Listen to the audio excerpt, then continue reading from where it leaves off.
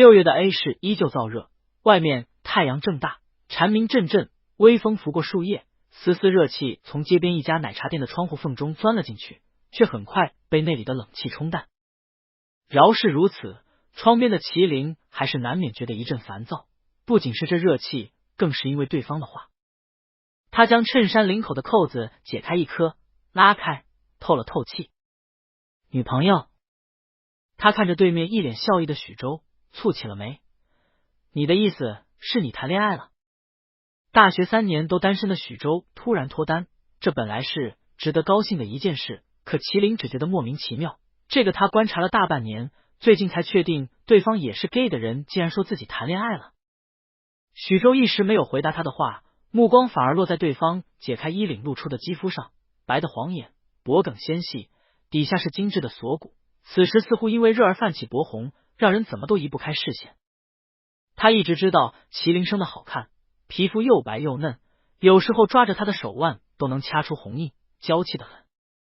等回过神来，他赶忙移开视线，按到自己又犯蠢，他掩饰性的轻咳一声，抬手招来服务员，麻烦把店内空调温度再调低一点，我朋友有点热。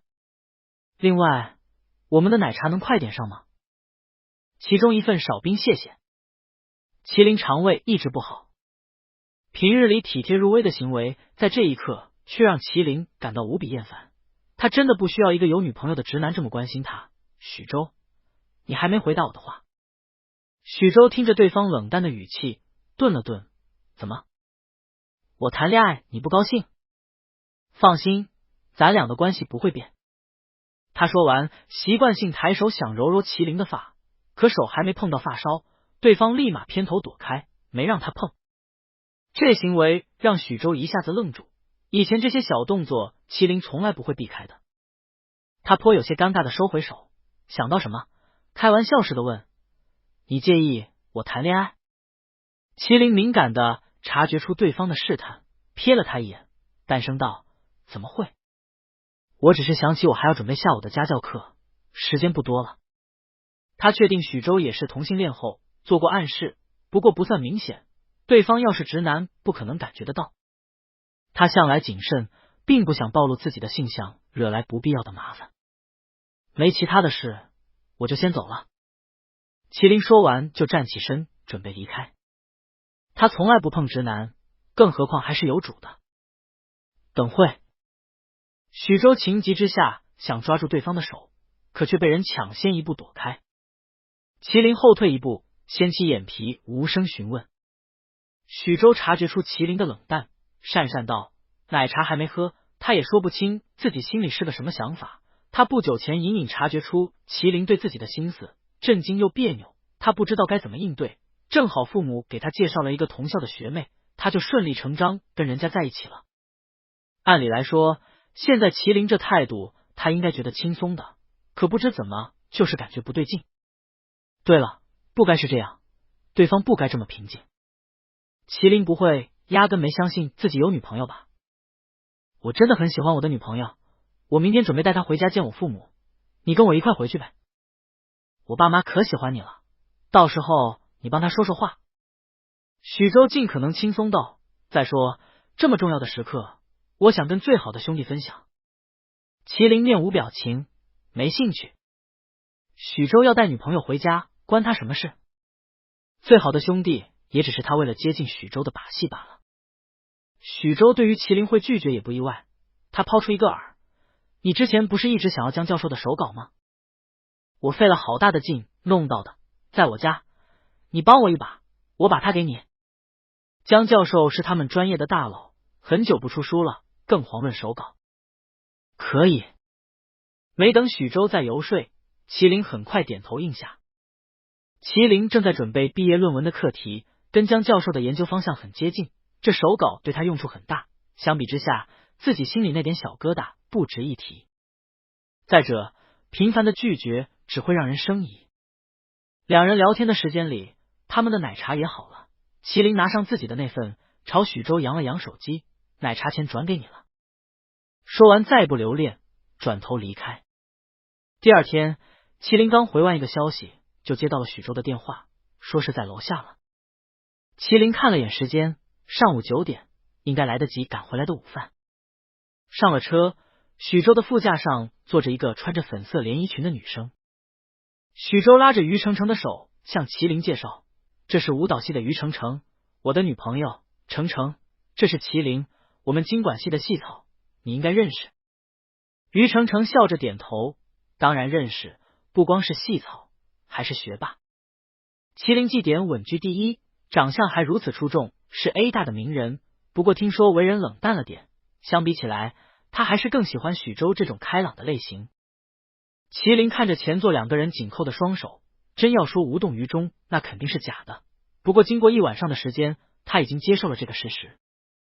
跟人打完招呼之后，他给许州发了个微信，许州，我给你发了个文件，是叔叔和阿姨的大致喜好，你看看有没有什么不对，没问题的话，我的任务也算完成了。许州看着手机里的文档，眼里满是震惊，我去，麒麟你也太神了，我自己都写不出这些。他知道麒麟很仔细，可没想到对方的观察力竟然如此可怕，那自己他心下一咯噔，不敢再想下去。麒麟在后座，没注意到对方奇怪的表情，我去你家拿完东西，跟叔叔阿姨打个招呼就回来，我还有约。许州下意识问，什么约？今天是周末，我记得你没有家教的。我之前帮了柳成一个忙，他说要请我吃饭。柳成是隔壁系的，跟许州是球场的老对手，高大俊朗，身手敏捷。许州常常在麒麟面前抱怨对方截他球。一听这话，许州脸色就变了，他想说什么，可麒麟早就低下了头，好像在跟人发微信。是柳成吗？在自己有女朋友之后，这么快就有新目标了，真够无情的。许州没再说话，沉着脸开车。于程程也发现车内的气氛变了，无声的压抑，放在安全带上的手紧了紧。跟许州相处了这么久，对方一直温和有礼，他还是第一次看到许州发脾气。而且许州和麒麟之间感觉有点怪。他看了一眼后视镜，视线刚落到麒麟身上，对方就像是有所察觉的抬起了头，吓得他赶紧别过脸，假装看窗外。麒麟不是不知道许州在生气，以前的他或许还会轰轰，可现在完全没这个必要，况且他不能跟别人吃饭。许州这站犹豫用错了地方。手机又震了一下，麒麟低头继续回消息。跟柳成定下吃饭的地点后，麒麟嘴角翘起，心情愉悦的放下手机。要不是他更吃许州的盐，或许柳成才是最优选。到了许州家，许州脸色已经恢复正常，麒麟走在2人身后，心里计量着在许州父母面前怎么说能快点脱身。可进门后，管家告知今天公司有一个临时的会议，2人已经出去了。于程程手里拎着一袋子的礼品，有点尴尬。许州连忙解释，我爸妈他们周末都是在家的，昨天决定的有点匆忙，我没来得及跟他们说，是我的不对，程程对不起。今天路上应该打个电话的，可麒麟的事让他心绪大乱，也就忘了这一茬。管家看他这样子，往楼上看了一眼，思索片刻，还是开口道，大少爷在家。正在跟于程程道歉的许州一下哑了声，半晌才回过神，我哥回来了。他不是在国外？听到这话的麒麟有点纳闷，许州什么时候还有个哥哥？他从来没有听人提过，看管家的语气应该是亲哥哥吧。从国外回来，他这个弟弟竟然都不知情呢。还没等他想清楚，侧边楼梯响起一阵脚步，紧接着一道磁性的嗓音响起，很吵。声音不大，却在许州跟管家的略显嘈杂的交谈声中，一字不落的跌进麒麟耳中，带着初醒的慵懒低沉，像是贴着他的耳朵说的，让他莫名觉得有点痒。他循声望去，只见楼梯拐角处站着一个人，身形修长，此时手搭在衬衫领口，慢条斯理的扣着扣子，直到最顶上那刻，一举一动满是禁欲的气息。麒麟看着这个长相跟许州8分相似，甚至样貌更为优越的哥哥，不知怎么有点挪不开眼。他视线顺着对方的手落在突出的喉结，淡色的唇，高挺的鼻梁，在往上蓦然顿住，他的目光跟人撞了个正着。偷看被抓到了。麒麟将眼里的情绪掩下，一脸歉意的冲着对方小声道：“不好意思，我们是不是吵到你了？”语气自然，仿佛刚刚偷看人家许久的人不是自己。许琛看着底下这个乖乖巧巧的人，目光凝了凝，刚刚对方看自己的眼神充满兴味，直勾勾的跟现在礼貌乖巧的人大相径庭，还挺会装。许琛没回答他的话，反而看向他身前的人，吵什么呢？许州这才回过神，揉了揉眼睛，一脸惊喜：“哥，你什么时候回来的？都不说一声，我去给你接机啊。”没必要。许琛下了楼，坐在沙发上，长腿随意屈起。昨晚回来的，还在倒时差，就听见你们在闹，发生什么事了？许州赶忙将于程程带到身边：“哥，这是我女朋友，叫于程程，我准备带她给爸妈见见，没想到他们不在家。”他说完，又将麒麟拉过来，亲昵的揽着对方的肩，笑容比刚才还大：“这是我最好的朋友麒麟。”许琛目光在麒麟肩上的那双手上停留一瞬，很快转过视线，看向于程程，于氏的千金。于程程不好意思的点了点头。于家是 A 市的老牌企业，根基稳固，没想到他家的孩子竟然会跟许州走到一块。许琛的目光暗了一瞬，不过很快敛去。他既然带你回家了，肯定要对你负责。他以后要是欺负你，你跟我说，我帮你收拾他。哥，你说什么呢？许州默默收回搭在麒麟肩上的手，干巴巴笑了一声：“我当然会好好对程程。”许琛没有对他这句话发表看法，转身上楼：“我等会还有事，你们玩。”哥，那我们也走了，我准备带程程去吃大餐，他想去市中心吃烤肉。许州说完后想起什么，有点为难，可是烤肉店的方向跟学校正好相反。程程，要不我们先送麒麟回去？他其实还想看看麒麟是不是真的跟柳城约好了。麒麟皱眉拒绝：“我自己打车就好，不用那么麻烦。”不行。许州指了指外面的大太阳：“我家距离能打到车的地方有一段距离，现在走路过去太晒了。这片区域车辆管控很严，外来车辆不让进。”麒麟有点烦，他看起来那么娇气吗？两人僵持不下，正在上楼的许琛揉了揉眉心，停下脚步，回头沉声道：“许州，你跟于程程去吃饭，我等会送你朋友回学校，我顺路。”麒麟立马噤声，许州也没办法再说什么。麒麟上了许琛的车，中途拿起手机给柳城发了个消息：“不好意思，我临时有事不能赴约了，抱歉。”发完后，他看着旁边的许琛，唇角弯起：“谢谢你送我回学校，时间不早了，等会要一起吃午饭吗？”“我请客。”许琛系好安全带，侧脸冷淡疏离：“我还有事，而且我没兴趣跟小孩一起单独吃饭。”许琛这话一出，车内瞬间安静下来，气氛诡异到了极点。麒麟有些维持不住嘴边的笑：“小孩？他现在大3， 21岁，身高182，哪里看起来像孩子？”可许琛根本没打算回他的话，径直发动汽车，没再跟他说一句话。他看着对方冷淡的侧颜，后知后觉，这话的重点不是他是小孩，而是对方根本没打算跟他吃饭，拒绝的明明白白。他还是第一次被这样直白的拒绝，他似乎也没做什么惹人生气的事吧，除了一开始没忍住多看了对方几眼。麒麟垂下眼，抿了抿唇：“我是不是哪里做的不对？”“对不起，哥。”最后一声哥叫得很浅，无端带上一股温软可怜的味道，让正在开车的许琛眉头皱起。他什么时候多了一个弟弟？许琛忍不住往旁边看了一眼，只见对方低垂着头，神情沮丧，细白的手指拽着安全带，像是有点不安。这萎靡的样子让许琛目光暗了暗。就在麒麟以为对方要心软时，许琛开了口：“别叫我哥，我只是负责送你到学校，仅此而已。”声音依旧冷硬，跟人一样。麒麟被噎住，也渐渐明白了对方对他这个态度的原因，估计最开始的那一眼就让许琛察觉到了自己的目的，现在或许对他竖起了很重的防备心。平日他根本不会那么失态，奈何对方出现的太猝不及防，让他一下就露出了最真实的反应。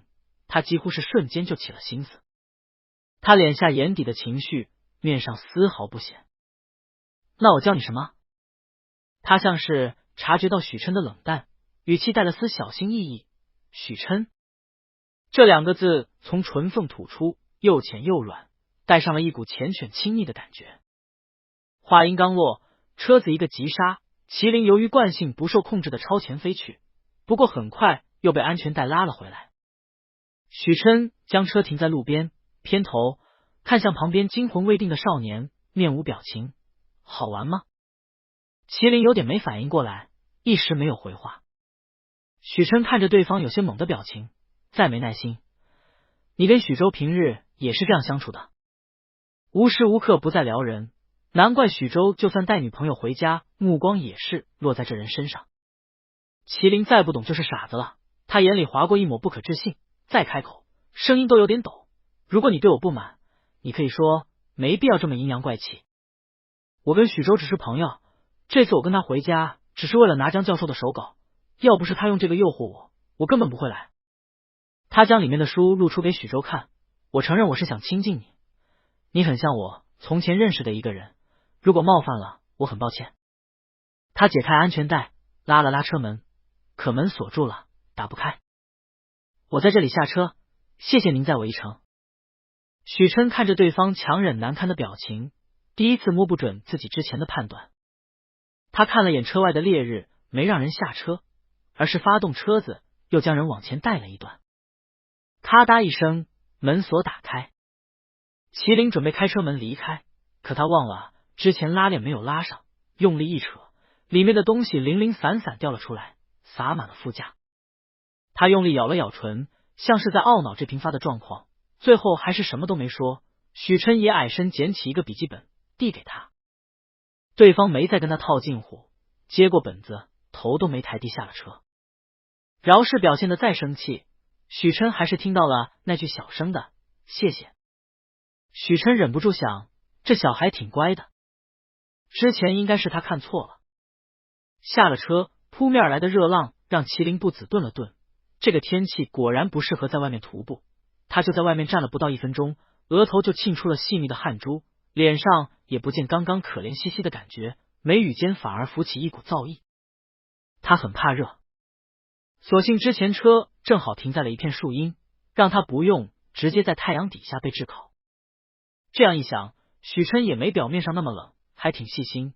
不过之前麒麟还以为对方会送他回学校，回到住处，麒麟立马去洗了个澡，外面34摄氏度，等车的时候，饶是在树荫下，他也热出了一身汗，整个人说不出的难受。他还真是牺牲巨大，不过也不是一无所获，他的学生卡不见了，应该是之前捡东西的时候不太仔细，落在许琛的车上了。学生卡很重要，去食堂吃饭、进宿舍以及去图书馆都需要刷学生卡。不过他是租住在校外，一开始倒是没什么问题，不过还是要赶紧拿回来才是。他心里计划着事，漫不经心擦着头发。刚洗完澡的他身上带着浅浅的水汽，白皙的脸上还泛着洗完澡后特有的红晕，几缕湿发凌乱的贴在颊边，发梢的水珠滚落，从白皙修长的颈项没入浅色的衬衫，因开了点点深色的痕迹，给本该清冷的人添上一抹说不清道不明的玉。确定头发不再滴水后，他拿起手机，发现许州给他发了好几条消息。你到家了吗？我哥说他临时有事，中途把你放下了，是不是热坏了？我哥真是的，说好把你送到学校的，看到消息回复我一下。在许州有女朋友之后，这是他第一次觉得许州的消息顺眼。我刚刚在洗澡，是我让你哥把我放下的，不怪他。另一头的许州正在跟于程程吃饭，他看到消息后，不知怎么就停下了筷子，脑子里自动浮现出麒麟刚洗完澡的模样，整个人湿漉漉的，白皙修长的手指不断在发间穿梭，抬手间偶尔会露出柔软纤细的腰肢，肌肤白的晃眼。于程程见他突然不吃了，疑惑道：不好吃？我觉得这家的烤肉还行吧。你一直在看手机，是有什么重要的事？许州被于程程的话惊醒，下意识将手机从桌上放回了口袋。不是，我就问问麒麟有没有安全到宿舍。他拉了拉衣领，转移话题。你有没有觉得有点热？这个店的冷气好像不太够。于成成看他确实脸有点红，给他递了张纸巾，解释道：烤肉吗？热度肯定有点大，你要是不喜欢，下次我们不来了。那倒不是。许州看着烤肉架上的食物，想到什么，嘴边浮现一抹笑意。下次我们也带麒麟来尝尝，他应该也喜欢。于成成见到他脸上温和的笑，有点不想接话，敷衍的笨了一声。他其实很早就喜欢许州了，这次还是在自己父母的帮忙下才跟人认识的，只是没想到会这么顺利，不到2周，两人就开始交往了。可他觉得对方其实不怎么用心，还不如对他那个兄弟麒麟体贴。这不，两人话聊到一半，许州就又去给人发消息去了。我的学生卡不小心掉你哥车上了，你把你哥的微信给我，我问问。许州没有多想，立马将许琛的微信推给了他。拿到联系方式的麒麟并没有急着加好友，而是一直等到夜幕降临才发送好友申请。许琛正在一处酒吧，听着好友严浩絮絮叨叨说着近几年国内发生的事。你小子估计不知道，最近 A 市经济实在不景气，政策一直在变，底下的企业战战兢兢，生怕一不小心就当了出头鸟。你家老头子体会应该最深，之前那个花了大价钱抢来的项目，就因为上头一句话直接打了水漂。严浩脸上浮现出一抹幸灾乐祸的笑，这下估计亏了快6个亿吧。许琛懒懒的靠在沙发上，脸上没有多余的表情，仿佛对方说的不是自己家。我知道，他让我回国就是给这件事收尾。卧槽！严浩瞬间没了调侃的心思，你家老头子就这么使唤你？这个烫手山芋你接了？接了。许琛抿了一口酒，侧脸在昏暗的灯光下若隐若现，让他整个人都蒙上了一层晦暗的色调，看不分明。你是不是在国外呆傻了？这玩意你也敢碰？要是处理不好，你在许氏的声望估计会跌到谷底，搞不好那老头还会借此逼你交出你妈留给你的那点股份。严浩恨铁不成钢，你到底怎么想的？按照许琛的性格，不该吃这样的亏。许琛看着杯中深红的酒液，漆黑的眸子深不见底，我心里有数。其实最险的路也是最近的路。许琛给严浩倒了杯酒，行了，别说这些扫兴的事，你这酒吧生意挺好的。严浩也是一个富二代，不过他没有接管家族生意，而是出于兴趣开了各种各样的店，这个酒吧也是他名下的。严浩脸色缓了缓，不过他还是有点不放心自己刚回国的兄弟，叮嘱道：既然你有自己的打算，我就不插手了。你要是有什么困难，跟我说，我手上还是有点人脉的。许琛看着这个多年的好友，眼里划过一抹笑，敬了他一杯。交谈间，许琛的手机震动一下，他拿起一看，是一条验证消息，我是麒麟。点了通过后，对方很快有了回复，您好，我的学生卡好像落您车上了，您能帮我确认一下吗？许琛看着消息里的3个您，嘴角勾起，这小孩是在跟他闹脾气。他招来酒吧的服务生，让人帮他去车里看一眼。很快，对方将一个绿色卡片递给他。严浩凑上来看了一眼，疑惑道：A 大的一卡通？你车上怎么会有这玩意？还有，这人长得有点好看啊。大学一卡通上的证件照是学校统一拍摄的，一般来说都不会好看，可许琛手里这个明显是例外，唇红齿白，嘴角掖着一抹浅笑，十分俊秀乖巧的一个少年。严浩准备将一卡通拿来仔细看看，却被许琛收回。这是许州的同学，今天我带他回学校，他不小心将这个落我车上了。他拿起手机给麒麟回了个消息，在我这。他本来打算找个同城配送，或者抽空将东西给许州转交，可对方打字的速度比他更快。是这样的，没有一卡通，我在学校很不方便，也不麻烦您替我费神，我现在就过来，您告诉我地址就好。话里话外跟他将关系撇得干干净净，如果许琛再拒绝，反倒显得居心叵测似的。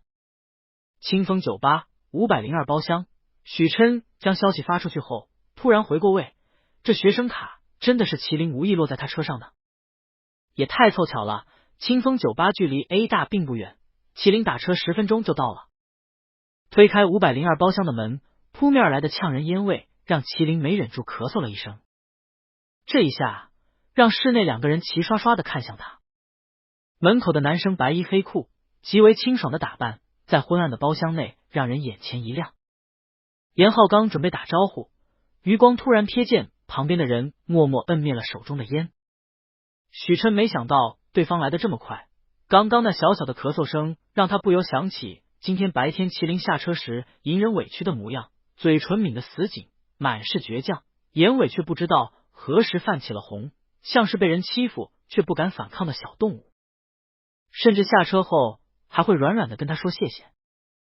所以这次在对方咳嗽时，他几乎是下意识的掐灭了烟，还不忘抬手打开室内换气的开关。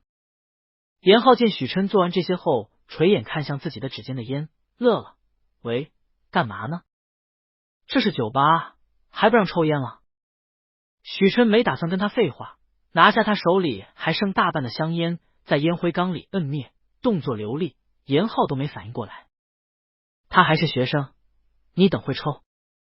许琛淡淡解释道。严浩刚想反驳这是小学生还是初中生，却突然被人打断。之前一直在门口站着的人终于挪步，在他们跟前站定。你好，我来拿我的学生卡。许琛抬眼，麒麟站得规规矩矩，眼睑微微垂下，没像之前一样直勾勾的盯着他看，可目光也不是落在地上，倒像是在看他的腿。本来随意散漫曲起的长腿，这一刻莫名僵硬，可他怕自己多想，只能不自在的直起身子，将腿收了收。你的学生卡。他从口袋里摸出那张学生卡，递给麒麟。麒麟慢吞吞的收回目光，不动声色的在心里打出一个分数，10分。薄薄的西装裤并不能掩盖修长的双腿，丝滑的布料反而衬得双腿匀称有力，膝盖随意弯曲，却尽显身材的优越，在昏暗的灯光下一下子攥住了他的视线。麒麟这次也并没有遮掩自己的目光，他相信在上午的事情过后，许琛就算看出来了，也会觉得是自己多想了。毕竟他现在还是一个乖小孩。接过学生卡后，麒麟抬头，像是终于敢直视对方，抿了抿唇，认真的说了声谢谢，就准备转身离开。旁边的严浩感觉到2人之间莫名的氛围，出声叫住了他。哎，等会怎么刚来就走了？他站起身邀请道，完会再走，别这么见外，我是这家酒吧的老板严浩，今天随便吃喝，我请客。说完将麒麟往许琛身旁拉了拉。麒麟像是猝不及防，一个没站稳，腿不小心撞到沙发边的茶几上，身子一歪，差点倒进许琛的怀里。所幸腰间的一双手及时扶住了他，然后稳稳的将他放在了沙发上。麒麟刚想道谢，还没开口，那双手速的收了回去。许琛像是躲避什么洪水猛兽，眨眼间跟他拉开了距离。严浩在一旁看得笑眯眯的，他还是头一次见许琛这不自在的样子，扶人家一下像是被烫到似的。可在他看来，这就是个普普通通的学生，不对，也不普通，这人相貌着实出挑，学生卡上就能看出来。不过刚打照面，他还是不由被惊艳到。刚回国的许琛是怎么跟人认识的？看起来还这么乖，很好骗的样子。可刚升起念头，就感受到了一道暗含警告的目光。许琛知道严浩玩的花，男女通吃，是情场老手，可麒麟这种能被烟味呛到的学生，不该是他能碰的。严浩在心底啧了一声，这个老古板怎么这么精的？他遗憾的看了麒麟一眼，还没升起的小火苗被无情掐灭。你拿了学生卡就回学校？许琛推开严浩递来的酒，我记得 A 大宿舍晚上有门禁的吧？现在快10点了。麒麟坐在他旁边，刚刚严浩拉得急，他小腿被撞到的地方隐隐作痛，这莫须有的疼让他也有了点脾气。我在学校外面住，没门禁。语气硬邦邦的，显然不领情。严浩朝许琛挤了挤眼，调侃道：许琛，你是不是管得太严了点？怎么，你是他家长？不让喝酒不让晚归的，这长辈的架子端得挺足。许琛余光瞥了一眼旁边像是在生闷气的人，解释道：许州朋友。这话一出，麒麟敏感察觉到严浩脸上的笑淡了下来，敷衍一声：“哦，你弟那边的呀。”原先玩笑的氛围瞬间消散。麒麟不知道许琛的想法，可他能看出严浩对他没有之前那么热络了。许琛跟许州之间有嫌隙，可麒麟记得上午的时候，许州对他哥态度挺亲密的。不过现在显然没人来替他解惑，在这个略显尴尬的时刻，包厢门口传来一阵敲门声，侍应生进来，脸上满是焦急：“老板，前面有人闹事。”有两拨人喝大了，不知怎么就闹上了，眼看就要打起来。三人赶到的时候，保安勉强将事态控制住，还剩一个刺头。那人一脸凶狠，拿着一个摔破的啤酒瓶，冲着人群大吼大叫：“你这么动我试试，我弄死你！”这人已经喝得有点站不住了，可手中锋利的啤酒瓶让人望而生畏，谁也不敢贸然上前去跟一个醉酒的人争抢。麒麟站到一个安全距离，看着严浩沉着脸嘱咐人报警，抿了抿唇，提醒道：“他身后。”这人背靠一个吧台，身后的侍应生早就跑了，形成一个真空区，可以从这里出其不意制服对方。严浩眼前一亮，就准备让保安偷偷过去找机会，麒麟却摇了摇头：“他们不行，一身制服太明显了。”话音刚落，麒麟余光瞥见一个熟悉的身影，利落的翻进吧台，趁人不备，一把勒住对方的脖颈，抓住那只握着啤酒瓶的手，往后狠狠一折。砰的一声，啤酒瓶落地，危机解除。一切都发生的太快了，周围人发出小声的惊呼声，只有麒麟半晌没有回过神。许琛刚刚的气势太强了，冷冽狠厉，仿佛手下的是个什么随便一折就断的玩意。那一瞬间所爆发出来的力量感，让麒麟心跳都有些不受控。所有人的注意力都在那个锋利的啤酒瓶上，只有麒麟看到了那个酒鬼脸上毫不掩饰的痛苦，以及酒瓶落地后他右手不自然的弯曲弧度。应该是骨折了吧？许琛没有给人丝毫反抗的机会。麒麟眼睛亮了亮，小跑过去就看到许琛正掀起袖子，麦色的肌肤上有一道鲜艳的血痕，不大却很长。这刺眼的伤势让麒麟嘴角的弧度一下子消了下去，这伤口出现在许琛身体上实在太碍眼了。见对方还想将袖口放下来，麒麟一把抓住对方的手腕，这么热的天得消毒才行。他不由分说将许琛的袖口往上挽起，动作认真，折起来的袖口平整好看。许琛这个角度能看到对方精致的侧脸，睫毛随着呼吸轻轻起伏，动作小心翼翼的，生怕碰到他的伤口。又不是什么大事，许琛想抽回手，可对方的力道也不小，甚至因为他的反抗蹙起了眉：“别动，不然伤口感染很麻烦，发炎感染搞不好还会留疤。”许琛无奈安静下来，小孩脾气还不小。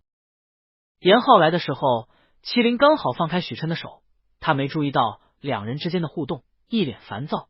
最近酒吧老是碰到这种事，客人都被吓跑不少，倒霉死了。许琛将受伤的手背在身后，脸色平静：“刚刚那个人是故意的，他没罪，你在他身上查查，应该能挖出点东西。”严浩一听这话火了：“操，我倒要看看是谁算计老子！”他说完就气冲冲的走了。许琛低头看了眼旁边的麒麟，淡声道：“好了，完不成了，你也该回家了。”麒麟没回他的话，而是招手叫来一个服务员：“你好，帮我拿一下酒精和棉签，消毒用。”服务员知道这两位跟他们老板认识，没有多耽搁，很快就拿来了麒麟要的东西。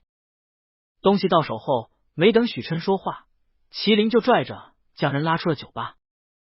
刚出了事，酒吧太乱，可出了酒吧，夏日的热气蒸得人更加难受。麒麟又马不停蹄的将人拉到旁边的一个肯德基，现在不是饭点，人很少。许琛也不知道自己为什么没有正开，反而任由人拉着自己跑来跑去。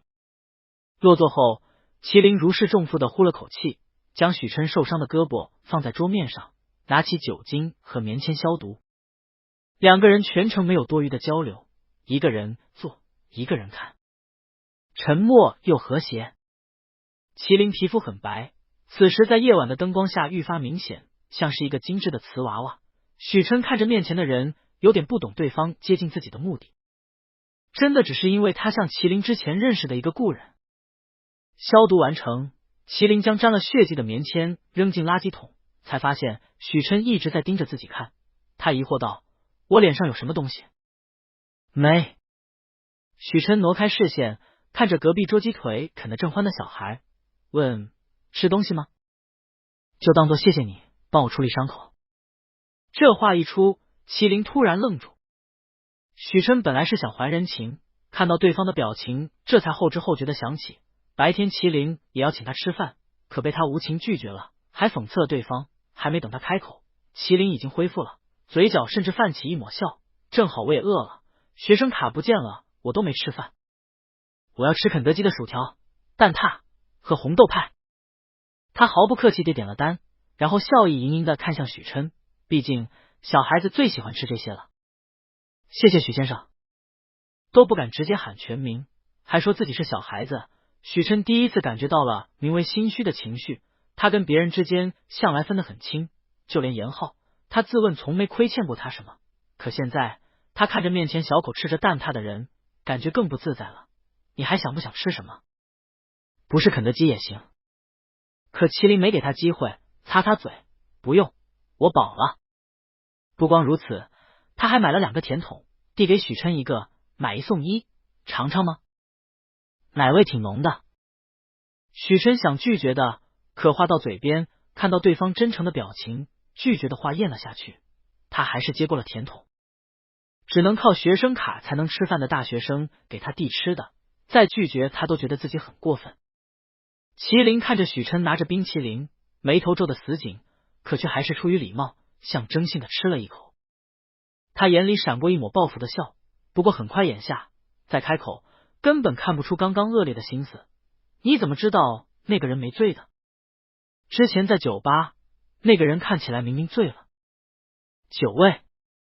许琛放下冰淇淋，他身上的酒味还没我跟严浩的浓，这么点程度不可能醉人。酒味。麒麟若有所思，在许琛没反应过来的时候，轻身凑近闻了闻。那一瞬间，许琛几乎能感受到对方浅浅的呼吸落在他的颈项，带着冰淇淋特有的奶香味，还有点甜，跟他刚刚尝的味道一样。不过他们是不是离得太近了？就在许琛忍不住想后退躲开的时候，麒麟先他一步坐了回去，鼻尖皱起，果然有一股酒味。许琛思索片刻，还是往后退了退。他今天喝的的确不算少，可他还没刚挪动椅子，麒麟就看出了他的意图，慌忙开口道：“我不是那个意思，你别躲。”他说完后，意识到自己语气好像急了点，耳根泛红，又小声嘟囔了一句：“其实不难闻。”这话一出，许琛愣了愣，唇边掠过一道笑意，稍纵即逝。你之前说我像你认识的一个人。他能察觉到麒麟对自己的亲近，虽然没有像一开始表现的那么直接，可细枝末节处还是能感觉到。如果不是对自己别有企图，那麒麟口中的那个人应该对他来说很重要吧。可他问出这个问题后，麒麟脸上的笑反倒淡了。很多年前认识的，也就见了几面，只是印象比较深刻。当时那个人戴着口罩，他其实没看清楚面容，再加上过去5年了，他几乎已经忘记了那个人的样子。许琛点了点头，他只是想确定一下麒麟当时的话是不是托词，看他这样子确有其人。他看了眼时间，快10点了，时间不早了，我送你回学校。麒麟也没推辞，乖乖点头跟在许琛身后。许琛喝了酒，叫的代驾。上车的时候，许琛注意到麒麟抬腿上车的姿势有点奇怪，开口问道：“怎么了？之前酒吧的混乱殃及到他了？”“没事，之前在包厢的时候不小心磕到了。”麒麟揉了揉小腿，一阵刺痛，应该碰子了。那个茶几边缘棱角锋利，撞成这样也在他的意料之中。许琛一下就想起来麒麟是怎么撞的，严浩当时留人在酒吧玩，拉了他一把就碰着了，看样子还挺疼的。他不经意间瞥见自己右臂上被妥善处理的伤口，沉吟片刻，还是开了口：“我看看严不严重。”麒麟闻言看了一眼前面的司机，好像有点不好意思，最后还是掀起裤脚，将伤处露了出来。狭窄的后座不便将腿翘得太高，而且伤口还是在侧边，这个角度许琛根本看不见。许琛看着努力调整姿势，却始终找不到合适位置的人，将右腿往他那边靠了靠，不介意的话可以搁我腿上。这是他能想到的最合适的办法了。麒麟眼里闪过一抹暗色，放他腿上。许琛是真的把他当晚辈了？不过这么好的机会，他当然不会错过。麒麟从善如流的将小腿放在了许琛身上，那一瞬间，他明显感受到对方肌肉绷紧，像是不太习惯跟人这么亲密接触。许琛的确觉得有点不自在，之前从容的神色在看到那截白晃晃的小腿时消失殆尽，那片肌肤在深色裤子的映衬下显得愈发白皙，就算车内光线不甚明亮，也足够将这一小片风景尽收眼底。麒麟见对方没有动作，放轻了腿上的力道，往后缩了缩，声音小小的：“这样是不是不太好？”“我没事的。”意料的摩擦声在寂静的车内清晰可闻，给两人之间的氛围平添一抹暧昧。许琛努力忽略对方羞红的眼尾和心底的异样，伸手抓住纤细的脚踝：“我先看看。”肌肤相触的亲密让麒麟忍不住抖了抖，这细小的颤动直接传达到许琛手上。他抬头疑惑道：“很痛？”可是伤处明明在小腿侧面，那处的确有片青紫，不过应该没有大碍，养养就好了。那麒麟抖什么？麒麟哪里没有听出许琛到底在问什么，表情差点维持不住。这是个实心的木头吧？他想抽回腿，可这个时候车身路过一个减速带，一阵颠簸，许琛本来握着他脚踝的手一路滑到了小腿肚，带着薄茧的指腹拂过，猝不及防的酥麻感让麒麟嘶了一声。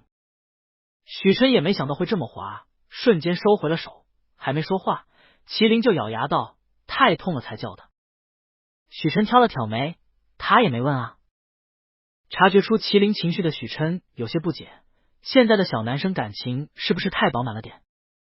之后一路无言，到了目的地，麒麟气鼓鼓地下了车，可没多久又折返回来，敲响了许琛的车窗，小脸绷着，胳膊上的伤口尽量不要沾水，今天洗澡的话可以先裹上一层保鲜膜，不然感染了很麻烦。许琛点头应下，唇边泛起一抹浅笑：“好，我知道了。”这小孩真的有点可爱。车外的麒麟当然没有错过许琛嘴边的笑，这一天下来，他是第一次看到许琛冲他笑，还带着一点宠溺。麒麟嘴角翘起，眉眼弯弯：“许先生，晚安。”许琛瞧他期待的看着自己，像是在等自己的回应，突然想摸一摸他的脑袋。他是这样想的，当然也做了。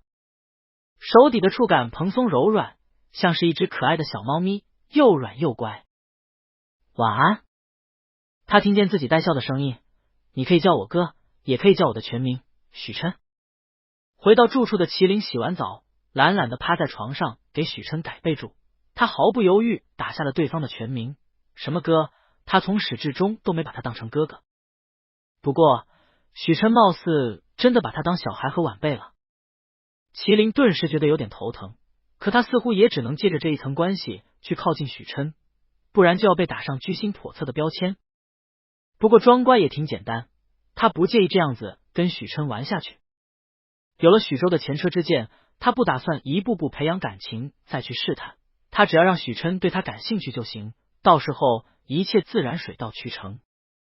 身体上的欢愉远比情感上的满足重要的多，许琛比他大，想必更能明白这个道理。此时麒麟嘴角翘起，微笑的弧度跟面对许琛时相差无几，可却丝毫没了乖巧的味道。接下来一周是考试周，麒麟的家教任务也在收尾阶段，所以他忙得不可开交，就算有空也都泡在图书馆，旁边还坐着许州和他的女朋友于程程。麒麟也不想跟他们一起，可许州早就知道他的习惯，每天都在图书馆给他站好了坐，这三人行让麒麟感觉有点憋闷。他真的不想看到这两人卿卿我我。中午去食堂吃饭怎么样？想念2楼的糖醋排骨了。许州在旁边兴致勃勃的建议。麒麟和尚书淡声道：“你们去吧，我今天要去一趟东校区喂猫。”东区是教职工和研究生的活动场所，绿化设施建的比较好，也有很多流浪猫，他每周都会定期去一次。今天看了一天江教授的那个手稿，头昏眼花，顺便去散散步。许州毫不犹豫开口：“那我陪你一起去。”于成成在旁边撇了撇嘴，眼里闪过一丝不快，不过也没说什么。麒麟不知道许州到底想干什么，非得3个人黏在一起，他不觉得自己这个电灯泡瓦数大。他刚想找个理由拒绝，许州突然说起：“麒麟，你的这个家教是不是快到期了？我刚好认识一家需要补习老师，高3学生，补数学和物理，开的价很高。我之前跟他提过你，他说什么时候等你有空联系他，想跟你聊聊。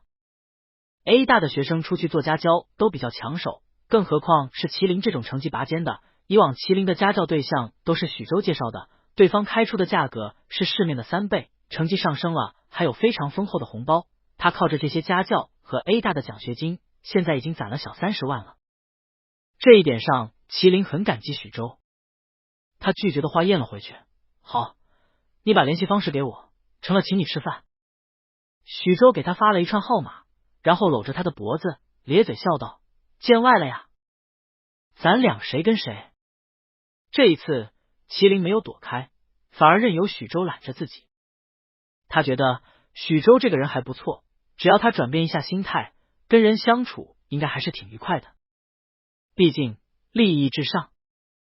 3人一起前往东校区，麒麟心里还在想江教授手稿上的一个论证，手稿比较凌乱，没有给出完整的数据链，麒麟查了一上去，资料都没有弄清楚。许州看他愁眉苦脸，问：“怎么了？”麒麟听着许州的声音，突然想起一件事。许州大3上学期的时候发表过一篇含金量很高的论文，学校还公开表扬过，方向好像跟他这个有点关联。他索性将手稿拿出来，指着那一处问他：“你知道这个结论江教授是怎么得出来的吗？你给我推荐一点相关的文献也行，我记得你之前那篇论文写到过这个话题。”许州瞥了一眼就别过目光，含混道：“你这样问我，一时也想不出来，或许是江教授随意写的也不一定。”“不可能。”麒麟说的很果断，教授不可能写这种没有意义的东西。许州一下子哑了声，瞧着麒麟眉头紧蹙的模样，咬了咬牙：“我哥之前是江教授手底下的学生，之后我可以帮你问问他。”“你是说许琛？”麒麟没想到还有这么凑巧的事，心情肉眼可见的好了很多。那我自己抽空问问他。最近他都没空去找许琛，而对方也很忙的样子，两人之间的交流仅限于微信上早晚的问候，不过大部分都是他在说，许琛偶尔回应一个冷淡的不行，可麒麟却乐此不疲，他能感受到许琛对他态度的软化，就算发的是一些没有意义的事，对方也认真看了。想到这里，麒麟拿出手机又给人发了一条消息：“今天去 A 大东校区逛逛，正好今天太阳也不晒，去喂个猫猫。”许琛这个时候其实也在 A 大东校区，不过他在教职工宿舍，特地来看望自己学生时期的恩师。江教授看着昔日得意的门生，眼里满是欣慰：“回来了就好，当初你突然出国，我还以为是你家里发生了什么事，现在看你过得不错，我就放心了。”许琛扶着老人坐下，是学生辜负老师的栽培了。江教授抬手示意让他不要再说，都过去了。他想起什么，从桌上抽出一本册子：“你看看这个论文，当初我只看了一眼，还以为是你写的，这个人天赋真不错，我查过了，是你弟弟，有灵气。”江教授一脸欣慰：“我其实还准备收最后一个学生，你弟弟许州怎么样？”江教授可以说是他们经管系最权威的大佬，要是谁从他手底下毕业，绝对能给自己之后的履历贴一层金。许琛低头看着教授手里厚厚的论文，眼眸暗了暗，没有回话。江教授有些疑惑许琛突然的沉默，刚想问什么，许琛口袋里的手机嗡嗡响了2下。江教授笑了一声：“我先去厨房看看我那老太婆在鼓捣什么。”客厅里只剩许琛一人，他沉沉的看了眼桌上静静躺着的论文，才拿出手机发现是麒麟的消息。麒麟，早上好呀，许琛，今天食堂的奶黄包子特别好吃。麒麟，又是在图书馆复习的一天，好闷好闷，我要出去透透气。许琛，你在干嘛呀？麒麟，今天去 A 大东校区逛逛，正好今天太阳也不晒，去喂个猫猫，今天他比较忙，还没有空回复消息。他看着这一连串消息，突然感觉心头的沉闷轻了许多。或许是那个猫猫的表情包太可爱了吧。江教授端着水果出来的时候，发现许琛整个人放松了，看到什么了这么开心？许琛收回手机，想了想，回道：一只猫。猫啊，这栋楼看，在那呢。又有人带着零食去喂它们了。许琛循声看去，一下就看到了楼底下蹲着的身影，穿着白色衬衫，侧脸干净秀气，此时手心摊开，里面是猫粮，几个猫咪乖巧的在他手心吃食。略显炙热的日光被层层叠叠的树叶切割成碎片后变得温柔起来，此时浅浅的落在人身上，让人不忍心打扰。明明周围人来人往，可许琛眼里只有那一个人，他就这样默默的看着麒麟，直到手机又传来一声震动。麒麟给他发了一张照片，纤细白皙的手掌摊开，上面挤着几个猫猫头，吃得正起劲。麒麟，看猫猫，可爱不？许琛目光落在他的身上，眼里闪过一丝自己都没有察觉到的笑意。许琛，可爱。麒麟喂猫的时候，许周跟于程程离得比较远。于程程皱眉看向直接伸手喂猫的麒麟，一脸不赞同。你放地上让他们自己吃不就好了？你就不怕沾染上什么病毒？麒麟喂猫的手只动了动，正在吃粮的猫猫疑惑的抬头看了他一眼。麒麟摸了摸他们的脑袋，非常小声的说了句没事的。他的声音压得很低，像是专门说给猫听的。面前的几只小猫像是懂了，轻轻拿鼻尖蹭了蹭麒麟的手心。麒麟又往手心里加了点其他的零食。做完这些，他才跟人解释，东区的猫看起来是流浪猫，可是每一只都有登记。他指了指一只猫脖子上不太明显的小项圈，这是标志，学校也会定期给他们打疫苗，安全上没问题。东区住了很多退休的教职工老人，这些老教师平时就喜欢逗逗猫晒晒太阳，这些猫算是学校的一份子。那也脏啊，我就不信还会有好心人带他们去洗澡。于程程依旧一脸不服气。这一次麒麟没有再回他的话，没有必要。他能隐隐感受到于程程对他的不满，或许来源于许周，他果然还是应该尽量减少跟许周的接触才对。许周这会也察觉出不对了，程程，这些猫很乖的，麒麟也喂了很多次，很安全。于程程咬了咬唇，有点委屈的说，我不管，反正你不许喂。许周笑着揉了揉他的发，是，我不是一直跟你站在一起吗？其实他也不喜欢那些猫咪，不过他喜欢看麒麟喂猫，画面恬静美好，让人看了就心生欢愉。许周安抚好女友之后，还不忘跟麒麟解释，程程他只是关心你，别介意，等会我给你们买奶茶，学校外新开了一家奶茶店，口碑不错，店里的柠檬茶更是一绝，我记得你喜欢喝这个。麒麟轻微的皱了一下眉，他觉得许周好像把他跟于程程放到了同种地位，努力的想把一碗水端平，维持三人之间的和谐。可他没有错过于程程眼里的气闷，他显然对这种模式很不满意。麒麟也不是不识趣的人，等新的家教谈成之后，得想法子避开跟许周无谓的接触。这个时候，口袋里的手机响了一声，是微信消息。许琛，可爱。麒麟看到许琛这句话，之前的那点烦闷一扫而空。许周，听你之前的意思，你哥也是 A 大毕业的，他是哪一届的？他想多了解许琛一点，那样共同话题就会更多，以后就不是只有他自己在微信上唱独角戏了。许周不期然听到麒麟提起许琛，以为他还在烦恼江教授手稿上的内容。我哥没毕业就出国了，不过你的问题他应该能解决。许琛当年是 A 大的风云人物，大二时就在著名期刊上发表过论文，是江教授手下的得意门生。据说江教授有意让他继承自己衣钵，在学术上走得更远。只不过出了那件事，许周察觉自己想远了，赶忙拉回思绪。你要是觉得不好意思问我哥，我可以帮你。麒麟想，他怎么可能不好意思？这求之不得的机会，他当然不可能放过。可许周并不知道自己跟许琛私下的交集，也没必要让他知道。麒麟喂完猫，用湿纸巾仔细将手上沾染的零食碎屑擦干净，一边擦一边回道：不用，这个问题挺复杂，我想自己问清楚。你之前不是把你哥的微信推给我了？那也行。许周没多想，我哥话挺少的，你别怕，他就这个样子。麒麟巴不得他多说些许琛的事，我也发现你哥挺闷的，我还以为你们兄弟俩性格会很像。怎么会？许周下意识反驳，自从几年前他母亲去世，我哥性格就变了，之前多温柔清朗，现在就有多无趣沉闷。麒麟敏感地注意到许周用的是他母亲，许周和许琛是同父异母的兄弟。在他思索的时候，许周还在自顾自说着，我之前还喜欢黏着他，现在说一句话都要在心里斟酌几下，没以前亲了。你哥多大？麒麟突然问了这样一个问题。26，怎么了？这话一出，麒麟沉默半晌，摇头，没什么，我只是觉得有点累了，没胃口，就不跟你们一起吃饭了。于程程早就不耐烦了，闻言直接拉着许周往食堂走。我好久没来东区食堂了，我们去尝尝有什么新菜。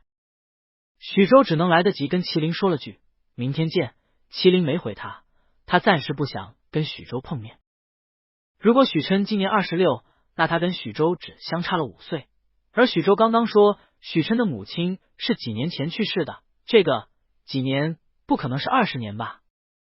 由此推断，许周大概率是许琛父亲在外面偷吃生下的。当然，这种事在上流圈子应该不少见，不过这样一对比，失去母亲独自出国的许琛就显得格外可怜。麒麟见过许周的父母，很疼爱许周，一家3口幸福和睦，不过其中并不包括许琛。他希望是自己对于文字过于敏感想多了，可直觉告诉他这就是事实。麒麟没由来的感觉有些烦躁，他掏出手机点开跟许琛的聊天界面，想说些什么，可却有点不知道怎么下手。周围的猫猫像是感受到了他的情绪，围过来蹭了蹭他的小腿。麒麟叹了口气，矮下身想摸摸它们，可还没碰到，一群小猫咪撒欢似的向他身后跑去。怎么一个人在这里？声音带着成年人特有的磁性低沉，就这样直直撞进麒麟的耳膜。麒麟转头看到突然出现在眼前的人，语气满是不可置信。许琛？是他想多了，出现幻觉了。我来看之前的老师。许琛看着睁大眼睛盯着他看的麒麟，低头用食指在一只猫咪头上点了点。放心，不是幻觉。他要是没记错，这只猫咪就是麒麟发给他照片上最中间的那只小白猫。那你吃饭了吗？要不要一起吃？麒麟笑得眉眼弯弯，他是真的开心，正愁没机会跟许琛相处，这人竟然直接出现在他眼前了。许琛摸着猫咪软乎乎的脑袋，淡声道：我之前看你跟许周在一起，你们怎么不一起？得知些许内情的麒麟心下一紧，他跟他女朋友去吃了，就留下我一个人。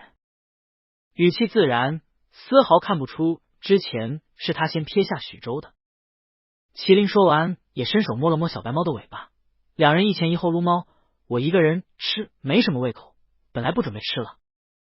剩下的话没说出口，可许琛哪里没看到对方期待的眼神，摸着猫猫脑袋的手也用了点力，小白猫被2个人伺候，发出舒服的呼噜声。许琛，去哪吃？两人去了学校外的一家店，麒麟趁机将自己对于江教授手稿上的疑惑问了出来，许琛也没让他失望，非常详细的替他解答了。你对这方面很感兴趣？江教授对宏观经济学的理念比较深，不太好懂。许琛看着埋头记笔记的麒麟，感觉出了对方的吃力。没关系。麒麟头都没抬，我多花点时间就好了。说完他想起什么，抿了抿唇，懊恼道：不过最近考试太多了，我精力有点不够，可我又忍不住去看。麒麟咬着下唇，中性笔在纸上无意识的戳了好几个黑点，墨迹晕染开，我应该好好复习的，不然拿不到奖学金，许琛听着对方絮絮叨叨的话，思索片刻，还是开口：“你不懂的可以来问我，这方面的知识我熟。”麒麟猛地抬头：“真的吗？可是这样会不会影响你工作？”麒麟又沮丧地垂下脑袋：“我会有很多问题的，可能经常给你发消息，晚上还会突然给你打电话。也不知道你有没有女朋友，要是打扰，没有女朋友。”许琛打断了他的话：“只要我有空，就会回你。”麒麟闻言，抬头看了他半晌，确定对方没有说谎，嘴角翘起：“那就好。”两人吃完后，麒麟抢先结了账：“说好的请你吃饭，你别跟我争。再说，你帮了我这么大忙，让你付钱就显得我太不懂礼貌了。”许琛闻言放下手机：“行，这些菜也不贵，小孩子的自尊心也比较重要。”两人出了店门，麒麟一下就被对面的五颜六色的彩灯吸引住。街边新开了一家奶茶店，有活动，全场饮料买一送一，上面招牌上写着的柠檬茶让麒麟眼前一亮。麒麟想了想，这应该就是许州说起的那家口碑不错的店，没想到这么碰巧就在他们吃饭的对面，看起来挺好喝的样子。许琛发觉旁边的人不动了，侧脸看去，发现麒麟直勾勾的盯着对面的奶茶店。许琛问：“想喝？”小孩子好像的确对这些比较感兴趣。小孩子？麒麟的声音一下子让许琛回过神来，他好像不小心把后面那句话也说出了口。麒麟明显对于这个称谓非常不乐意：“许琛，我不是小孩，我今年21岁，身高182，A 大经管系大3学生，早就成年了。”他特意在成年2个字上咬中了音，生怕对方听不见似的。我说错了，你不是小孩。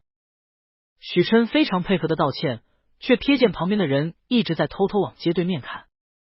他忍住嘴边的笑意，问道：“那要喝吗？”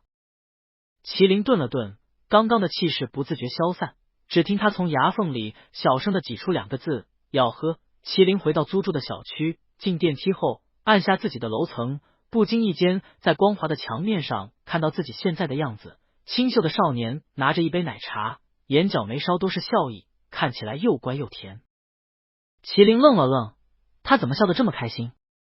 看这样子，一路上嘴角的弧度就没下来过。明明他跟许琛已经早在小区门口就分开了，不需要装了才对。握着奶茶的手紧了紧，他低头看了眼已经被自己喝了大半的你柠檬茶，咕哝一句：“是不是这柠檬茶太甜了？”也不知道另一杯许琛到底会不会喝。麒麟想起许琛接过柠檬茶时眼里的无奈，嘴角又翘了起来。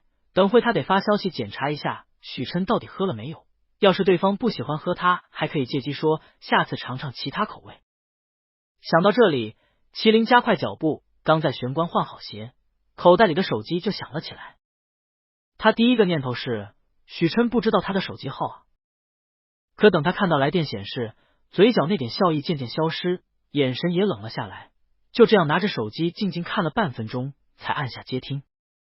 怎么现在才接电话？你刚刚在干什么？声音里隐含的质问让将麒麟的好心情破坏的一干二净。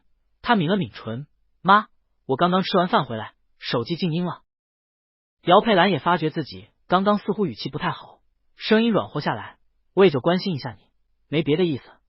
而且我今天给你打电话是发现家里给你打的生活费你都没用。每个月他们都会往麒麟的银行卡打钱，那张卡是用麒麟他爸的身份证开的，麒麟从小到大用的都是这个。我给别人补课，身上钱够用。”姚佩兰笑道：“有钱就好，别省吃俭用的，咱们家也不缺这点钱。你在学校过得怎么样？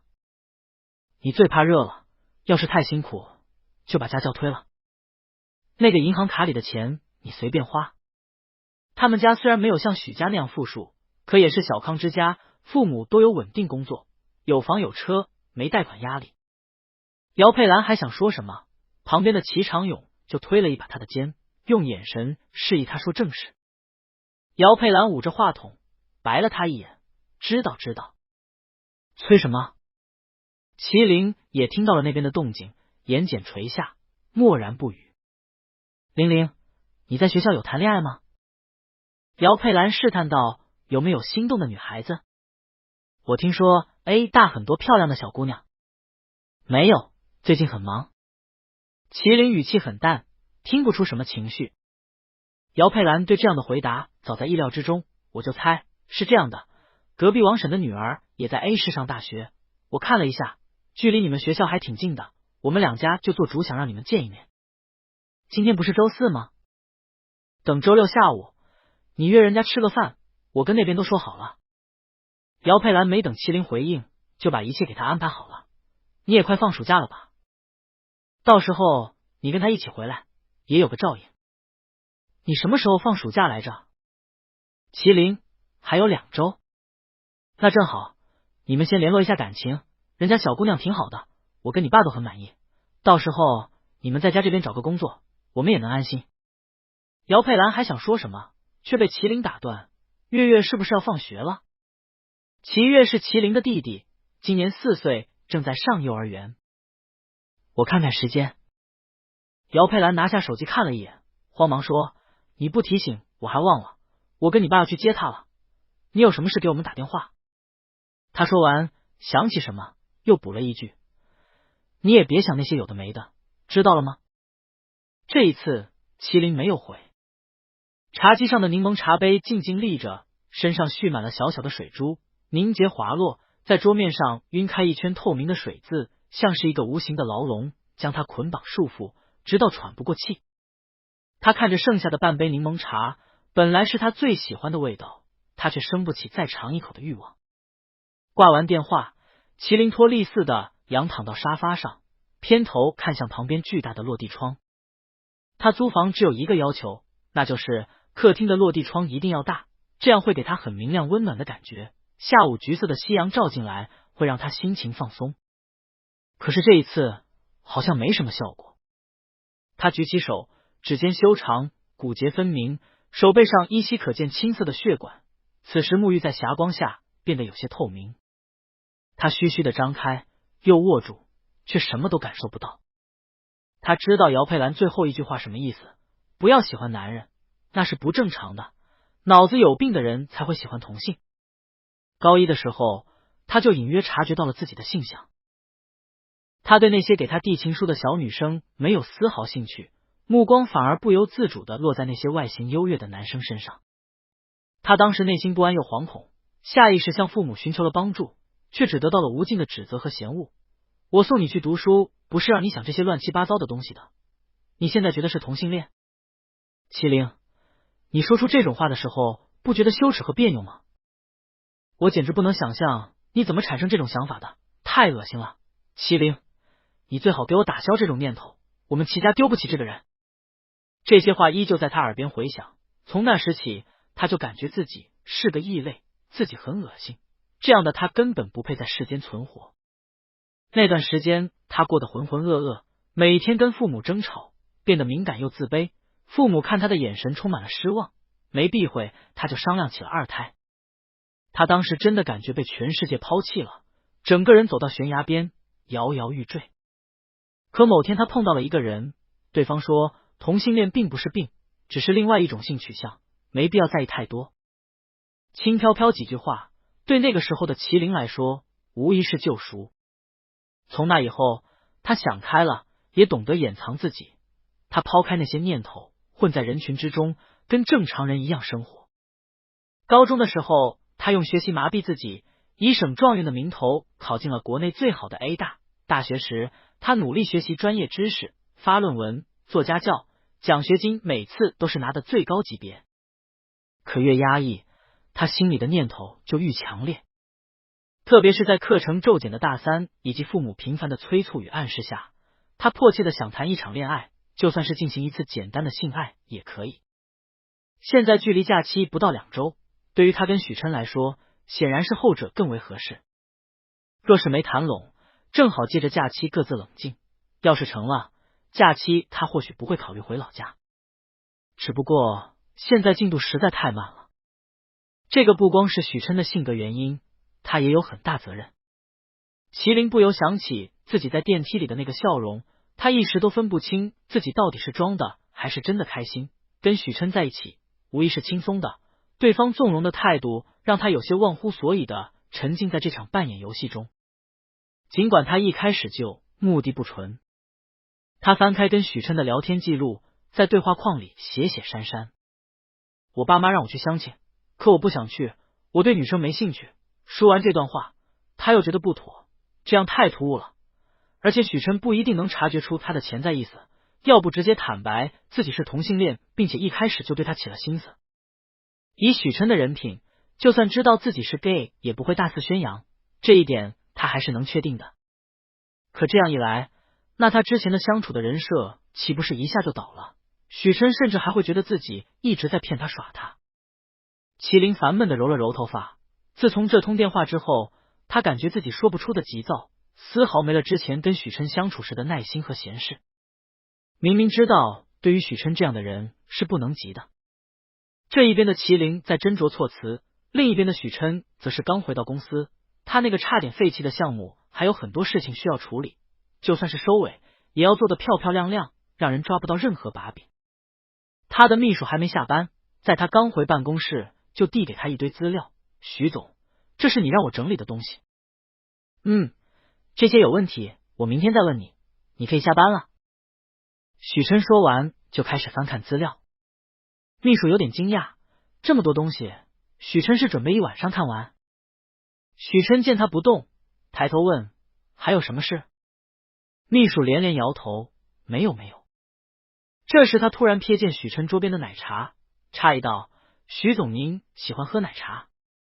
他记得许琛的口味向来不沾这些甜滋滋的饮品，每次看到他们喝还会皱眉，让他们少喝点那种，怎么现在？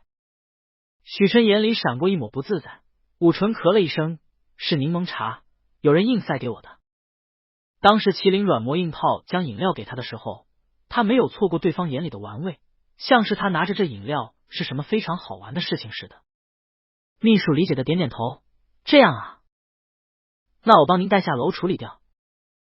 这么一大杯饮料，万一碰倒，很容易损坏桌上的纸质文件。可还没等他伸手，许琛提前一步将饮料挪开，没让他碰，不用。秘书走后，许琛看着桌边被他鬼使神差护下的柠檬茶，一时有点头疼。他在干什么？上次是冰淇淋，这次是柠檬茶。他盯着桌上的奶茶看了半晌，还是决定拿起手机给麒麟发了一条消息。许琛，奶茶这种东西少喝，不健康，冰淇淋也是。许琛，下次换一种。麒麟看到对方的消息，只觉得每个字都方方正正，古板又正经。他再看看自己聊天框里劲爆的内容，其中甚至不乏约等隐晦的字眼，两相对比，显得自己乖张又放肆。他沉默半晌，拿起桌上的柠檬茶，将那圈水字抹开，圆圈出现一个缺口，像是一条路。麒麟慢吞吞喝了一口，将之前的草稿尽数删除，才回道：麒麟，哦。他仰躺在沙发上，将许琛的消息反反复复看了3、4遍，最后目光落在那个下次上。他抬手遮住自己的眼，嘴角的弧度却怎么都掩盖不住。这个人怎么这么有趣的？周六上午，麒麟刚从图书馆出来，就碰到了迎面来图书馆复习的许周和于程程。许周猝不及防看到麒麟，一脸惊喜。麒麟，你不是说最近在图书馆复习效率太低，改在家了吗？你坐哪啊？我们一起。许周说完就兴冲冲准备往图书馆走，却被麒麟叫住。我只是来查个资料，下午还有事，不会待在学校。他要去父母安排的相亲。许周这才注意到麒麟手里拿着一沓资料，像是要离开了。宏观经济学？你还在研究姜老师的手稿？许周看到了资料的封面，笑着将手搁在麒麟的肩膀上。至于你说的有事，是借口吧？你上一个家教刚结束，现在除了学习还能有啥？麒麟也没什么朋友，要好的也就他一个，能有什么事？许周说完就准备接过他手里的资料，我帮你拿，怪沉的。麒麟收了收手躲开，不用。你还跟我见外了？搬出宿舍后还真的越来越生疏了。许周笑着揉了一下他的脑袋，现在是大家都忙着复习，等有时间了，我跟他们一定好好收拾你一顿。麒麟跟许周之前在一个宿舍，大三之后麒麟就搬了出去，不过在许周的调和下，他跟几个舍友的关系一直都不错。麒麟看着默默站在一旁的于程程，偏头避开许周的触碰，动作间被麒麟草草夹在资料书里的一张纸掉了出来。许周转移注意力，弯腰将纸捡起来，看到上面写满了密密麻麻的问题，好像都是从手稿上摘出来的。大佬，你也太刻苦了吧，你还准不准备考试了？许周知道麒麟每年都在拿奖学金，现在又是考试周，按理来说不会在这种事上耗费这么多的精力。麒麟抿了抿唇道，我心里有数，有许琛在，这些并不会花多少时间。他想找个借口离开，不期然瞥见纸上的一个内容，思索片刻，还是开口问道，许周，我记得你之前发表的那个论文是不是提到过这个循环经济流程图？我有点看不懂，你帮我解释一下，或者给我推荐点相关资料，我自己看。这个流程图的问题比较浅显，可他对这一块的确陌生，许周如果能给他提供点帮助，会比较省事。许周脸上的表情僵了一下，匆匆瞥了眼那个图，这个啊，我有点忘了，等我回去看看再给你答复。忘了？麒麟皱了皱眉，他最近研究过许周的那篇论文，跟江教授手稿上的内容很多相通之处，这个流程图更是基本。许周那个论文含金量那么高，不可能没把这种东西嚼透才对。而且许周表情好奇怪，明明那篇论文是这么荣誉的事情，每次提起他都很不自在。麒麟想不通，也懒得在这种事上纠结，算了，我就随口一问。许周见他不再追问，松了口气，转移话题道，你还没说你下午是什么事，别随便找个借口忽悠我呀。真没骗你。麒麟有点无奈，他怎么感觉许周自从有了女朋友之后更粘人了？旁边的于程程瞪了他不知道多少次。我去相亲。麒麟还是准备实话实说，最近的许周的态度着实让人捉摸不透，于程程也经常用审视的目光看他，搞得他也不舒服。隔壁地大的，小时候就住我隔壁。麒麟故意将两人的关系说得亲密了一些。许周愣住，脸上再不见刚刚的闲适，猛地伸手抓住麒麟的手腕，急切道，你要去相亲？对啊。麒麟不知道许周为什么这么大反应，怕他不信，还将手机里的聊天记录给他看。我们约在下午3点，君悦咖啡。有什么问题？许周也发现自己反应过激了点，低头匆匆扫了一眼聊天记录，眉头却舒展开来。没事，我就一时太惊讶，你去吧，我跟程程先去图书馆了。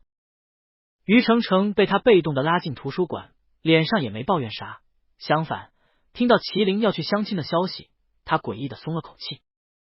他看着和许周交握的手，声音不自觉软了下来。许周，我们复习完下午去吃大餐吧。今天周六呢？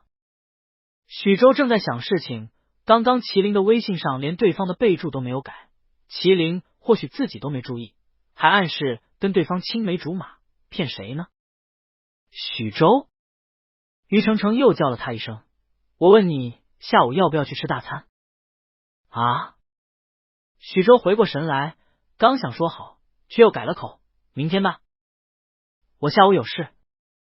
君悦咖啡。麒麟提前了半小时到的，可他现在已经等了将近1小时了。是雨啊，路上堵车，会晚到。对方在半小时前发来这一句话后，就杳无音信。麒麟向来不想在无谓的事情上浪费太多时间，更何况约定守时是最基本的社交礼仪。他本想说要不直接在微信里说清楚，可要是这样，他爸妈估计更不会罢休。他泄气似的靠在座椅上，偏头看向正对面的那个大厦，许氏集团几个大字清晰显眼。他是故意选在这里见面的，这个咖啡店是2所大学的中间点，更是离许氏大楼不到100米，从窗边能直接看到公司的正门。许琛现在是不是在埋头工作？他好像接了个特别棘手的项目，有时候回他消息都在半夜2、3点。麒麟眯了眯眼，许琛这么辛苦，等会他去探望一下不过分吧？正当他纠结找什么借口最自然时，面前传来一声不确定的问话：“你就是麒麟？”麒麟抬头看到面前站着一个齐耳短发的女生，正一脸惊喜的盯着他的脸看。他站起身，礼貌道：“刘雨雨对吗？我是麒麟。”对方在他面前坐下，麒麟瞥了一眼墙上的挂钟，已经3点50分了，迟到了将近1小时。啊，这么多年没见了，没想到现在的你是这个样子的。刘雨雨眼里是毫不掩饰的惊艳，他小时候见过麒麟，那时的他总是一个人孤独的走在路上，又瘦又高，眸子里满是阴郁，导致没人敢靠近他。再加上那些不好的传闻，导致他对这次的相亲很是抵触。要不是看到麒麟是 A 大的，他才不会来。只不过现在看到对面精致干净的少年，他只后悔自己为什么要磨蹭半个多小时才出门。麒麟感受到对方热切的视线，避开目光，将菜单递给他：“你看你要喝点什么？”饶是刘雨雨再迟钝，也察觉到对方的冷淡，他嘴角的笑也收敛下来。他没接麒麟递来的菜单，直接招来服务员：“给我一杯招牌拿铁，给这位先生上一份一样的。今天是我迟到了，作为赔罪，我请客。”他直接就给麒麟选好了咖啡，问都没有问他一句。麒麟垂眸遮下眼底的冷意：“刘小姐，请客倒不必，这次我们也只是为了应付父母，想必以后也不会再有交集，对吧？”“不是啊。”刘雨雨上下打量了他一番：“我对你挺满意的，我们交往吧。我不介意你之前的那些传闻。”话语中施舍的味道并没有多加掩饰。麒麟垂在身侧的手紧了紧，再抬眼，语气也没了之前的客套：“我想你误会了，我并没有这样的意思，我也没有继续发展下去的念头。”就连微信备注他也懒得改，他知道自己不会跟这人有多余的交集。什么？刘雨雨明显没想到麒麟会这么直白的拒绝他，还是在自己主动示好的情况下，他顿时感觉自己自尊心受到了侮辱。你没搞错吧？你小时候那点屁事被人知道了，哪会有女孩子喜欢你啊？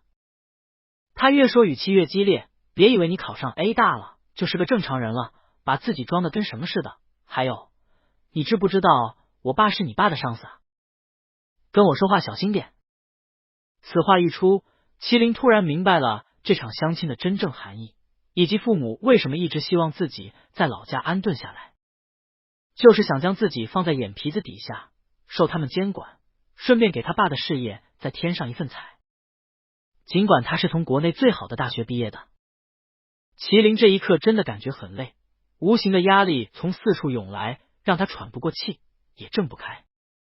刘雨雨见他沉默，以为他是妥协了，面上闪过一抹得意：“我也不是那么不讲理的人，这样吧，等会你请我看个电影，我们好好聊聊。”麒麟低着头，突然很低低笑了一声：“刘雨雨，那些传闻是真的？”“什么？”刘雨雨有些没反应过来。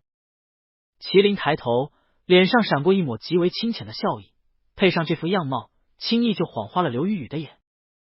可他还没来得及欣赏，就被对方的一句话震在当场：“我喜欢男人。”麒麟声音很轻，说出的话却极为清晰：“我是同性恋。”刘雨雨看见对方笑着说出这些话，反应过来后，想都没想，一把将刚端上来的滚烫咖啡泼到麒麟身上，恼怒道：“神经病吧你！”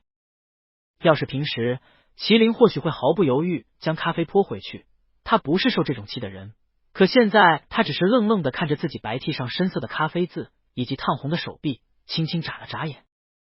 好疼！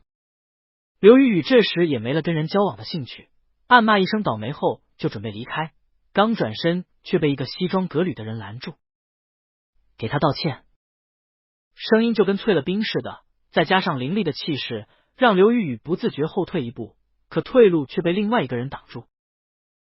对方显然不打算让他轻易离开。麒麟听到熟悉的声音，还没来得及抬头，先映入眼帘的是一只修长的手，骨节分明，却让人莫名心安。许琛递给他一张纸巾：“下次有人泼你，不管什么原因，泼回去，这个需要我教？麒麟接过纸巾，轻轻点了点头，表示自己知道了。许琛见他动作慢吞吞的，眼神暗了暗，抽了几张纸帮他擦干净身上的污渍。当看到他胳膊上大片被烫伤的红印时，眼里的怒火再也掩盖不住。他厉声道：“孙秘书，报警！”身后的人见自家老板不像是开玩笑，立马掏出手机准备打110。刘雨雨哪里见过这阵仗，尖声道：“你们凭什么报警？”他说完就准备去抢孙秘书的手机。孙秘书轻巧的躲过他的袭击，扶了扶眼镜，跟他解释：咖啡泼到人身上，造成受害者轻伤及以上的，可能会承担刑事责任。我只是走个流程，一切等警察来判定。刘雨雨一下就慌了，我就是跟他闹着玩，哪里这么严重？他说完看向麒麟，麒麟，你说是不是？麒麟此时白 T 上脏乱不堪，他抿了抿唇，伸出手拉住许琛的衣袖，力气很大，指尖都泛起了白色。许琛眼神暗了下来，手往后靠了靠，眼睛却冷冷扫向对面的人。地大的校风就是这样，一言不发朝人泼咖啡。你在学校也这么嚣张跋扈吗？刘雨雨的包上贴着地大的校徽。此时周围的人也窃窃私语起来，原来是地大的学生啊！我儿子就在那里上学，我等会要问问他认不认识这女孩，太可怕了。就是我从头看到尾，这个男孩子一直好声好气的，他却突然骂人家神经病，还泼咖啡，好没教养啊！我拍视频了，等会发到地大官网上去，让大家看看他的嘴脸。刘雨雨听见这些话，简直要疯了。你们到底想怎么样？许琛没有回话，反倒是低头看向旁边一直默然不语的人，略一思忖，手微微抬起，拍了拍对方搭在自己袖口处的手，像是安抚。麒麟察觉到了，反手牵住许琛的手，才开口：“给我道歉。”许琛下意识怔了怔，可麒麟抓得很紧，手还有点颤，像是真的被吓到了。他犹豫片刻就没动。刘雨雨没注意到两人的小动作，他只觉得被羞辱了，刚想反驳，就瞧见孙秘书拿起手机，又准备报警。他咬着牙，从牙缝里挤出3个字：“对不起，麒麟，我没听见。”对不起，我不该冲你泼咖啡。刘雨雨几乎是吼出来的。此时的他一脸涨红，泪水在眼眶里打转，仿佛下一刻就要哭出来了。麒麟这才正眼瞧他，脸上没有多余的情绪。我以后不想再看到你，希望你也别生出其他多余的心思。刘雨雨从来没有受到这么大的委屈，他也听出了麒麟隐晦的警告，不过此时的他只能低头认错，知道了。在他以为事情就此结束，可以走了的时候，孙秘书捂唇咳了咳：“是这样的，你还需要支付齐先生的衣服清洗费用和医药费。”刘雨雨这次是真的忍不住，眼泪啪嗒啪嗒的掉下来。他给麒麟赚了1万块。最后，许琛看着脏兮兮的麒麟，将人带到了自己在公司附近的住所。麒麟洗了个澡，再加上衣服脏了，他穿的是许琛的衬衫。宽大的衬衫将麒麟衬托得愈发娇小，此时坐在客厅的沙发上，用左手费力的给自己右手涂烫伤药膏。这是路上许琛买的，不知道是不是他的姿势太滑稽，许琛看不下去，拿下药膏，亲自替他上药。麒麟眨了眨眼睛，在对方碰到自己伤处时，一下缩回了胳膊，疼，声音可怜兮兮的。许琛沉着脸没回他，继续上药。可他每次刚碰到麒麟，对方就缩回手，逼得他只能伸手抓住他的手腕，忍一会。语气冷硬，可下手还是忍不住放轻了很多。许琛的手心干燥温热，落在他微凉的皮肤上，有点烫，让他又想躲了。可这一回他却忍住了，舍不得。上好药，许琛松开手，看着面前的人，板着个脸：“如果不是我刚好经过，你就准备这样默默被欺负？”在他的印象里，麒麟就算再乖，也不是温软可欺的那一类。还这么怕疼，麒麟想到什么，眼里的光渐渐暗淡下来。他说：“我有病，我不知道怎么跟女生相处，我好像真的有病。”他伸出手指，在刚刚被握了好久的手腕上拂过，像是这样就能让那种感觉留得更久一点。许琛皱眉，这怎么可能是病？不是这样的。麒麟抬头看着面前沉稳高大的人，小声的喃道：许琛，我喜欢男人，我喜欢男人。短短一句话，室内顿时鸦雀无声。麒麟说出口后，突然不敢看许琛，只得掩饰性的低下头，指尖用力的扣划着沙发上的绵软的布料，一下一下，像是抓在自己的心上。麒麟几乎能听见自己胸腔里的震动，比平时剧烈很多。他在紧张。为什么紧张？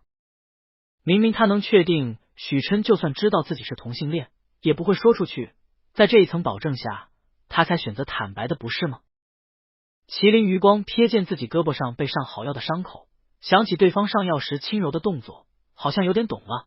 他怕许琛讨厌他，怕对方跟刘雨雨和他父母一样，觉得自己恶心，讨厌他，疏远他。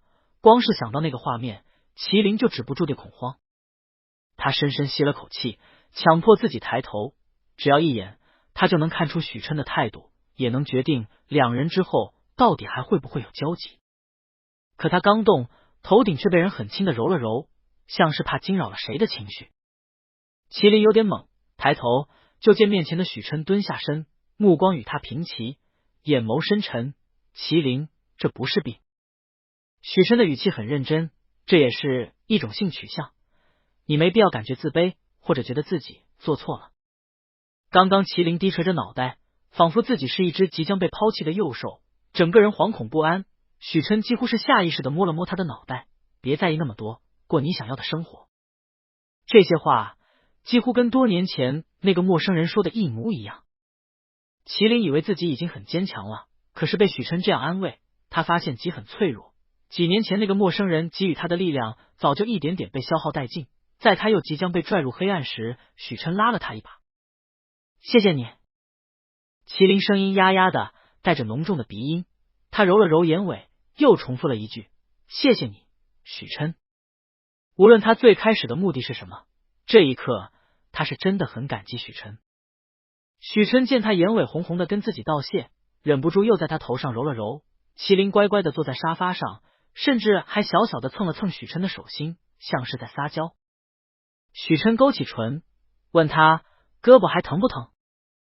不舒服的话，我们去医院看看。麒麟摇了摇头，好多了，药膏很管用，只是我好像把你的衣服弄脏了。许琛这里只有衬衫，他的码数对于麒麟来说太大，药膏难免会蹭到袖子上。他懊恼的将掉下来的袖口往上扯了扯，太长了，手都被埋进去了，看起来就像是偷穿大人衣服的小孩。平时他也没看出来自己跟许琛体型差距这么大，特别是肩膀这里也太宽了，他穿起来软塌塌的，一点都不好看。许琛看着麒麟耳根都泛起了浅浅的红色，抬手掩住嘴边的笑意，轻咳一声，我刚刚给你订了一套衣服，应该很快就能送到，或者你等之前的白 T 晾干也行。在麒麟去洗澡的时候，他简单将脏衣服处理了一下，就怕对方穿自己的衣服不自在。麒麟闻言往阳台瞅了一眼，果然晾着他的短袖，看样子是烘干过的。好。麒麟笑得眉眼弯弯，眼里丝毫不见之前的阴霾。应该算是哄好了吧？许琛心想。他看了眼时间，问道：饿不饿？等会我带你去吃饭。麒麟闻言就想去拿自己的手机，我看看附近有什么好吃的店，我请你吃饭。我今天给你添了太多麻烦了，而且我选在那个咖啡店就是想着下午顺便找你吃饭，没想到耽搁到了现在。许琛也没拒绝，往茶几上指了指，你手机在哪？麒麟在左边茶几的角落看到了自己的手机，歪下身子就去够，可不知道是不是沙发太软，再加上袖子太长，绊了他好几下，眼见就要失去平衡摔下去，一双手稳稳的扶住了他的腰。跟上次在酒吧时一样，不过这次许琛没有立马放手，而是将人往后抱了抱，确定麒麟坐稳后才低低笑了一声，怎么又要摔了？麒麟此时被他半抱在怀里，鼻尖满是对方身上冷冽的气息，带着无声的侵略和压迫。对方的温度透过腰间的那双手，从薄薄的衬衫一点点传到他的皮肤上，再加上那酥到骨子里的低笑，烫得他脚趾都忍不住蜷缩了一下。他好像被困住了。麒麟想，可是他不想出去。现在的他一抬眼就能看到对方锋利的下颚，再近一点，他的唇就能碰到对方的脸。这一刻，他感觉不只是腰，对方的气息从四面八方席卷过来，让他意乱神迷。真的太近了，近得他想做点出格的事。麒麟眨了眨眼，勉强抛开那些不合时宜的旖旎念想，侧了下头，目光却落在对方突出的喉结上，顿了顿，再隐晦的往下。衬衫扣得太上了，什么都看不到，真小气。许琛没发现对方直白的视线，他只觉得怀里的人小小的一团，轻松就能抱起来，离得近了，能闻到对方身上刚沐浴后的柠檬香气，明明是他熟悉的味道，却有点不一样，带了点说不清道不明的清甜，味道很淡，却勾人的紧。许琛愣了愣，他不是一直把怀里的人当小孩看的吗？许琛眼神暗了暗，面上却没有表现出来，他准备放开麒麟，手背上却附上了一只微凉的指尖，推拒似的抵了抵。许琛痒，麒麟脸上染上一层薄红，眼睫颤动，看向他的目光湿漉漉的，腰那里好痒。许琛心下一跳，触电般的收回手，站直身子，刚刚的从容瞬间被打破。麒麟将许琛慌乱的动作尽收眼底，唇角泛起一抹很小的弧度，不过很快就消失不见。他伸手拉住对方的衣摆，小幅度的晃了晃，面上是恰到好处的疑惑。许琛，他还想说趁热打铁说些什么，桌面的手机突然响了起来。许琛下意识看向茶几上的手机，来电显示上的名字让他立马回过神来。他调整好心情，将手机递给麒麟，电话。麒麟哪里没察觉出对方情绪的变化，明明他差一点就可以戳破那层窗户纸了。他暗自咬了咬牙，接过手机，看到上面的名字后，整个人更烦了。又是许州。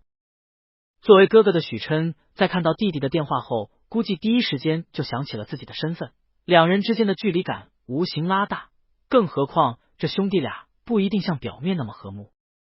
怎么现在才接电话？不方便。许州有点疑惑，这次是直到电话差点挂断了才被接起来的。麒麟不会还在跟那个相亲的女生在一起吧？他眉宇间染上一抹焦躁，可声音却尽量显得稀松平常。是这样的，我正好有事也到了君悦咖啡附近，才想起来你也在这，相亲顺利吗？麒麟看了眼旁边平静喝水的许琛，抿了抿唇，我跟那个女孩不合适。哦，那挺可惜的。许州嘴上说着可惜，脸上却难掩笑意，语气也变得轻快。不过没事，哥请你吃大餐，正好我之前不是给你提过一个家教吗？他家也在这附近，我刚刚问了，他说有空，你们要不见一面聊聊？我爸跟他是老交情了，我也叫他叔叔，有我在，你们肯定能谈成。许州越说越来劲，你在哪？我来接你。麒麟含糊回道，我现在不方便，我等会跟你叔叔解释好了。啊？你现在不在附近吗？许州察觉出他语气里的不自在，有点急了。麒麟，你是不是出什么事了？你跟我说，我马上到。麒麟没想到许州这么能磨，想着要不直接挂断电话算了，还没等他行动，旁边的许琛放下水杯，淡声道，让他过来吧。最后门铃响起，麒麟不甘不愿的去开门。许州脸上满是焦急，在看到麒麟时才松了口气，吓死我了，我还以为你遇到什么不测。不过这是谁家啊？话音刚落，只听里面响起一道他再熟悉不过的嗓音，我家。许琛出现在麒麟身后，手上拿着一件白 T， 干了，可以换上了。许州这才注意到麒麟身上穿的并不上他上午看到的那件，反而是一件极不合身的衬衫，看款式倒像是他哥常穿的。你们，许州这一刻不知道怎么形容自己的心情，震惊、复杂，甚至还带上了一点怒意。他知道许琛在公司附近有一套房产，可不知道具体位置，看样子就是这里了。他扯了扯嘴角，压下心底的情绪，挤出一抹难看的笑：“哥，你是怎么碰巧遇到玲玲的？多谢你照顾她，我先带她回学校。”许州说完就想拉屋内的麒麟离开，可刚踏进门就被一双手拦住。许州，我没准备你的鞋，你在外面等。许琛语气不容置疑，根本就没有给许州商量的余地。许州呢后退一步，下意识瞥向麒麟的脚，没穿鞋，目光往上，发梢还没干，这样子分明就是刚洗完澡。麒麟当然知道许州误会了，可还没等他解释，面前的门就砰的关上了。先换衣服。许琛将衣服递给他，这衬衫对于麒麟来说的确不合身，松松垮垮的，锁骨露在外面，带着刚洗完澡后的粉。在许州眼神乱瞟的时候，许琛几乎是下意识的将门关上了。麒麟目光在许琛握在门把手上的手停留一瞬，想到什么，很轻的勾了勾唇，然后应了一声好，乖乖去卫生间换衣服。出来的时候，许琛正在门口等他。许琛确定他穿戴整齐后，就准备开门，却被人扯住了袖子，力道不大，却让他一下止住了动作。麒麟好像很喜欢拽他的袖口或者衣摆。许琛，我不想跟许州回学校，我想跟你一起。麒麟软软的看向他，语气可怜兮兮的：“你带我去吃饭好不好？我饿了。”门打开的时候，许州已经调整好了心情，至少面上再看不出什么异样。哥，玲玲是不是给你添了很多麻烦？他表面看着又乖又听话，实则冒失的很。许州眉眼间满是无奈，在学校里他还能走错上课的教室，让我去接他，迷糊的不行。许州每说一句，麒麟的表情就难看一分。许州在干什么？跟他哥叙述他们两人之间的美好过往，还一副宠溺纵容的语气，搞什么呀？他承认之前对许州他也用了点小心计，可那是两人都单身的情况下，现在许州都有女朋友了，两人之间自然断得干干净净。许州干嘛在许琛面前单独把这些事拎出来讲，是为了膈应谁？何况他还刚在许琛面前出柜。麒麟越听越糟心，刚想出声阻止，许琛却先他一步开了口，声音淡淡的：“今天是周六，你怎么没有跟瑜伽那个姑娘在一起？是分手了？”简单一个问题让许州脸上的那点深情一滞，半晌才支吾回道：“我来这边有点事，没带他。”许琛也没多想了解他的私事，点了点头：“那你忙。”他说完就错过许州朝前走，麒麟几乎是想都没想就跟在了许琛身后。许州有点没反应过来：“哥，玲玲要跟我回学校的。”许琛的脚步顿住，目光落在紧紧跟着自己的麒麟身上，问：“你要跟他回学校？”麒麟赶忙摇头表明立场：“不，我不回学校。”刚刚许琛在屋内默认的态度明显是要带他去吃饭，他怎么可能跟许州走？许州，你先回去吧，至于你叔叔那里，我会去解释的。麒麟毫不犹豫就撇开了许州。尽管家教对他吸引力很大，可也重要不过眼前的许琛。而且在许州说出那样一番模棱两可的话后，他敏感的察觉到许琛情绪有点不太对，刚刚走的也很快，要是他没有小步跟上去，估计直接被甩开了。许州显然没料到麒麟会这样选择，声音有点不可置信：“你不跟我回学校？我在图书馆给你占好了位子，晚上我们一起复习啊。还有你上午问我的那个循环经济流程图，我特地去看了，等会我就能给你解释。”麒麟诧异的看了他一眼，许州还专门去研究了？看他之前那样子，明显对这块知识挺陌生。不过他依然拒绝了：“不用，我知道解决方法了。旁边有个现成的知识库，他干嘛要舍近求远？”许州没想到麒麟态度这么坚决，像是怎么都不会跟他回去。他暗自咬了咬牙，退了一步：“那我跟你们一起吧，正好我事也办完了。”他说完还玩笑似的补充了一句：“你们总不可能有我不能参与的事吧？一个是他哥，一个是他最好的朋友，他才是两人交流的纽带。这回麒麟总不会有理由拒绝他了吧？”麒麟的确没再好意思说什么，可许琛不会。许琛皱眉看着眼前紧追不舍的弟弟，冷声道：“许周，你很闲。也倒不是，许周讷讷解释。可今天是周六，还没等他说完，许琛就打断了他。你的意思是你周末2天都有空是吧？那正好，爸想让你暑假进我的项目组，我觉得你应该提前了解一些东西。他那个本来快烂尾的项目被他找到了一个转折点，要是做成，不仅能挽回之前的损失，还能大赚一笔。公司也将这个项目重新列为了重点。他爸也看出了其中的红利，跟他提了几次，想让许周也加入进来长长见识。许琛想到他爸的话，眼中浮现一抹嘲讽，不过很快消失。他看着面前无措的弟弟，没给他拒绝的机会，给孙秘书打了个电话。你把我们项目的全部资料发给许周，并把民生调研这一块交给他。孙秘书有点咂舌，全部吗？这内容可不是一般的多。许琛颔首，尽快，他今天要用。简单几句话就定下了许周好几个周末的工作量。许周懵了，不是，哥，爸说的是让我暑假进公司，我现在没这个打算。你看完资料之后，给我写一个反馈表，我想看看你有什么想法。许琛根本没管许周在说什么，看了眼时间，就下周六之前1个星期够了。许周是真的傻了眼，他哥是不是在针对他？就因为他说想跟他们一块，也没道理啊。他思索间，许琛已经带着麒麟走到了楼梯口，许周下意识就想追过去，可手机却突然响起来，孙秘书打包给他发了点文件，不知道是不是内容太多，好几个压缩包，消息一下一下的往外跳。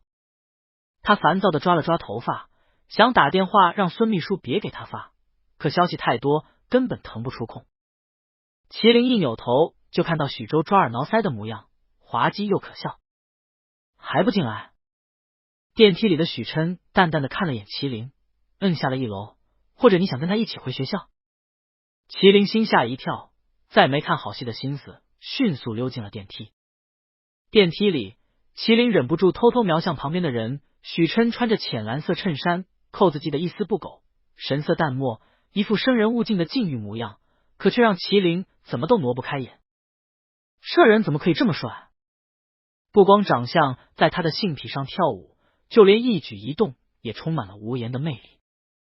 无论是给自己涂药，还是训斥压制许周，都让麒麟怦然心动。看什么？许琛侧脸跟麒麟的目光撞个正着，凉凉道：心疼许周了？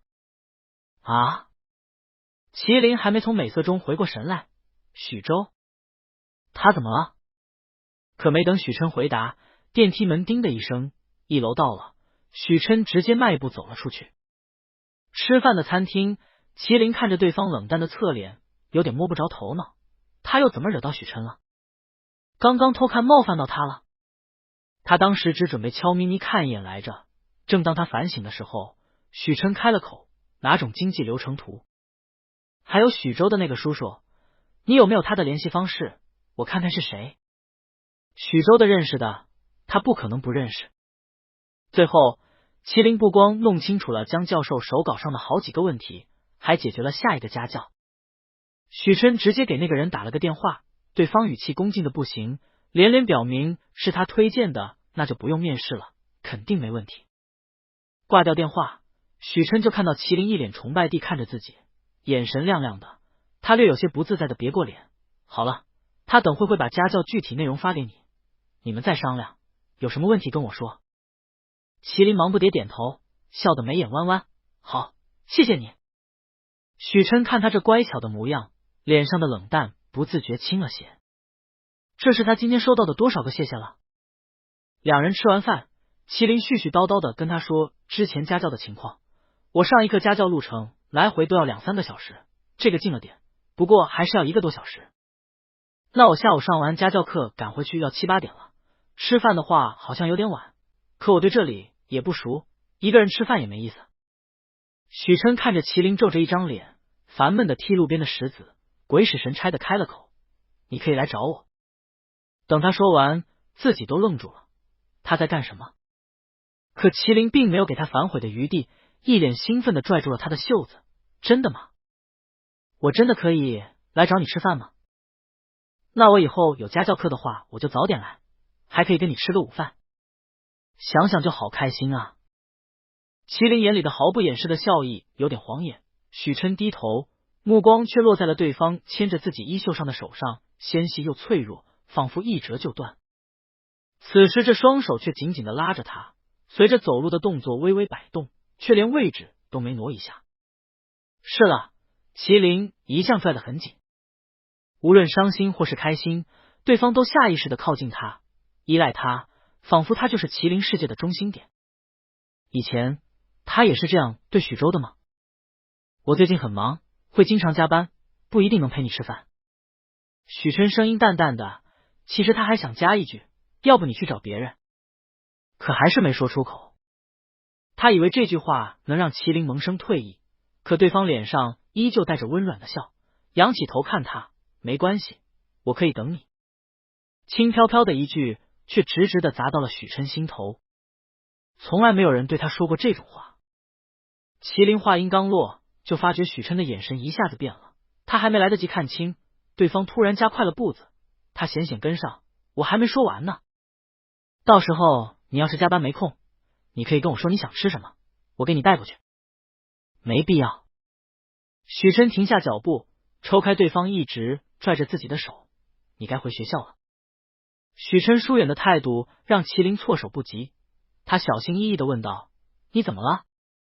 说完还想伸手去拉他的袖子，可许琛躲开了，我要去公司了，我之前就告诉过你，我很忙。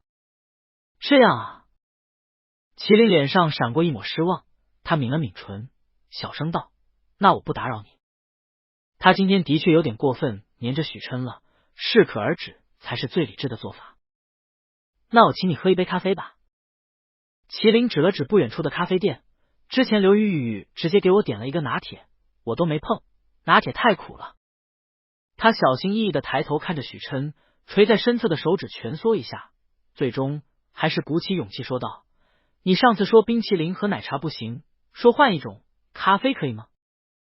他抬手，指尖碰了下许琛的衣摆，在许琛的视线冷冷扫过来时，又很快松开。这人怎么这么凶？麒麟有点委屈，他闷闷道，许琛，我想喝卡布奇诺。不光想喝，还想跟许琛一起喝。许琛看着面前垂着头，神情沮丧的人，眼底情绪复杂。他该拒绝的。他跟麒麟之间的界限越来越模糊了。拒绝的话已经到了嘴边，可一垂眼，看着就算不开心也乖乖站在他身旁的人，他怎么都说不出口。半晌，只听许琛很轻的叹了口气，往咖啡店的方向走了一步，声音带着无奈和妥协，走吧，我带你去。清风酒吧。严浩看着来到自己店里一言不发开始喝酒的人，有些头疼。许琛，你别糟蹋我这些好酒，哪有像你这么喝的？短短半小时，面前已经好几个空酒瓶了，好几个都是他店里的珍藏。这人是专门来买醉的。许琛动作没停，又给自己倒了一杯，还不忘递给严浩一张卡，先结账，再给我拿几瓶。谁说钱的事了？严浩双手抱肩，问他工作上的事。他问完，许琛眼皮都没抬一下，显然不是这方面。严浩一下就来了兴趣，不是工作上的，那能是什么？难不成是为情所困？他半是玩笑的说出这句话，本来只是随口打个嘴炮，却见许琛喝酒的动作一顿，面上忽然有些不自在。卧槽！许琛不是吧？万年铁树开花了？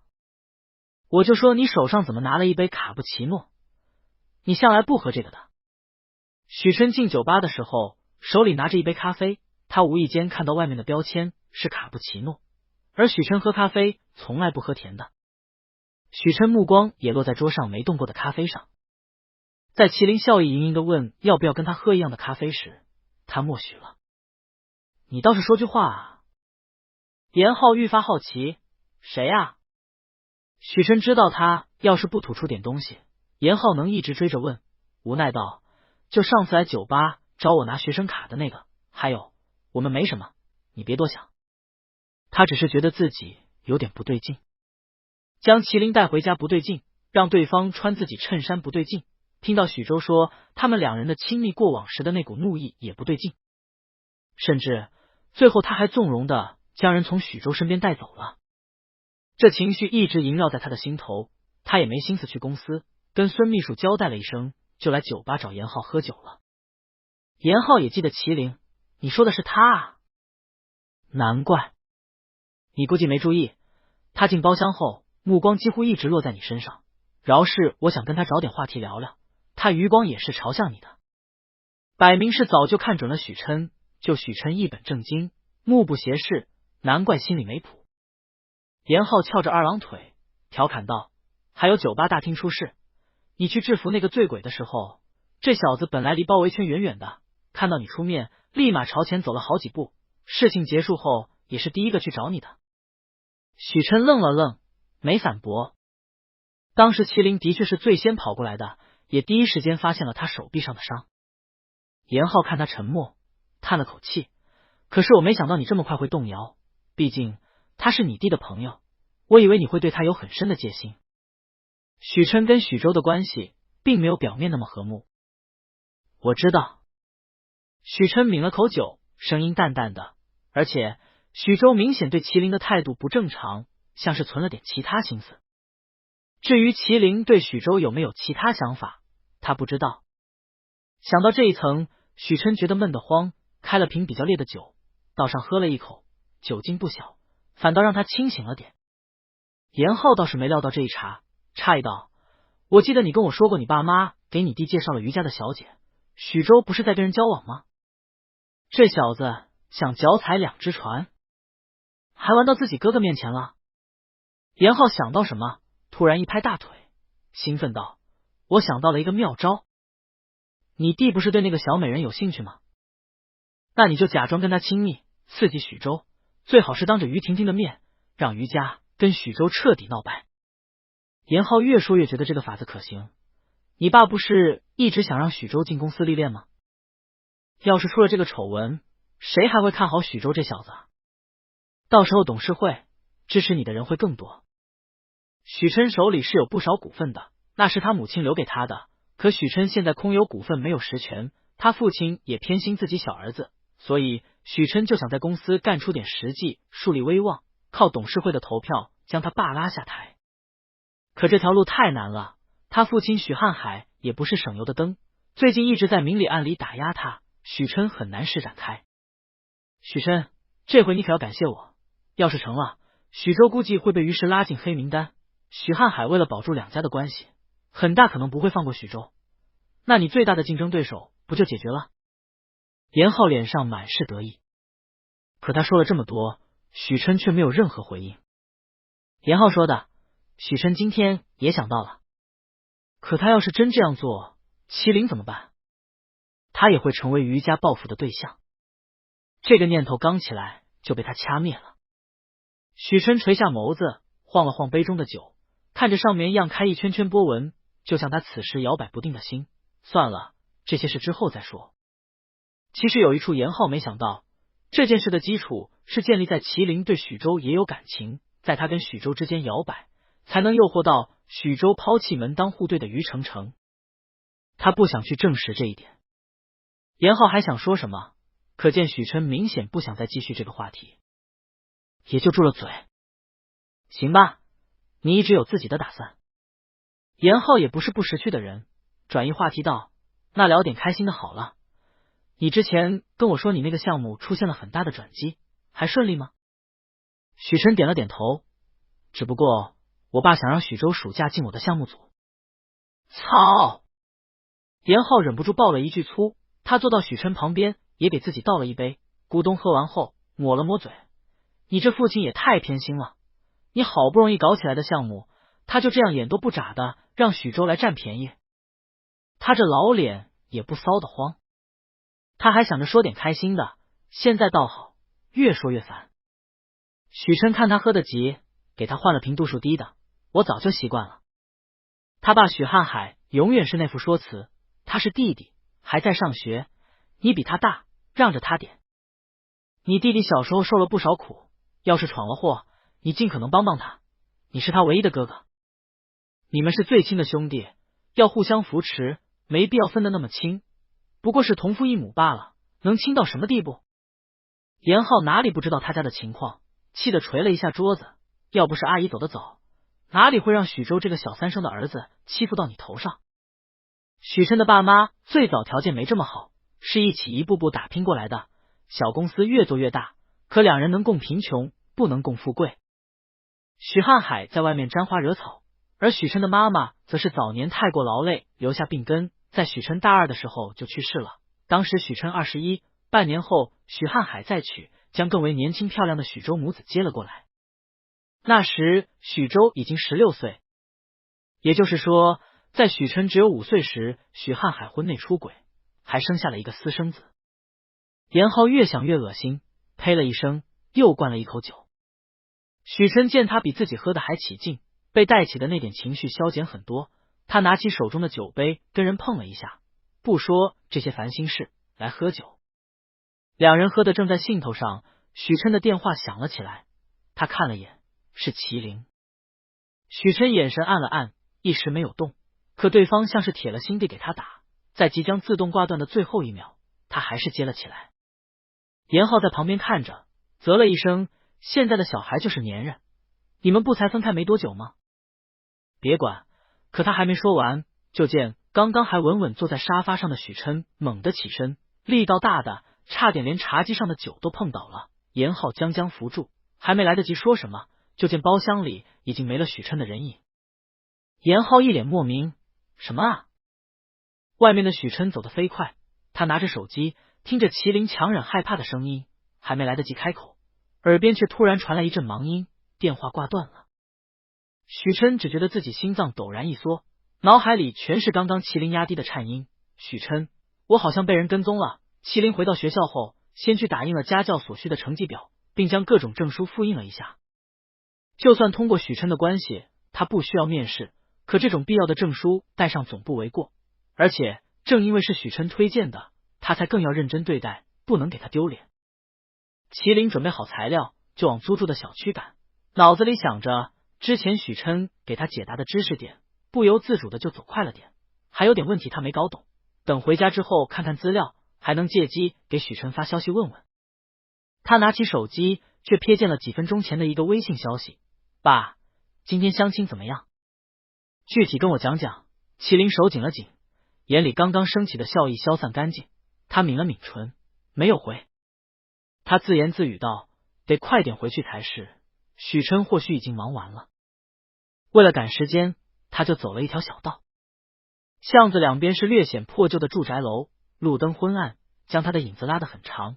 一阵风吹过，带来夜晚的凉意，可麒麟却并不觉得舒服，这里太闷了，还过分安静，显得有些瘆人。他擦了擦额头上的汗，想早点回到住处，可走着走着，他就觉得有些不对劲，身后好像有细微的响动，很轻，却如影随形，像是在故意跟着他。他装作抬手从口袋里拿东西，微微侧身，看到了身后不远处一个暗淡的灯牌下，好像站着一个人，贴墙隐没在阴影中，看不分明。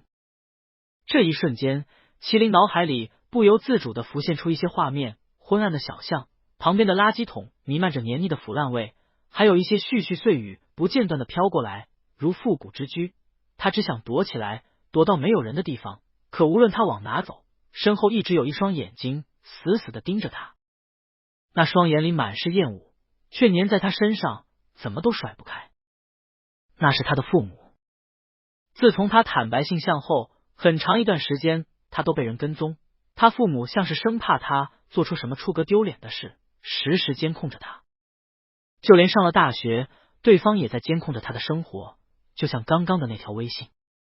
麒麟闭了闭眼，明明是盛夏，他却如坠冰窟，身上甚至条件反射的起了一层鸡皮疙瘩。他神经质的搓了搓手臂，想都没想，拔腿跑了起来。路上他趁乱打了个电话，本来应该报警的，却不知怎么打给了许琛。刚说完一句，他就听见身后传来一阵匆匆的脚步，越来越近，对方追过来了。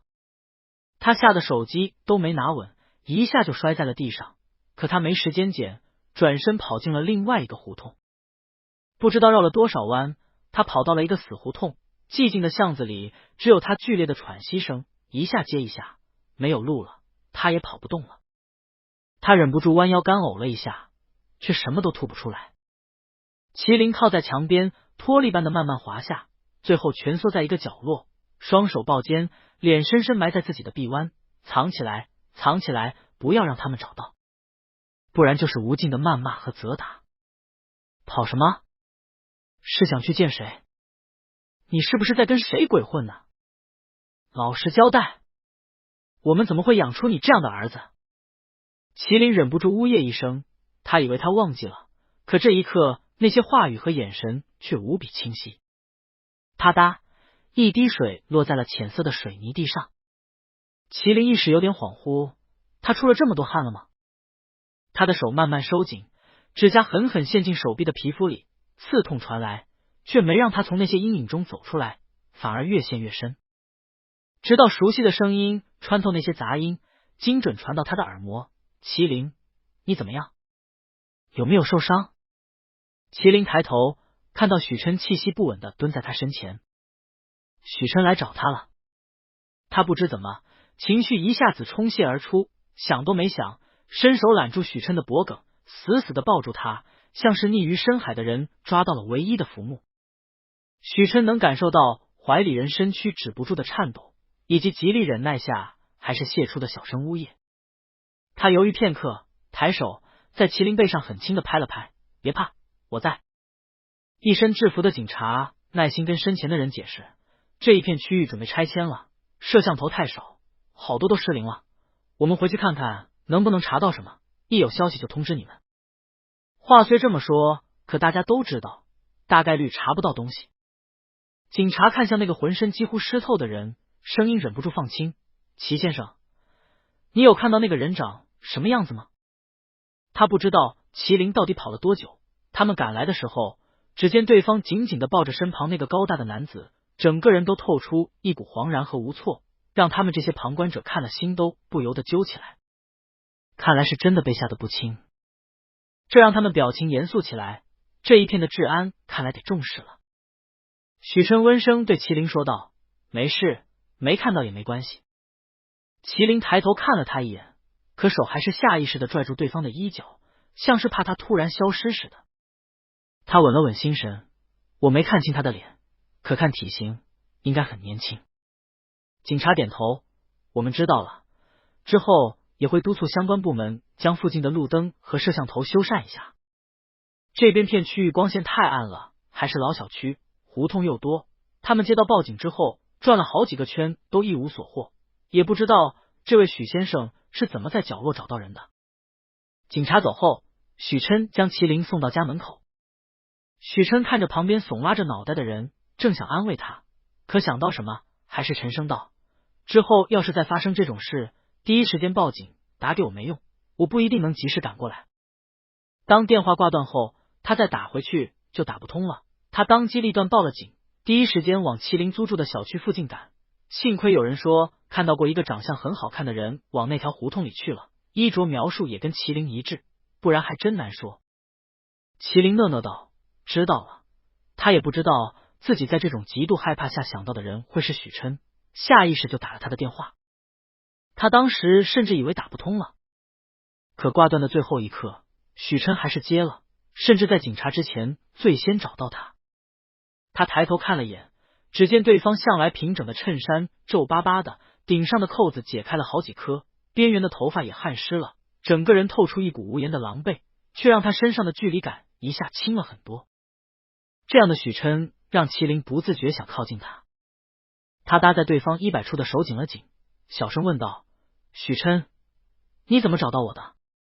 许琛注意到他的小动作，顿了顿，装作没看到似的别过头，警察都是往更亮的地方找的，没结果，我就在每个岔路口往昏暗的方向走，最后就看到你了。正常人都会往光线明亮的地方跑，可麒麟不一样，他好像只想把自己藏起来。他找到人的时候，麒麟将自己缩成一团，那是极度缺乏安全感的姿势。他余光瞧见对方又不动声色朝自己靠近了一点，眼神暗了暗，抽出自己被人抓着的衣摆，好了，到家了，你洗个澡，好好睡一觉，别多想。他不知道麒麟以前到底遭遇过什么，他也管不了。麒麟看着再次被甩开的手，垂下头，没有说话，也没有要进门的迹象。两人就这样无声的对峙了几分钟，最终许琛叹了口气，算了，我陪你进去。他之前怎么没发现麒麟这么粘人呢？室内浴室水声不断，每过几分钟麒麟还会小声叫他的名字，仿佛他不在就不安心似的。许琛揉了揉眉心，再次应了一声后去阳台抽了根烟。麒麟在浴室听见了阳台门开的声音，眨了眨眼，确定对方不是离开之后才继续冲洗。此时他脸上淡淡的，丝毫没有在门口时那种怯怯的感觉。他发现许琛很吃他这一套，只要示弱，对方就很大可能的纵着他。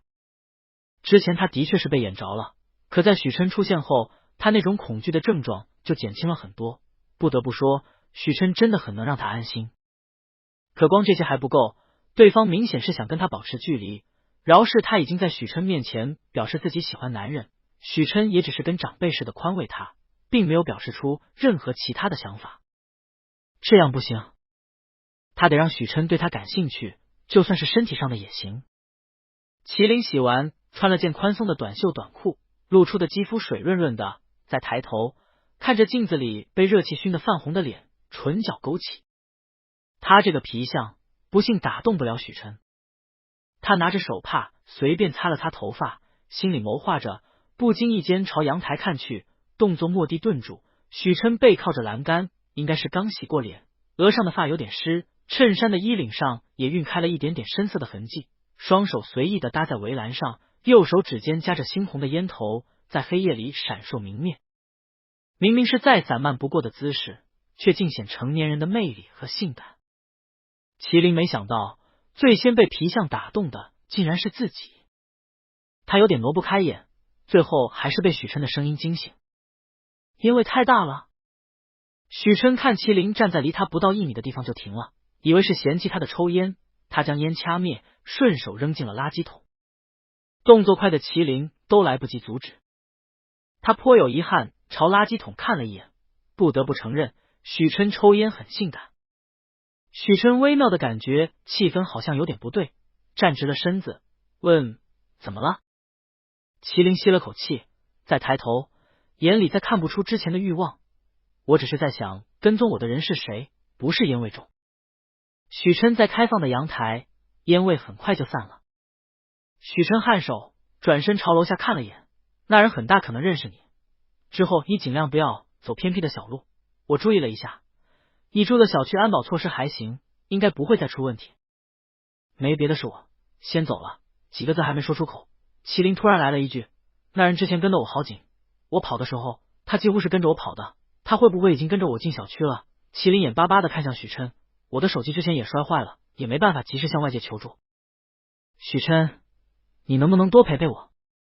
许琛觉得有点头疼，他觉得这样不对，可麒麟说的有理有据，他还真不知道怎么拒绝。麒麟哪里瞧不出他的为难，低下头小声道，拒绝我也没关系，我今天已经麻烦你很多次了，我自己都觉得厚脸皮，对不起。不知道是不是之前被吓的后遗症，此时麒麟眼尾红红的，手捏着自己的衣角，将身上的棉质衬衫捏得皱巴巴的，整个人透露出一股颓丧的气息，活像一个被人抛弃的小狗。再加上此时头发没擦，一滴滴往下滴着水，说不出的可怜。先把头发擦干。许琛碰了碰他的发梢，湿淋淋的，夜晚风不小，别吹感冒了。可能是因为他没正面回答问题，麒麟只是闷闷的说了声哦，然后心不在焉的拿着毛巾给自己擦头发。半天都擦不到实处，该滴水的地方依旧在滴水。许琛看不过眼，朝他伸出手，毛巾给我。麒麟看着面前宽大的手掌，意识到什么，眼里划过一抹惊喜，忙不迭将毛巾放在许琛手心，最后还不忘补充一句，我头发不长，很好擦干的。许琛听着他这自我推销的语气也带上了一丝笑意，好擦干怎么你擦了半天还这个样子？话虽这样说，他还是细细的将麒麟的湿淋淋的发从发梢擦到发尾。麒麟的发丝很细，吸水的毛巾很快将头发擦得半干，蓬松起来，触感很舒服。麒麟就这样乖乖的任由他擦着头发，不知道是不是他没控制好力气，对方的身子会随着他的动作晃动，最后借力靠在了天台的栏杆上。两人之间的距离一下子缩短，这姿势他像是将麒麟圈在了怀里。对方刚洗完澡，身上带着一阵水汽，还有一股浅浅的沐浴露的味道，像是牛奶味，闻起来又软又香。麒麟皮肤也很白，洗完澡后整个人都透着粉，锁骨、肩窝、膝盖这些关节处尤其明显。他一出浴室，许琛就注意到了，嫩生生的。而现在麒麟宽大的 T 恤在他这个角度根本遮不住什么。许琛不动声色的移开视线，无意间却瞥见了对方红透的耳尖。麒麟也不知道他是怎么了，像是着了魔，所有的感官都集中在自己的发间，对方的指尖在头皮间轻轻摩擦，有点痒，有时还会飘来一阵很淡的烟味，并不难闻。他想起之前在阳台上看到的一幕，许琛抽着烟，眼神深邃，浑身上下透露出一股难言的吸引力。思绪飘飞间，对方在他头皮间摩挲的力道仿佛也变了味，有时候对方的指尖还会无意间碰到他的后颈，带来一阵难言的酥麻。麒麟闭上眼，咬了咬唇，他发现许琛真的很容易挑起他的兴趣，就连擦个头发都让他难以自控。身后的许琛也发觉出了异样，对方发间渗出了细密的汗，不光耳朵红，就连白皙的脖颈也泛上一层诱人的粉。他停下动作，问：很热？麒麟呼了口气，想缓缓那股热，可却怎么都抒发不了，反而被压起了火。许琛见他不回答，以为他是不舒服，就掰过他的身子，却一下迎上一双湿漉漉的眼，满是无声的渴求。麒麟本来是背对着许琛的，他没想到许琛会突然将他转过来，眼底的情绪根本没来得及收住，就被人看了个彻底。他有点慌乱的拉住许琛的手，解释道：不是，我只是有点热。他不由记起第一次瞧见许琛，也是没掩盖自己的想法，一下就被人看了出来。当时许琛的态度可谓是冷漠至极，他好不容易才走到今天这一步。许琛没有说话，他的手被人抓住，麒麟的手也有点湿，凉凉的，却很用力，像是怕他跑掉。这么在意他吗？许琛抬起另一只手，擦了擦麒麟额上的汗，唇角扬起一抹很浅的弧度。紧张什么？进屋吧。许琛说完，转身朝屋内走。麒麟没反应过来，许琛没生气。许琛没走几步，却发现自己一只手还被人拽着，拉得还挺紧。一回头，麒麟还站在原地，表情萌萌的，说不出的可爱。他没忍住，伸手揉了揉他的脑袋，低笑一声：不是说热，屋里开着空调，给你降降温。进屋后，麒麟看着坐在沙发上给人回消息的许琛，踌躇片刻，还是开口：你要不要洗个澡？我有大1号的睡衣，你也可以休息一会。今天许琛为了找他，明显也出了汗，况且他也在许琛家里洗过澡，还穿了他的衣服，礼尚往来，不为过吧？麒麟自以为将小心思当得很好，却没注意到许琛不自在的表情。许琛回道：不用，我不累。之前麒麟是被泼了咖啡，情况明显跟现在不一样，况且那会是白天，他根本没有多想。更重要的是，麒麟租的是一室一厅，只有卧室一张床。麒麟见他拒绝，有点不甘心，想说什么，许琛却从沙发上坐了起来。不好意思，我先去打个电话。这一打就是半个小时。麒麟坐在许琛刚刚的位置，抱着一个枕头，百无聊赖的看着阳台借口打电话的人。什么电话需要在晚上10点钟打？还这么久？他捏了捏软软的枕头，想到一个可能，许琛不会再躲他吧？还没等他想到解决办法，困意就先涌了上来。今天发生的事太多了，自己还跑了一路，早已精疲力尽，回到了熟悉的住处，再加上洗完澡，精神松懈下来，一下就犯了困。许琛打完电话进屋，看到的就是歪着脑袋在沙发上打盹的人，刚洗完的头发蓬松柔软，将麒麟整个人衬得愈发精致可爱，像是一只困得不行却还想强撑着等人的小猫咪。麒麟听到声响，模模糊糊的醒了过来，含混问道：“打完了？”许琛点头，工作上有点事，你要是困了就去睡，我在客厅，有事叫我。他决定等麒麟睡着后再离开。麒麟揉了揉眼睛，你不困吗？说完没忍住，打了个哈欠。许琛看他软乎乎的样子，眉间不自觉柔和下来，我不困，正好处理一下工作上的事，你先睡。麒麟见他不像撒谎，只得点头，好吧。那你要不要用电脑？我笔记本借你。许琛，行。有笔记本自然方便很多。麒麟将人领到卧室，笔记本在床边的书桌上，旁边还有配套的办公椅，显然主人经常在这里使用笔记本。许琛以为麒麟会将笔记本拿来给他，可对方却在床边停了下来，很不好意思的看了他一眼，那个，你可不可以在卧室用笔记本？我刚刚睡着的时候做了个噩梦，可我听着你打电话的声音，心里很快就安定下来，一下就知道那是梦，就不怕了。麒麟越说越小声，所以你在卧室陪陪我好不好？我保证不闹你。许琛看着低着头小心翼翼向他请求的少年，感觉思绪有点乱，他怎么像是一步一步走进这小孩的套了呢？麒麟见他不说话，走上前去殷勤的帮他将椅子拉开，你看这里插头什么的都很方便，椅子也比客厅舒服，在这里办公最好了。许琛还想挣扎一下，我可以在客厅沙发那里。他还没说完，麒麟指了指卧室的另一角，这里也有沙发，只是比客厅那里小了点，不过你不睡觉不影响什么，这个沙发还更软，平时我就喜欢窝在这里玩。许琛循声看了过去，卧室窗台边还真有一个小的沙发，靠窗那一头的沙发面上有一个浅浅凹陷进去的弧度，看得出主人经常坐那个位置。这一回许琛是真没了办法，顿了顿就去椅子上坐了下来。麒麟眼里划过一抹得逞的笑，殷勤的去帮人打开电脑，我电脑密码是336728，我很多密码都用这个，门锁也是。说完他在心里补充了一句，所以你以后可以直接上门来找我。做完这些，麒麟还不忘回头去将卧室的门关上。许琛看着他关门的动作，感觉愈发不对劲，这是在干什么？就在他严阵以待的时候，却见麒麟脱了鞋，乖乖地上了床，给自己盖好被子，侧头朝向他的方向，眼角眉梢都是甜甜的笑意。许琛，晚安。晚安。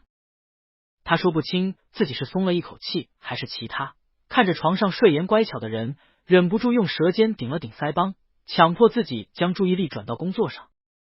等他忙完阶段性的工作，已经将近凌晨，他侧眼看了看旁边熟睡的人，麒麟就算睡着了，也是朝向他这边的，侧着身抱着怀里的被子，左腿伸出来压在上面，衬得肌肤愈发的白，或许是多次翻身的缘故，此时 T 恤下摆撩起，隐隐露出一截纤细的腰肢，折出一个很小的弧度，短裤松松垮垮的搭在腰间，露出后方小小的腰窝，再往下咯吱一声，许琛猛地站起身，椅子跟地面摩擦发出不算小的噪音，他反应过来后，下意识看向床榻的人。麒麟很轻微的皱了皱眉，左腿在被子上蹭了蹭，没多久呼吸渐渐平稳。许琛也不知道自己到底怎么了，竟然对一个睡熟的人有了想法。他别过目光，不再看麒麟，直直的在窗边站着，想将脑子里那些乱七八糟的念头甩开，可身后清浅的呼吸声不断撩拨着他的心绪，让他越来越燥热。他觉得这不是办法，坐回电脑前，准备将自己用过的文件删掉就离开。点进回收站时，他找到自己的那几份文件，刚准备右键彻底删除，不期然看到底下两个文件标题：许州父母的喜好清单，许州是否为同性恋的观察记录。许琛像是直接被一盆冷水泼醒，刚刚那点旖旎的心思荡然无存。所以麒麟一开始的确是喜欢许州的，甚至不惜讨好许州的父母，而在对方交了女朋友之后，转而千方百计接近自己，将他看作是许州的替代品。明明他一开始就看出了麒麟的意图，也察觉到了许州跟他的那点不同寻常，最后偏偏心软，甚至给麒麟找了个借口，觉得只是许州的一厢情愿。可这两个文件彻底将这个可能粉碎。许琛不由觉得自己有点可笑，他竟然真的放任麒麟一次次的靠近，甚至动摇了自己的心。他冷冷的看向床榻上的人，将自己的文件删除后，面无表情的转身离开。麒麟醒来后，天已经大亮，屋内也早已不见许琛的身影，电脑端端正正的放在桌面上，椅子却不知怎么滑得老远。他没有多想，起床洗漱后，先去商场买了个手机，将原先的手机卡装进去，开机后先打开微信，给许琛发了个消息：麒麟，我昨天睡得好死啊，你什么时候走的我都不知道，谢谢你陪我。可直到他中午吃饭，对方都没有再回他。他一直刷着手机，没等到许琛的消息，反倒等来了一通电话。为什么昨天打你电话一直打不通？消息也不回，翅膀硬了是吧？一接通就传来他爸齐长勇气急败坏的声音。好在麒麟早有准备，将手机拿得远远的，等对方嚷嚷够了，才回道：昨天晚上出了点事，手机坏了，现在才买到新的。齐长勇听完也没想着问他什么事，反而急声问：你昨天的相亲怎么样了？雨雨对你感觉怎么样？麒麟声音淡淡的：不合适，就没联系了。他猜到刘雨雨应该还不敢在老家那边说他坏话，毕竟当时可是有人录下了视频，他要是追究起来，丢人的是他。对于这个说辞，齐长勇显然不满意。什么叫不合适？你到底有没有好好哄人家姑娘？我们好不容易给你找到这么一门亲事，你一句轻飘飘的不合适就想打发我？麒麟也没心思跟他解释太多，爱信不信。齐长勇见对方竟然不回他，顿时火冒三丈，还想训斥什么，就被姚佩兰抢了手机。你怎么跟孩子说话呢？不合适就不合适，哪有那么多理由？他警告的看了刘长勇一眼，再开口，声音轻了很多：玲玲，你别听你爸瞎说，不喜欢没关系，等你回家，我们再找找有没有合适的。麒麟垂下眼，遮去眸子里的嘲讽，没应。他们总是这样，一个人唱红脸，一个人唱白脸，以为这样就能把他完全控制住，乖乖受他们的摆布。他看着眼前丰盛的食物，完全没了食欲，甚至有点想吐。姚佩兰不知道麒麟的心思，脸上挂着柔和的笑：你还有1周就放假了吧？到时候早点回来，妈给你做好吃的，月月也很想你。提到小儿子齐月，姚佩兰语气都真诚了很多。麒麟敷衍的嗯了一声，原来只剩1周了，他跟许琛之间进展的挺顺利的。昨天许琛的反应他也看在眼里，明显是对自己也有感觉，那1周的时间够了。可是麒麟没想到，他这1周都没见不到人，发微信10句回1句，大多数还是关于江教授手稿上的问题，他才会理，还都是直接甩出几个文献让他自己去查。去新的家教时，借口跟他一起吃饭，对方要么说忙，要么直接不理。这急转直下的态度真的让麒麟摸不着头脑。那晚两人明明好好的，难不成是他睡觉不老实把人吓走了？麒麟，我明天最后一门考试，等暑假我就要回家了，我们见一面聊聊。可直到他考试结束，对方也没有回音。许州跟麒麟一个考场，考完后跟在麒麟身后，见他一直盯着手机看，笑问：最近是在等什么消息吗？总见你时不时拿起手机看。之前麒麟会穿着他哥衣服的事，他搞清楚了，是麒麟被人泼了咖啡，他哥撞见了，就将人带回家整理了一下。两人之间并不是他想象的那样。可饶是如此，麒麟对他的态度也肉眼可见的冷淡了下来。他跟几个舍友求助过，他们说可能是麒麟跟于程程不熟，3个人一块难免尴尬，多进行一些集体活动就好了。他这时眼尖的到隔壁考场的另外2个舍友，立马朝他们招了招手。麒麟还没反应过来，就被3个人包围了。常勇一夸张的抱着他的胳膊哭嚎：呜，小林子，你就是我的神！你画的考试重点也太准了，我不用担心挂科了。麒麟每次期末都会将自己的课堂笔记和考试重点分享给宿舍的几个人，常勇一心思不在学习上，每次都是靠着这些擦边及格，因此尤为感激麒麟。行了，这么多人呢。麒麟无奈的将扒在他身上的人推开。宿舍的老大谢开宇也用拳头捶了一下麒麟的肩，谢了兄弟，下次请你好好搓一顿。麒麟看着他们，脸上也有了笑意。他以前在宿舍的时候，或许是年龄最小，大家都很照顾他，就算搬出了宿舍，他们也会时不时问他有没有什么需要帮忙的，感情一直还在。许州见气氛正好，笑道：正好趁大家都考完试，我们出去玩玩怎么样？城西新开了一家度假酒店，设施看起来还不错，饭菜评价也很棒，明天一起去。最近麒麟好像一直胃口不太好，在食堂吃饭，经常饭菜吃几口就不吃了，现在换个地方看看能不能改善一下。他话音刚落，常永义立马附和，高兴道：我正觉得被考试折磨坏了，想透透气，你可真说到我心坎上去了。谢开宇也跟着点点头，自从麒麟搬出去后，我们也好久没聚聚了，这个时间正好。常永义想到什么，撞了撞许州的肩，把你女友和他舍友叫上呗，8个人多热闹。许州哪里听不出他的意思，笑骂了他一句：知道你看中程程室友了，直说兄弟会不给你创造机会。常永义嘿嘿笑了一声，没否认。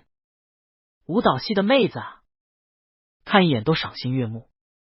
麒麟有点不想再插进许州跟于程程之间，刚想找个借口推脱，常永义伸手揽住他的肩，恶狠狠道：你小子又想跑是不是？4对4，你要是走了像什么样子？你不去我就去你宿舍把你扛出来。麒麟欲哭无泪，他是知道常永义无法无天的性子，他要是不去，对方可能真的会撬门去捞他。行，我去。麒麟妥协道。正好这些天他也被许琛搞得郁闷的不行，散散心好。同一时间，许琛也被人缠住了。我新开的度假酒店，你真不去？好歹给我撑个场面啊！严浩瞧着一天到晚待在办公室看文件的人，感觉自己都要被憋死了。许琛，你这回不去也得去。这小子已经高强度加班1周了，他瞧着再不停，估计要猝死在公司。许琛揉了揉眉心，说了不去。严浩真拿他有点没办法。这时手机响了一声，竟然是许州。许州没想到酒店的人气那么高，预约都满了，知道酒店是他名下的，就找上来了，看能不能通融一下。严浩看了眼依旧埋头工作的人，略一思忖，宰了一顿许州后，让他把会来的人的身份信息发给他做个登记。许州很快将信息发了过来，其中果然有麒麟。严浩脸上划过一抹玩味，手指在许琛桌上点了点，真的不去。刚刚许州让我给了他几个酒店的名额，说是要带着麒麟一块去玩玩，整整3天哦。他话音刚落，就见许琛签字的手墨地停下，文件上的签名慢慢被墨迹晕染开。许琛闭了闭眼，最终还是放下了笔。半晌，他听见自己低哑疲累的嗓音：什么时候？度假酒店的位置并不在市中心，许州开了一辆车，常永义租了一辆，两人根据路线决定载谁。常永义自告奋勇去接于程程离得最远的那2个小姐妹。舞蹈系的学生放假比他们早，好在于程程的舍友都是本地人，可以凑在一起，只是去接的时候比较费力。不过常永义不怕累，觉得还能借机在于程程室友面前表现自己。许州车上则载了于程程和他的室友叶云，再加一个麒麟，副驾上的麒麟昏昏欲睡。他昨天为了搞清楚江教授手稿上的一个大问题，熬到了半夜2点。许琛这回连论文都没有给他推荐，无论他发多少消息都是石沉大海，电话也不回，他只能靠着自己去嚼透手稿上的内容。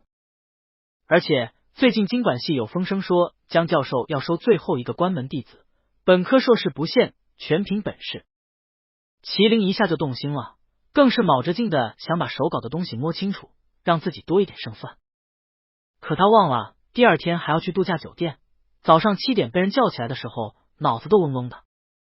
许州看到麒麟难看的脸色，忍不住开口问道：麒麟，你脸色不太好，不舒服？麒麟摇摇头，没事，就是早上起得早了点。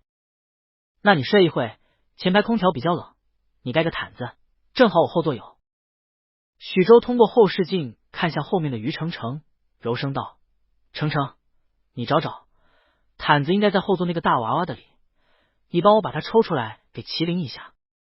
于程程抿了抿唇，没有将毯子拿出来，而是直接将娃娃递到前座。麒麟接过娃娃，礼貌的说了声谢谢。许周瞧麒麟将毯子随便卷了卷抱起来，不由失笑，你好好盖，着凉了到酒店可没人照顾你的。麒麟眯着眼，含糊的应了一声，他现在很困，也不想那么讲究。许周还想说什么，后座的叶云突然发话，许周，你能不能专心开车？这是高速上好吗？他语气有点冲，不管旁边于程程的阻挠，继续说道，还有，只有他困吗？你没看到程程也一直在打哈欠，我们还提前1个小时起床化妆的，你怎么不体谅一下自己的女朋友？他在宿舍就听见于程程不止抱怨过一次许周跟麒麟之间的关系，每次几人在一起，许周眼里就只有麒麟，将于程程晾在一边。明明于程程才是许周的正牌女友。许周愣了愣，诧异道，程程你在后座我没看见，你也困了？要不睡一会，我把车开稳一点。于程程摇摇头，你别听云云瞎说，这里最累的是你，那么早起来接我们，还要开车，困的话我们在服务区停一会再走。那个度假酒店建在山上，下了高速还要上盘山公路，比较危险，他不想看许周那么辛苦。许周听了这话，脸上也泛起一抹笑，没事，我不累，这次机会难得，我精神着呢，不会出岔子，你们安心睡。麒麟听着两人之间你来我往的柔情蜜意，眼里无波无澜，甚至更困了。可叶云明显没想着放过他。喂，麒麟，你知道副驾只有女朋友才能坐吗？我其实挺好奇，为什么常永义为什么不把你接上车？你在我们中间真的很怪。话里话外责怪麒麟抢了于程程的位置。麒麟被他杠得有点烦，语气也有了冷意。我上车的时候就只有副驾有空位。叶云瞧他还理直气壮，阴阳怪气的笑了一声，那是程程不想让我跟你坐在一起尴尬，故意让出来的，可你不该那么自然的坐上去，懂吗？这个麒麟还说是学霸呢，读书把脑子都读傻了吧，一点情商都没有。他本以为这样说麒麟会尴尬的跟他们道歉，可对方一个多余的眼神都没给他，只淡淡的说了句，不好意思，我还真不懂。他最后一个上车，自然哪里有空坐哪里，这个空位既然在这，就代表车内3人已经默许了，他没必要受这个冤枉气。不过这个叶云直接将他的瞌睡虫都赶走了是真的，早知道他就不该看在常永义的面子上来这一趟。车里气氛尴尬起来，于程程敏感的看到许周脸色也有点不好看，立马欠声道，云云她有起床气，再加上性子比较直，可能一时没控制住脾气。他解释完之后，朝叶云使了使眼色，示意他不要再说了。云云，许周在开车，这样他会分心的，你别说了。虽然他在许周关心麒麟的时候的确有点不爽，可现在明显不是追究的时候。叶云看着自己关系最要好的小姐妹，嘟囔了一句，你就是太心软，才总是被人欺负。许周也是个拎不清的，要不是看在对方的背景，他可能2个人一起对。麒麟是真的感觉莫名其妙，他的起床气比谁都大，他凭什么惯着叶云？对方话里话外都是冲着他来的，当他是软柿子。可没等他发作，旁边的许周开了口，叶云，去接麒麟是我的主意，常永义跟谢开宇都住宿舍，2人自然是一起，他还要去接程程另外2个舍友，麒麟自然由我负责。常永义对他们其中一个女孩子感兴趣，就想趁着路上多交流一下，可那个女孩子不可能一个人上他的车，自然还要带一个朋友，他们就这样安排了，真没想到半路还会出这样的问题。这件事要怪也怪我没安排好，不关麒麟的事。许周语气也沉了下来，显然对叶云之前的话很不满意。于程程咬了咬唇，小声道，对不起，云云她不是这个意思。叶云见他既然道歉，牵住他的手，愤愤道，我又没说错，你道什么歉？于程程真的是将整颗心挂在了许周身上，这样不得吃亏死。许周也觉得头疼，他之前从来不知道叶云对麒麟这么大恶意，早知道他就不该为了多跟麒麟待一会，坚持过来接他。他还想说什么，就见麒麟慢慢将娃娃里的毯子塞了回去，不睡了。你上车的时候还困得不行。麒麟将娃娃恢复原状，没回答他的话，反而淡声道：下个服务区停一会，我打电话让常永义接我过去。他也懒得受这气。到了服务区，许州看着神色明显不耐的麒麟，柔声道：玲玲，常永义他才刚接到人，等到这里还得一会，我好好去说说他们，你别生气。麒麟看他殷勤的态度，愈发烦躁。许州，你没必要两边讨好，于程程是你的女朋友，你对她好是应该的，不用花这么多心思在我身上。我们只是普通朋友。麒麟刻意咬中了普通两个字，看向许州的目光带着疏离。他也察觉到不对味了，许州对他的好太没有边界感了。什么普通朋友？许州干巴巴的笑了笑，我们不是最好的兄弟吗？我不是那种有了女朋友就忘了兄弟的人，我去跟他们好好说说。许州说完，没等麒麟回话，就脚步匆忙的往车那边走。于程程跟叶云嫌外边热，一直在车里没出来。麒麟看着许州逃避时的背影，要不是在服务区，他都想打车回家了。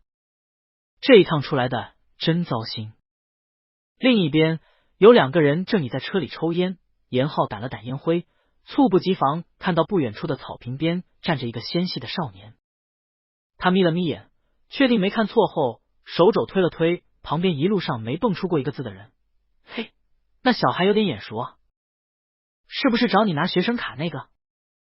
严浩故意没说出名字，想看看许琛的反应。对方也没让他失望，那张扑克脸上瞬间有了波澜，朝着他指的方向看过去。许琛没想到会在这里碰到麒麟，对方一个人站在路边，简单的白 T 和牛仔裤，手插在兜里，低着头，烦闷的踢着草坪边的台阶，还经常抬手擦额头上的汗，显然是热坏了。他记得麒麟很怕热，那为什么还一个人在外面站着？严浩看着旁边的人烟也不抽了，就那样默默看着路边的人，至少3分钟，姿势都没变过。他实在看不下去，骂道：想去就去，烟屁股都要烧到你手上了，被勾了魂似的，还死撑着。许琛被推下车，后知后觉发现指尖有点烫，他灭了烟，站了一会，感觉烟味散了，才朝对方走去。麒麟实在热得受不了，将额前的发撩了起来，这样会凉快点。他想了想，准备打电话问问常永义到哪了，突然身后一片阴影将他笼罩住，正好挡住了初升的太阳。紧接着一阵熟悉的烟味传入鼻腔，很清淡，并不难闻。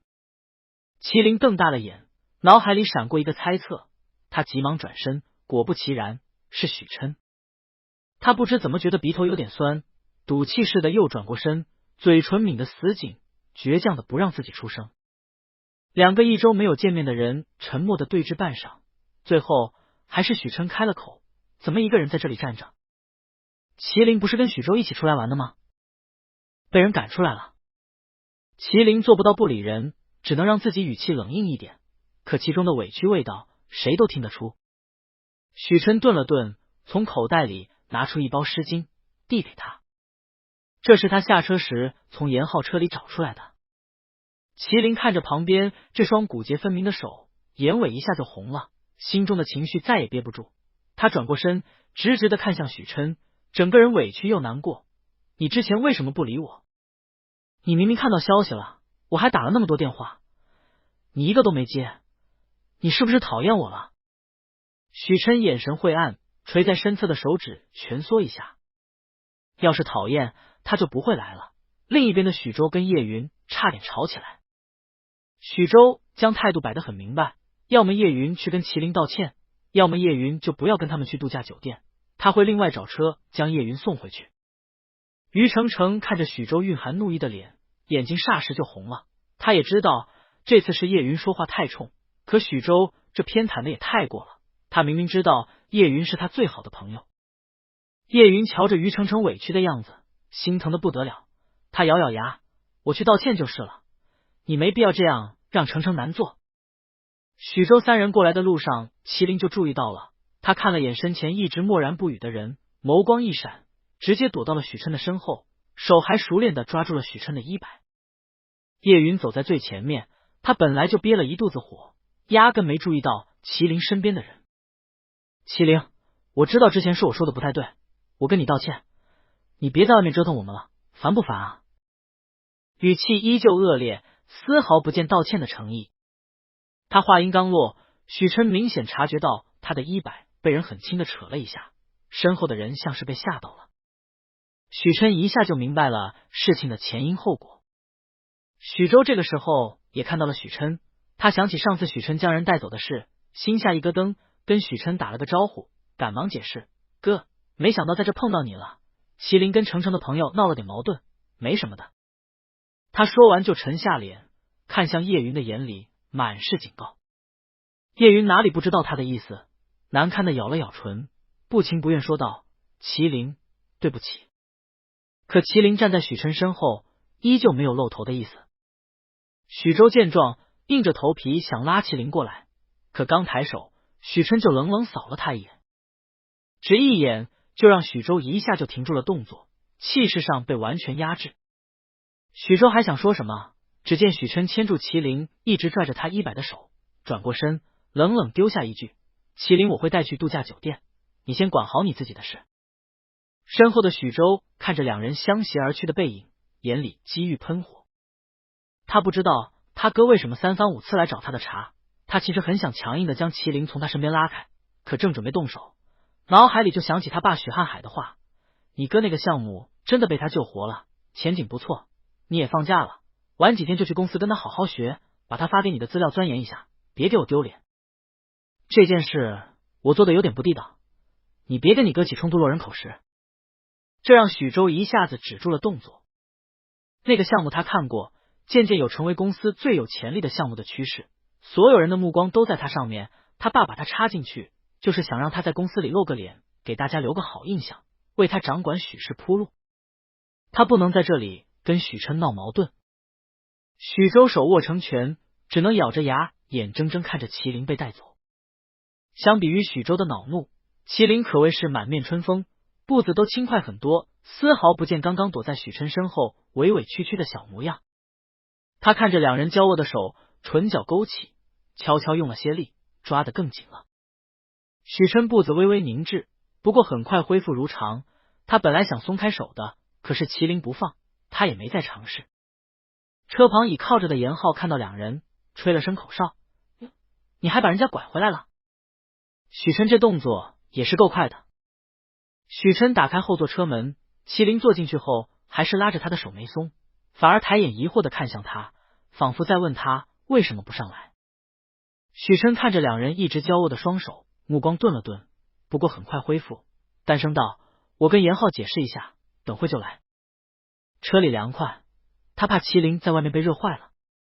麒麟撇了撇嘴，心不甘情不愿的松开，在两双手即将分开的时候，他没忍住，小小勾了勾许琛的手心，轻声道：那你可以不可以快点？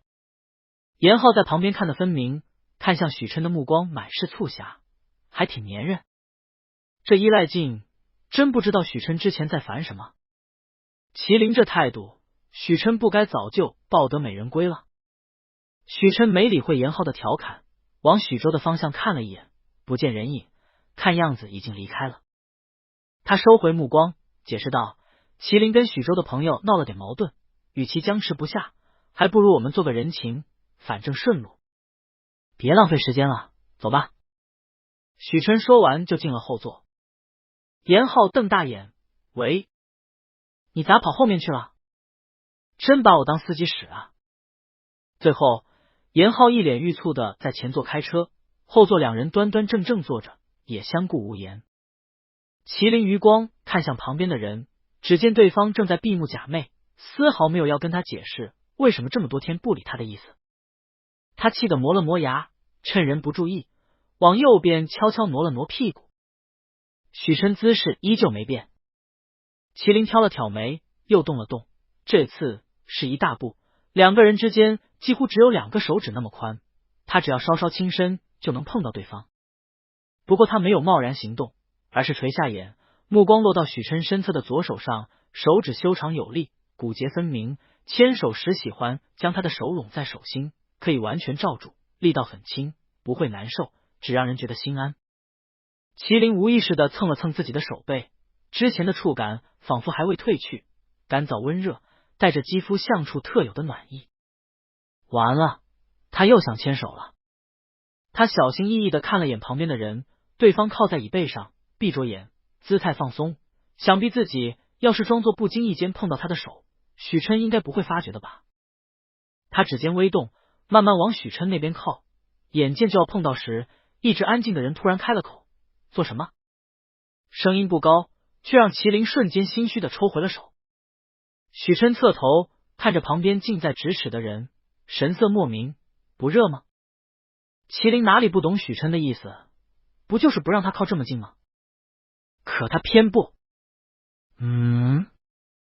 他面上闪过一丝恰到好处的疑惑，还煞有介事的伸手去出风口探了探：“不热呀。”严歌开的冷气很足。前座的严浩听到这声歌，只觉得身心愉悦，这司机当的也不亏。而且温度是17摄氏度，按理来说也不可能热。许琛，你觉得热？要不我把温度调低一点？严浩说着就想去改温度，还没动手，就听见许琛硬邦邦的来了一句：“不用。”麒麟嘴角翘起，碰不到，还不让他坐近一点了。不过许琛有必要这么浑身紧绷？他坐在旁边都能感受到这人的不自在，甚至在他靠近之后，许琛直接转头看向窗外，一个多余的眼神都不给他。麒麟见对方这么抗拒，干脆转过脸，光明正大的看着他，虽然只能看到侧脸，不过聊胜于无。在对方即将沉不住气时，麒麟提前开了口：“许琛，你怎么知道我要去度假酒店？”两人见面只说了几句话，他保证没有透露出自己的行程。而且他们竟然这么凑巧赶到一块了。麒麟从不相信会出现这种巧合，大多是人为的。严浩听见这话，下意识道：“哦，是许琛知道许州要带你来，也一起来散散心。”许琛接住严浩的话头：“严浩是那家酒店的老板，许州找的他，顺便跟我说了一嘴。”许琛面色如常：“正好我最近工作压力有点大，就来了。”一番话滴水不漏，根本看不出许琛这次行程跟麒麟有半分联系。严浩瞧着还在强撑的许琛，敷衍应和：“是，你说的对。”麒麟哦了一声，也没再追问。就在许琛以为这件事过去了的时候，麒麟冷不丁来了一句：“你之前为什么都不理我？”说完还紧紧盯着他，像是他不给个回答就不罢休。忙。许琛只给了简单一个字。麒麟以为许琛会好好跟他解释一番，没想到还是这个说辞，忙成什么样子，会一个电话都不接的。他心里火气蹭的一下就上来了，绷着脸问：“那你最近几天应该不忙吧？”同在一个酒店，他就不信逮不到许琛。许琛哪里听不出他的言下之意，只能沉默。他也不知道自己来这一趟的目的，更不知道为什么看到麒麟被欺负时会忍不住将他带走，造成现在他处理不了的局面。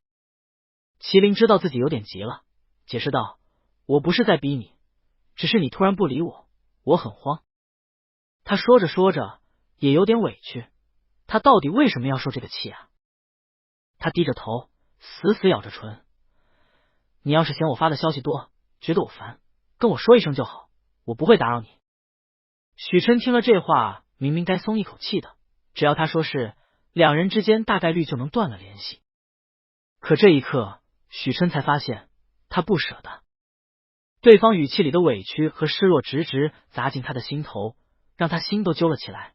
他喉头滚了滚，哑声道：“不烦。”每次看到麒麟的消息，他整个人都轻快很多，就算对方给他讲的都是一些琐碎的小事，比如今天吃了什么，去喂猫的时候小白好像又长胖了云，这些事情让他恍惚以为自己也参与进了对方的生活，可回过神来，只有冷冰冰的文字。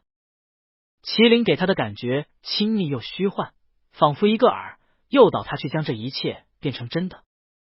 麒麟见许琛神情松动了些，抬眼看向他，小心翼翼道：“那最近几天我可以去找你吗？”许琛叹了口气，语气满是无奈：“可以，这几天我都有空。”他好像拒绝不了麒麟太多次，最后心软的一定是自己。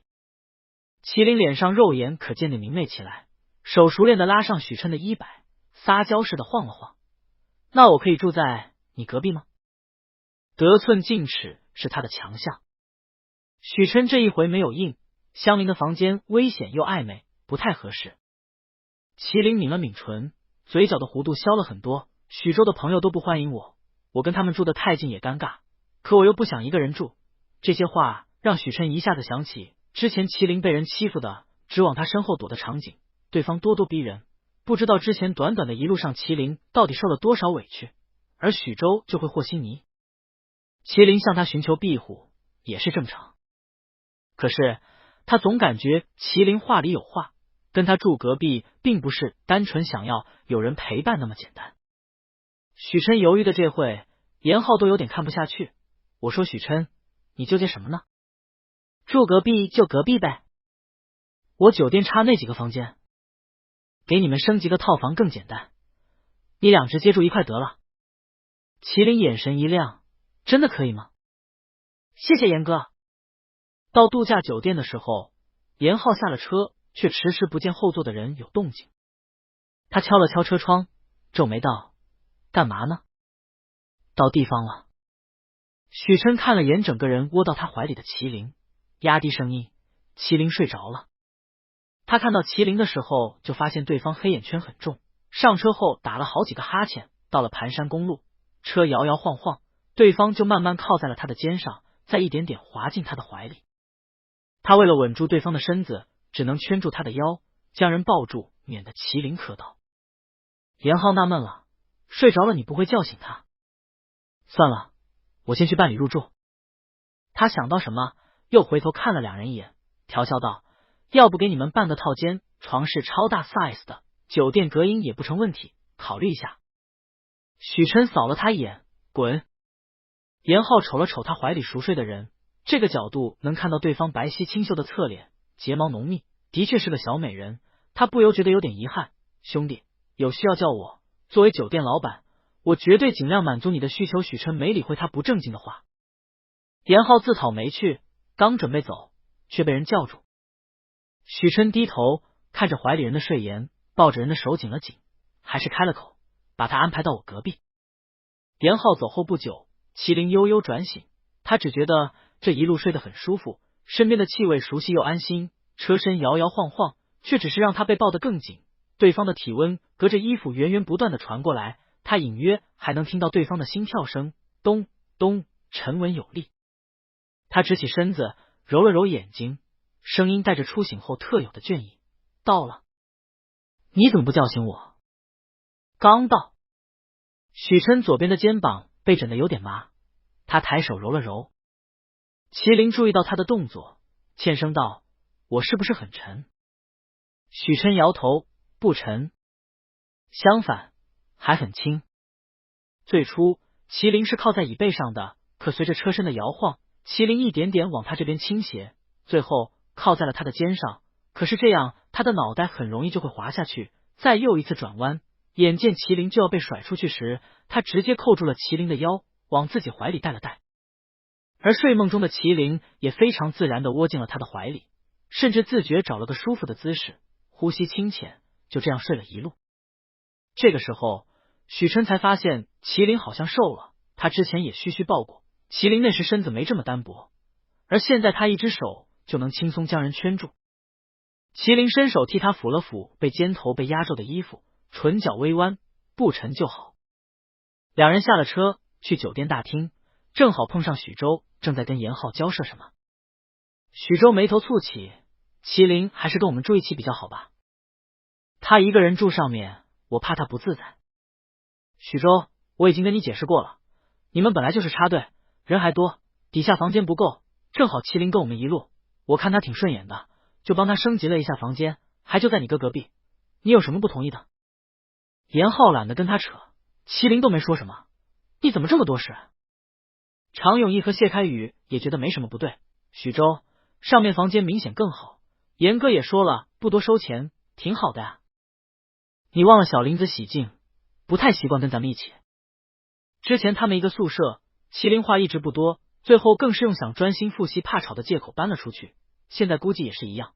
他看麒麟出门的时候还带了电脑。许琛这时正好走进来，听到了这最后一句，他顿了顿，目光落在旁边这个在他拒绝同住之后闷闷不乐好久的人。麒麟这粘人的性子分人。常永义这个时候眼尖的看到了麒麟，朝他兴奋的招了招手。麒麟，这边严哥已经给咱们办好入住了，你房间跟许哥在一起。许州已经跟他们解释了路上碰到了许琛的事，不过没有细说麒麟为什么下车，大家也没有多想。麒麟接过自己的房卡，有些惊喜，他以为许琛没同意。谢开宇也走上前，先礼貌的跟许琛打了声招呼，再把帮麒麟拿着的电脑递给他，笑问：你咋出来玩还带这么多书？不是刚考完试？还怪沉的。麒麟接过自己的东西，道了声谢，之前有点问题一直没搞懂，一直放着，怕思绪又断了，索性带来了。正好还碰到了许琛，他只觉得自己带东西来的决策无比正确。许州也看到了两人，眼神晦暗，知道自己不能改变什么，一句话没说地上了楼。其他人也纷纷跟着他去放自己的行李。严浩气了一声，跟许琛吐槽道：还真以为谁都要惯着他呢。许琛瞥了眼许州的背影，没有多言，反而看向旁边拎着电脑的麒麟，要不要帮忙？麒麟白皙的手上被勒出了明显的红印。麒麟扑哧一声笑出来：我哪里这么娇气的？他思索片刻，是这样的，我的房间在另一头，所以你们做什么也别有什么顾忌，我保证听不见。他说完，趁着许琛还没发飙，电梯门一开就蹭的跑远了。两人出电梯后，许琛有些尴尬：你别听严浩瞎说，他就这个性子。麒麟眼中划过一抹促狭，状似天真的问：严哥说的是听见什么呀？我们会做什么动静很大的事吗？许琛愣了愣，脑海里不知怎么浮现出那天晚上麒麟睡着时无意间露出的那一截细腰，白的晃眼，侧边的腰窝若隐若现。他别过头，强硬止住脑海里的念头，开口道：好了，别开玩笑，我看你之前挺困的，回房好好休息，有事叫我。许琛面上依旧沉稳，可语气里的不自在却一下被麒麟听了出来。麒麟看着不敢正眼看他的许琛，若有所思。到了两人房间门口，许琛刷卡进自己的房间，门渐渐掩上，他心里也莫名松了口气。可就在门即将完全合上的那一刻，一只手抵住了门，缓缓推开。麒麟站在门口，面上像是有点不好意思：我其实真的有点事。他咬了咬唇，黑眸澄澈，配上那张极具有欺骗性的脸，看起来又软又乖，像是根本没有其他心思。按理来说，许琛这个时候应该让开将麒麟迎进去，可鉴于之前的话题，许琛没动。麒麟抬头看向许琛的目光无辜又可怜：郝晨，你能先让我进去吗？麒麟还是进了屋。这里不愧是豪华的度假酒店，沙发茶几一应俱全，落地窗大而明亮，可以看到窗外远处山上缭绕的雾气，是绝佳的观景平台。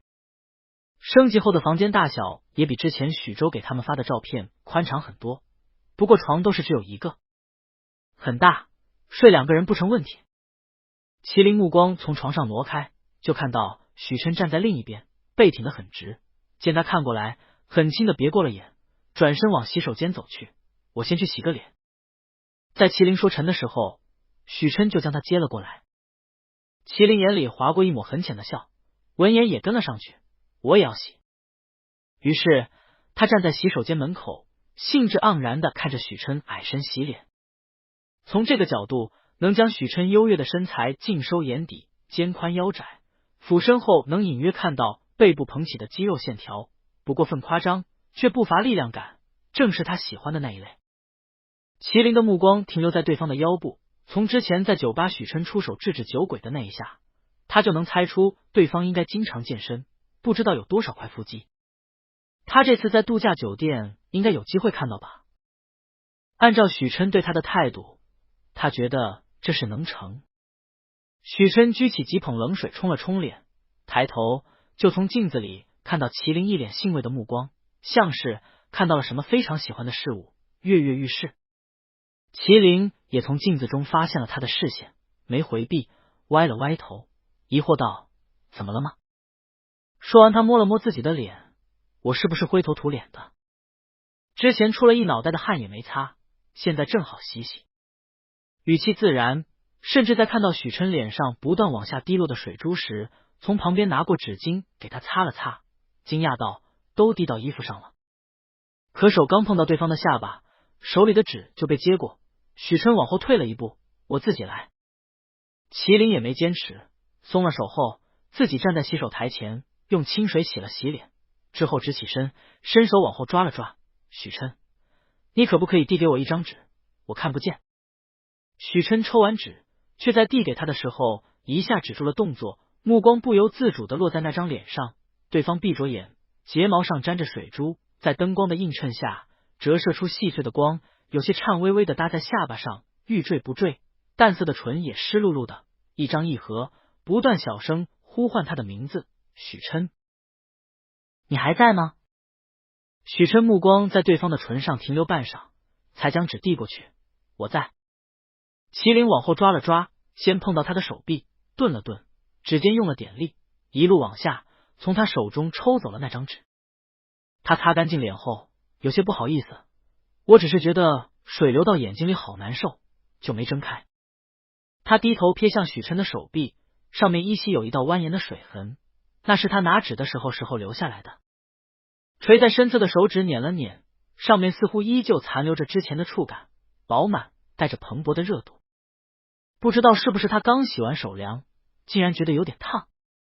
不算宽敞的洗手间内，气氛渐渐变得古怪，空气中仿佛流动着莫名的因子，每呼吸一次就让人心跳乱一分。许琛莫名觉得手臂被碰过的地方有点痒，他将手背在身后，先出去。麒麟唇角勾了勾，也没说什么，乖乖跟在许琛的身后走了出去。之后他也没再做神摇鱼举的事，许琛绷得太紧了，再撩拨下去只会适得其反。他拿出江教授的手稿以及一些参考书籍，整齐的在茶几上摆好，再拿出本子和笔，规规矩矩坐在沙发上，再往自己旁边的位置上拍了拍，示意许琛坐自己旁边。许琛看他这架势，后知后觉反应过来，麒麟应该是要向他问手稿上的问题。你想问的是这个事？麒麟点了点头，对啊。你之前不理我，我有好多地方都没搞懂，攒了很多问题。他说完，看着许琛状似松了口气的样子，又补了一句：不然你以为是什么？之前在门口严哥说的那事？麒麟垂下眸，抿了抿嘴角，手指无意识的抓紧了手中的本子，嘟囔道：我其实知道那是什么意思，我早就成年了。他说完，发现笔记本被自己捏得皱巴巴的，赶忙摊平，最后放开可怜的笔记本，不自在的揉了揉耳朵。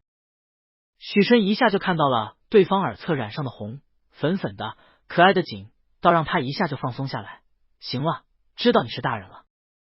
麒麟一直隐晦的跟自己强调他不是小孩，像是生怕他忘了似的。他在麒麟旁边坐下，虽然不是之前麒麟拍的位置，可也不算远，都有什么问题？这一晃就是一个下午，麒麟一直待在许琛的房间，直到严浩过来敲门叫他们下去吃烧烤，两人才回过神。麒麟一看时间，下午5点多了，他摸了摸肚子，的确有点饿，而且聊的知识点太多，他一下吸收不了，整个人脑子都有点懵。许琛看出了他的疲惫，站起身主动结束了授课。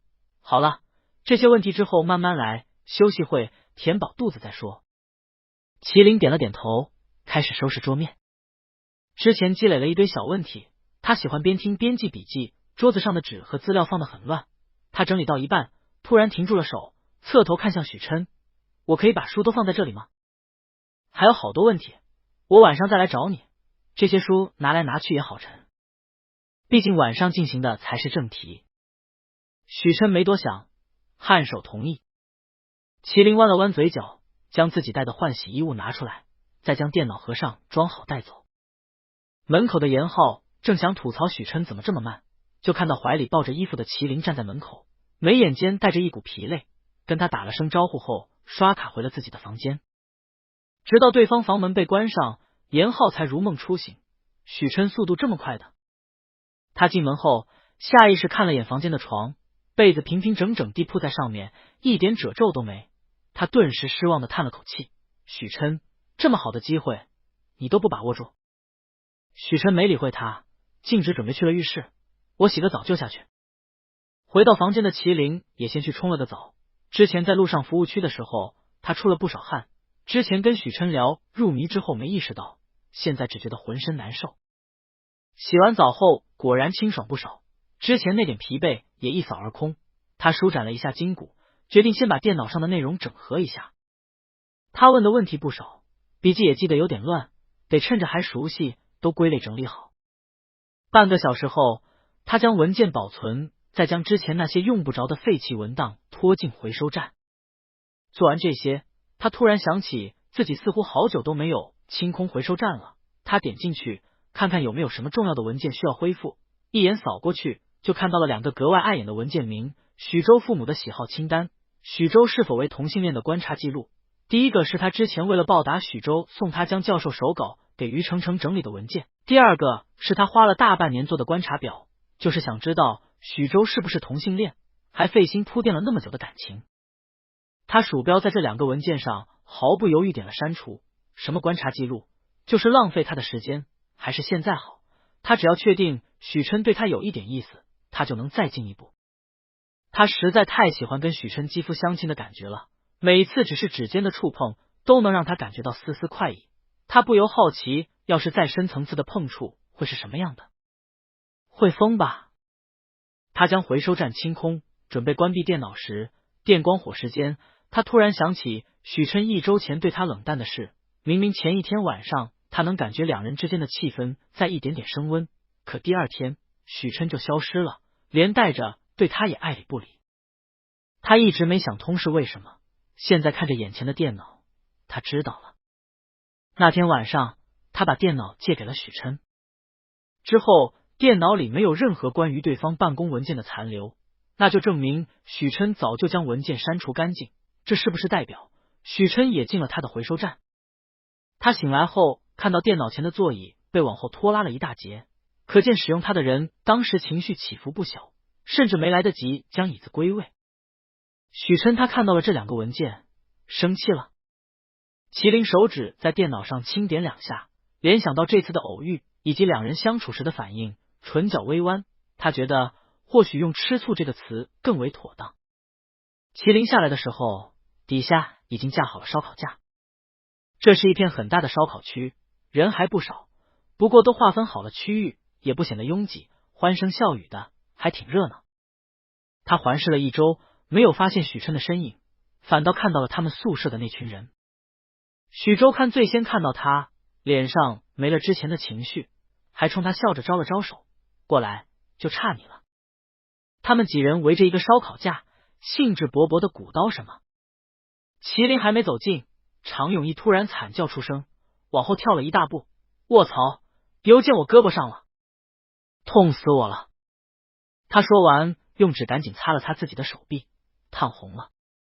常永义看着锡纸上滋滋的油，后怕的将烧烤工具塞到谢开宇手里，这玩意还真没那么简单，你来。谢开宇白了他一眼，谁让你往锡纸上倒这么多油？你看人家厨师那边用了多少，不会学学？看酒店给他们分了3个烧烤架，有一个是专业的厨师负责，还有2个他们可以自己动手，旁边的是新鲜的处理好的食材。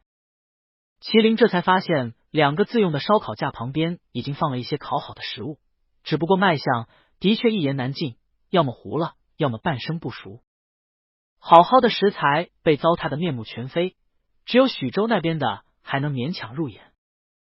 常勇一眼巴巴的看了眼厨师旁边的3个女孩子，沉痛的捂着自己的胳膊，我只是没有烧烤的天赋，我其他方面还是很强的，下次我一定好好表现自己。他们这边现在只有于程程一直的陪着许州，2人看起来柔情蜜意的。谢开宇看到常永一羡慕的小眼神，老父亲似的摸了摸他的头，乖，你还有我。去，你以为你烤的那玩意就能吃吗？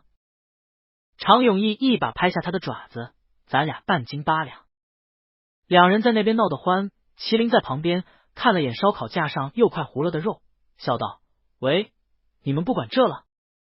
都冒烟了。两人顿时手忙脚乱的去抢救食物，看得麒麟忍俊不禁。他正想帮忙，旁边递来一盘烤好的羊肉串，我这里有一些，你们先吃。是许州那边新鲜出炉的。常永义闻风而动，笑眯眯的接下烤肉，还是你靠谱，那我就不客气了。许州又将调味料递过去，你们撒调料的时候给麒麟分出来点，他不喜欢味道太重的。他说完想了想，还是自己亲自动了手，从里面挑出几个卖相好的，亲自撒上调料递给麒麟。麒麟，你吃这些，他们口味比较重，免得不留神都给你撒上料了。常永义跟谢开宇对许州这态度见怪不怪，他们寝室里虽说关系都不错，可许州跟麒麟关系最要好，说是亲如兄弟也不为过。再说麒麟岁数小，他们也乐得一起宠他。两人不觉得有啥，可旁边的于成成却只觉得苦涩。许州第一时间的确是先给他分了一些，可下一瞬间就去了麒麟那里，呵护备至的态度让他不由怀疑自己这个女友的地位。许州回来后，看着于成成低着头闷闷不乐的样子，目光闪了闪，手拿着调笑，温和问道：成成，我还没问你喜欢吃什么口味，我给你调。于成成那点别扭瞬间烟消云散，用手抱着许州的胳膊，亲昵道：只要是你调的，我都喜欢。常永义吃完后，看到麒麟都没动许州递过来的羊肉串，有些纳闷：你怎么不吃？麒麟将吃的推到常永义面前，不用，我还不饿。他不想吃许州递过来的东西，就算卖相还不错，边缘也难免有一些焦黑，看得他一点食欲都没有。不得不说，有时候他还挺挑事也挑人。他想到什么，目光往四周巡视一圈，还是不见许琛的身影，倒是看到严浩在跟一个身材高挑的卷发美女搭讪，春风满面。麒麟叹了口气，去旁边拿了点水果吃，就找了个地方坐下来等。常永义在又一次亲自动手失败后，顿时蔫了，哭丧着脸看着麒麟，这吃的一点都不过瘾，我去买点零食过来好了。他还想表现自己一番，可没想到烧烤根本没有表面看起来那么简单。每个小团体只配了一个专业厨师，他们8个人压根就不够分，而且还有4个女生，当然女士优先。许州有于成成投喂，而他们几个根本没吃到啥。麒麟倒是觉得无所谓，可看着常永义目光止不住的往李思涵用身上瞟，给他指了条路，超市离这里还有点距离，你试试叫李思涵陪你，路上风景也挺不错的。李思涵就是常永义心仪的那个女生。常永义听了他的话，茅塞顿开，将烧烤工具往旁边一扔，激动道：麒麟你真的神了，我现在就去。他很快就去邀请李思涵，对方欣然同意，两人携手离开。麒麟看着两人的背影，有点羡慕，什么时候许琛能这么好拐啊？他拿出手机，决定给许琛发个消息，要不要下来吃烧烤？他刚发完，旁边就传来一道小小的女声：请问我可以坐这里吗？是于成成的另外一名室友顾听然，穿着白色的连衣裙，一头及肩长发，看起来很温柔的一个女孩子。麒麟收回手机，往旁边让了让，可以。他坐的位置距离厨师那边比较远，他以为顾听然是觉得味道太呛了才过来的。两人随便聊了几句，麒麟的手机突然响了一声，是许琛回复了他。许琛，我在严浩看着许琛漫不经心的收回手机，啧了一声，许琛，我以前咋不知道你的心机还能用到这上面呢？在看到有小女生去跟麒麟搭讪后，目光就没收回来过，可就是不动，他在旁边鼓动了好几回也没成功。在你下来前，人家麒麟不知道往我这边看了多少回，那小眼神盼的，等谁我就不说了吧。现在你还非要人家主动找你，你才回复，端什么呢？许琛看向另外一边朝他们走来的卷发美女，没理会他的话，找你的。人走后，许琛旁边顿时安静下来，他目光落在麒麟身上，很淡。往往太容易得到的，就越不会珍惜。那头麒麟不知道说了什么，穿着白色连衣裙的小姑娘回了自己室友身边，而麒麟也站起身，四处找了一圈。看到他后，之前略显冷淡的表情一下鲜活起来，嘴角翘起，毫不犹豫地朝他走来。起先还走得不紧不慢，最后几乎是小跑过来的。你什么时候下来的？我都没看到你。麒麟说话还带着一点喘，可眼里的笑意藏都藏不住。许琛递给他一瓶水，有点公司的事耽误了，就下来都晚了。你们那边还挺热闹的。许琛突然来了这么一句，刚刚跟你聊天的人是于成成的室友吗？麒麟喝了口水，回道：对，我们8个人守着一个厨师烤肉，有点不够，他也吃的差不多，就跟我一块在旁边坐了会，那里烟小。我跟他也才刚认识。麒麟想到什么，笑意盈盈的补充道：自从那2个文件的事情发生，他就决定尽量避免在许琛面前产生不必要的误会，无论是同性还是异性。许琛面上没有多余的表情，像是没听懂他的言外之意，反而招手将旁边一直闲着的厨师叫过来，问麒麟：需要我把他借给你们吗？严浩在外面风流去了，而他对这些油腻的食物没有太大兴趣，于是他们的厨师一直很空。麒麟闻言眼睛亮了亮，可以吗？就在你这边烤也没关系，等会我端过去一部分就好。要是一直占用对方的厨师，也怪不好意思的。再说厨师都走了，他一直待在这里也名不正言不顺。厨师很快开始工作，麒麟留下一部分食物，再飞快将剩下的带到谢开宇那边。谢开宇本来还在等他们这边下一波出炉的烧烤，看到麒麟手里满满当当的食物，瞪大了眼：小林子，你是去抢劫了吗？麒麟将食物放到他们面前：这是许州哥哥那边的，他们吃不完，我就带过来了。他说完又赶忙跑了回去，等会我再给你们带。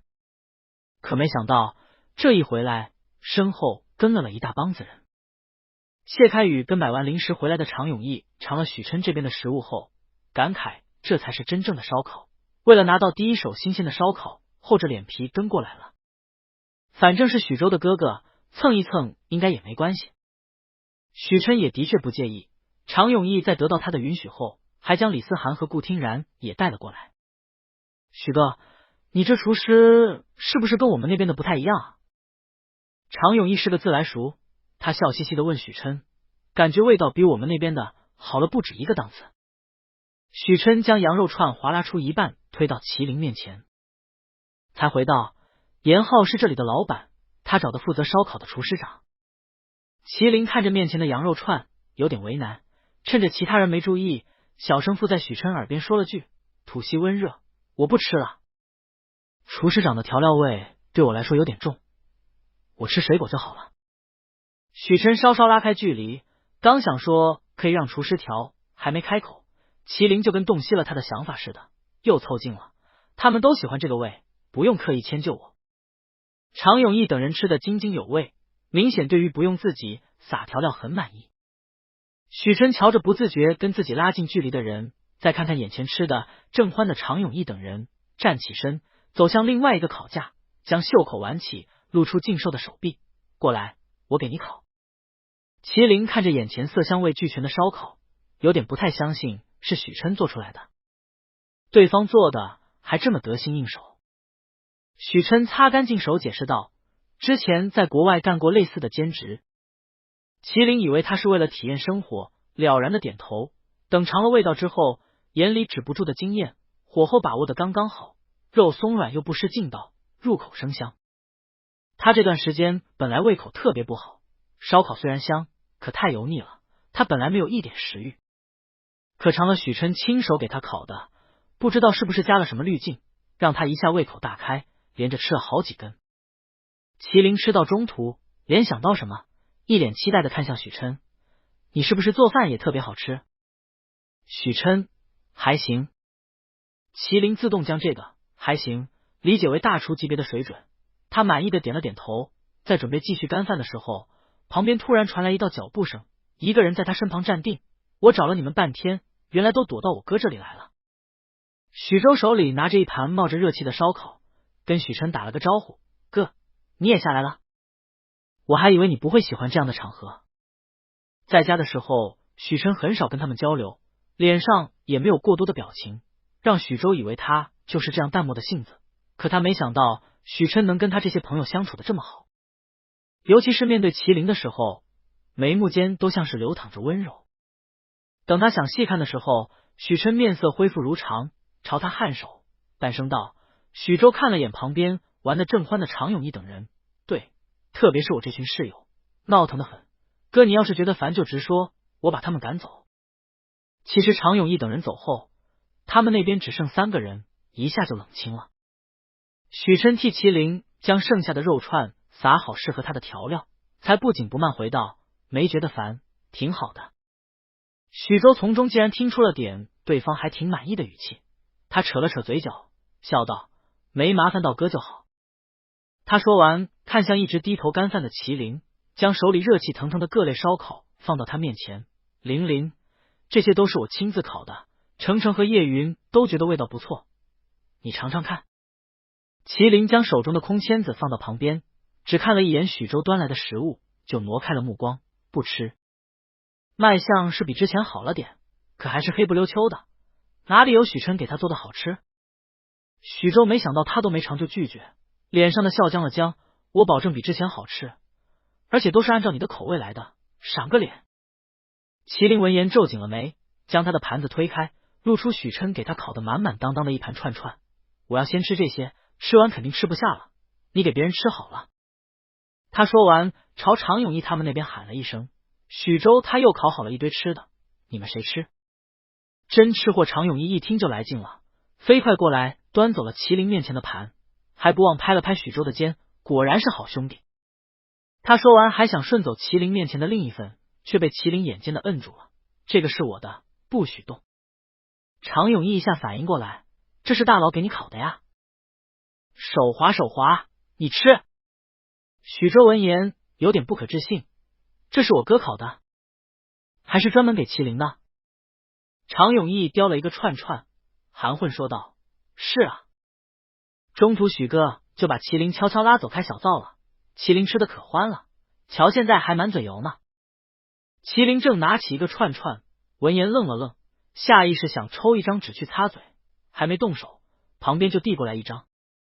许琛带着淡淡笑意的声音传来：“他瞎说的。”常永义见状，笑嘻嘻的拍了拍许周的肩：“你也别操心小林子了，他被人投喂的可好了，哪还有心思吃你烤的？下次直接送我这里来吧，哈哈。”许周眼神复杂的看了眼许琛跟麒麟，两人什么时候这么要好了？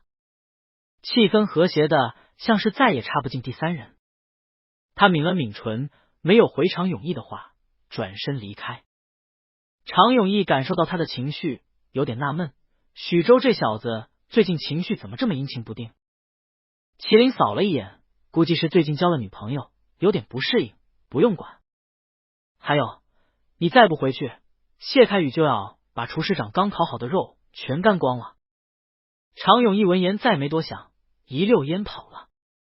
众人吃饱喝足后，常永义见大家各玩各的，有点冷清，就提议在酒店外的草坪上玩真心话大冒险。麒麟本来还想着将许琛拐回房间继续讲题，听到这话，下意识就想找个借口开溜，可常永义眼尖一下就逮住了他，将他往铺好的垫子上带，又想跑。没门！常永义刚把人拉起来，一只手搭在他的肩上，阻止了他的动作，力气不大，却让他手一松，放开了麒麟。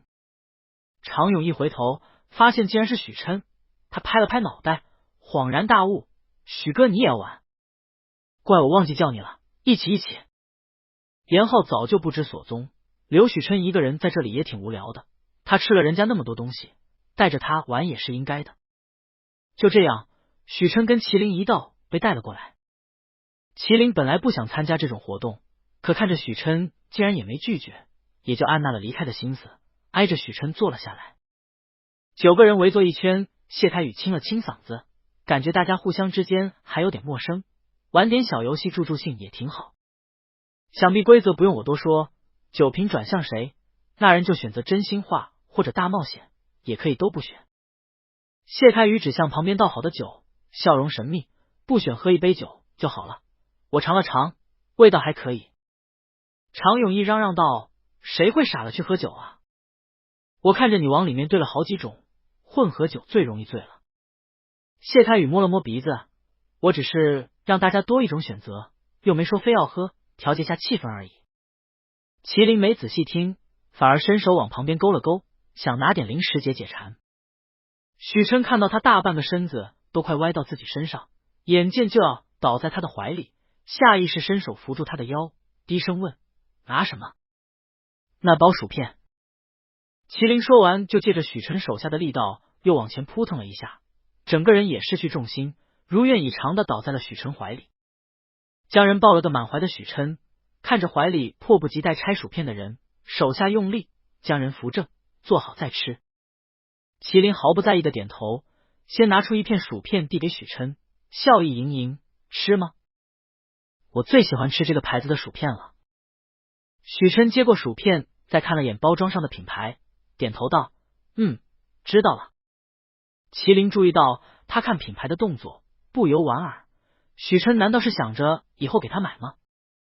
两人高高兴兴吃薯片的亲昵姿态着实刺激到了对面的许州，他对着还在嬉笑的常永义和谢开宇道，好了，规则也介绍的差不多了，可以开始游戏了吧？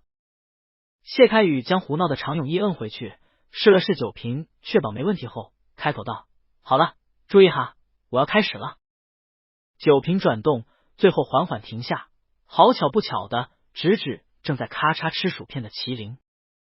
麒麟看着瓶头，眼睛一下子瞪圆，嘴里的薯片都忘了吃，喃喃道，不会吧，我这么倒霉的？谢开宇毫不留情笑了出来，让你不专心，选吧，真心话还是大冒险？麒麟放下手里的薯片，叹了口气，真心话。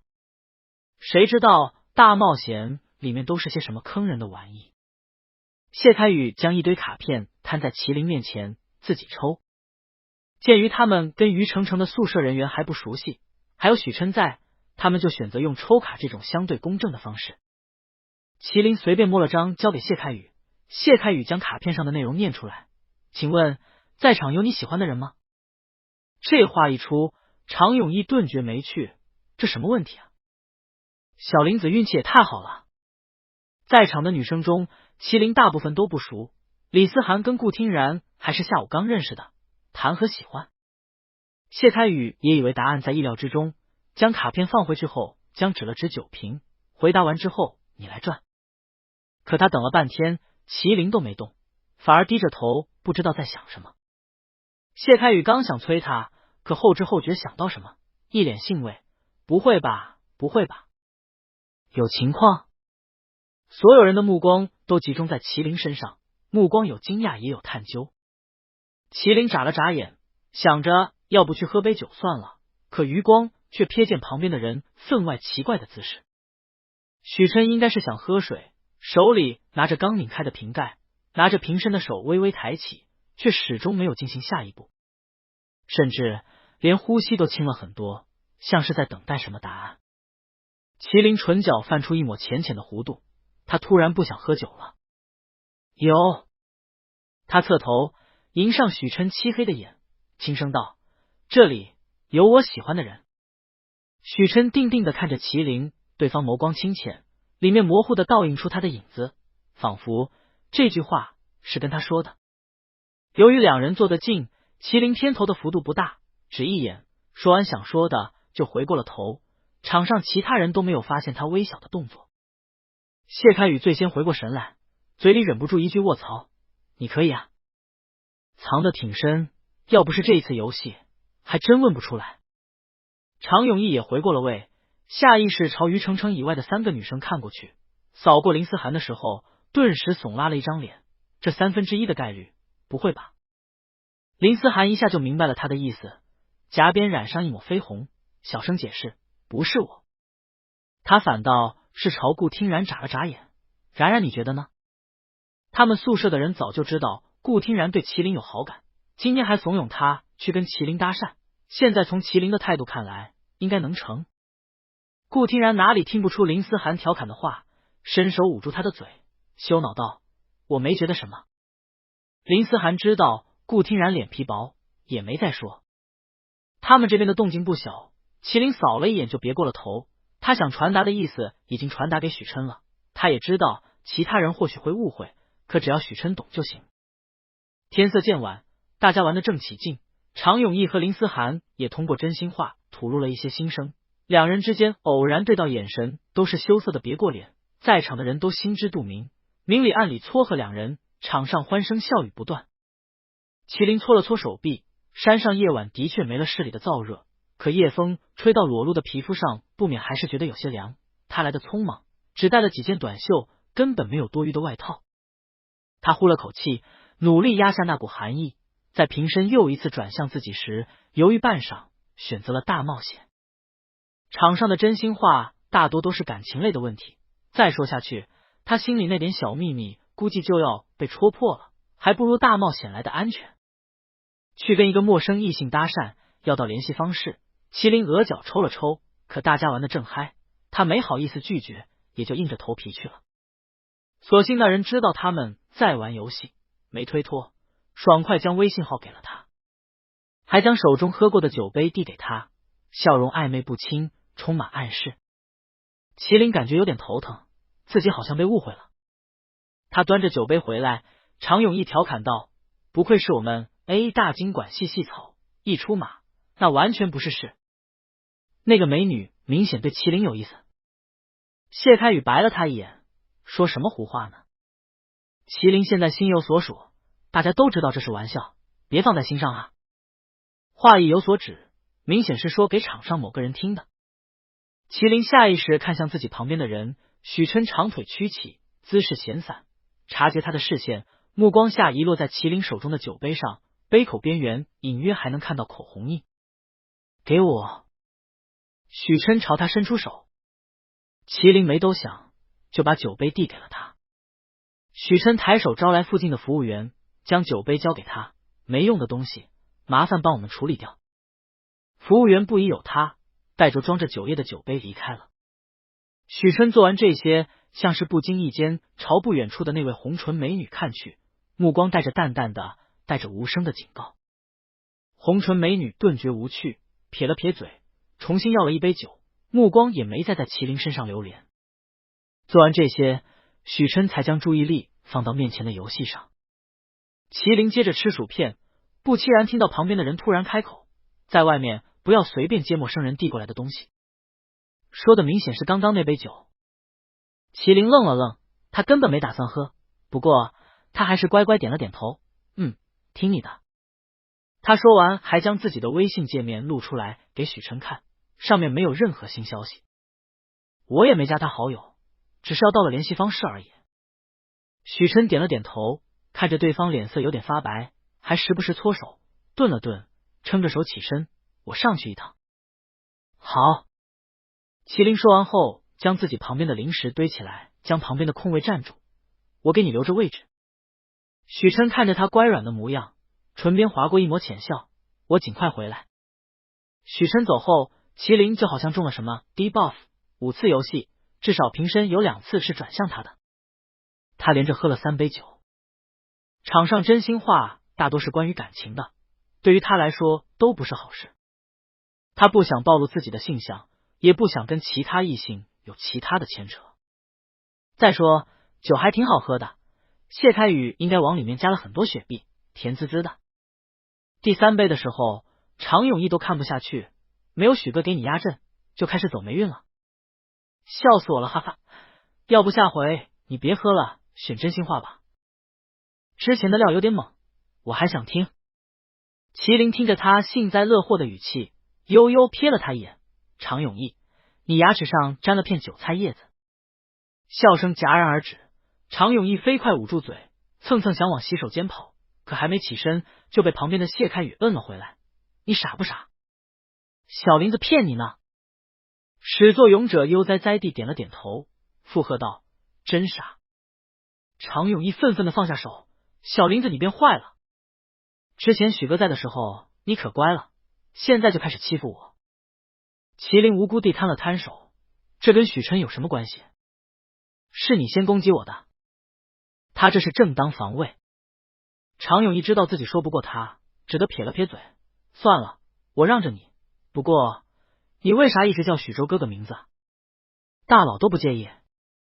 许琛其实在他们中间有点格格不入，对方衣服穿的一丝不苟，气质沉稳，跟他们这些还没出校园的毛躁大学生截然不同，让他们下意识就有了距离感，没办法将许琛当作同辈来看，所以就叫他许哥，有时候嘴瓢还会叫大佬。可麒麟一直喊的许琛，对方也像是习以为常，每次都应了。准备转瓶子的麒麟抬头看向他，我为什么要叫他哥？他从来没有把许琛当哥。麒麟说完就转动了瓶子，这一次瓶口直直对准常永义。常永义，卧槽！几局后，谢开宇准备的酒都被喝完了，几个女生也多多少少喝了一杯，脸上也有了醉意。许州扶着于程程，好了，时间不早了，也该休息了，大家散了吧，明天再一起玩。此时场上其实没剩多少人，常永义跟李思涵早就偷偷溜走了，顾听然扶着喝醉的叶云上了楼。谢开宇看着脸上有些红的麒麟，问道：麒麟，你还好吗？场上就你喝的最多。他混的酒味道的确还不错，可就是后劲大，从叶云跟于程程的状态就能看出来。两人只喝了一杯，叶云就开始说胡话，而于程程也是抱着许州不撒手，显然是醉了。麒麟平时都没怎么碰酒，这次却一下喝了3杯。没事。麒麟挥开谢开宇想要扶他起来的手，指了指旁边的站位的零食，我在这里等一会许琛，他的东西还在这。吐字清晰，像是挺清醒的。谢开宇一时拿不准主意，想再去扶，可麒麟根本不让他碰。许州将旁边的于程程扶好，开宇，你回去休息吧，我把程程送回去，再下来看看。谢开宇其实也有点站不稳了，他看了看四周的服务员，揉了揉眉心，那我跟服务员招呼一声，你要是也搞不定就叫我，我先去洗个脸清醒一下。许琛下来的时候，看到的就是麒麟孤零零的身影，歪歪扭扭的坐在原位上，手指扒拉着旁边的零食。怎么一个人在这里？麒麟仰头就看到许琛拿着一件外套搭在他身上，刚刚工作上有点急事，我交代了一下，就来晚了。麒麟似懂非懂的眨了眨眼，慢吞吞的回道：哦。许琛敏感的察觉到麒麟状态有点奇怪，他看了眼角底下散乱摆着的几个空酒杯，他走之前这里还没有。你喝酒了？麒麟这回听懂了，唇角弯起，我喝了3杯，是喝的最多的，一副自己很厉害想被夸奖的小模样。许琛沉沉看了他半晌，没说话。麒麟莫名觉得有点冷，缩了缩脖子，委屈巴巴道：你又凶我，我等了你这么久你还凶我。他将旁边的零食扒拉到自己旁边，嘟囔道：不给你占座了。许琛无奈的揉了揉眉心，蹲下身替人将外套穿好，我应该提前跟你说一声的。他也没想到会在电话里说这么久。麒麟这回没有像抗拒谢开宇一样推开许琛，只是指了指旁边的零食，这些也要带回去，都是他最喜欢吃的，不能丢。于是许琛一手提着零食，一手揽着麒麟往酒店走。到电梯门口，恰巧碰到下楼的许州。麒麟看到许州，眉头蹙起，又往许琛怀里躲了躲，很小声的说了句：烦死了。两人离得很近，许琛当然听到了这句话。他没等许州开口，淡声道：我送他回去。许州看着两人几乎贴在一起的身体，只觉得心里不是滋味。哥，他喝完酒或许不太老实，还是我来吧。之前我们住一个寝室，比较熟悉他的习惯。说完就准备将麒麟接过来。麒麟像是早就发觉了他的意图，双手直接搭到许琛的脖颈，整个人都窝在他怀里，侧着脸没看许州，浑身写满着抗拒。许琛抬手扶住他的腰，让人不至于抱得那么费力。许州，我之前就说过，管好你的事。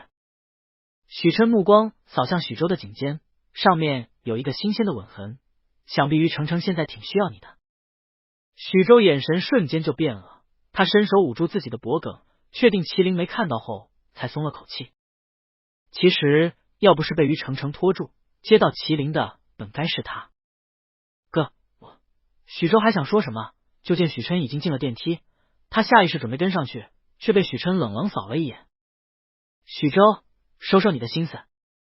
短短一句话，让许州即将迈出去的腿僵在原地。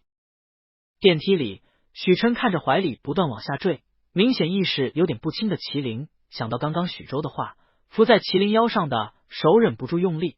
麒麟和许州一起在大学宿舍里生活了3年，醉酒的麒麟觉得腰有点疼，小声嘟囔了一句，伸手扒了扒许琛的手。可这次许琛却没由着他，反而又将人往怀里拢了拢。要是麒麟这个时候抬眼，就能发现往日许琛平静无澜的眼底是他从未见过的占有欲，浓郁的让人心惊。许琛将麒麟送到房门口，麒麟看了看关闭的门，非常自觉地从口袋里掏出房卡。许琛见他的动作，沉默半晌，还是将人放出了怀抱。麒麟得空后，拿出房卡去开门，不过不是开他眼前的那一扇，而是往旁边走了一步，直接拿着房卡往上面对。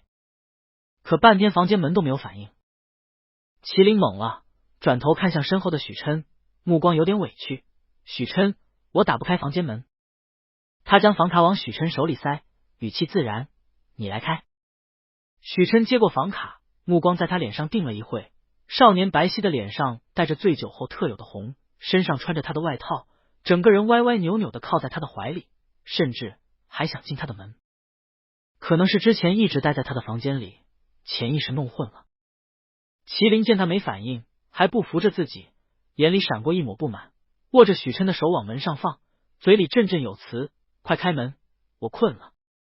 许琛见他几乎挂在他身上，还止不住往下滑，站都站不住，抿了抿唇，从口袋里掏出房卡，打开了门。麒麟进门后，熟门熟路的摸到了床上，大喇喇的躺了上去，嘴里还喃喃道，我好像真的喝的有点多，好晕。他说完还想拽掉身上的外套，可扯了半天，手上使不上力，自己在那里急得不行，偏头看到旁边的许琛，下意识就喊道，许琛，我脱不掉衣服。许琛看着在床上扭成一团的人，叹了口气，走过去帮人将衣服脱掉，再摸了摸他的额头，有点热，不过应该是喝酒后的正常体温。除了头晕，还有哪里难受？麒麟从床上挣扎着坐起来，皱着眉，嘀咕一声，全身难受。他觉得有点热，扯了扯衣领，可是没用，想了想，双手搭在自己的 T 恤下，白往上掀。许琛眼前晃过一抹刺眼的白，他心下一跳，猛地按住麒麟的手，制止了他的动作。T 恤下摆被人硬生生往下扯了扯，麒麟不明所以，皱着眉，干嘛？许琛别过眼，脸上依旧镇定，可声音却没有以往那么稳，带了点不在，脱了会着凉，山上晚上气温低。他说完后，麒麟像是听懂了，没再想着脱衣服。许琛松了口气，可下一秒他就被人牢牢抱住，猝不及防的冲击力让他身子往后弯了弯，才稳住身形，手更是下意识拖住了麒麟的腰，防止他摔倒。麒麟双手揽着对方的脖颈，笑嘻嘻的，不让拖就抱。说完将脸搁在他的肩头，喟叹一声，你身上味道好好闻。冷冽中带着一股清新，让他混沌的脑子下意识的想去追寻这个味道。在这个封闭的空间，两人距离太近了，许琛几乎能感受到对方的呼吸浅浅拂过他的脖颈，带来一阵痒意。他头偏了偏，可麒麟像是小狗似的，马上跟了过来，甚至惩罚似的在他发上揉了揉，不许乱动。霸道的不行，脸甚至过分的贴着他脖颈处的肌肤蹭了蹭，脸上满是艳足。可这样放肆的后果，就是他被人摁在被窝，两边的被子被垫在他身子底下，将他裹成了个蚕蛹，动弹不得。许琛看了眼被人蹭得皱巴巴的衬衫，想到刚刚麒麟的动作，也觉得有点热，他将衬衫扣子解开一颗，透了透气。麒麟本来被困在床上有点恼，可不经意间看到许琛的动作，境遇又撩人，就算喝醉了，也让他呼吸停滞了一瞬。他不知怎么就忘记了挣扎，就这样直愣愣的看向对方，或者说是衬衫解开后露出来的那片一小片风景，脖颈线条流畅，突出的喉结透着难言的性感。再往下，衬衫虚掩乔不分明，却更让他挪不开眼。麒麟混沌的脑子里只闪过一个念头：这个人为什么能这么轻易撩动他？还是他被酒精蒙蔽，以至于敌不过这一点点诱惑？许琛也发觉了他直白的目光，停留在纽扣上的手顿了顿，下移到底下的那一刻，像是要解开，可迟迟没有动作，急得麒麟恨不得想亲自上手帮他。许琛将他的表情尽收眼底，嘴角微勾，想看？麒麟飞速点头，他可太想看了。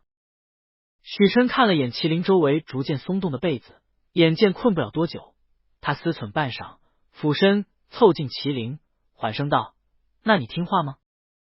麒麟看着面前渐渐放大的脸，脑子一片空白，只傻傻的看着对方慢慢靠近，直指鼻息交融。许琛低沉磁性的声音响起，他才找回自己的声音。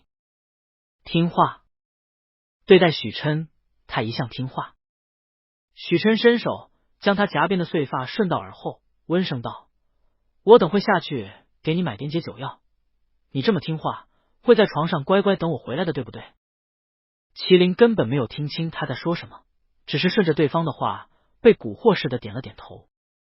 许琛见目的达到，就准备抽身离开，可刚动就被人拉住了衣角。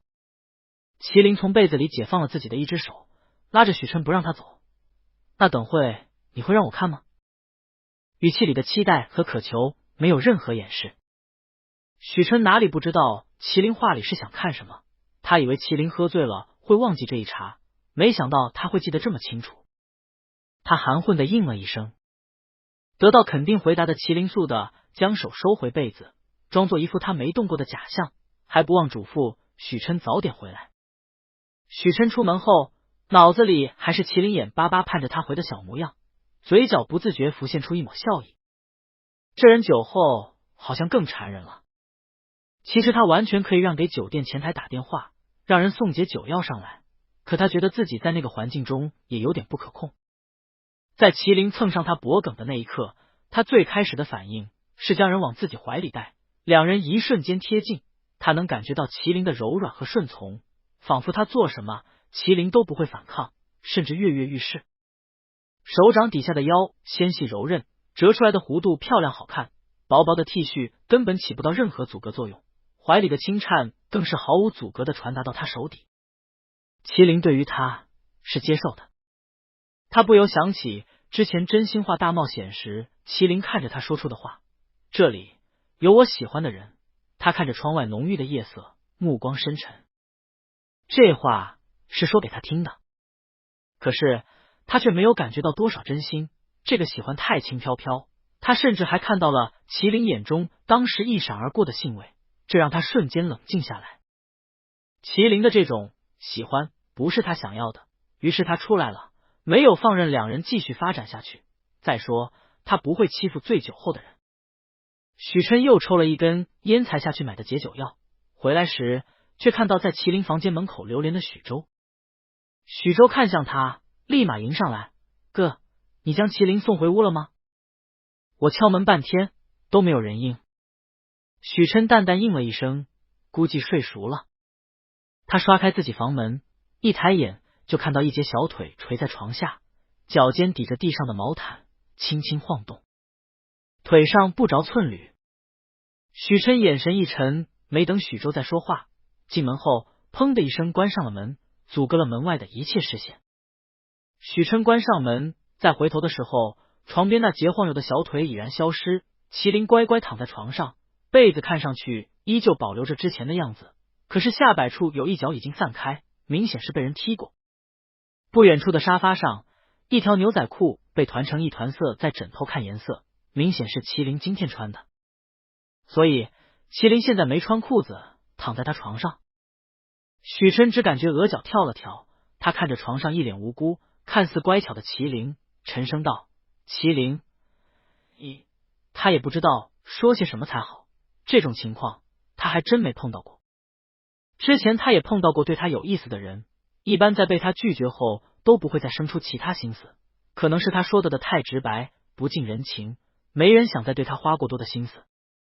可直到碰到了麒麟，他一开始也是毫不留情的拒绝了，可麒麟像是没察觉到，一点点接近他，不动声色拉近两人的关系，让人防不胜防。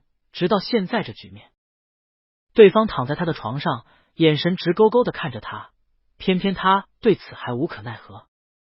许琛揉了揉眉心，转身去给人泡蜂蜜水。他也买了醒酒药，可看样子麒麟并没有到需要吃醒酒药的境地，能自己脱裤子，还知道藏在沙发上，看样子行动上没受影响。泡点蜂蜜水缓解一下就行。可他将蜂蜜水泡好了之后，端到麒麟面前，对方却视而不见，反而意有所指，我很乖的，我没动。他还想着之前许琛答应的解开扣子给他看的承诺，没看到之前晃荡的小腿和沙发上的裤子，他可能真信了。许琛没回他，只是将蜂蜜水递给他，意思很明显，让他喝了。麒麟不乐意的偏过头，你之前答应过我给我看的，可现在不光避而不谈，还将之前顶上解开的扣子又扣上了。许琛看了他半晌，直接走到沙发边，将枕头拿起来，团成一团的裤子暴露在两人的视线之下。许琛语气淡淡的，这是什么？麒麟没想到这么快就被抓到，瞪大了眼，嘴唇嗫嚅几下，想找个借口，可许琛就那样静静的看着他，双手抱肩，一副我看你怎么狡辩的态度，让他顿时就泄了心思。我只是太热了。麒麟坐起身，将被子掀开，将自己的腿露出一点透透气，被子里真的太闷了，我不是故意动的。许琛没想到他会将被子掀开，入目是两条匀称修长的腿，直至膝盖上方，白生生的，此时微微抬起，膝窝带着一点粉，还没看清，麒麟又把被子往下盖住了一点。还是有点冷。这一来一回，让许琛感觉有点燥，他别过眼，不去看床上的人，只向床头边放着的蜂蜜水，把这个喝了，然后睡觉。等麒麟睡着了，就消停了。可麒麟依旧不买账，他看了眼杯子里的液体，皱着眉，像是费力的在想什么。不行，我记得有人告诉我，不能乱喝别人递过来的饮料。我很听话的。他说的一本正经，还将蜂蜜水嫌弃的推远了。许琛觉得有点头疼，感情他之前的提醒是让麒麟用到他身上的，他还是应该称赞一句，麒麟就算醉了也有很强的警惕性。那你怎么才肯喝？许琛知道跟麒麟讲道理没用，只得顺着对方的话。麒麟歪头看了他半晌，目光落在他衬衫的口子上，然后慢悠悠的举起手，伸出两个手指，2颗扣子。许琛想都没想就拒绝了，不行，要是继续往这个方向发展，两人之间只会变得更加不可控。而且麒麟这状态是真的醉了吗？除了动作比平时慢了点，眼里并没有多少醉意，起码他说的每句话对方都听懂了，还能做出回应，甚至非常清晰地表达出了自己的诉求。他眼神暗了暗，不过面上没有表现出来，换一个条件。麒麟眼里划过一抹懊恼，许琛这个人真的是油盐不进的。他气呼呼的拿起蜂蜜水递给他，那你喝一口，证明一下这饮料没问题。许琛顿了顿，这个要求倒是合情合理。他接过蜂蜜水，喝了。麒麟抬头看去，只见对方拿着玻璃杯，手指在透明的杯身的映衬下愈发显得修长漂亮，骨节分明，像是一根根青竹，挺拔清秀。他观察半晌，得出一个结论，许琛的手指比他长很多。他想到什么，脸上飞快闪过一抹绯色，加上之前醉酒后的红晕，整张脸都红透了。可没等他深想，只见许琛抬手，淡色的唇底上杯沿，蜂蜜水将唇染上一片水色，而后喉结滚动，咽了下去。麒麟的目光落在那水色的唇上，往下是滚动的喉结，他莫名跟随着对方的动作，轻轻咽了口水。做完后，一阵低笑传入耳膜，将他被蛊惑的心神拉了回来。许琛抬手擦了擦嘴上的水渍，将蜂蜜水递给他，唇角微弯，该你了。麒麟迷迷糊糊的接下蜂蜜水，在即将喝下去的一瞬间，想到什么，悄悄把杯子转了一个角度。喝完后，他晃了晃空空的玻璃杯，还想说自己这么乖，是不是应该有奖励？就见许琛眼神划过一抹玩味，接下玻璃杯，语气带着微不可觉的笑意，原来在装醉。被打包回自己房间的麒麟才后知后觉反应过来，自己好像露馅了。他之前的确有点晕乎乎的，可许琛下去买解酒药后，他休息一阵就缓了过来。可他还是选择装醉，想要谋取更多福利，可没想到一不小心就被诱惑的露出马脚。哪有喝醉后的人会注意这么多细节？早知如此，他就不该贪那杯子上的那点小便宜。真是因小失大。许琛房间内安静下来，暗自紧绷的身体也一点点放松。他其实远没有表面上看起来的镇定。他吐出一口气，伸手拿起玻璃杯，在洗手台上洗干净。水声作响，他却迟迟没有动手，目光反而不由落在杯沿的一角。麒麟唇贴上的位置跟他一模一样。他的手指在那处抚了抚，这小孩怎么这么会占便宜的？第二日，外面狂风呼啸而过，裹挟着豆大的雨滴拍打到房间的窗户上，格外聒噪。昏暗的房间内，床上的人影被吵醒，捂住耳朵翻了个身，可半晌还是不堪其扰，慢悠悠坐起了身。窗帘的遮光性很强，不过从缝隙中也能看出外面阴沉沉的天气。麒麟在床上放空了几秒钟，意识回笼之后，下床走到床边拉开了窗帘。天色很暗，丝毫看不出现在已经中午11点。放眼望去，一片黑压压的乌云。狂风暴雨中，外面的树被吹得咯吱作响，树叶落了满地。麒麟站在落地窗前，慢吞吞看了半晌。或许是昨天酒精残留的反应，他对这场突如其来的暴风雨并没有太大的反应。只不过他们寝室之前计划好的出游肯定是泡汤了。他边刷牙边看寝室群的消息，果然一片哀嚎。常永业，我之前明明查了天气，是晴天啊，怎么睡一觉就这个样子了？我们还打算去山里逛逛呢。烦死了，他们选择这个度假酒店本来就是图山上凉快可以避暑，可现在这场暴风雨直接将他们的计划全打破了。卸开雨，山上的天气本来就多变，这是没办法的事。好在酒店室内娱乐设施也不少，没事。许州，对，我先去看看程程他们，昨晚大家玩的太嗨了，都一觉睡到了现在。麒麟醒了没？等会记得下来吃饭。麒麟回了一个在。他刷牙洗脸后感受了下温度，有点冷，就把许琛给他的外套穿上了，有点大，不过看起来还好。他也没急着下去，先去敲响了隔壁的门，半天没有反应。他掏出手机给许琛发了个消息，你不在房间。许琛很快就回了，我在。麒麟没有犹豫，立马下了楼。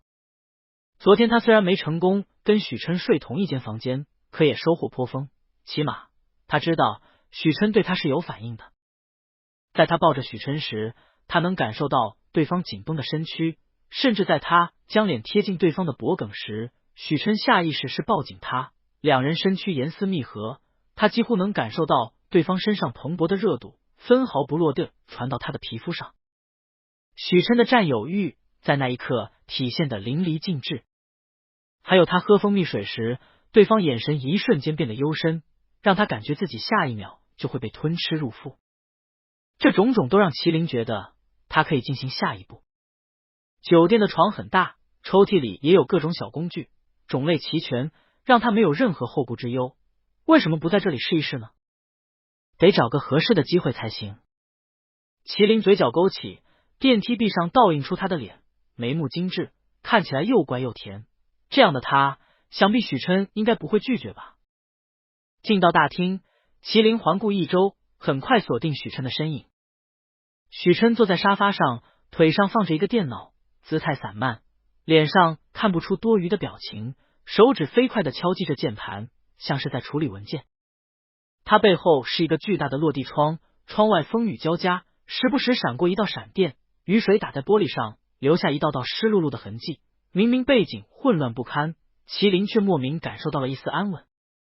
他本来很讨厌下雨天，可这个时候竟然莫名喜欢起来，这样他就不用跟许州他们出游，能光明正大跟许琛一起窝在酒店。许琛察觉到旁边坐下了一个人，目光在麒麟身上的外套上停留片刻，才别过眼。吃饭了没？旁边有餐厅。麒麟摇头，不想吃。他现在头还有点晕，没有什么胃口。许琛瞧他神色恹恹的，抬手摸了一下他的额头，温度正常，那边有粥，味道还不错，吃一点比较好。吃饱后再喝点蜂蜜水养养胃。麒麟想到昨天的蜂蜜水，眼睛亮亮的。你给我泡吗？是的话，我就去喝粥。许琛看着再次跟他做交易的人，沉默片刻，想说什么，在看到麒麟眼里的期待时，化为一抹无奈。好，我给你泡。麒麟欢欢喜喜的去吃饭，许琛则是认命的给人泡起了蜂蜜水。严浩下来的时候，不期然看到许琛桌前的蜂蜜和冲调好的蜂蜜水，一脸感动。哇，许琛你也太贴心了，知道我昨天喝多了，特地给我准备的吗？不愧是我最好的兄弟。他说完就喜滋滋的弯腰去拿桌上的水杯，可还没碰到，就被人一巴掌打开，要喝自己去泡。语气冰冷无情，半分看不出两人之间存在着什么感天动地的兄弟情。严浩还以为这是许琛留给他喝的，看样子八成是给自己的，于是苦兮兮的亲自抱着蜂蜜去泡了。等他泡好回来，发现麒麟正坐在许琛旁边，手里捧着他之前碰都没碰到的杯子，小口的喝着。严浩瞪大了眼，一度怀疑自己眼瞎了，这是许琛专门给麒麟准备的。他还没表达出心中的震惊，就听麒麟轻飘飘来了句：许琛，这个没昨天那个甜。许琛别过头看了眼蜂蜜水的颜色，是比昨天的浅，喜欢甜的。那我下次多加点蜂蜜。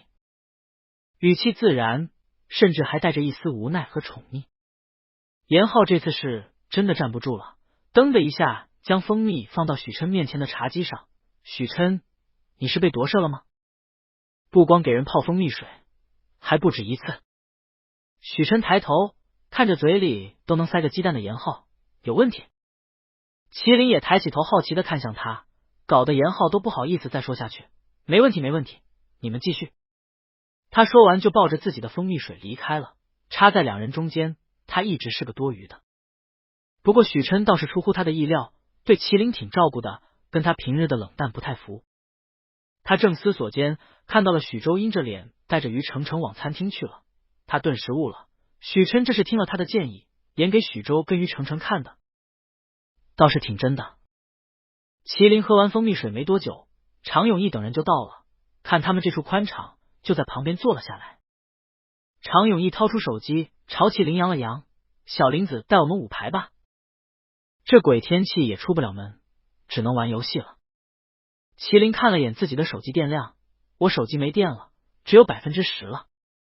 他昨天回到自己的房间，用仅剩的意志力去洗了个澡就睡了，根本没来得及给手机充电。许州也陪着于程程来了，听见这话，将手机递给麒麟，你用我的吧，我跟程程去后面的回廊里看看，听说雨景还不错。常永义在许州跟麒麟中间，下意识就接过手机，发现没解锁，问道：哎，许州，你还没告诉我们密码，万一半途锁上了怎么办？许州顿了顿，笑着看了眼许琛旁边的麒麟，麒麟知道我密码跟他一样。常永义一拍脑袋，我忘了，你们俩电脑和手机密码都一样，之前每天都同进同出的，这关系真不是一般的好。许州点点头，他是有点粘人。他说完看了眼目光似乎一直落在电脑屏幕前的许琛，眼里划过一抹暗芒。哥，我谈恋爱后玲玲就一个人了，你帮我多照应着点他，他有时候挺迷糊的。常永义听完这话踹了他小腿一脚，行了，别在我们这群单身狗面前秀恩爱了，爱去哪去啊，碍眼死了。许州躲过后，牵着于程程往外走了几步，中途想起什么，跟麒麟说道：你是不是好久没登录游戏了？有几款限定皮肤，我登录你的号都买了，没错过。没错，他连麒麟王者号的密码都知道。麒麟看着眼前许州的手机，敷衍的嗯了一声。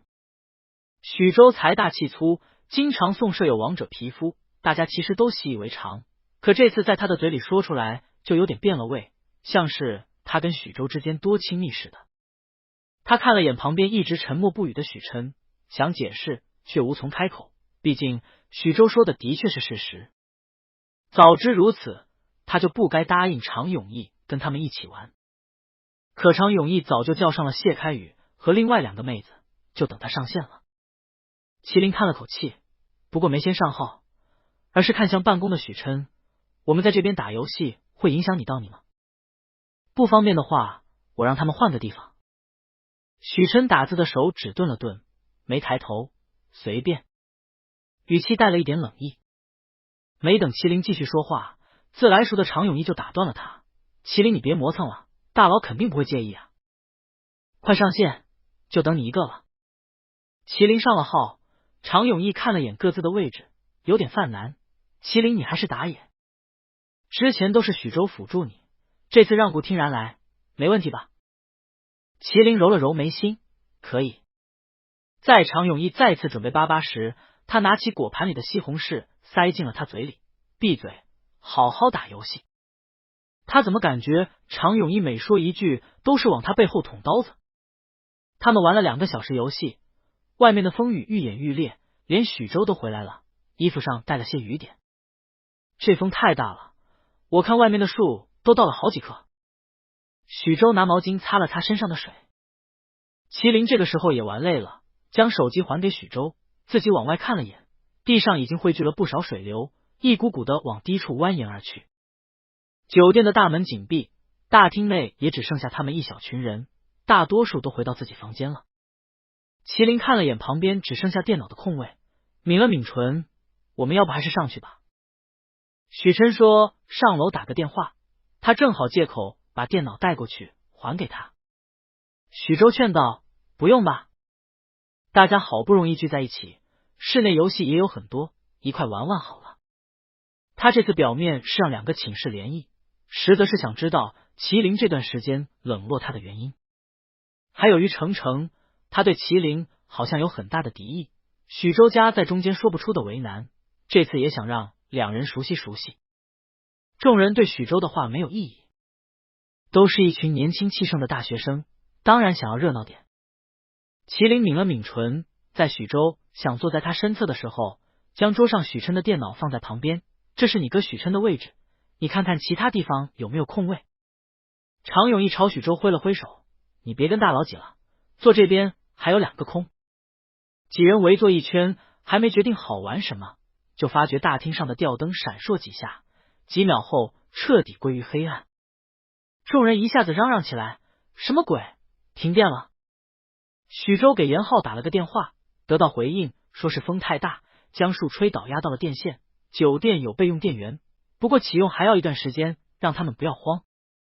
几人瞬间镇定下来，只有麒麟瞳孔缩了缩，听着窗外的雷雨声，将外套拉链拉了上去。外面太暗了，室内没有灯光的照明，可见度也很低，除了离得近的几乎看不清面容。而麒麟旁边又没人，只有一个冷冰冰的电脑。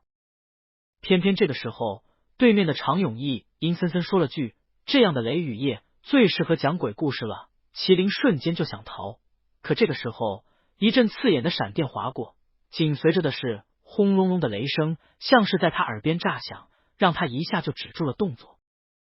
常永义刻意压低的声音缓缓响起，这是我真实遇到的事，那天晚上也是这样的天气，我坐在沙发上，可身后一直传来隐隐的抓挠声，像是有人在我身后一下一下刮着我后背的沙发，越来越近。这个时候他顿住声音，你们仔细听，现在就有。麒麟不自觉屏住呼吸，好像真的听见了那种沙沙声，可他身后是落地窗，根本不可能有人。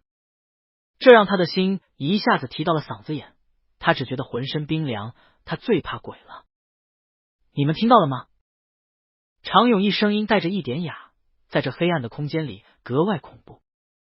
麒麟感觉自己下一秒就要尖叫出声，可所有声音都堵在了嗓子眼，整个人像是被眼着了，动弹不得。绝望渐渐蔓延，麒麟自暴自弃的闭上了眼，可下一瞬，整个人就被拢在了一个温暖的怀抱，鼻尖是熟悉的气息，带着雨后特有的清新水汽。别怕，是树叶被吹动的声音，没有鬼。许琛的声音很稳，他揉了揉怀里人的脑袋，动作满是安抚。麒麟呼了一口气，紧紧的圈住他的腰。刚刚他是真的被吓到了。许琛将人从沙发上抱起来，冷声道：“5分钟后就会恢复供电，可为了安全着想，建议你们各自回到自己的房间。”他说完，瞥了眼呆住的常永义，眼里的警告不言而喻。常永义慌忙解释：“小林子，我不是故意吓你的。”他没想到麒麟会怕成这样，整个脸都吓白了。麒麟将头埋在许琛怀里，瓮声道：“我知道，没事。”他是自己吓到自己了。许琛见状也没有多言，抱着麒麟上了楼。到了房间门口，麒麟却死死抱着他不松手，声音还有点颤：“我今天不想自己一个人睡，你别放我一个人。”语气里隐隐的哀求让许琛心都揪了起来。好。许琛将人带进了自己的房间。进了屋，许琛看了眼在埋在自己怀里始终不抬头的人，问：“要不要去洗把脸？”麒麟抬头看了眼四周，许琛房间拉着窗帘，伸手不见五指，比大厅里更黑了。之前沙沙的声音犹在耳际，他使劲摇了摇头，不去。许琛被当作人形抱枕，也没法，那去沙发上坐一会。话音刚落，就见麒麟身子猛地一抖，整个人往他身上一跳，死死揽着他的脖颈，不去沙发。他不想再听到身后那种挠沙发的摩擦声。突如其来的重力让许琛下意识搂住麒麟的腰，整个人往后退了一步，才稳住身形。麒麟这才发现自己2只腿都挂在许琛身上，顿时有点不好意思。他松下力道，从许琛身上滑下来，不过双手依旧死死拉着许琛的衣摆，等电恢复我就好了。许琛嗯了一声。两人就这样直直站在黑暗里，气氛渐渐变了，窗外的风雨声更是为两人之间添了一抹旖旎。麒麟抿了抿唇，低下头小声道：“许琛，我可以继续抱着你吗？我还是有点害怕。”许琛看不清对方的表情，只能感受到下摆处微微收紧的力道以及对方小心翼翼的语气，一时不知道怎么回应。两人之间的距离本来就够近了，要是再进一步，可没等他开口，怀里就窝进来一个人，动作熟练的抱着他的腰。你不说，我就当你默认了。说完还轻轻的在他怀里蹭了蹭，找了个更加舒服的姿势。黑暗中感官被无限放大，腰上的手一点点收紧，许琛能闻到麒麟身上淡淡的香味，像是酒店沐浴露的味道，其中又混杂了一抹甜，丝丝缕缕却又源源不断，让人躲都躲不掉。现在的麒麟几乎整个人都贴了上来，许琛的下巴蹭到了对方的发顶，柔软的发丝让他觉得有点痒。麒麟，他刚想让人放开他，可还没开口，就见麒麟仰头看着他，语气很轻：“许琛，你身上的味道好特别，好想再多闻一点。”麒麟踮起脚尖靠近，他能感受到对方不平稳的呼吸，一下一下带着令人心惊的热度。窗帘的缝隙隐隐透出些许光亮，他目光落在许琛的唇上，很薄，不知道亲起来会是什么味道，是跟这个人表面一样冷，还是跟自己一样又软又热？眼见两者的距离越来越近，麒麟能听到自己擂鼓般的心跳声，咚咚咚，像是要冲破胸腔的阻碍，情绪饱满的像是要溢出来。可就在两唇相触的前一刻，许琛偏过了头，他亲到了对方的下巴上。麒麟不由愣住。正在此刻，头顶的吊灯发出呲呲的响声，电量恢复，室内恢复明亮。麒麟松开许琛，退了一步，装作被光刺激到，用手遮住眼睛，像是这样他就不会失落，不会被人看到自己的狼狈。两人之间的气氛有点尴尬，许琛拒绝了他的索吻。许琛沉默半晌，开口：“我不是那个意思。”他只是觉得太突然了。麒麟抿了抿唇，故作轻松道：“没事，当时太黑了，我根本不知道自己在干什么。”他说完脱掉外套，走进了浴室。我先洗个澡，房卡在外套口袋，你可以帮我去拿一下换洗衣服吗？之前许琛答应过不会放他一个人，再说许琛刚刚已经拒绝过他一次，他就不信许琛还会拒绝他第二次。他也不会给许琛这个机会。他没等许琛回答，他就关上了浴室的门。许琛神情复杂，他不是拒绝，他只是想跟麒麟说清楚，感情不能这么草率。浴室的水声响起，雾气氤氲，许琛站在门口，模糊看着里面静静站着的人。麒麟，你洗完后我们聊一聊。麒麟偏头看着门外的身影，思索片刻，点头道：好。他也想跟许琛说清楚，今晚的亲吻只是一个意外，他也不想磨磨唧唧的暧昧下去了。按照许琛平日对他的态度，他对自己想聊的事有90%把握。他想跟许琛约，第一眼就想了，试探了这么多天，也得出了结论，许琛对他明显有兴趣，就等他捅破那层纸了。两人同处一室，室外刮风下雨，营造出一股天然的氛围，他觉得时机正好。许琛拿着麒麟的房卡，替人拿了换洗衣物，出门时碰上了许周和常永义两人。许周诧异道：哥，你怎么从玲玲的房间出来？她怎么样了？之前停电了，他来找人也不方便，只能在电力恢复后来看看，正巧碰上了想来道歉的常永义。许哥，麒麟还好吗？我是不是真的把他吓到了？常永义愁眉苦脸的问道。许琛没有回许周的话，而是看向满脸愧疚的常永义，他缓过来了，没事。麒麟摆明没有怪常永义，他也没必要添油加醋。听到这话，两人都松了口气。许周不期然看到许琛手里拿着的衣服，明显是没穿过的一套。哥，你为什么拿着麒麟的衣服？他在你房间吗？许琛从麒麟的房间拿了一套干净的衣服往自己房间走，显然是麒麟衣服脏了出不了门，或者他没有去想另外一种可能。可许琛直接帮他说了出来，他在我房间洗澡，今晚我会陪着他。他能看出麒麟的态度，今晚明显没打算回去。许周闻言脱口而出：不行。他说完发觉自己语气太急了，补了一句：这样太打扰你了，麒麟没那么娇气的。常永义纳闷了，许周，小林子今晚明显被吓到了，心底正害怕，肯定不愿意自己一个人睡，这个时候许哥愿意帮忙不正好吗？两人房间正好挨着也方便，为什么不行？平日许周最是宠着麒麟，怎么现在反倒是阻止起来了？还有，这跟娇气有什么关系？许周被常永义堵得哑口无言，他沉着脸，就是不肯让步。许琛淡淡看了他一眼：许周，今天就是许汉还在，也没资格管我。言下之意，你算是什么东西？许周脸色愈发阴沉，想说什么，却被明显察觉不妙的常永义拖走，嘴里还念叨着：许哥，他脑子抽风了，我等会好好说说他，谢谢你帮我们照顾小林子。许周还想挣扎，常永义没好气的斥了他一声：许周，那是你哥。这句话让许周一下子清醒过来，许琛是他哥，辈分上天生就压他一头，就连之后去公司，他也要看许琛的脸色。不过没关系，反正到头来许琛的一切都会是他的。许周甩开常永义的桎梏，看了一眼许琛的方向，没再开口，转身下了楼。许琛确定人走后，进了房间，一抬眼就看到了落地窗前歪着头擦头发的麒麟，对方身上穿着他的衬衫，发梢上的水滴到衬衫上，晕开一片深色的痕迹，紧紧贴着内里的皮肤，隐隐可以窥见内里的风景。衬衫只能堪堪遮住大腿根，底下是修长笔直的双腿，白得刺眼。许琛眼角一跳，想都没想，迅速将门合上。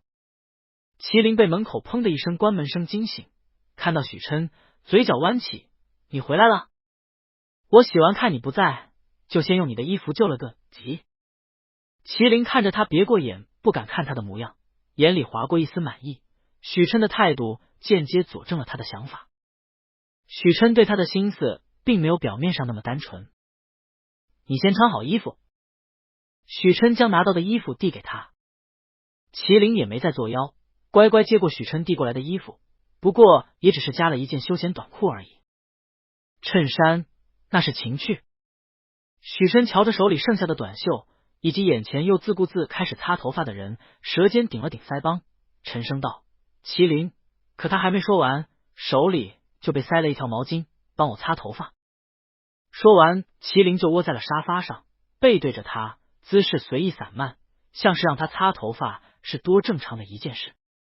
就是吃准了他对此毫无办法。麒麟趴在沙发上，看着窗外，落地窗上是细密的雨丝，耳边全是呼啦的风声。他听了一会，若有所思：雨会一直下明天早上吗？许琛给人擦着头发，也往外看了一眼，黑压压的一片，看样子一时半会不会停。麒麟点头：那就好。风雨声应该会盖过其他声音。感觉头发干得差不多了，许琛松开手，准备从沙发上坐起来，却被突然转身的麒麟抱了个满怀。怀里的人刚洗完澡，身上还带着湿漉漉的水汽，他一低头就能看到麒麟白嫩的脖颈泛着洗完澡特有的粉。他刚刚擦头发的时候有点分心，不小心指尖划了2下，当时麒麟就缩了缩脖子，没想到现在上面已经有了2道浅浅的红痕，不深，却平白勾起他心里隐晦的欲。麒麟身上好像很容易起印子，不论是撞的还是其他。再往下，过于宽大的衬衫鼓起一角，这个角度他甚至能看到对方平滑的背以及腰间隐隐的曲线，诱人而不自知。许琛闭了闭眼，他就不该纵容麒麟穿他的衣服。他想起身，可麒麟抱得很用力，将他压在沙发的一角，进退两难。麒麟将头埋在他的心口，听着耳边骤然加快的心跳声，抬头看向狼狈别过头的许琛，笑眯眯的：你心跳好快。许琛听出他语气中的笑意，没看他，声音有点哑：起来，我去放毛巾。没想到麒麟直接伸手夺过他手里的毛巾，随意往后一扔，放好了。许琛看着地上的毛巾，沉默了。别玩了。许琛声音里带着莫名的压抑，仿佛他在极力忍着什么。麒麟，从我身上起来。不要。麒麟笑得眉眼弯弯，甚至使坏的在他腰间挠了挠。你不抱抱我吗？他贴近许琛耳边，轻声道：我刚洗完澡，抱起来很舒服的。话音刚落，他就感觉自己的腰被人固住，对方瞬间翻身压了过来，两人姿势瞬间调换。麒麟只觉得自己被人抱得很紧，腰间力道大的像是要把他揉进骨子里，让他有点喘不过来气。本来是他是应该觉得难受的，可实际正好相反。他能感觉到自己的身体莫名兴奋，像是在期待着即将发生的事。许琛，我真的很软，你要不要试试？他真的等了太久了，从看到许琛的第一眼，他就想了，要跟我约吗？话音刚落，却没有他预想中的下一步。耳边略显急促的呼吸猛地一滞，本来用力的拥抱一点点松开。许琛手撑在沙发上，看着底下眼尾泛红、透着无声渴求的麒麟，只觉得鼓掌的情绪像是破了一角，跟被针戳破的气球一样飞速衰退，直至消亡。约？你只是想跟我约？许琛只觉得嗓子涩得厉害。他其实早该知道的，麒麟每次都是这样，撩他，看向他的目光满是欲望。原来自始至终只有这个目的。麒麟有些怔然，许琛声音依旧沙哑，可却不是他想要的那种。他能听出其中的不可置信以及那种失望。他扯了扯嘴角，不是。许琛，你为什么是这个反应啊？你明明对我有兴趣的。许琛不该欣然同意吗？许琛听到这话还有什么不明白的？他坐起身，看着自己身上凌乱的衣服，也没了整理的心思，反而定定看向麒麟。之前的那些都是你为了试探我吗？跟观察许州一样。一样的亲密，所有账号密码都是共享的，一样的粘人，每天同进同出，连走错了教室都会让许州去接，一样的试探观察，确定对方动心后就会更进一步。于是在许州有了女朋友后，就找上了自己。你现在接近我的把戏，是不是全都在许州身上试验过？他跟我一样被你哄得团团转，以至于有了女朋友后还对你念念不忘。许琛嘴角浮现出一抹嘲讽，麒麟，你把我当什么？他用心对待的感情，最后只换来对方的约，因为对许州念念不忘，太可笑了，真的。麒麟面上的血色一点点褪去，不是。他想解释，可许琛说的大部分都是事实，他无从辩驳。许琛冷眼看着他，你说，我听着。他给麒麟解释的机会。麒麟嘴唇嗫嚅几下，我想跟你约这件事跟许州没有关系。早在许州交了女朋友后，他就对人死了心思。可许琛只觉得这个约字无比刺耳，他看着麒麟惨白的脸色，别过眼，我再问你一个问题，你之前在真心话大冒险中说喜欢我，是认真的吗？麒麟毫不犹豫点头，当然是认真的，不喜欢你，我也不会出现在这里，更不会对你说出那种话。许琛漆黑的眼里划过一抹自嘲，他就算心底里知道麒麟的喜欢很虚，可还是存了些许不该有的期待。可这一刻，麒麟的话彻底粉碎了他的念想。麒麟说的喜欢，也只是想跟他约的喜欢。要是许州没有女朋友，麒麟根本就不会看到自己。麒麟不知道自己说了什么，彻底惹到了许琛。只见对方神色越来越冷，站起身，居高临下的看着他，脸上恢复了最初见面时的漠然。麒麟，我不跟你约，也不做替身，尤其是许州的。两人聊完后，许琛都没有再回来。第二天，严浩告诉他凌晨风雨小了之后，许琛就驾车离开了。麒麟垂下眸子，垂在身侧的手攥紧，再抬眼看不出任何异样。好，我知道了。麒麟走后，严浩给许琛打了个电话，喂，你跟麒麟的孩子闹矛盾了？他怎么了？许琛的声音哑得厉害，还透着浓浓的疲惫，听得严浩眉头紧皱。我刚刚看到他眼睛比兔子还红，跟我追问你的消息，知道你走了之后那小模样，我真怕他哭出来。严浩阅历摆在那里，怎么会看不出麒麟那点情绪，委屈又茫然。在知道许琛走了之后，像是一下子失去了主心骨，整个人肉眼可见的萎靡下来。真闹矛盾了啊？白天不是还好好的吗？还有，你怎么突然就走了？严浩纳闷了，许琛的状态更不对，整个人压抑的厉害。他问出声后，手机里半天没有回音，搞得他还以为对方已经挂了电话。他拿下来看了一眼，还在通话中。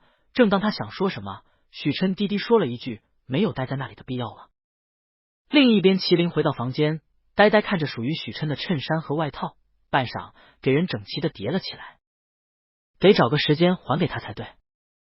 3天过去，2个寝室的联谊活动也结束了，几人看不下雨了，就准备驾车回 A 市。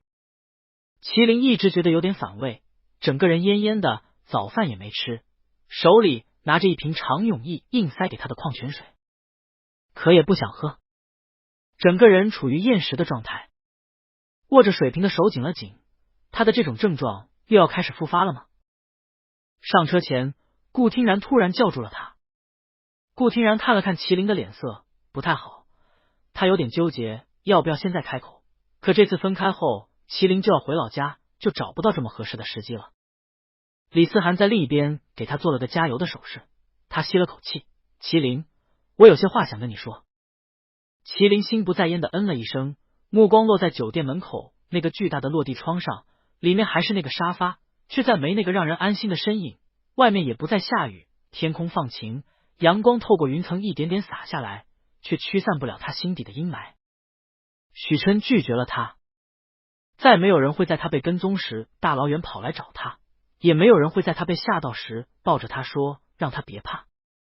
他的生活里属于许琛的痕迹只会被时光冲刷，直至彻底消失。顾听然看着走神的麒麟，担忧道，你昨晚是不是没睡好啊？黑眼圈清晰可见，他以为昨晚麒麟被吓到还没缓过来。麒麟拉回思绪，看着面前的女生，没事，你说。顾听然咬了咬唇，面上闪过一丝羞涩，那个，我喜欢你很久了，你能做我男朋友吗？麒麟愣住，看向眼前一脸羞红的女生，顿了顿，不好意思。顾听然听出他的婉拒，脸色白了白。那晚麒麟说在场有他喜欢的人，不是说的自己吗？他强忍失望，尽量笑道没关系。可等他回到自己小姐妹身边，还是忍不住抱住李思涵，心里的难过再也挡不住，小声抽泣起来。李思涵一看就猜到发生了什么，宝贝没事没事，别哭了。于程程一脸愕然，要是麒麟当时说的不是顾听然，那是谁？他看向在跟酒店前台办理退房手续的许周，想到一个可能，心里像是被扔下一颗炸弹，砰的爆开。麒麟难不成喜欢许周？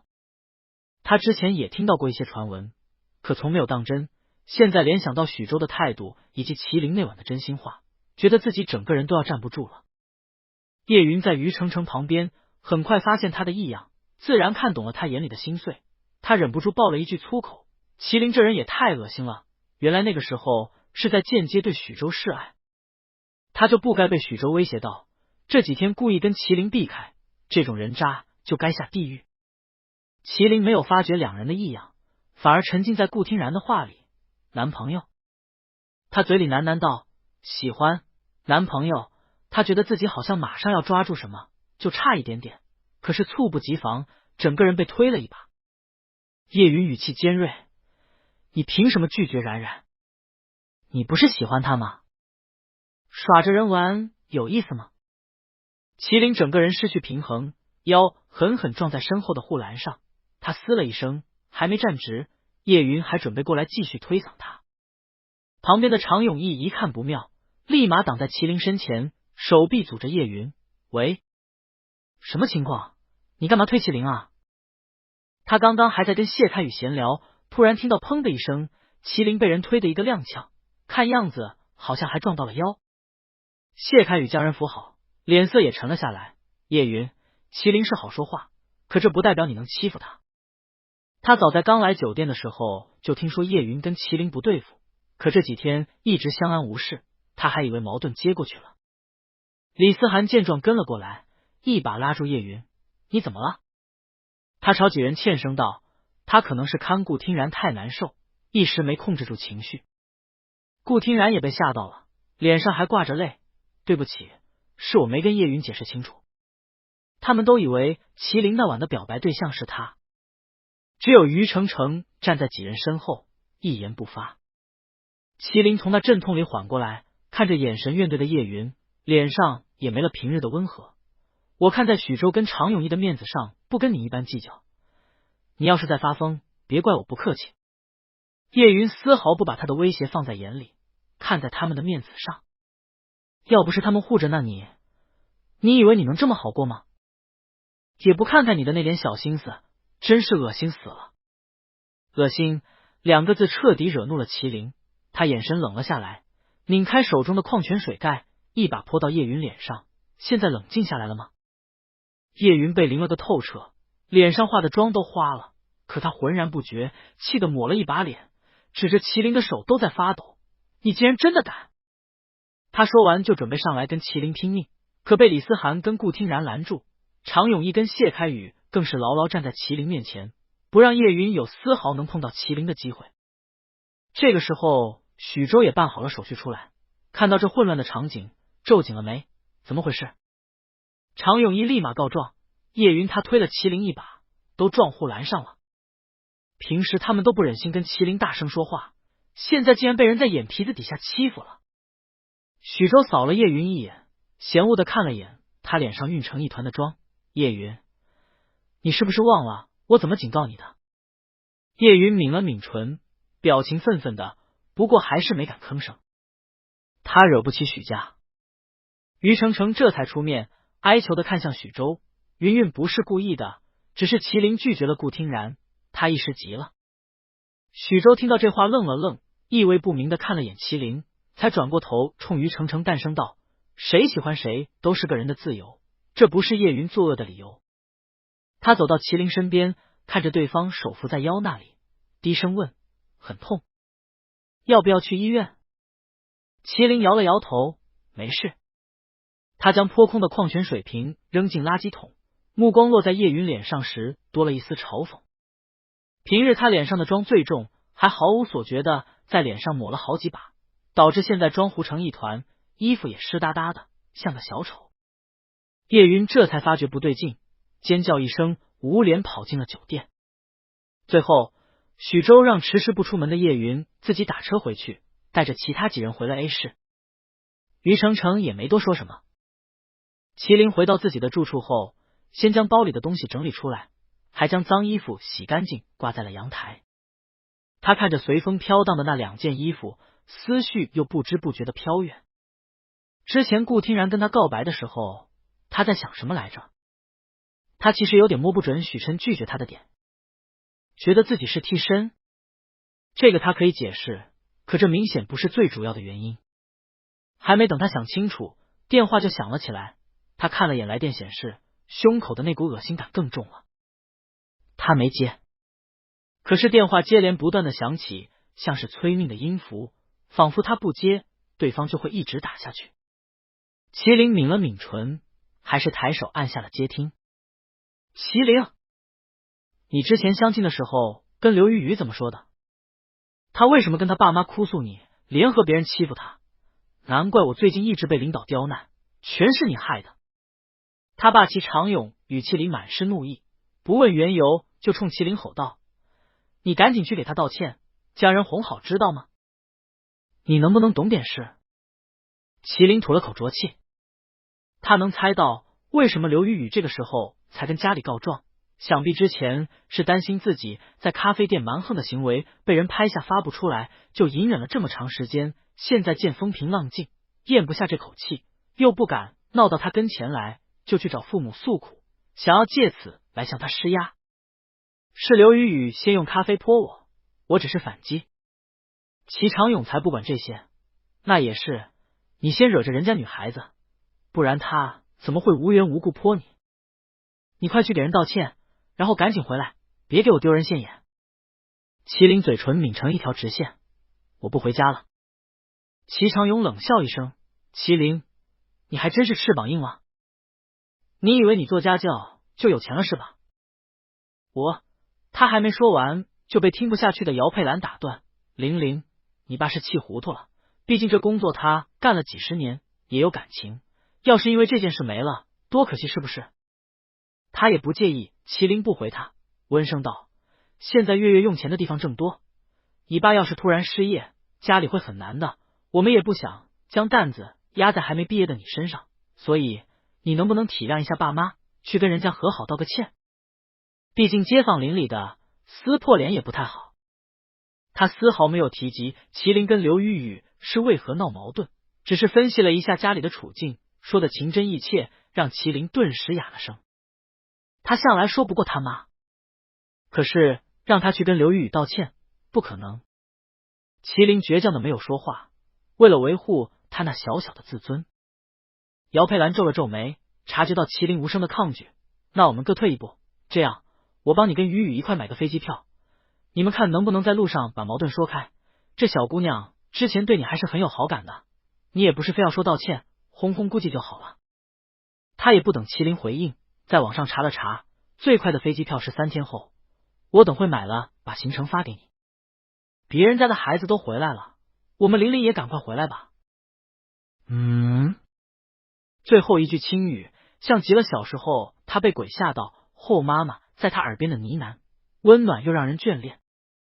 可挂掉电话后，他看着微信里姚佩兰发过来的飞机票信息，还有刘雨雨的，到时候你去接一下人家小姑娘，一起去飞机场，懂事一点。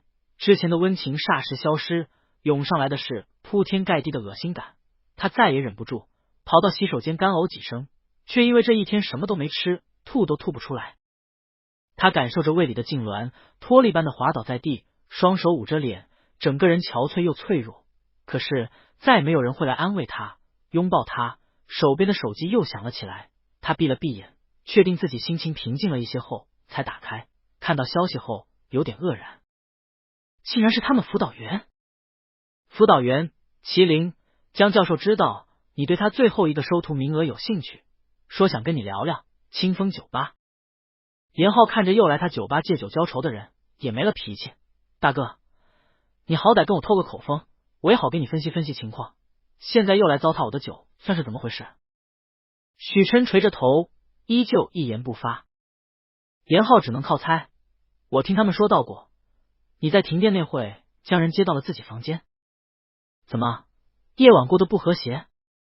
就算不和谐，也该是麒麟不满意呀。怎么反倒是许琛先动了脾气？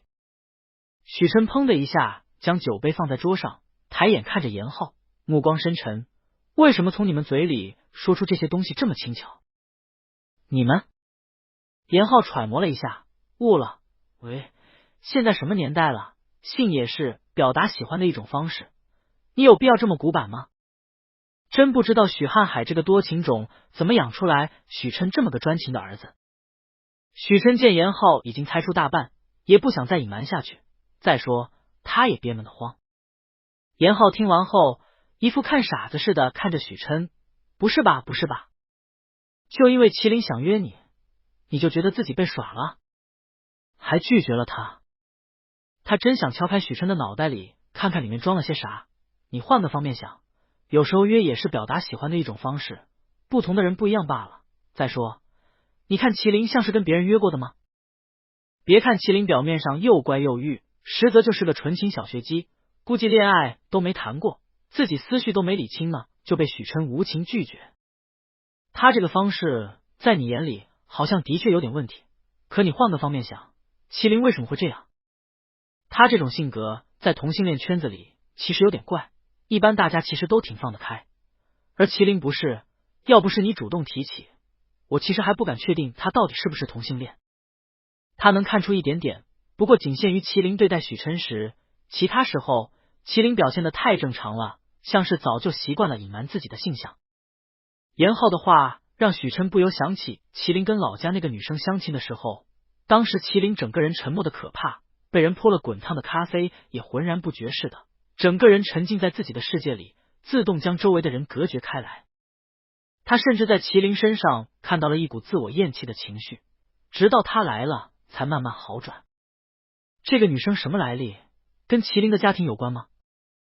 他当时觉得这是对方的隐私，没问。不光如此，上次麒麟被人跟踪时惶然无助，反应完全超出了正常人的范畴，这又是因为什么？严浩看着许琛沉思的表情，就知道自己说到点子上了。你不能因为麒麟想约你就把他给否定了，多了解一下再下结论也不迟。还有就是你说的替身。严浩讲到这里觉得有点无语。许琛，你看麒麟现在对许州像是有感情了吗？只要你在视线范围内，他目光就没离开你好吗？就算他之前是对许州有心思，那也是过去式，你介意个屁呀！难不成是许州的身份反而让你下意识自我防御起来，给自己下了个套？许州其实无形之间抢了许琛不少东西，这些他都知道。不过这是许琛的禁区，他提一嘴就好。总之你别瞎猜，再不济你去问清楚，别这样突然消失，晾着人家。许琛抬眼抿了抿唇，我没晾着他，他当时只是怕控制不好自己的情绪，选择自己冷静一下。严浩恨铁不成钢，你这行为就是表明你想跟人家划清界限，一言不发的离开酒店。我要是麒麟，估计认为你这辈子都不会再理自己了。可他说到这里，许琛却摇了摇头，不会，他已经理了，只不过是用另一种方式。严浩瞧他说的笃定，舒了口气，你心里有数就好。其实我能看出麒麟这孩子有点脆弱，现在这件事你最好想的法子处理好，不然很难办。许琛看了眼手机，嗯了一声。一天下来，麒麟没有给他发过任何消息，两人的聊天还停留在昨天早上麒麟问他在哪的对话，之前的日常互动和卖萌的小表情依旧在现在的消息界面，却仿佛过去了很远。他也找不到好的话头。严浩瞧着他，又看着手机出神，拍了拍桌子，许琛，我就问你，你对麒麟有没有感觉？许琛手指蜷缩一下，微不可见的点了点头。行，第二个问题，你想不想跟他在一起？许琛抿了抿唇，又点了头。严浩看他这表情，啧了一声，心里暗道：麒麟这小孩也挺厉害，这短短几天就把人勾得魂不守舍的。他清了清嗓子，第3个问题，如果你不是替身，你真的会在意约这种形式吗？老实来说，皮相和身体也是增进两人感情的方式，是表达喜欢的一种，只是这种比较直接。他说了，还怕许琛不理解，补了一句，俗话说得好，见色起意，这是人的第一印象。换句话说，麒麟在第一眼就看中了你，这没什么不好接受的。严浩觉得自己就像个老妈子，一点一点将自己的知识掰碎了给许琛讲，操碎了心。如果成了，这两人真该给他包个大红包。许琛若有所思，可是他想起麒麟跟许州那些不自觉表现出来的亲密过往，只觉得心里跟针扎似的。严浩哪里看不出他的想法，忍不住白了他一眼，这一点你可以亲自问清楚，要是麒麟不开窍，你建议你接受约这种方式，将人先绑在身边。还有一点他没点出来，他怕麒麟被拒绝后想不开去找下一任，到时候许琛找他哭都没用。许琛语气莫名，绑在身边吗？让麒麟身边只有他，也只能有他。许琛眼里闪过一抹令人心惊的占有欲，握着手机的手不自觉握紧。既然如此，他为什么不答应？许琛吐了一口浊气，从兜里拿出一张黑卡放在桌面上，度假酒店这次暴风雨后需要的维修费用我出，就当咨询费。严浩正愁着恶劣天气让他损失不少，许琛就送钱上门了。他笑眯眯的将卡收下，那我就不客气了，欢迎下次会顾。麒麟直接睡到了第2天中午。外面阳光正好，蝉鸣声透过窗户的缝隙传了过来，昭示着夏天的燥热。麒麟看了眼时间，11点半，他跟江教授约的是下午2点在东区的一个教职工办公室见面，时间还早。他坐起身，眼前突然一阵眩晕，他用手撑在床上，等他骨不适感消减，才直起身，好像有点低血糖。他摸了摸肚子，传来隐隐的饥饿感，可却依旧任何食欲。他揉了揉眉心，现在才第2天，应该不会出什么事。麒麟简单洗漱了一下，看着镜子里憔悴的脸，用冷水扑了扑，让自己看起来精神一点，再强迫自己吃了一小块面包，死死不让自己吐出来。待会要去跟江教授见面，可不能掉链子。他能猜到江教授找他的目的应该是为了最后那个关门弟子的名额，不过他不知道对方怎么会单独找他聊。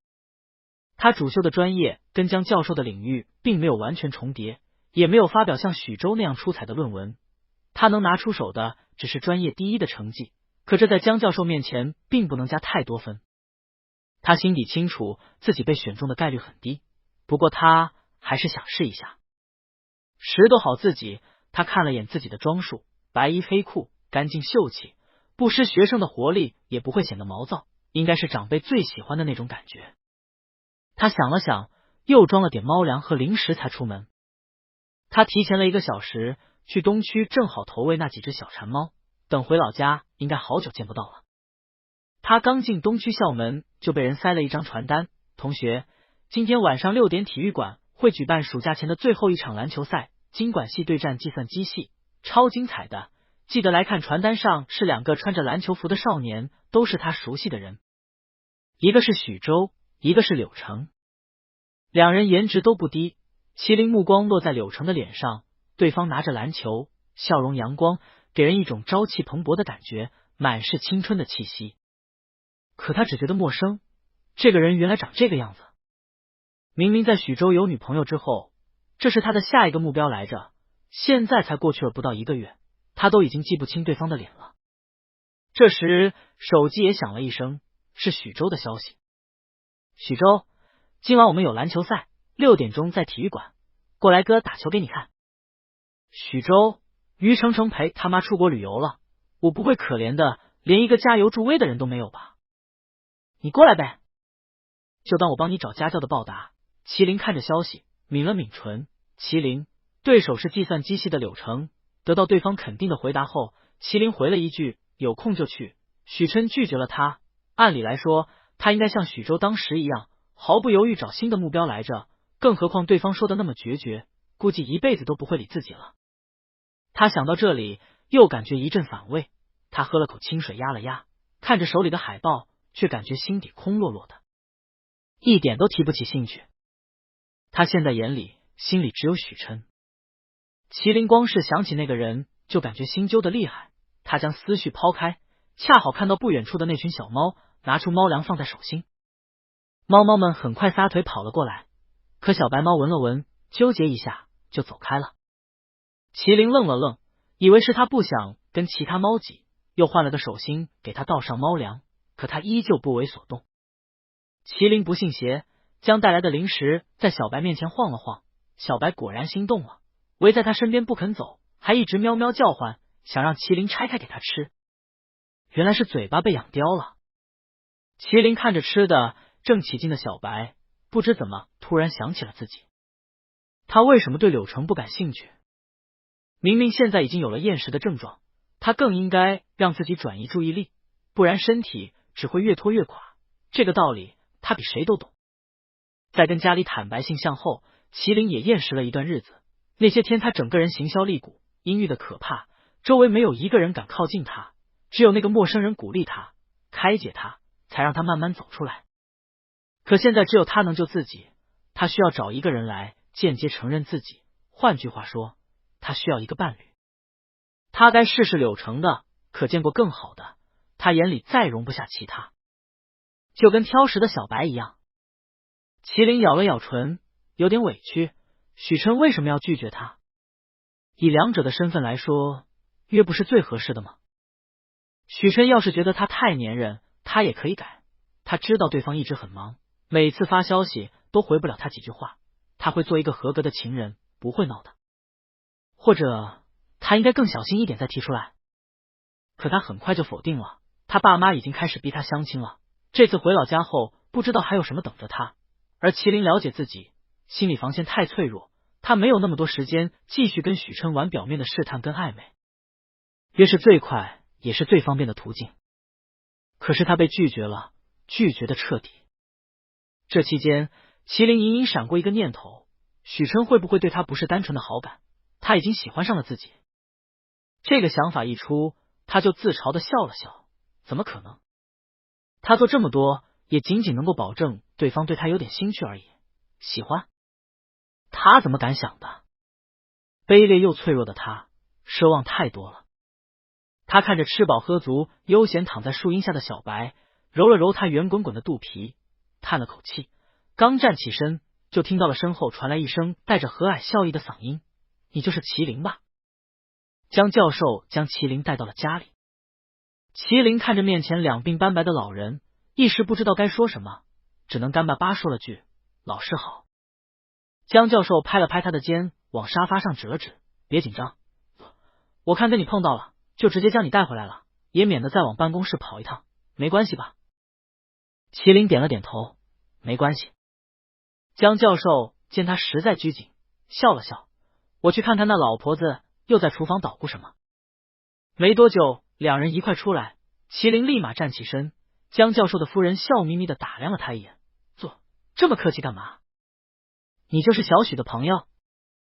看起来真不错，长相干净乖巧，着实讨喜。”江教授将手里的果盘放到茶几上：“老伴，你别吓他了，让我跟他聊聊。”江夫人走后，教授指了指桌上的水果：“这是许琛昨天托人送过来的车厘子，我们吃不惯那玩意，你多尝尝。”麒麟怔了怔：“许琛？”“对，这次我想找你聊聊，也是因为他。”江教授笑了笑：“我也不跟你绕弯子了，想必你也听说我想收关门弟子的事。本来我有一个隐形条件，就是要在某某期刊上发表一篇第一作者的论文才行。”这个想法他昨天才定下，想了想，还是去跟许琛说了一嘴。他年纪大了，有点猜不准学生的心思，想知道这样会不会太严苛。许琛说没问题，不过转眼就给他推荐了一个人，还给他发了一些凌乱的草稿图，上面写着一堆问题和解决思路，看笔记是出自一人之手。关键是这些问题江教授熟悉的不得了，全是他早些年遇到过的问题，他当时专门记录下来，有些写上了解题思路，可是非常潦草，最后也不知道流落到了哪里。老师，我觉得除了那些条件，你可以考虑一下这个人，他非常崇拜您，也对您的研究很感兴趣。这还是许琛这么多年来第一次请他帮忙，于是就有了今天这场对话。麒麟不知道怎么形容自己现在的感受，垂在身侧的手指不自觉攥紧。您是说，是许琛昨天推荐的我？明明那么冷漠的拒绝了他，现在竟然默默的帮他争取到了这么宝贵的机会。江教授点头，其实我早就知道你了。上次许琛来我家的时候，一直站在阳台边往下看，我现在回忆了一下，应该在看你，当时你也在喂猫。麒麟抿了抿唇，原来许琛那个时候就看到他了吗？他当时还发了喂猫的照片给许琛，当时对方怎么回的来着？可爱，这句话是说给他听的吗？麒麟垂下眸子，遮下眼底复杂的情绪，郑重对江教授说了句：谢谢您给我这个机会。江教授笑了笑，具体的要在我们聊过才知道。你有带我的那个手稿吗？方便的话，能给我看一眼吗？我有几个问题想问问你。最后，麒麟揣着被塞得满兜的车厘子离开了江教授的家。对方只是问了他手稿上的几个问题，他回答后，江教授满意的点了点头，说等确定了另外几个人后就通知他。麒麟有点不敢相信，江教授的意思是他也顺利进了候选者名单。他唇角的笑越来越大，下意识就想给许琛打电话，可想到什么，手指迟迟没有点下去。许琛这样做是代表不生气了吗？他想到许琛那晚的冷漠语气，突然有点不确定。他现在打电话过去，许琛应该都不会理他吧？而且他不敢，他怕许琛会更讨厌他。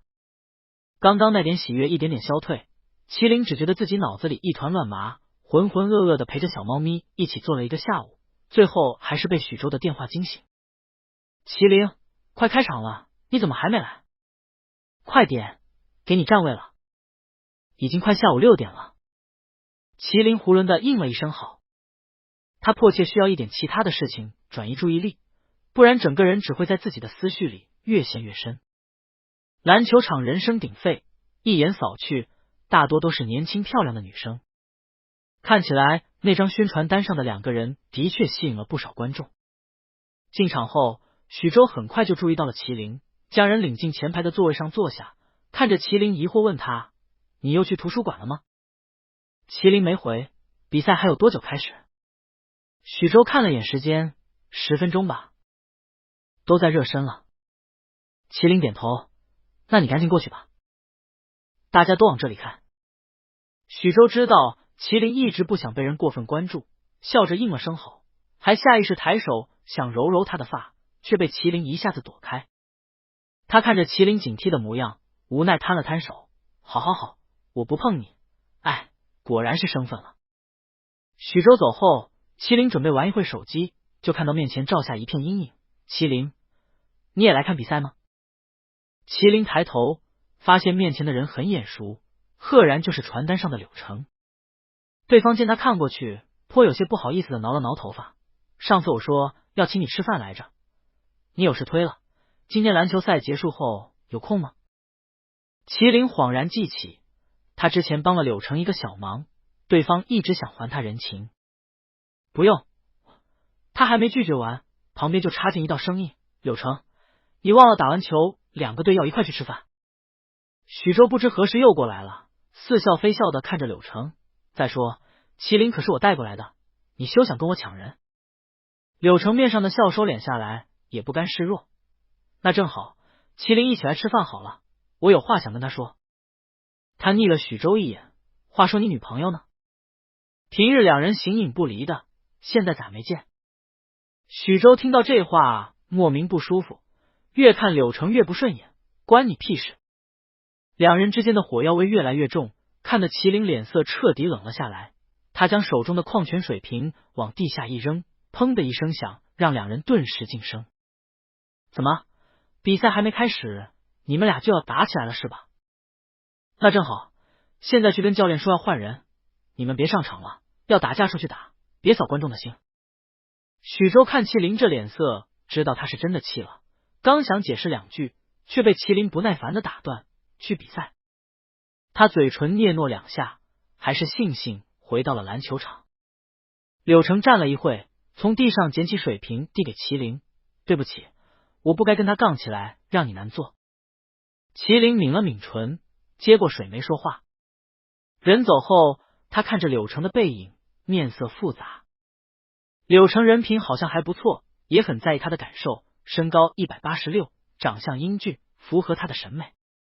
可是恍惚中，脑海中却浮现出另外一人的身影，那人身材颀长，穿着衬衫，扣子系得一丝不苟，依靠在阳台上，指尖夹着一支烟，明明姿态散漫，却透着难言的吸引力，让他根本挪不开目光。麒麟想，他估计是疯了。篮球赛结束，麒麟听到2支队伍说要去喝酒，也跟着去了。最后，他看着面前堆积如山的空酒瓶，嘴角苦涩，他好像根本离不开许琛。就算对方毫不留情的拒绝了他，他脑海里也全部是那人的影子，无药可解。旁边2个队伍喝得热火朝天，麒麟却丝毫没有参与，待在一角，沉浸在自己的世界里。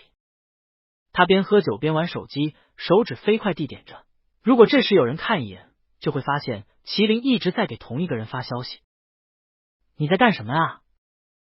我今天又去喂了猫，小白可挑食了，跟我一样。江教授说是你推荐我过去的，你是不是不生我气了？我乖乖听你的话，你不要生气好不好？我没有把你当替身，我怎么可能舍得让你当替身？呜呜，之前还是撒娇卖萌的话，之后就画风突变，他们好吵啊！就不能安静喝酒吗？好想把这些人嘴缝起来。明明他们说这个酒最容易醉了，可我喝了这么多，为什么脑子里还是全部都是你？打都打不掉，烦死了烦死了！其他的就是无厘头的乱码和符号，除了这些，还有频率最高的一句话：你为什么不跟我约？发了差不多10来条，这几乎已经成为他的执念，下意识就发出去了。麒麟继续慢吞吞敲着字，却发现许琛竟然回了消息：许琛，你在哪？麒麟抬头看了眼头顶，回道：胡子烧烤。紧接着又是一句：你为什么不跟我约？不过许琛没有再回了。麒麟懊恼地甩开手机，又灌了一口酒。他喝得正兴起的时候，旁边传来一声惊呼：喂，麒麟，你怎么一个人喝了这么多？柳成震惊地看着麒麟面前的空酒瓶，不敢相信这都是麒麟喝的。之前麒麟说没胃口，让他们自己吃，大家都打完球，正兴奋也就没多想，没想到麒麟竟然自顾自喝酒去了。他看了眼许周，被人灌的已经人事不省的趴在桌子上，显然没空再管麒麟。他皱了皱眉，就准备伸手去夺麒麟手里的酒，别喝了，再喝会醉。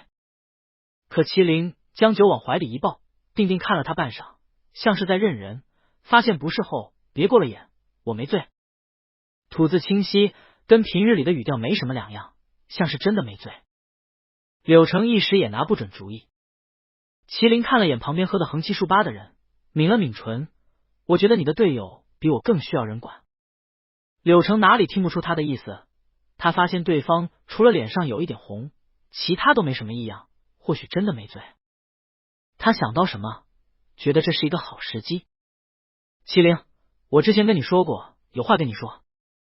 柳成看着面前眉目精致的少年，只觉得心跳有点不受控制。其实我喜欢你很久了。麒麟喝酒的动作一顿，终于抬眼看向他，正准备开口，手中的酒突然被人抽走，整个人被拢进了一个熟悉冷冽的怀抱。许琛将坐着的麒麟揽着腰抱进怀里，揉了揉麒麟毛茸茸的脑袋，怎么偷偷喝这么多酒？晕不晕？麒麟愣了愣，确定没看错后，反手死死的将人抱住，声音委屈又可怜：好晕，都要站不住了。许琛如他的愿，又将人抱紧了些。旁边的柳成目瞪口呆，刚刚的麒麟分明不是这样的，说话礼貌又疏离，哪是现在又软又乖的粘人模样。许琛将人安抚好后，才看向身前这个刚刚跟麒麟告白的年轻男生，侧身不动声色的挡住对方的视线，像是宣告主权。不好意思，麒麟酒量不太好，我先带他回去，麻烦让让。柳成嘴唇嗫嚅几下，还是侧过了身。可就在许琛要将人带走时，他忍不住问出口：“你们是什么关系？”许琛有些好笑的看向他，我以为很明显了。柳成张了张嘴，却不知道说什么，目光落在自从对方来之后再没看过他一眼的麒麟身上，还有什么不懂的？许琛没空去管柳成失落的心思，语气有点冷：“我现在可以带他离开了吗？”他醉得不轻。柳成恍惚的让开过道，两人错开时，他听到那人淡淡说了句：“以后离他远点。”这个烧烤店就在 A 大附近，距离麒麟租住的地方不到10分钟的路程。他本来以为麒麟喝多了会闹腾，可相反，这一路他都很安静，只是紧紧抱着他不松手。夜里气温不高，可却也算不上凉爽。他很快看到麒麟颊边的发都被汗湿了，想起对方极端怕热的体质，推了推，纹丝不动。麒麟反而抱得更用力了。许琛将人送到了家门口，停下，将怀里的人扶正，到了。可麒麟不但不站直，还死死窝在他的怀里，双手勒着他的腰，一点都没有放手的意思。许琛无奈，只得自己伸手去按门锁密码。上次用麒麟电脑的时候，对方说过门锁密码跟电脑密码一样，他记得。可他摁完，滴的一声，显示密码错误。麒麟听到声响，抬起头看了一眼，又窝了回去，瓮声道：“我把所有密码都换了，现在密码是675829，这次我谁都没告诉，只跟你说了。”语气里带着一点讨好，说完还撒娇似的在他怀里蹭了蹭。许琛愣了愣，看着怀里毛茸茸的脑袋，没说什么，开门进去。麒麟见他不回应，有点急了：“许州知道我的密码只是一个意外，当时他说我这个好记，说开玩笑说要不跟我换成一样的，我没太在意，就成了这样。我真的不是要跟他故意用一个密码，你信我？密码共用真的太亲密了，他要是早知道肯定会阻止的。”许琛见怀里的人紧紧拉着他的衣摆，一脸急切的解释，像是生怕他不信。密码是很隐私的东西，最好不要告诉别人。许琛声音淡淡的，听不出什么其他情绪。麒麟撇了撇嘴，辩解道：“你又不是别人。”这句话倒是让许琛开锁的动作顿了顿，他意味不明的看了麒麟一眼，进门后将一直站不稳的人放在沙发上。他刚准备直起身，麒麟立马拽着他的衣服，语气惶然：“你去哪？”许琛好不容易出现，他不能让人跑掉。许琛看了眼麒麟抓着他的手，指尖泛白，明显用了不小的力，看来是真的很怕他离开。“我去给你倒点水。”许琛顿了顿，看着他紧张兮兮的脸色，还是说：“你根本没醉。”“也不可。”麒麟闻言立马松开手，还揉了揉眉心，有气无力道：“头好晕，嗓子眼也跟要冒烟似的，好难受。”许琛看着麒麟歪歪扭扭的躺在沙发上，目光却止不住往旁边的饮水机边瞅，暗示的简直不要太明显。许琛先给他倒了一小杯凉水，麒麟觉得有点少，喝完之后将空杯子递给他：“还要喝？”许琛却没接，等热水烧好混一下喝温水。凉水喝多了容易刺激到胃。他在手机上下单了蜂蜜，等会送到后也能泡了，给麒麟醒酒。许琛在另一边等水烧好，而麒麟则是隔着茶几眼巴巴的看着他，可半天许琛都没有过来的迹象。他看着眼底的空杯子，握着杯身的手不自觉收紧。“许琛，你是不是还在生我的气？我之前给你打电话，你都没回我。”那天在许琛出门后，他下意识就追出去了，可却不见人影。他想给人打电话，可是之前手机没电，早就关机了，他还得回到自己房间充电之后才能用。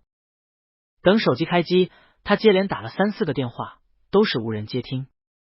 他当时以为许琛是彻底不要他了。现在他贪婪的看着不远处的身影，明明该高兴的，可不知道为什么眼睛却有点涩。他揉了揉眼，继续说道：“你可以不跟我约，可是我还是要解释。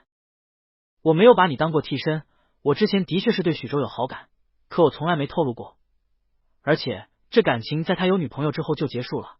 我想尽力跟他划清界限，可我们之间不光是同专业，之前也是室友，有很多地方难免会有交集。还有常永义他们对我都挺好的。麒麟说着有点委屈，我可以跟你保证，我现在对他没有半点其他心思，跟你在一起的时候也从来没有想到过他，你不是替身。甚至他之前还是借着许州来想办法跟许琛拉近距离，才有这么多接近许琛的机会。许琛静静的听着，没有回应。等水烧好后，沉默的将他手中杯子接过来，替人兑好温水再递给他。麒麟看着眼前修长的双手以及杯口冒出的丝丝热气，只觉得心里酸涩的厉害。他倔强的别过头，没有接。他说了这么多，许琛都视而不见吗？许琛看着眼眶红红的麒麟，眼里划过一抹无奈，先把水喝了。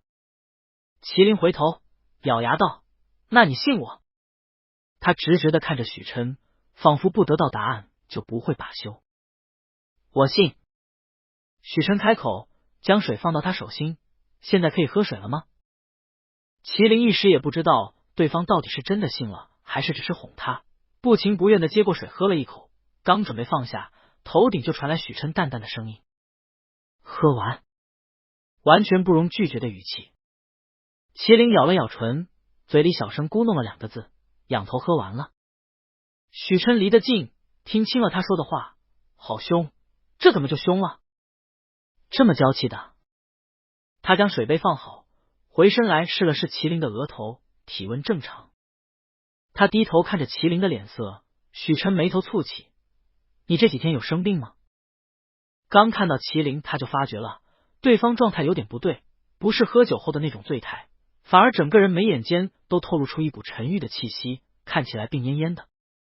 不过脸上那点酒后的薄红又让麒麟整个人鲜活了很多，让他不敢确定。没有。麒麟随口答道。他满脑子都在想许琛到底是不是真的信他。许琛哪里看不出麒麟的心思，迎着他的眼认真道：你解释了我就听，也会信。他闻着麒麟身上浓浓的酒味，想到什么，眼里闪过一丝落寞。可我没想到你现在才给我发消息，还是在喝了这么多酒之后。其实他今天下午的时候就注意到微信聊天那一头反复出现对方正在输入中这几个字，可他等了几个小时，麒麟还是一句话没说。他也就这样默默看了手机看了一下午。他可以向麒麟靠近，可他更想得到回应。他没想到再见麒麟，对方会是这种酒醉的状态，还是跟着许州和一个明显居心不轨的人在一块。许琛想起来那个年轻男生对麒麟告白的话，语气带了丝自己都没察觉到的酸味。麒麟，之前那个男生在跟你告白，你知道吗？麒麟回想了一下，知道他说的是柳成，点了点头。柳成说的那么明白，他怎么可能不懂？许琛，那你当时是怎么想的？麒麟抿了抿唇，没有马上回答。他当时第一感觉是震惊，他跟柳成其实算不上多熟悉，对方竟然直接上来说喜欢他。还有就是嫉妒，他嫉妒柳成能这么直接的跟喜欢的人告白，不像他一直小心翼翼藏着自己的性向，喜欢也根本不敢说，生怕别人用异样的眼光看他，觉得他另类，觉得他恶心。他不禁想，柳成家里人对他一定很包容吧。麒麟双手抱着自己的膝盖，没有回答许琛的话，反而看向旁边沙发上的空位。你能不能坐下听我说？他觉得有点冷，心里空洞洞的，想让许琛离他近一点。许琛察觉出了他低落的情绪，垂在身侧的手指动了动，还是没拒绝，坐到了他旁边。两人离得不算近也不算远，许琛坐下后，沙发朝他那边陷进去，连带着麒麟也向他的方向微微歪了歪身子，好像更近了。麒麟突然感觉没那么阴冷了，他偏头看向许琛，唇角很轻的弯了弯，就算当时你不出现，我也会拒绝他的。许琛问，为什么？麒麟与许琛目光撞到一起，可谁也没挪开，寂静的空间里只能听到两人浅浅的呼吸声。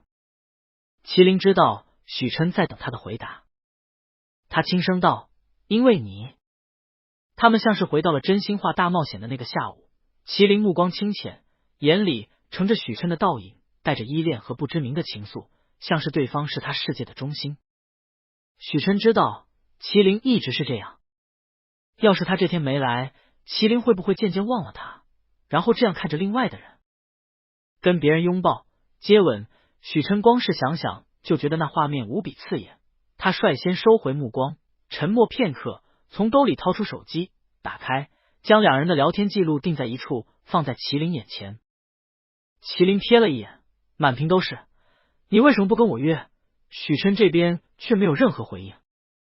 他不由抱紧双臂，想到那天许琛干脆利落的拒绝，以及刚刚的沉默，心底愈发苦涩，牙齿在唇上咬出深深浅浅的痕迹。我知道我这样太纠缠不休，当时我喝多了，脑子有点不清醒。如果你觉得烦，我以后保证不发了，你别删我。他以为许琛是想要跟他算账，心底一片惶然，这也是他之前不敢发消息打电话的最主要原因。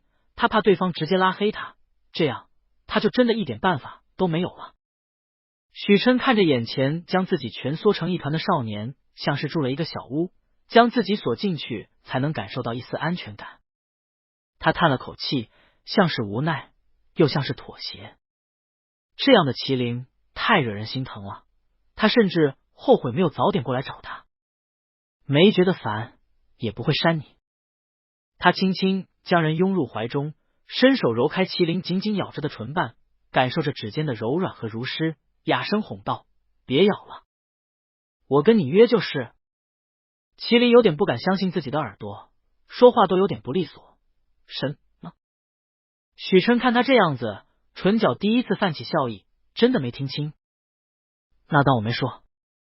话音刚落，麒麟就一下扑进他的怀里，疯狂摇头：“不行，我听见了，听见了，你休想反悔！”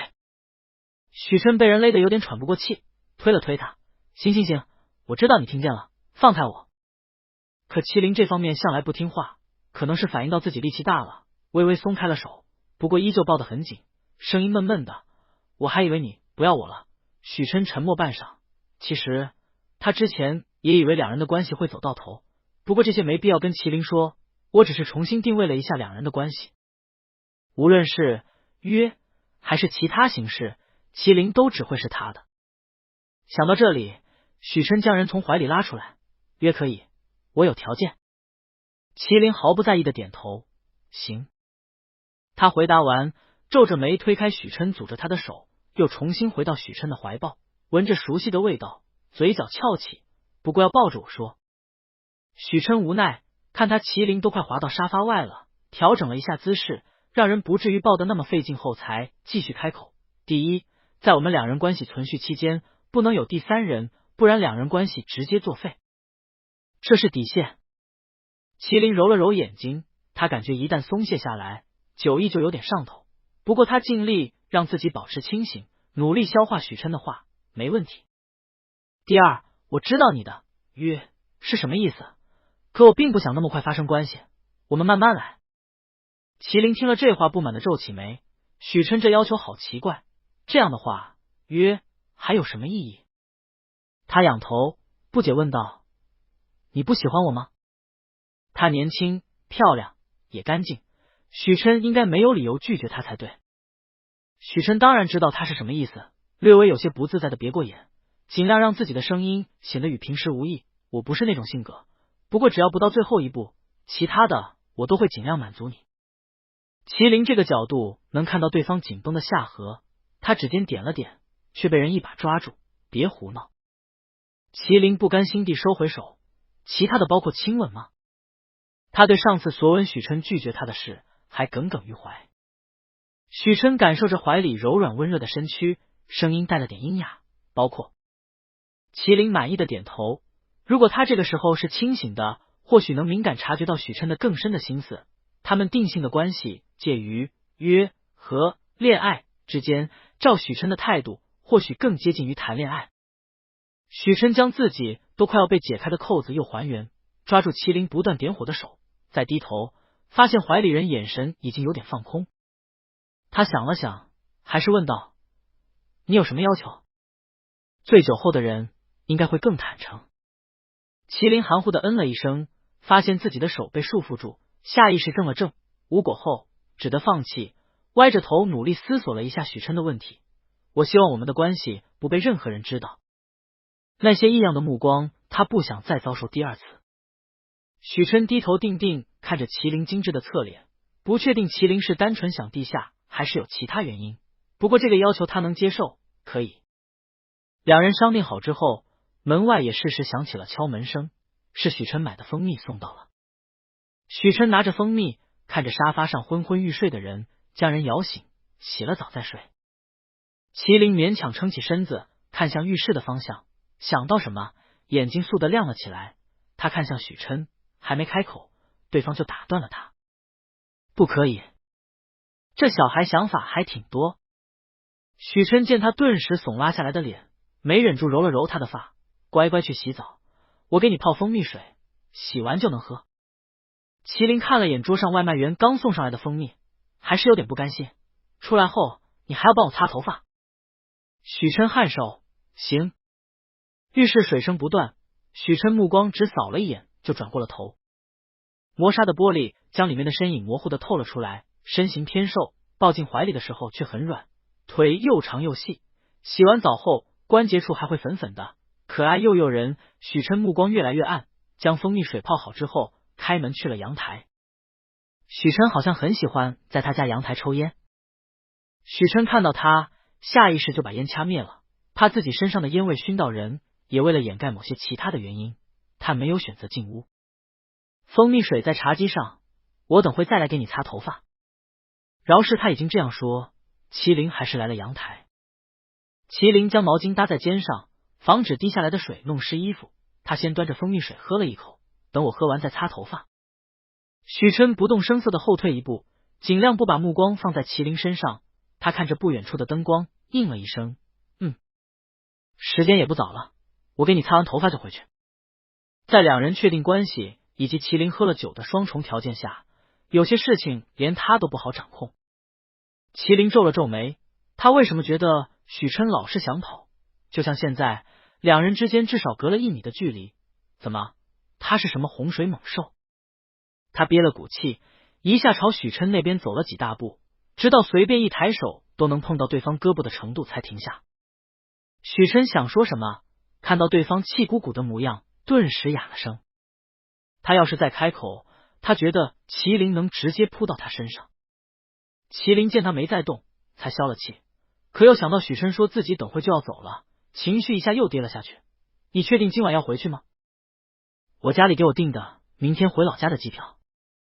他说完，抬脚踢了踢墙根，闷闷道：你回去之后，我们可能1个多月都见不到了。许琛听出他语气里的低落，从他的肩头接过毛巾，在他的发上擦了擦，才缓声道：那我明天早点过来。再说这里也没我能穿的衣服。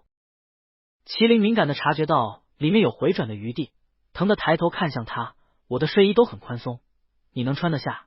实在不行，我还有你之前在度假酒店的衬衫和外套，我都洗干净了。他仰头朝上看了眼，2件衣服正挂在阳台上，看我今天洗的，肯定干了。他仰头软软的看着许琛，今晚不走了好不好？尾音拖得很长，明晃晃的撒娇。许琛握着毛巾的手收紧又放松，最终还是没有敌过麒麟娇软亲昵的语气，含糊道：那再说。他站在麒麟身后，嗅着对方身上清新的味道以及浅浅的水汽，想起自己才刚刚抽过烟，还是忍不住后退一步，才继续给人擦头发。麒麟当然发觉了，嘀咕一声：为什么老是隔这么远？我头发上的水又不会滴到你身上。说完，他就不由分说的朝后靠了靠，直到抵到许琛的胸膛才停下。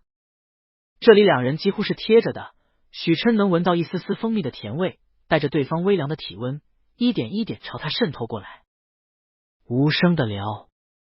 可他知道自己不能再躲，不然麒麟肯定生气。他擦头发的动作顿了顿，解释道：我怕我身上的烟味熏到你。麒麟闻言下意识偏头嗅了嗅，没什么，一点都不难闻。相反，他还很喜欢看许琛抽烟，浑身上来透出来的那种性感让他完全抵抗不了。麒麟突然感觉脸有点热，不对，不只是脸，浑身都有点热。他微微仰头，这个角度能看到许琛的突出喉结，再往上锋利的侧脸，淡色的唇。麒麟刚刚洗澡后压下去的酒意渐渐上冲，对方的唇很薄，透着一股冷淡的味道，让他不由想尝尝许琛的唇是不是真的跟人一样冷。他的手搭上许琛的衣领，将人往下拉，两人靠得愈发的近，蜂蜜的甜味跟醇厚的烟味随着两人的呼吸一点点融合在一起。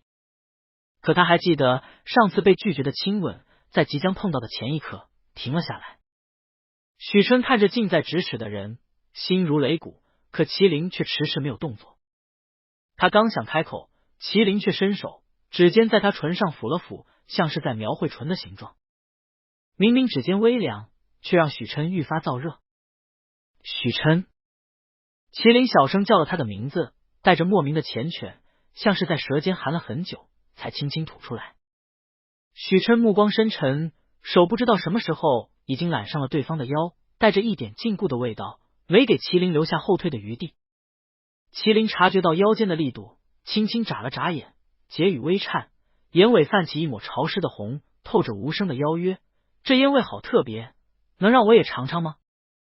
许琛看着眼前面色泛红，眼神湿漉漉的，却始终不肯再进一步的人，隐隐知道对方的意思。麒麟想让他主动，因为上次自己拒绝了他的索吻，还挺记仇。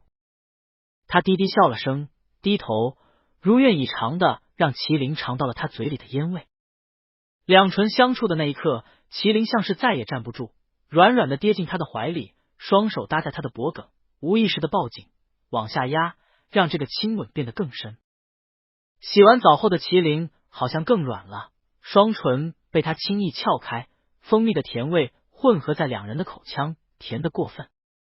阳台外的夜风吹过，丝丝缕缕，带着些许凉意，却吹不散这片空间逐渐攀升的热。底下还有人在纳凉聊天，絮絮碎语中依稀夹杂着沉重的呼吸声和衣料摩擦的窸窣声，空气都变得粘稠起来。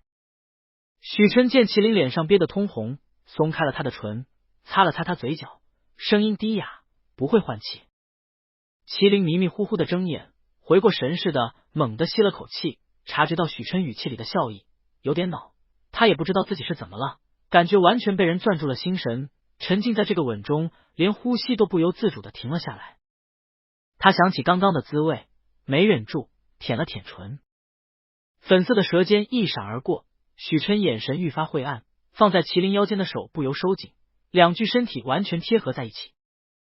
麒麟感受着腰间的力道，明明勒得他有点疼，可他却一点都不想推开。他爱极了这种死死陷在许琛怀里的感觉，像是两人马上就要融为一体。他吻了吻许琛的下颚，垫脚渐渐往上，在已经染得如湿的唇上轻轻咬了咬，吐息温热，像是有谁和他一起沉沦。许琛，再亲一次好不好？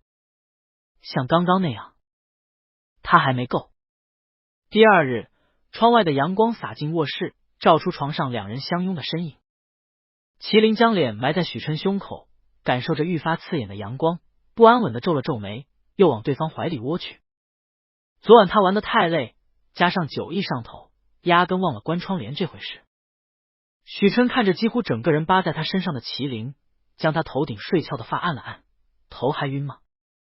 今天几点的机票？别睡过了。麒麟迷迷蒙蒙的听到在他耳边说话，忍不住用拉住许琛的手盖住自己的耳朵，意思不言而喻。许琛揉了揉他的发，也没强求，自己先起了身。旁边的位置一下子空了，麒麟也没了继续睡的心思，听着浴室的水声，挣扎着下了床。看到人后，从背后抱住许琛的腰，脸贴在他的背上蹭了蹭，头还是有点晕。说话慢吞吞的，带着起床后特有的倦意，整个人亲昵的抱着他，又娇又软。许琛眉眼不由柔和下来，给人挤好牙膏，别蹭了，过来刷牙。两人并肩洗漱好，许琛也换上了托人送来的衣服，出来发现麒麟又躺床上了，拖鞋还搭在脚上，要掉未掉。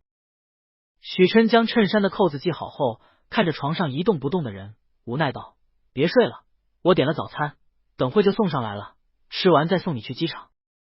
麒麟是11点的飞机票，现在已经8点多了，时间并不算充裕。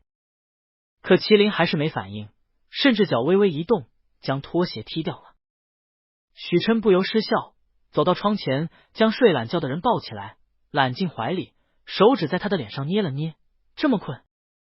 昨天你不是最先睡着的吗？他倒是几乎半夜才静下心来，这小东西不是一般的会勾人。这话一出，麒麟瞬间抑郁了。他昨天好不容易将人哄到床上，可不知道是不是酒精完全发挥了作用，还是床太软，他几乎是沾床就睡着了，最后只迷迷糊糊的跟许琛说了3个字：不许走。麒麟想想就觉得亏死了，嘟囔道：你当时应该叫醒我的。他努力，可能还能多占点便宜。许琛瞧他还念念不忘，忍不住屈指弹了弹他的额头。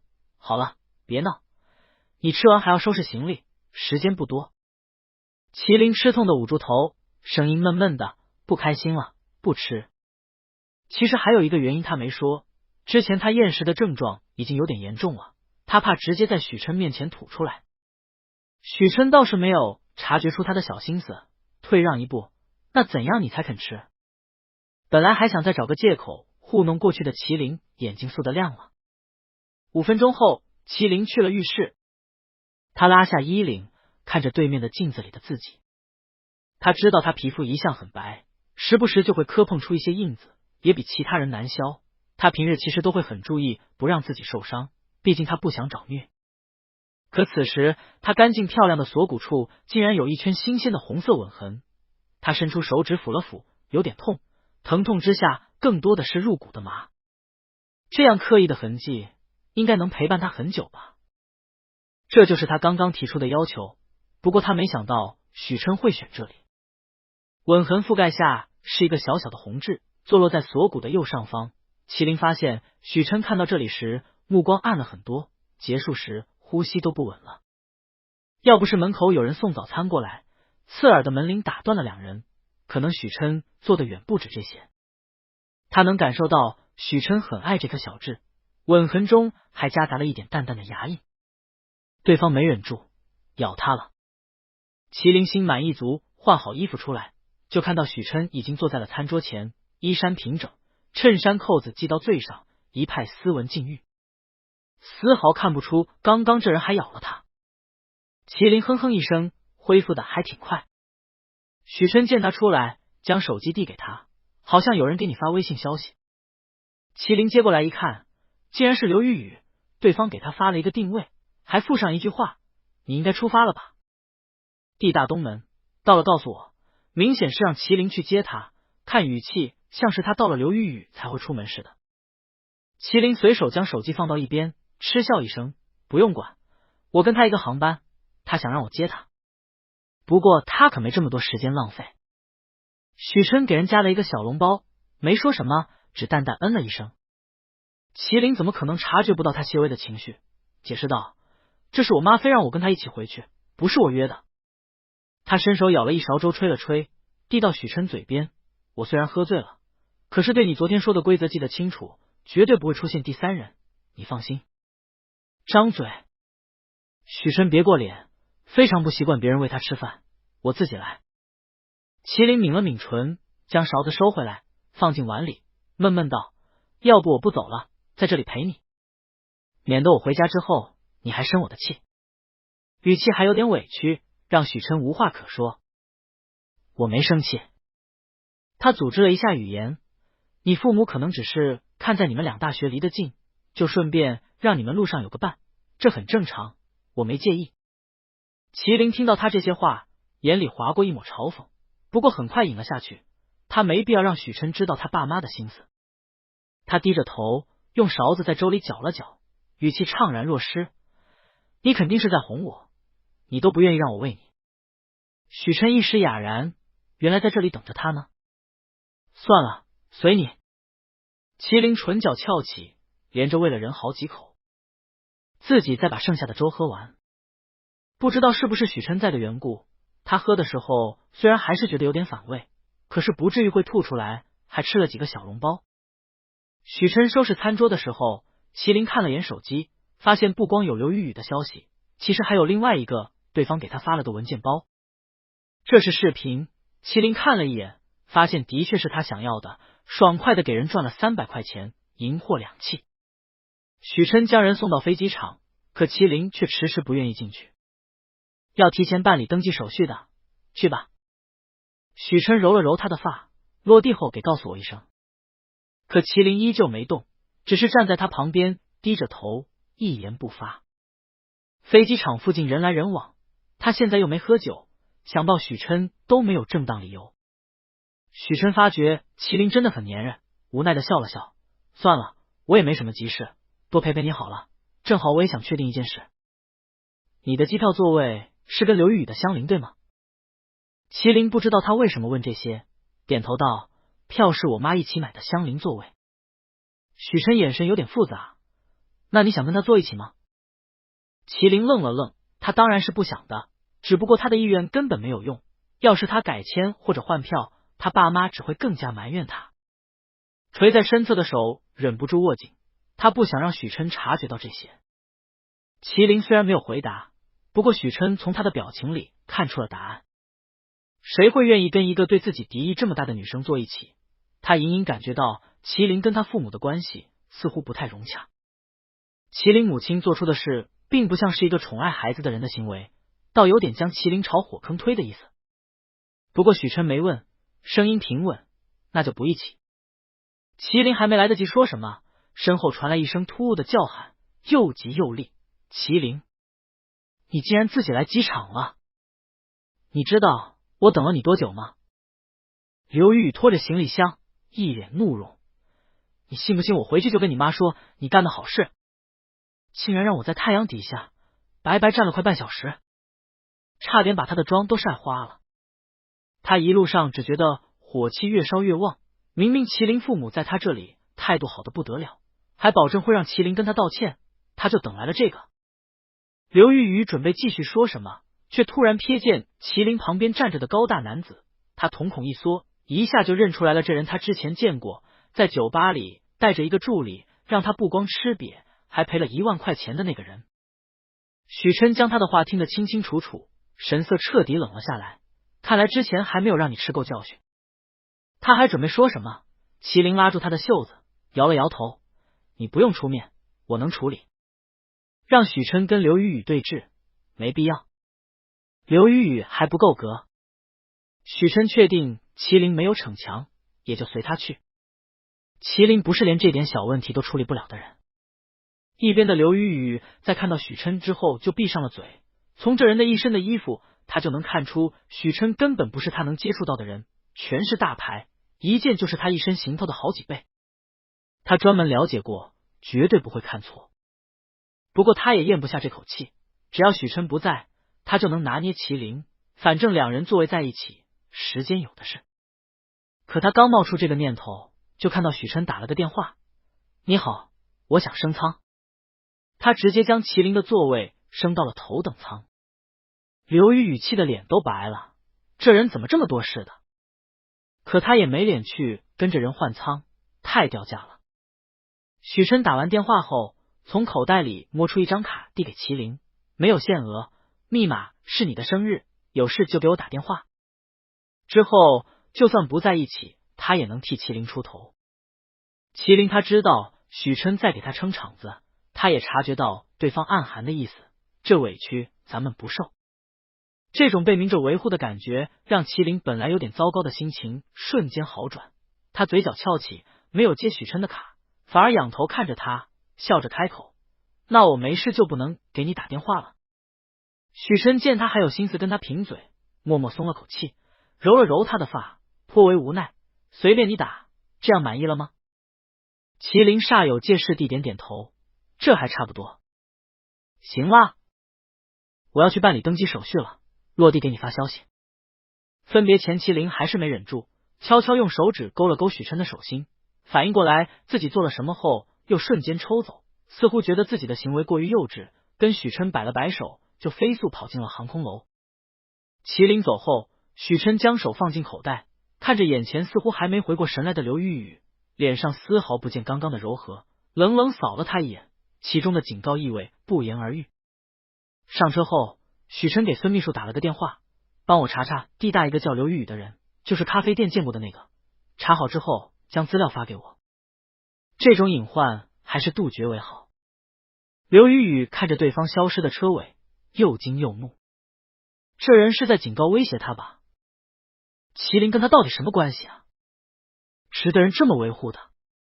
他气呼呼的也进了机场，很快找到麒麟的身影，毫不犹豫走上前。你别以为有人撑腰就了不起，等回去我只要跟我爸说说，你家就完了。麒麟偏头扫了他一眼，嗤笑道：刘雨雨，你是真蠢还是假蠢？他既然敢不去接人，自然就有底气。刘雨雨愣了愣，隐隐察觉到不对，麒麟怎么敢这么跟他说话的？刚刚对方一直躲在那人身后，让他以为麒麟应该是很怕他才对。现在对方根本就没将他放在眼里，还说他蠢。他气得想骂人，可麒麟拿出手机递到他跟前，里面正在播放什么？刘雨雨定睛一看，竟然是他在咖啡店泼他咖啡的视频。里面麒麟和其他的人脸都打上了码，只有他的脸清清楚楚。刘雨雨刚刚的那点气焰瞬间消失，说话声音都有点颤。你怎么会有这个？这件事不应该已经过去了吗？咖啡店的老板比较热心，就把视频给我了。你说我要是发到地大论坛上，你会不会直接出名了啊？麒麟语气不紧不慢，甚至还带了丝浅浅的笑意，可说出的话却让刘雨雨机遇发疯。他绝不能让这件事曝光。刘雨雨下意识就去抢麒麟的手机，却被人轻松躲开。麒麟晃了晃手里的手机，对他的心思了如指掌。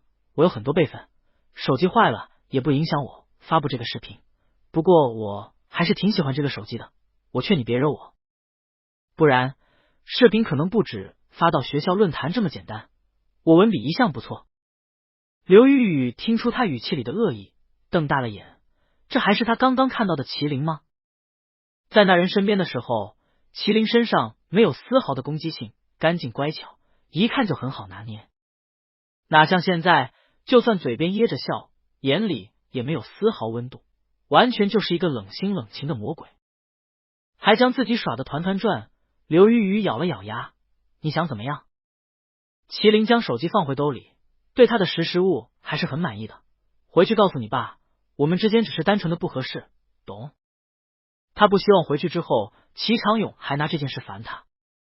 刘雨雨听出麒麟根本没有给他讨价还价的余地，只得不情愿的点头。还有，收收你的心思。麒麟看着刘雨雨手里的机票，眼里闪过一丝嫌恶。刘雨雨为什么把身份信息给姚佩兰？这心思他用脚趾都想得出来。甚至他在看到许琛的时候，眼里的惊艳跟热烈让他不爽到了极点。许琛是他能消想的吗？刘雨雨不知道麒麟嘴角的那抹笑什么时候消失的，面无表情的歪头看着他，不知道在谋划着什么，让他心底直发毛。这一刻，他能清晰感受到对方对他满满的恶意，比他恶言相向，甚至直接动手泼咖啡时更甚。像是他觊觎了对方某个极为宝贵的东西。他突然想起了高中时期听到的一个传闻，有一个坏孩子仗着麒麟瘦弱还话少就欺负他，还当着他的面弄坏了他最喜欢的布娃娃，将娃娃直接踩进了泥地，然后扔进了池塘。之后不久的一个雨天，那个坏孩子不知怎么跌进了水里，要不是旁边有一根长杆，他可能会被淹死。而他落水的地点正好是那个池塘。之后就再没有人敢去惹麒麟。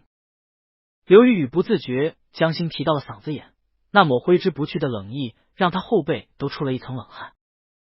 正在他受不了想要逃的时候，却看到麒麟突然勾了勾唇，漂亮的脸上泛起一抹清浅的笑意，像是被他这极度害怕的样子取悦到。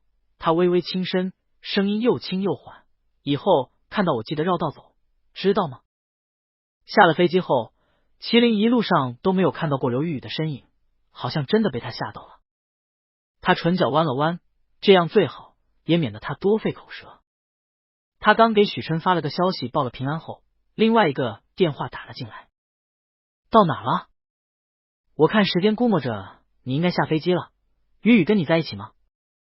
姚佩兰略显急切的声音传来。麒麟抿了抿唇，淡声道：“刘宇与他还有事，先走了。”姚佩兰一听愣了：“不是，你们为什么不一起回家？我跟他家也就隔了一条街。”可他还没说完，麒麟就打断了他：“妈，刘宇跟我说了爸工作的事是个误会，他会去解释，你也不用担心他家会继续找茬影响爸的工作。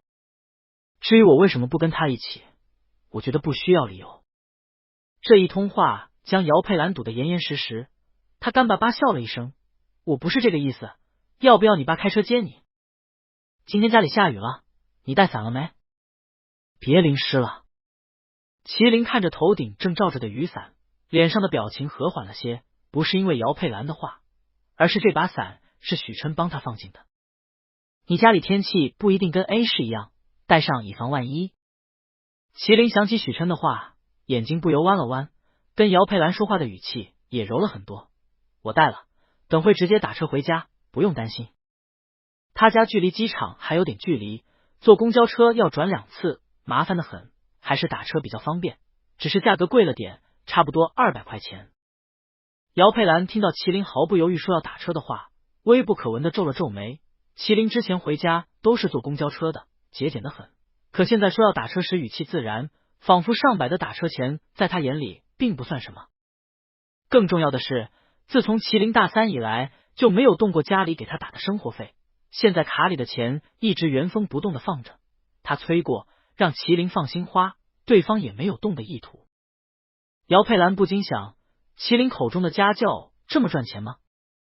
这时刚好一个出租车过来，对方解释一句就挂断了电话。不说了，我打到车了。麒麟上车后收了伞，跟司机报了地点后，小心翼翼的将伞装了起来。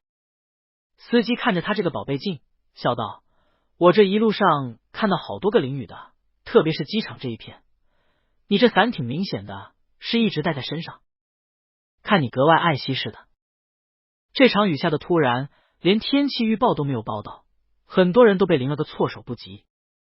麒麟没想到司机师傅会问起这个，也有点懵。他这个伞其实用了很久了，应该谈不上爱惜才对。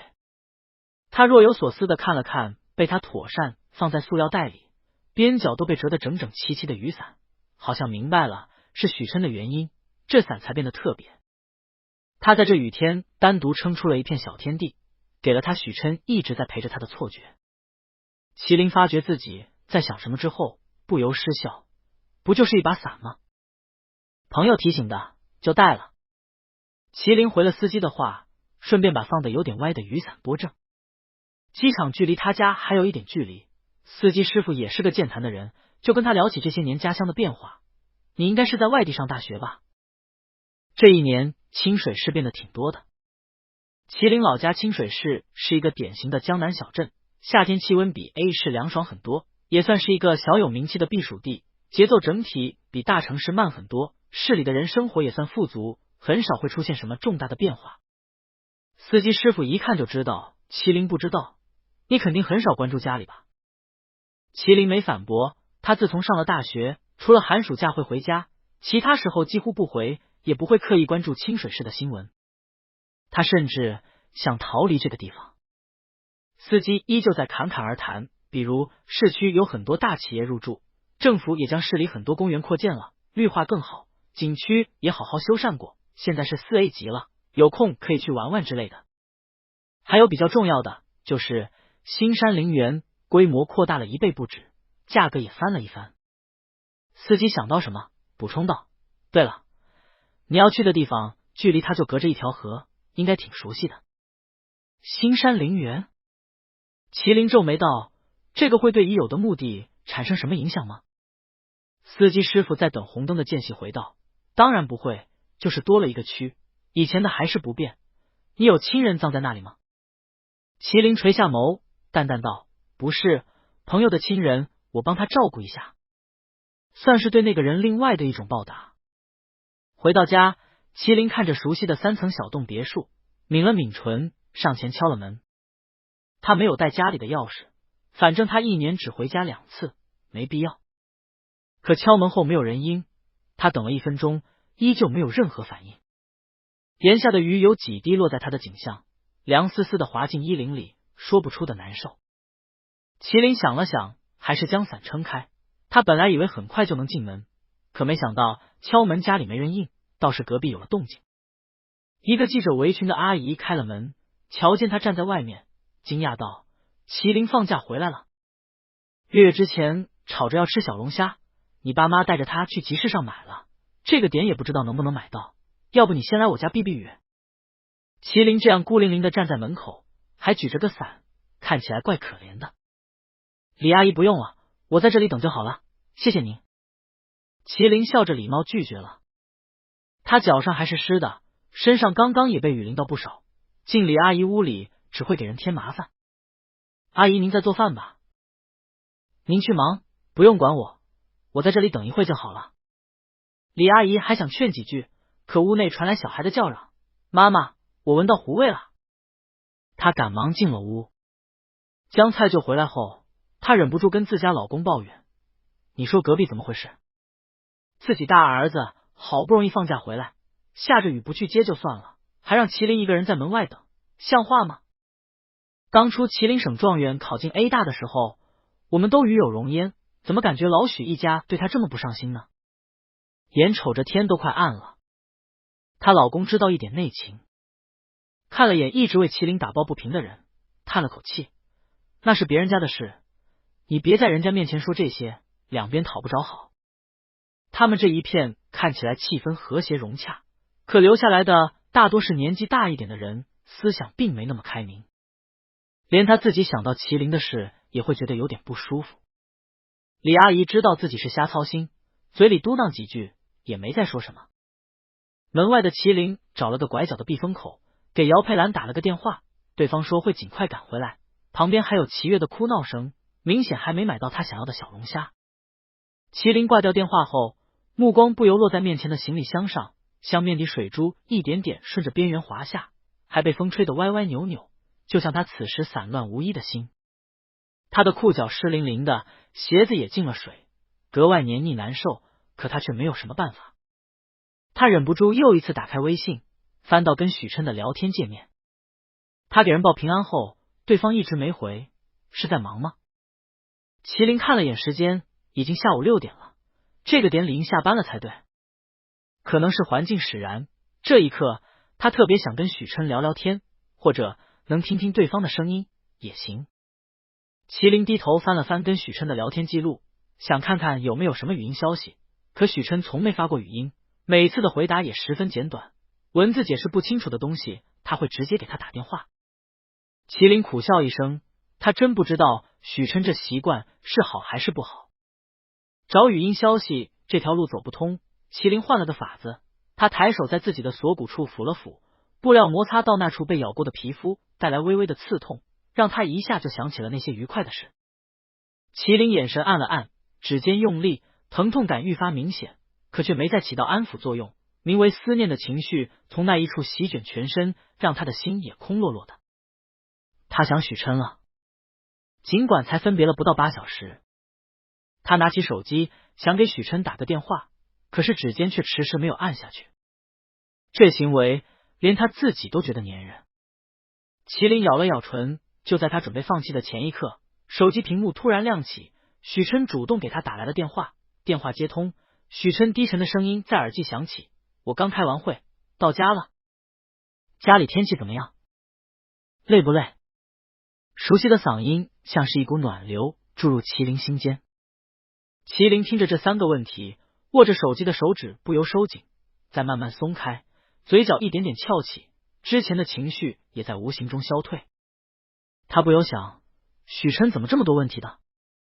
可他竟然一点都不觉得烦。他听见自己声音轻快的回道：“我到家了，一点都不累。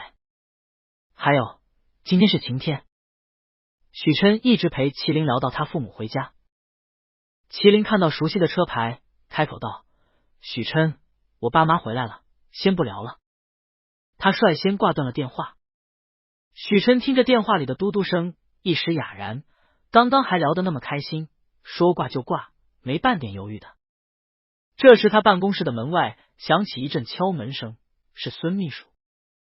孙秘书给人递了2份报告：“许总，这是刚刚的会议纪要，另外一份是你要我调查的孙雨雨的背景。他是地大本科大2的学生，外语系，老家在清水市，父母经商，独生女，家里拥有一家小的商贸公司，在当地算是一个中上层的富人家庭。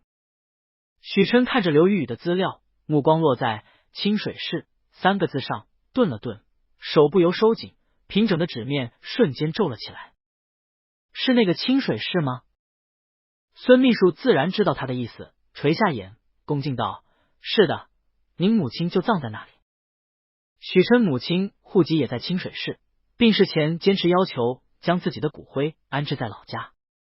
孙秘书想到这些，小心问道：许总，您还好吗？关于公司的事，他是知道一些内情的。当许琛母亲病逝后没多久，许琛就被人送往了国外，这几年都没机会跟自己的母亲团聚。许琛合上资料，脸上看不出情绪。没事，你先出去。孙秘书走后，许琛靠在椅背上，用手盖住眼睛，神情有些疲惫。他脑海里想起他母亲去世前对他说过的话：我已经将股份全数转到你的名下了，剩下的路我不能陪你走了，你自己好好的，记住，永远不要指望别人等你，你得自己走到最前面。最后一点，不要相信你爸。其实从小到大的路都是他自己在走，他母亲生性要强，从不服输，每天都在加班，还会给他布置很多作业。有一次他实在做不出来，题目超纲太严重了，他请求道：能不能等我长大一点再做这些？可他看都没看，只冷冷说出这样一句话：许琛，没有人会永远等你，包括我。尽管他母亲对他十分严苛，可许琛依旧敬爱他，崇拜他，甚至想依赖他。不过这次他依旧没有等他，就这么突然的走了，而他只来得及送了他一程，就被送出了国，一下就是5年，以至于他这个做儿子的也没来得及给他好好扫一次墓。不过就算去了，在他眼里自己估计还是不合格。许琛闭了闭眼，想起自己现在的处境，前有狼后有虎，每个人都想看他出纰漏，然后名正言顺将他从副总裁的位置上挤下来。就连他血缘上最近的亲人也是如此。许琛揉了揉眉心，收敛心神，准备继续工作。他手上的项目正在关键时期，他得好好盯着。只不过昨晚他睡得太晚，现在高强度工作这么久，难免还是会感觉疲累。他正准备带电话让孙秘书给他订一杯咖啡，座上的电话就响了。许总，前台说收到一杯咖啡，是送给您的，想跟您确定一下。许琛刚想说送错了，想到什么，先看了眼手机，发现他之前漏掉了麒麟的微信消息。我听你声音好像挺累的，就给你点了咖啡，只稍微一点甜的那种，也超好喝，最后还配了一个猫猫按爪的表情包。许琛不由勾了勾唇，冲孙秘书回道：是我的，送上来吧。咖啡送上来之后，许琛尝了一口，给麒麟回了消息：咖啡不错，挺甜的。另一头的麒麟刚洗完澡换好衣服，不期然看见许琛这条消息，有些纳闷。他知道许琛不是特别喜欢吃甜的，就专门点的只有一点甜的咖啡，怎么现在变成挺甜了？看来以后不能点这家的咖啡了。麒麟毫不犹豫将这家店划进了黑名单。他擦了擦自己湿淋淋的头发，顺便打开自己的行李箱，想收拾一下东西，门口就响起了敲门声。玲玲，你睡了吗？我给你切了点水果。是姚佩兰。麒麟抿了抿唇，想起刚刚在楼下发生的事，眼里划过一抹暗色。他在家门口被淋了一个透彻，而齐长勇和姚佩兰则是将自己的小儿子哄到了天上，三人和和睦睦，他则像一个局外人，冷眼旁观。那一刻，熟悉的恶心感涌了上来，让他止不住的觉得反胃。于是进门后，他饭都没吃，就回到了楼上。关门前还听见齐长勇不耐烦的嘀咕了一声：都多大人了，还跟我们闹脾气。可下一瞬就被姚佩兰拍了一巴掌，抱怨声戛然而止。那一刻，他不由问自己，到底为什么要回家？明明他租房子就是为了让自己在寒暑假有个安身之地，他也不缺钱，可他还是回来了。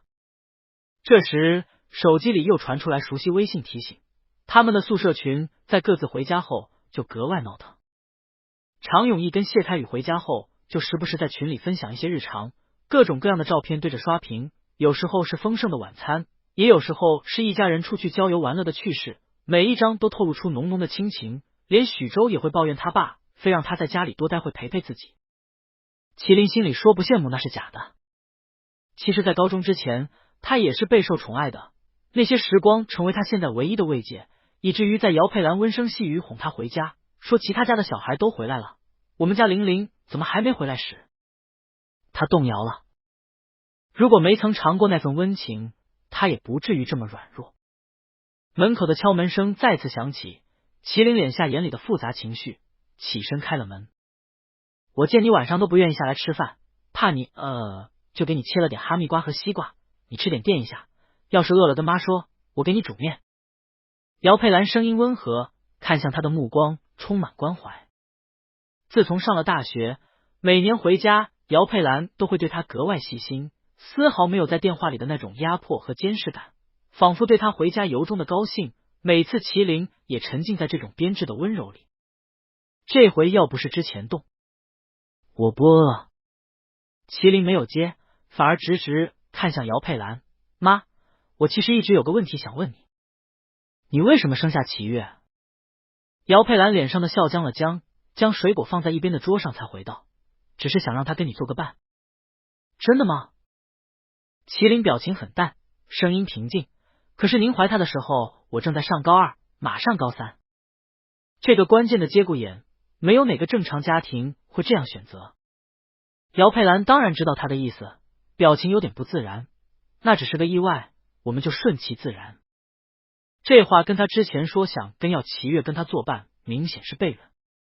麒麟胃里突然翻涌起来，那股恶心感到达顶峰，让他猛地冲进厕所吐了起来。那股劲缓下去后，他漱了漱口，忍不住想，他之前被许琛哄着吃的早餐白吃了。他抹了妈脸上的水，抬头，镜子里的少年脸色白得可怕，由于呕吐的不是逼的眼角泛出几滴生理性的泪水，看起来狼狈又可怜，透着一股病态的破碎感。姚佩兰满脸惊诧，麒麟，你又开始厌食了？麒麟没有回答，反而又问了另外一个问题，妈，你们是不是早就放弃我了？齐月的出现时间距离他跟父母袒露性向不到半年，估计是他们觉得自己实在是掰不过来，就放弃了吧。姚佩兰脸上明显浮现出一抹慌乱，强自镇定道，你怎么这样说？要是放弃你，我们至于老是给你打电话，还这么愁你的亲事吗？你别瞎想，时间不早了，我就不打扰你休息了，月月还需要我照看呢。他说完就迅速转身离开。麒麟冷冷地看着他的背影，也没阻拦。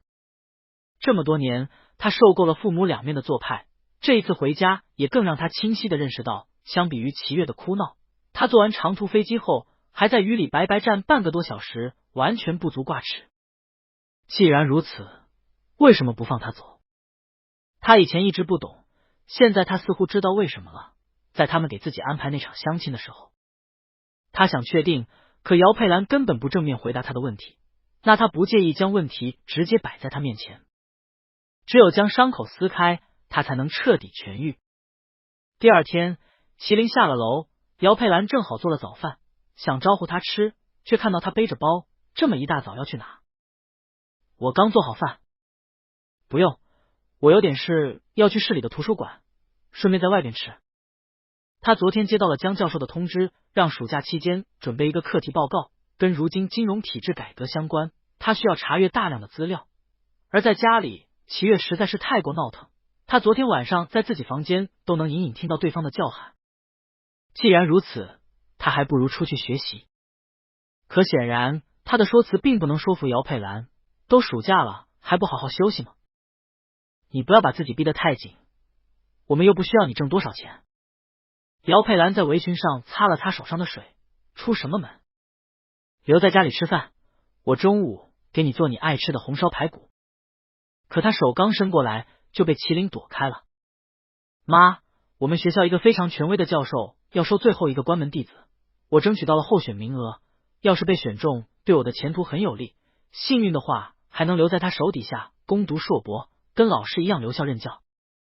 麒麟这一回解释得很仔细，像是生怕姚佩兰不懂他的心思。果然，姚佩兰一下就懂了，他想说什么，可麒麟没有给他开口的机会，矮身在玄关处换鞋，边换边说：“妈，我时间很紧，就不跟你多说了。”他出门前还接了一个电话，我现在出门了，马上。姚佩兰看着麒麟急匆匆的，都还来不及说什么人就走了。此时齐长勇从楼上下来，只来得及看到麒麟关门离去的一抹残影。他去哪呀？说去图书馆学习，还想在 A 大读硕博，最后留校。姚佩兰语气悠悠的，像是一点都不为此感到高兴。齐长勇更是沉下脸，这孩子是不是听不懂我们跟他说的什么？好好在清水市安家不行吗？就是你平时太惯着他，我就不信这小崽子真这么不听话。他气冲冲的就准备出去将人拎回来，姚佩兰却重重的拍了一下桌子：“你给我消停点！你还以为他还是当初那个10几岁的小孩吗？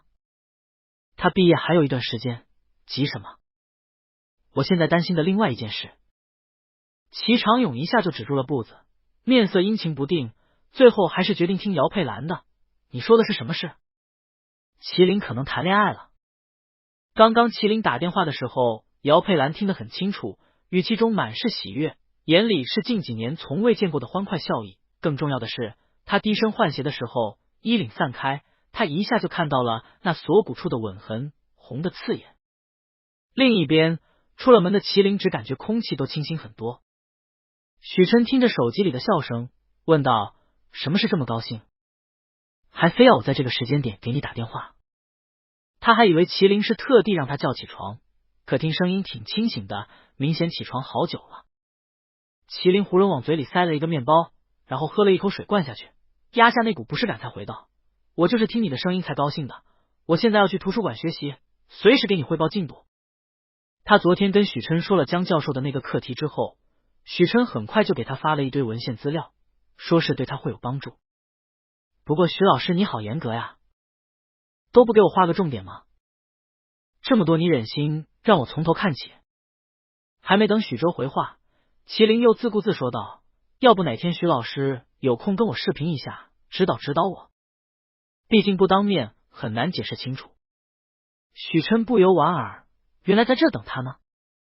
那你觉得哪个时间比较合适？我看看行程。他最近需要出差，出差之后时间就没那么紧了。真的吗？麒麟眼睛顿时亮起来，3天之后的时间我都可以。他要花一段时间定个方向，再大致消化一下许琛给他的资料，这样听对方讲也不至于一头雾水。于是这一周，麒麟每天都在往图书馆跑，没有在家里吃过一顿饭。早上也会在姚佩兰跟齐长勇眼前跟许琛通电话。就在他以为这个暑假就会这样过去时，周六早上他刚开房门就被齐长勇强制性的拽回了房间，然后将他拉下了楼。麒麟，我们谈谈。麒麟看着面前一脸怒容的人以及被捏得生疼的胳膊，蹙了蹙眉：“你放手，我自己会走。”可齐长勇就跟没听到似的，一直将他拉到了楼下客厅才罢手。齐长勇看着面前胳膊被他抡红了一圈的人，眼里闪过一丝嫌恶：“麒麟，你是男生，能不能有点男子气概？我以前也没像你这样娇气又叛逆。”娇气？叛逆？麒麟有些好笑的重复了一遍：“在你眼里，我被你拽红了手是娇气，去图书馆学习是叛逆？爸，你自己不觉得可笑吗？”齐长勇没想到他这么伶牙俐齿，气呼呼的指着他：“你还敢跟我呛声了是吧？你看别人家哪个儿子跟你一样的？”麒麟敷衍的点了点头：“是，你说的对。”这时不远处玩的齐月像是发觉出了两人之间的火药味，气呼呼的跑过来推了麒麟一把：“不许你欺负我爸爸！”在齐月眼里，这只是个陌生人。麒麟就这样直直的站着，冷冷看着齐月使出吃奶的力气打自己，最后一个不小心自己失去平衡，扑通摔倒，头磕到了一边的茶几桌腿上。麒麟是想去扶的，可刚伸出手就被慌忙的齐长勇狠狠撞开，他猝不及防，腰磕到了茶几的边缘，痛得他脸色瞬间白了。他之前被叶云推了一下，也是伤在这里，还没好全，现在又来了一下，让他额上忍不住冒出了冷汗。齐长勇则是抱着哭泣的齐月哄个不停，好了好了，不哭不哭，小包很快就会消的，一点都不痛。爸爸保证。丝毫没有刚刚对上麒麟的那副咄咄逼人的气势。麒麟扶着腰站起身，看着圆腿的桌凳以及茶几锋利的边缘，两相对比，说不出来的讽刺。他歪头看向齐长勇跟他怀里哭闹不停的齐月，只觉得碍眼又可笑。爸，到底是谁更娇气，谁更叛逆？我自认小时候没给家里添过什么麻烦，成绩一直名列前茅，甚至高考还是省状元，政府发的奖金至少30万吧。这些钱我从来没问你们要过。这样的乖孩子，你们难道还不满意吗？齐长勇不知道他为什么突然说起这一茬，不耐烦道：你以为你上大学的学费跟生活费都不是钱？这些钱是大风刮来的？可我自从大二就是自己付的学费和生活费。麒麟声音也冷了下来，你银行卡里的钱我一直没动。他从大一就开始接触家教，足够自己的生活费，攒了1年，学费也是自己出的。齐长勇倒是不知道这些事，他听姚佩兰提过一嘴，可没想到麒麟真的一分没动。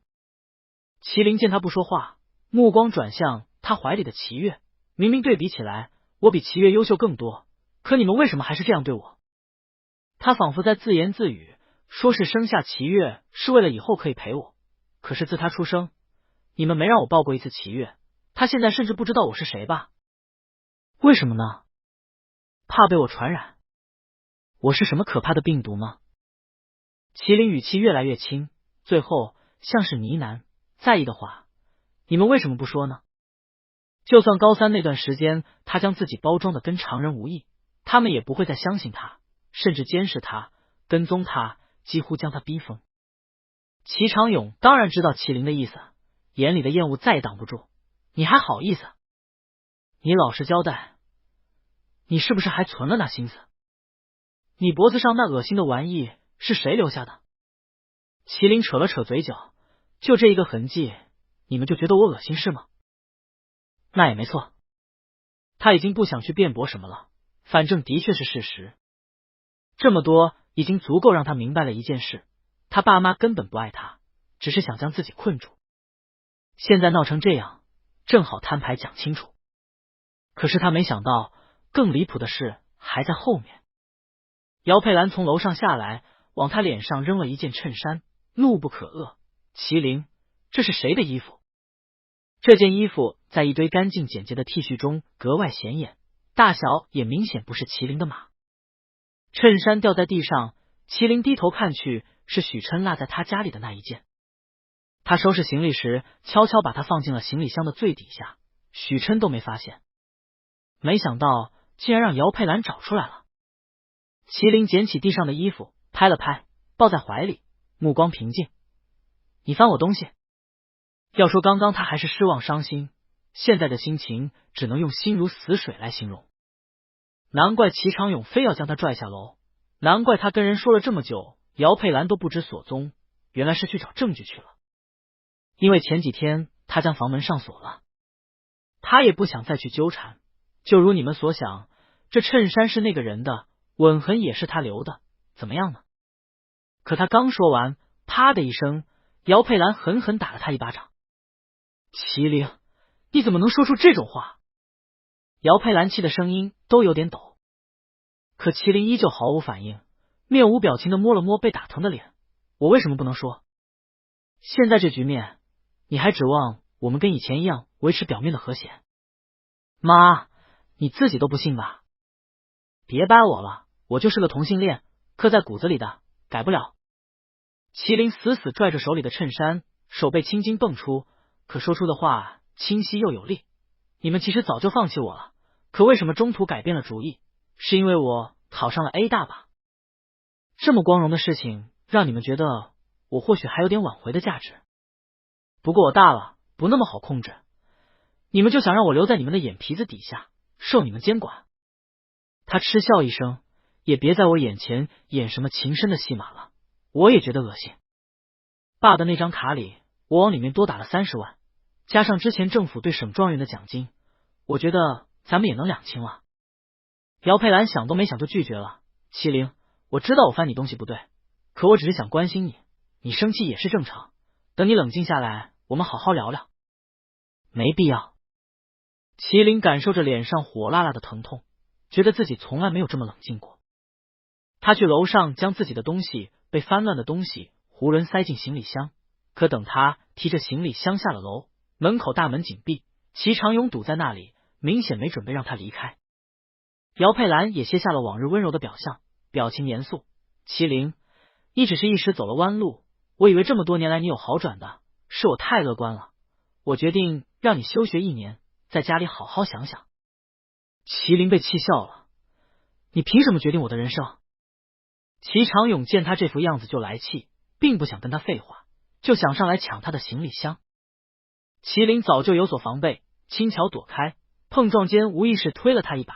齐长勇瞬间趔趄的后退一步，扶住旁边的桌子，才稳住了身形。两人俱是一愣，麒麟这才发现齐长勇不知何时已经长出了白发，早已不是当年那个能逼得他毫无还手之力的父亲了。爸，你老了。齐长勇气的不行，还想上前，麒麟却突然来了句：你带齐月应该很费劲吧？要不你把他交给我，我帮你带。语气真挚，甚至还朝齐月招了招手，吓得齐长勇直接上前紧紧抱住齐月，一脸警惕的看向他。阻碍消失，麒麟走向门口，手搭上门把手的时候，听到姚佩兰急声道：麒麟，你要是出去就别再回这个家。麒麟不子顿了顿，没回头，直接走了出去。这个家他早就回不来了。许琛正在外市出差，可能是他准备充足，跟合作方非常快的达成了一致。孙秘书后在他身旁：许总，午宴时间快到了，你要现在出发吗？可许琛只是皱眉看着手机，没有应答。他见提前结束了任务，想着今晚有时间跟麒麟视频聊天，可发了消息过去后，几个小时麒麟都没有回复。明明昨天麒麟还缠着他说了好几回这件事。还有今天早上，他按理来说也是会跟麒麟打电话的，可麒麟提前急匆匆跟他说了句今天有事，不打电话了，连最后的标点符号都没加。他以为是今天麒麟有什么事情很忙，也就没有再打扰他。可现在距离上次的回复，麒麟已经整整6个小时没有消息了。他打了个电话过去，也是显示手机关机，无法拨通。如果麒麟去了图书馆，那里是有插座的，不存在没电的情况，就算手机坏了，电脑也能登录微信，总不至于2个都出问题了吧？在家的话，麒麟应该也没有理由突然消失才对。只有一个可能，对方出事了。许琛眸子按了按，抬眼看向孙秘书，从这里到清水市路程多远？齐长勇跟姚佩兰看向门口西装革履的人，一脸警惕。你找谁？两人刚哄齐月吃完晚饭，正在商量麒麟离开的事，没说出个所以然，门口就响起了敲门声。许琛通过打开的门看得一清二楚，大厅里除了门口的2人，只有一个正在玩玩具的4、5岁幼童，不见麒麟的身影。2位是麒麟的父母对吗？我有点事找他。姚佩兰不动声色的打量了许琛一眼，对方气质出众，一看就是事业有成的高层，身后还带着一个助理，明显不是他们这里的人。他问：你是谁？找麒麟什么事？我是麒麟在 A 市的朋友，这次正好经过清水市，就想着来看看他，可我打不通他电话，就直接找过来了。许琛目光往屋内楼梯上方看去，他在家吗？齐长勇一下挡住他的视线，眼神不善，乱看什么呢？去，他不在家。他之前被麒麟惹出一肚子火都没出发，现在正好有所谓麒麟的朋友撞到枪口上，他语气当然不会客气。他说完还想将人推出去，却被孙秘书一把挡住。孙秘书语带警告：齐先生，请注意你的言行。他实在是没想到能教出麒麟这么出色有礼的孩子的家庭却这么蛮横。齐长勇被孙秘书毫不客气的扶开，将他跟自家老板之间隔出一个安全距离。齐长勇瞬间就火了：“你们什么玩意啊？这是我家！”他下意识想找到东西把人打出去，就见姚佩兰狠狠踢了他一脚：“你给我闭嘴！”这个没眼力见的就知道动手。齐长勇被他教训，一下子就老实了。冷静下来后，他才后知后觉，发现对方来头好像不小，光是停在门口的车都要好几百万。姚佩兰看齐长勇老实下来后，目光迎上许琛，冷声道：“我没听说过麒麟有你这么一个朋友，现在麒麟不方便出面，有什么事等暑假结束再说。”他说完就想关上门，许琛给孙秘书使了个眼色，对方了然，直接伸手抵住了门。“是这样的，我们找麒麟真的有很重要的事，麻烦你们让他出来一下。”这家人的反应真的太奇怪了，哪有父母在听闻孩子朋友拜访时会这么警惕反感，甚至还直接怀疑对方的身份，也不知道是在想什么。姚佩兰见实在推不动门，脸色肃地沉了下来：“我知道你们来头不小，可是擅闯他人住宅是违法的，你们信不信我现在报警？”许琛对他的威胁丝毫不放在眼里：“正好，我也想报警，我现在有理由怀疑你非法拘禁，剥夺他人人身自由，需要我帮你打110吗？”麒麟始终不露面，手机也打不通，这情况绝对不正常。许琛拿出手机，见状真的像是要报警。姚佩兰立马尖声阻止：“你胡说什么？我们哪有拘禁麒麟？要是警察真来调查，他可丢不起这个脸。”不知道是不是门口的动静太大，里面的齐月闻言跑了过来，气哄哄的在孙秘书腿上捶了一拳：“不许你们欺负我爸爸妈妈！你们跟那个人一样都是坏人，打死你们！”许琛闻言立马看向那个孩子，沉声道：“之前那个人呢？”齐月被许琛身上凌厉的气势吓得后退一步：“坏人被我们打跑了，你也是坏人！”可刚放完狠话，他就再也忍不住，扑进齐长勇怀里，哇哇哭了起来。姚佩兰也不想跟他们再纠缠，恨声道：“他跑了，说再也不回这个家，估计是真的在外面有人了，才敢这么跟我们对着干。以往麒麟才不会有这么大底气，这次像是铁了心的要脱离他们的掌控。”他说着说着，目光突然落在许琛身上，意识到什么，瞬间抓狂：“那个人是不是你？我就说麒麟怎么突然这么叛逆，看来真的是找到了靠山，你很有钱是吧？就是你拐跑的麒麟，还留那么深的吻痕，就是故意让我们看到对不对？你们恶心不恶心？做这种事不怕遭天谴吗？”姚佩兰说着就想冲上来抓闹许琛，被眼尖的孙秘书一下子挡住。他正想叫自家老板离远点，却见许琛不光不退，反而上前一步：“孙秘书，你放开他！”啊！孙秘书有点不敢相信自己的耳朵，可我要是放开他发疯，没事，我倒要看看他敢不敢。许琛冷眼扫过状似疯狂的姚佩兰，语气里的讥讽并没有掩饰。从他刚刚的话里，许琛就能看出来姚佩兰是一个什么样的人，自私，对自己的儿子抱有极大的恶意。可对方却一直很理智，没有选择跟他正面碰上。孙秘书也没办法，只得咬了咬牙，松开了对姚佩兰的桎梏，不过还是警惕的站在一旁，谨防他对许琛造成什么威胁。果然，姚佩兰并不敢对许琛做什么，那一身高定西装，他要是碰坏了，不一定赔得起。你到底想怎么样？姚佩兰一脸怨恨的盯着他。许琛漆黑的眸子里不变情绪，他看着眼前的这一对父母，面无表情。很简单，告诉我这里发生的事，以及麒麟去哪了。两人回到车旁，孙秘书看了眼麒麟家紧闭的大门，都不知道怎么表达自己的心情，就因为知道自己儿子是个同性恋，就把人逼走了。什么啊？而且按照对方的说辞，麒麟高中就出柜了，这么多年还这么抵触的话，干嘛将麒麟拘在家里啊？还安排家里的乡亲，这是存的什么鬼心思啊？他们需要的只是一个表面看上去称心的玩偶罢了。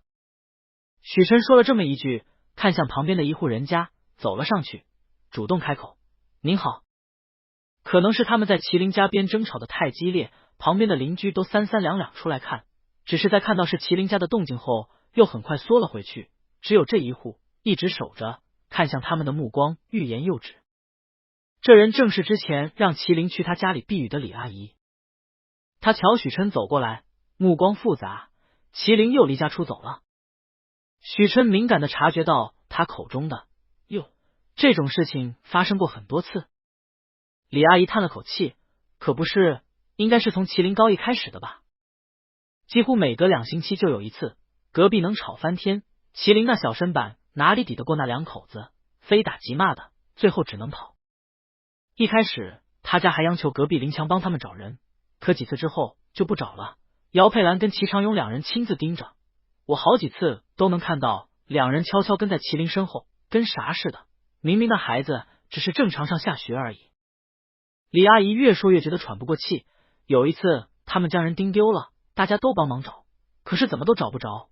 之后过了一晚，麒麟自己回来的，大病了一场，整个人蔫得不行。从那之后，麒麟出走他们也不管了。姚佩兰跟我们说，反正都会回来，还能飞了不成？不过那之后麒麟状态也慢慢好了起来，我还以为他们家好了。没想到不光让孩子进不了门，在门口白白吹风淋雨，还又将人气走了。他声音满是无奈，要是他们家有麒麟这样乖巧漂亮又聪明的孩子，他都觉得是祖上积德。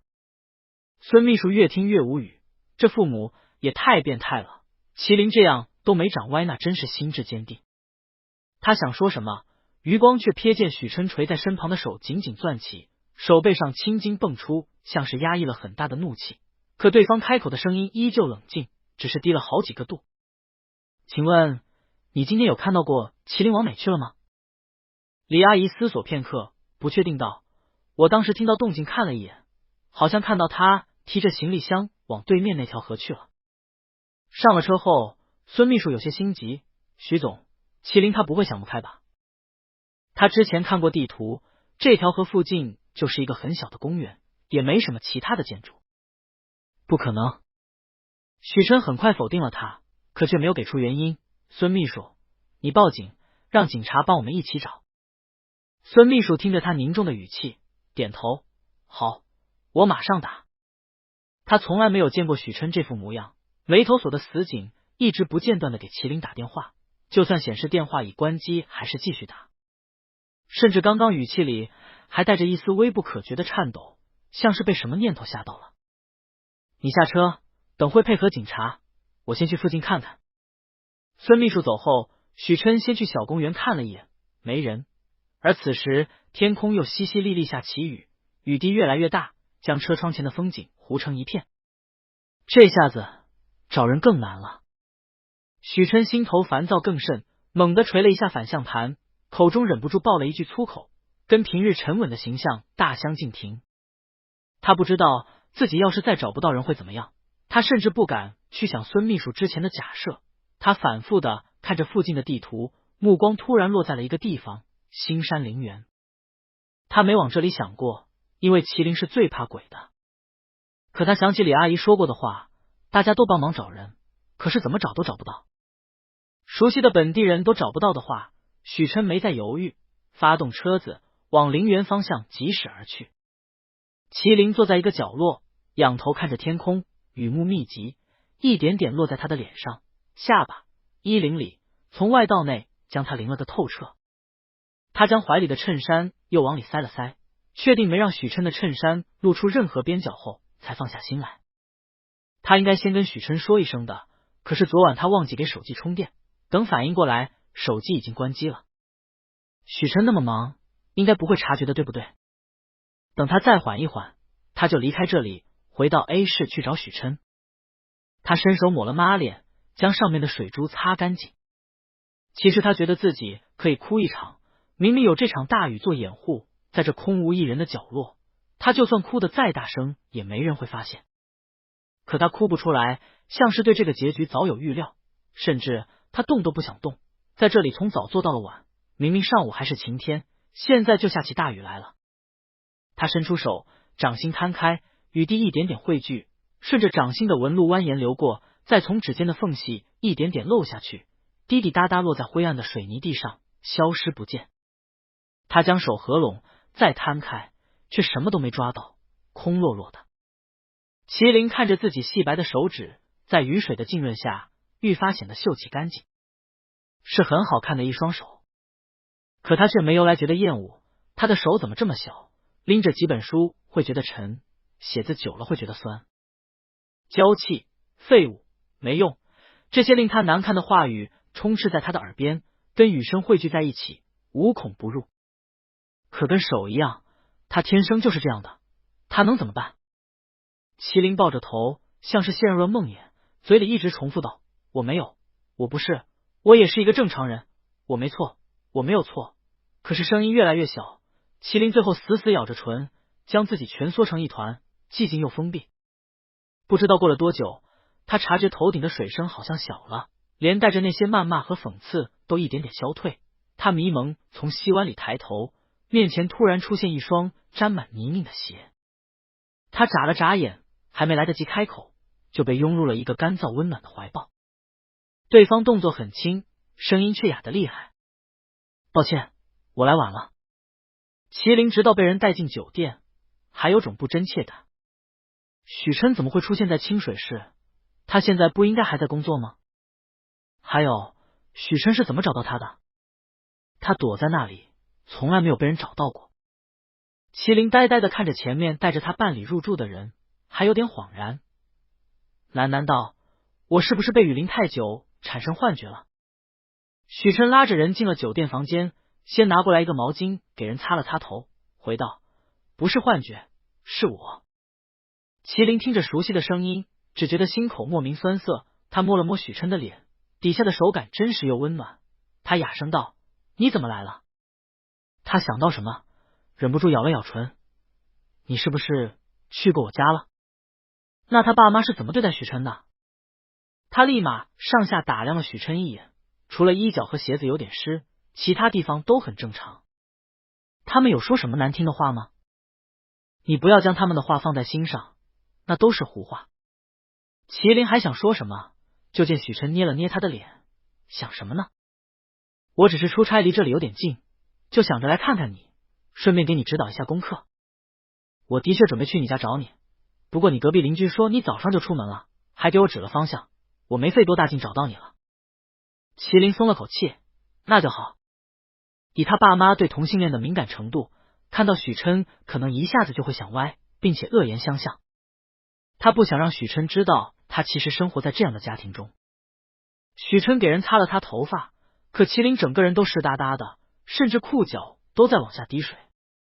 饶是如此，麒麟手里还紧紧护着他的那件衬衫，这是麒麟身上唯一还算干着的东西了。他将麒麟手里的衬衫接过来，放在旁边的桌上。下次再遇到这种事，你就用它来挡雨，知道吗？没必要护着他。麒麟抿了抿唇，没回。在许琛眼里，这可能仅仅是一件衣服，可就是这件衣服给了他跟爸妈对峙的勇气，也让他不至于被无尽的指责和嫌弃中丢失自己。许琛看着湿淋淋的麒麟，知道只擦头发没用，直接去了浴室。我去看一眼水温。他看了看，可以洗澡。他刚想去将麒麟带过来，一回头却发现麒麟就在他身后，像是一路跟着他过来的。许琛脚步顿住，看着一直低着头的麒麟，声音缓了缓：身上是不是很难受？你赶紧洗个澡，我去给你拿换洗衣服，等会递给你。麒麟看了眼几乎贴在他身上的 T 恤和长裤，也没拒绝，点头道：好。许琛听着浴室的水声，确定不会出什么问题后，找到麒麟的行李箱，打开，准备拿衣服的手停在半空。行李箱里一片混乱，衣服跟学习用品纠缠在一起，有些比盖还打开了染脏了白色的衣服，像是被人一股脑塞进来的。上次麒麟收拾行李的时候，他大致看了一眼，各类用品分类摆放整齐，就算拿出来过，也不会产生这样的状况。而且，麒麟为什么单独拿着他的衬衫出的门？还是说这件衬衫是被别人翻出来的，然后麒麟才受到了逼问吗？许琛越想脸色越沉，可这时浴室的水声停了，麒麟叫了他一声。他迅速给人挑了2件惯常穿的宽松衣服送了过去。麒麟洗完澡后，许琛非常自然地揽下了给人擦头的任务。麒麟窝在沙发上，背对着他，一反常态的沉默。有没有哪里不舒服？许琛探了探他的额头，温度还有点凉，淋完雨有可能感冒发烧，我等会烧点热水，你喝点感冒药预防一下。麒麟微微点了点头。在许琛准备站起身去烧水的时候，麒麟却突然转过身拉住了他的手，力气不大，却让许琛一下子停住了动作。怎么了？麒麟低垂着眼，脸上依旧透着些许病态的白，唇上没有一点血色。他嗫嚅2下，很轻的说了2个字：要抱。他之前整个人湿淋淋的，根本不敢让许琛抱着他太久，可洗完澡，整个人干净下来，那股渴望就无比浓烈。想要许琛抱着他，想要感受到对方的体温和呼吸，越近越好。话音刚落，他就如愿被人拥入怀抱。许琛没有问原因，非常自然的将人卷进自己怀里，一手搂着他的腰，一手扶住后脑勺，是麒麟非常熟悉的姿势。还要什么？仿佛这个时候只要麒麟说，他就答应。麒麟头靠在他的怀里，回抱住了他的腰，闭着眼，睫语微颤，再抱紧一点。他感觉自己整个人跟许琛紧紧相贴，对方的体温一点点传过来，伴随着沉稳有力的心跳，一下一下将他空落落的心填满。他好像又活了过来。时间渐渐过去，许琛感觉怀里的人身子一点点放松，偏凉的体温也回归正常，呼吸清浅。他还以为人睡着了，刚想起身将人抱去床上，麒麟就惊慌的抬起了头，腰间的力道瞬间加重，像是生怕他消失。许琛看向怀里的人，温声道：我以为你睡着了，困不困？要不要睡觉？麒麟彻底清醒过来，摇了摇头，不困。他这个时候才发现许琛穿着很正式，应该是刚结束什么工作就赶过来了。麒麟慢慢松开搭在许琛腰间的手，你衣服也湿了，去洗个澡吧。我没事了。他已经够让人操心了，没必要还要矫情这么久。许琛还想说什么，就被麒麟直接推进浴室，关上了门。等许琛以最快的速度洗完出来，就看到麒麟本来乱糟糟的行李箱被收拾妥当，仿佛之前的凌乱是他的错觉。麒麟这个时候也坐在酒店的桌前，拍了拍旁边的位置。你不是说要指导我吗？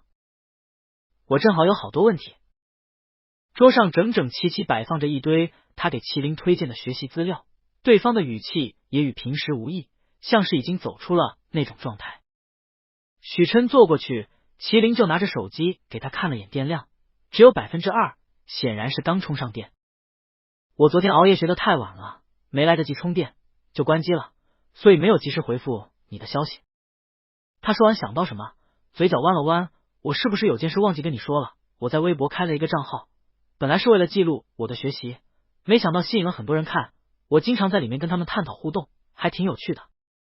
他当初做这个账号是起因是将教授上的手稿问题太多，他想记录下来，也享受这个解题的过程，没想到网上也有很多志同道合的人，大家一起给了他不小的启发。麒麟还将账号给许琛看了眼，我已经有1-2万粉丝了哦，语气还颇有点小骄傲。许琛点头，拿出手机给麒麟又加了一个关注。麒麟嘴角的笑意更大了，哈哈，我又多了一个粉丝。他默契的回关了许琛，然后将桌上的一个打印的文献拿了出来，我大致选定了课题报告的方向，这个文献也提到了，不过有些问题好晦涩，我还没摸清，正好问问你。许琛看着麒麟认真的侧脸，沉默半晌，只觉得心揪了起来。麒麟，可他还没说完就被麒麟打断，哎呀，你快点回答我嘛！我搞完还要去微博分享今日的学习心得，要写的东西肯定很多的，快点快点！他催得急，许琛也无可奈何。最后2人要讨论完，差不多已经11点。麒麟还说要剪辑一个素材放到微博去，却被许琛直接拦腰抱进了卧室。你需要休息。许琛不容拒绝的将麒麟从桌边抱起，走了几步之后，他就发现了不对劲，麒麟太轻了。他之前就算没这么将人抱起来过，可也对麒麟的重量有一个大致估算。现在对比起来，麒麟起码轻了4斤以上。就这一周，他将人放在床上，掰正麒麟不断逃避的脸，跟他对视：你在家里没好好吃饭，还是说麒麟的父母虐待他，不给饭吃？不对，麒麟每天大部分的时间都在图书馆度过，外面都是吃饭的地，怎么可能饿倒？那就只有一个可能，麒麟是自己饿的自己。麒麟嘴唇抿成一条直线，没回。他不想让许晨知道他厌食的事。最近为了维持日常的体力，他都是将面包掰碎灌水强制吃下去的，还死死捂着唇不让自己吐出来。他想找个借口搪塞过去，可许晨又问了他一句话：你今天吃饭了吗？麒麟别开目光，小声回道：吃了。吃的什么？什么时候吃的？在哪？许晨接连问了3个问题，麒麟一下子根本编不出来。许晨还有什么不懂的，给前台打了个电话，给我们送一份粥，清淡一点的，尽快。麒麟看着眼前的粥，却迟迟没有伸手。他最近厌食的症状很严重，就算是许晨在，他大概率也会吐出来。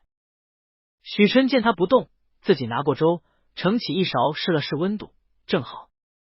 麒麟看到递到嘴边的粥，眼里满是纠结，他是真的怕自己吐出来，可这是许晨第一次主动喂他，还是亲自碰过的，他最后到底没忍住，尝试的含了进去，可粥刚接触口腔，那股熟悉的反胃感瞬间涌了上来，他立马捂着嘴去了厕所。吐完后，他看着旁边一直守着他的许晨，有点忐忑。他解释道：不是故意吐的，我最近胃口不太好，对不起。许晨替人擦干净嘴，没必要道歉。麒麟的状态明显不对劲，那个粥他试过，很清淡，温度也正好，可麒麟一入口就吐了。那2个人究竟把麒麟逼到了什么程度？麒麟见许晨没有多问，甚至还要将碗收起来，咬了咬牙：我可以再试试的，我尽量不吐。不光是为了许晨，更是为了他自己。他能感受到自己因为最近没吃饭，严重营养不良，甚至看文献看到一半就会头晕眼花，现在有许晨在他身边，他更要自救。最后他勉强吃了3勺，这是他现在的极限了。许晨将他的嘴角擦干净，看着麒麟亮晶晶看着他，一脸期待的模样，顿了顿，还是开口：很棒。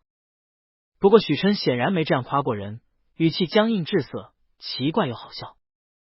他嘴角弯了弯，忍不住吐槽道：许晨，你都是这样夸人的吗？一点都不真诚，跟哄小孩似的。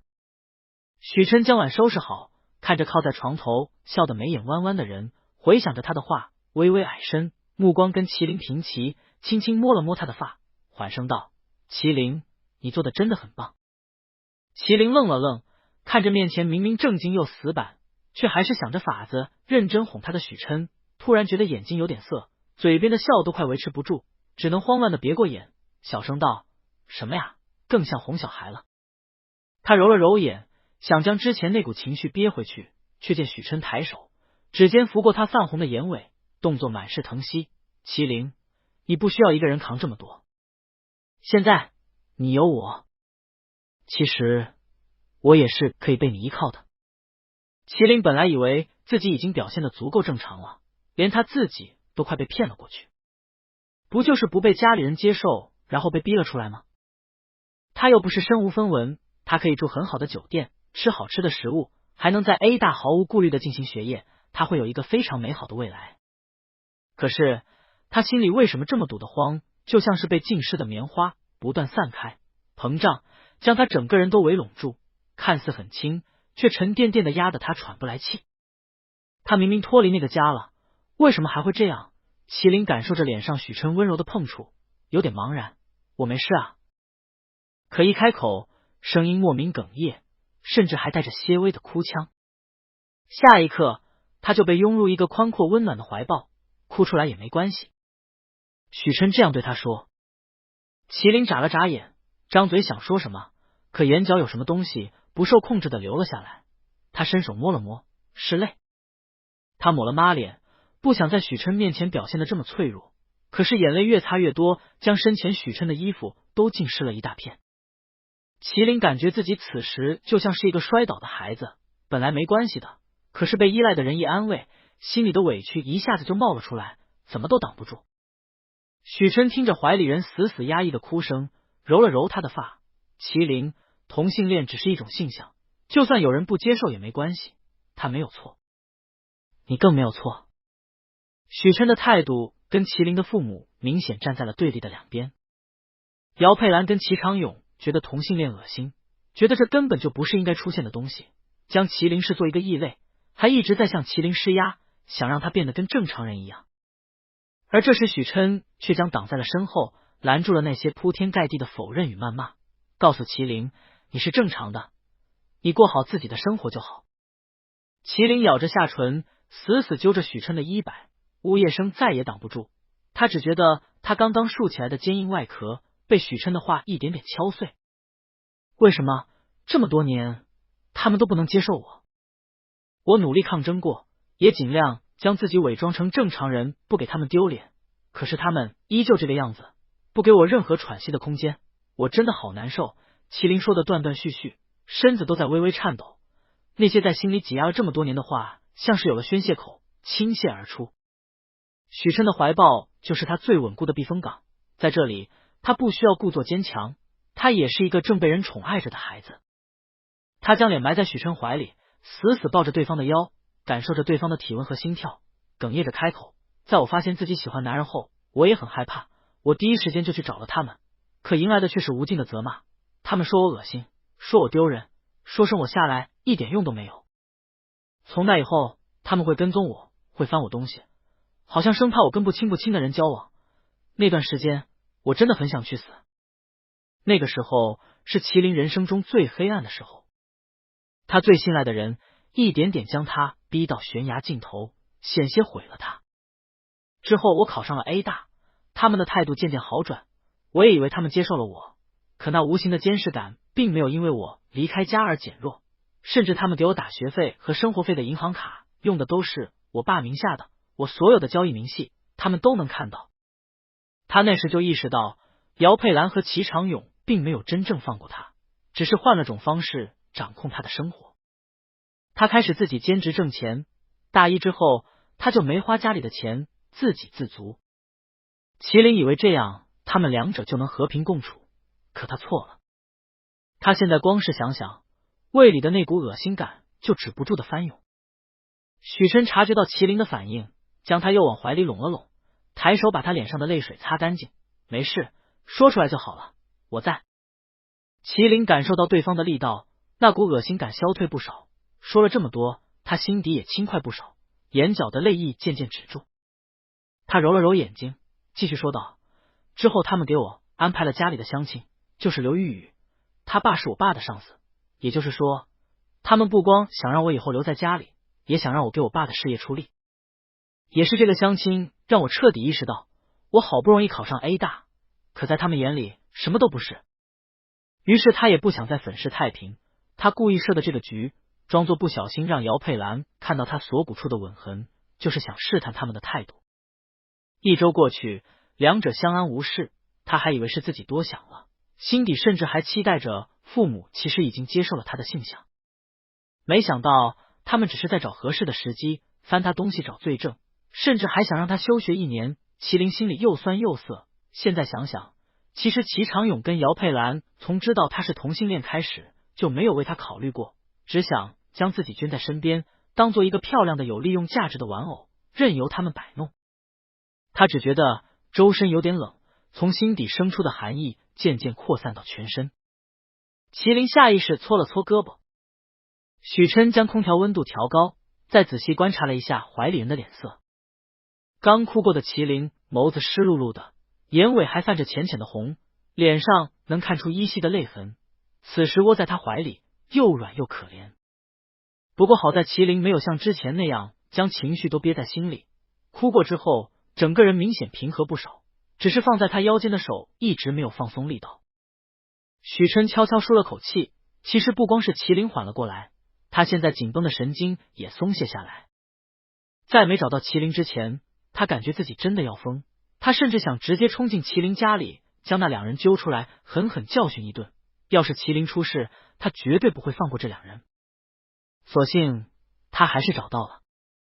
他看了眼时间，已经快0点了。他将枕头摆正，再给人盖好被子。还冷吗？很晚了，要不要睡觉？麒麟情绪压抑这么久，一下子释放出来，应该很累。麒麟看着坐在床头的许琛，眨了眨眼，小声道：“还是冷。”他一个人怎么样都是冷的。许琛沉默半晌，脱掉鞋子，上床后将麒麟半拥在怀里，低头看着自动找好位置的人，笑着问道：“现在呢？”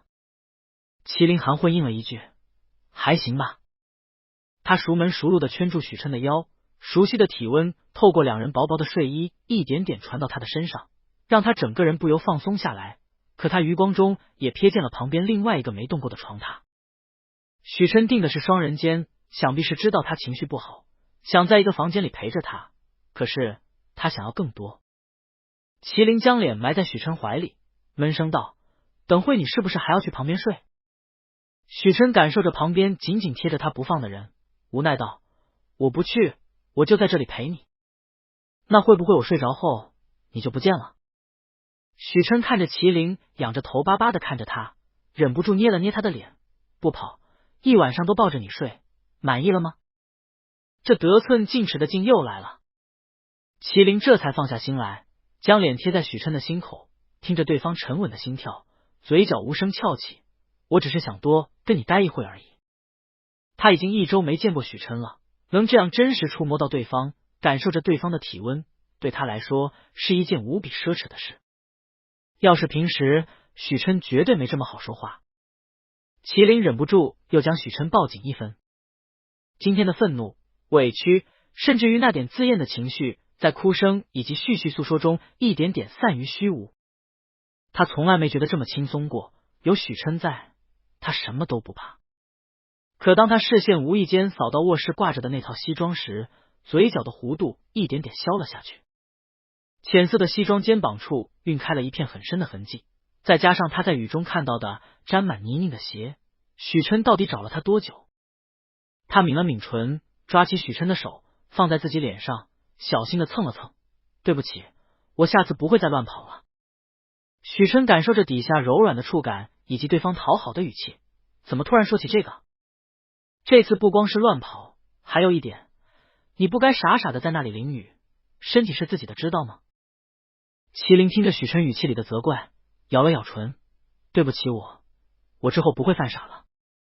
下次我要是再不听话，你就把我关起来，我哪里都不去，就留在你身边。”许琛将差点又被咬出印的唇解救出来，指腹在他嫣红的唇上拂过，感受着指尖的浅浅的湿意以及软嫩的触感。他眼神暗了暗：“关起来。”麒麟知道自己在说什么吗？麒麟仿佛没有看懂许琛眼里危险的信号，将唇边的手指含进去，用牙齿轻轻磨了磨，不会让人觉得痛，反而有点痒，就跟撒娇似的。他语气含混：“不乖就该被惩罚。”指尖上一扫而过的湿软，让许琛搁在麒麟腰间的手下意识用力，将人狠狠勒紧怀里，手从麒麟口中退出，转为捏着他的下巴，沉声道：“别玩了。”怀里的身体单薄又虚弱，根本经不起多余的折腾。可麒麟从来不会如他得意。麒麟手拽上他的衣领，将人往下拉，呼吸交融，许琛甚至能感受到麒麟嘴边的湿意。麒麟用唇软软的碰了碰他的嘴角，小心的舔了舔，见许琛没有推开他，又大胆的往旁边蹭了蹭，舌尖划过紧闭的唇缝，将许琛的唇一点点染得如湿。麒麟只觉得脑袋晕乎乎的，他不知道原来还没真正接吻，他就能醉成这个样子。他着迷的看着眼前岿然不动的人，轻声道：“许琛，你理理我好不好？这次我不乖，你可以惩罚我的。”要不是他，向来体面的许琛怎么会变得那么狼狈？而且许琛这样子明显是工作中途来找的他。麒麟越想越愧疚，想用这种方式讨好许琛。况且他经历了这么多事，对许琛也有一层隐秘的渴望。他想被占有，想被弄坏，想从此只属于许琛一个人。酒店外还时不时响起汽车的鸣笛声以及小贩的吆喝声，一重接一重，明明是略显聒噪的声音，可麒麟耳边却只有两人交叠的呼吸声以及自己止不住的吞咽声。他想仰起头缓缓，可后脑勺却被许琛牢牢掌控住。许琛根本不让他逃，口腔的每一处都被人细细探索，给了麒麟一种已经被人吃干抹净的错觉。麒麟有点恍惚的想，这火好像点得太大了。在他即将喘不过来气时，许琛终于放过了他。许琛看着怀里脸上长得通红，眼里水汽弥漫，像是被欺负的快要哭出来的麒麟，捏了捏他脖梗后的软肉，贴在他耳边低低笑了一声，下次再不乖。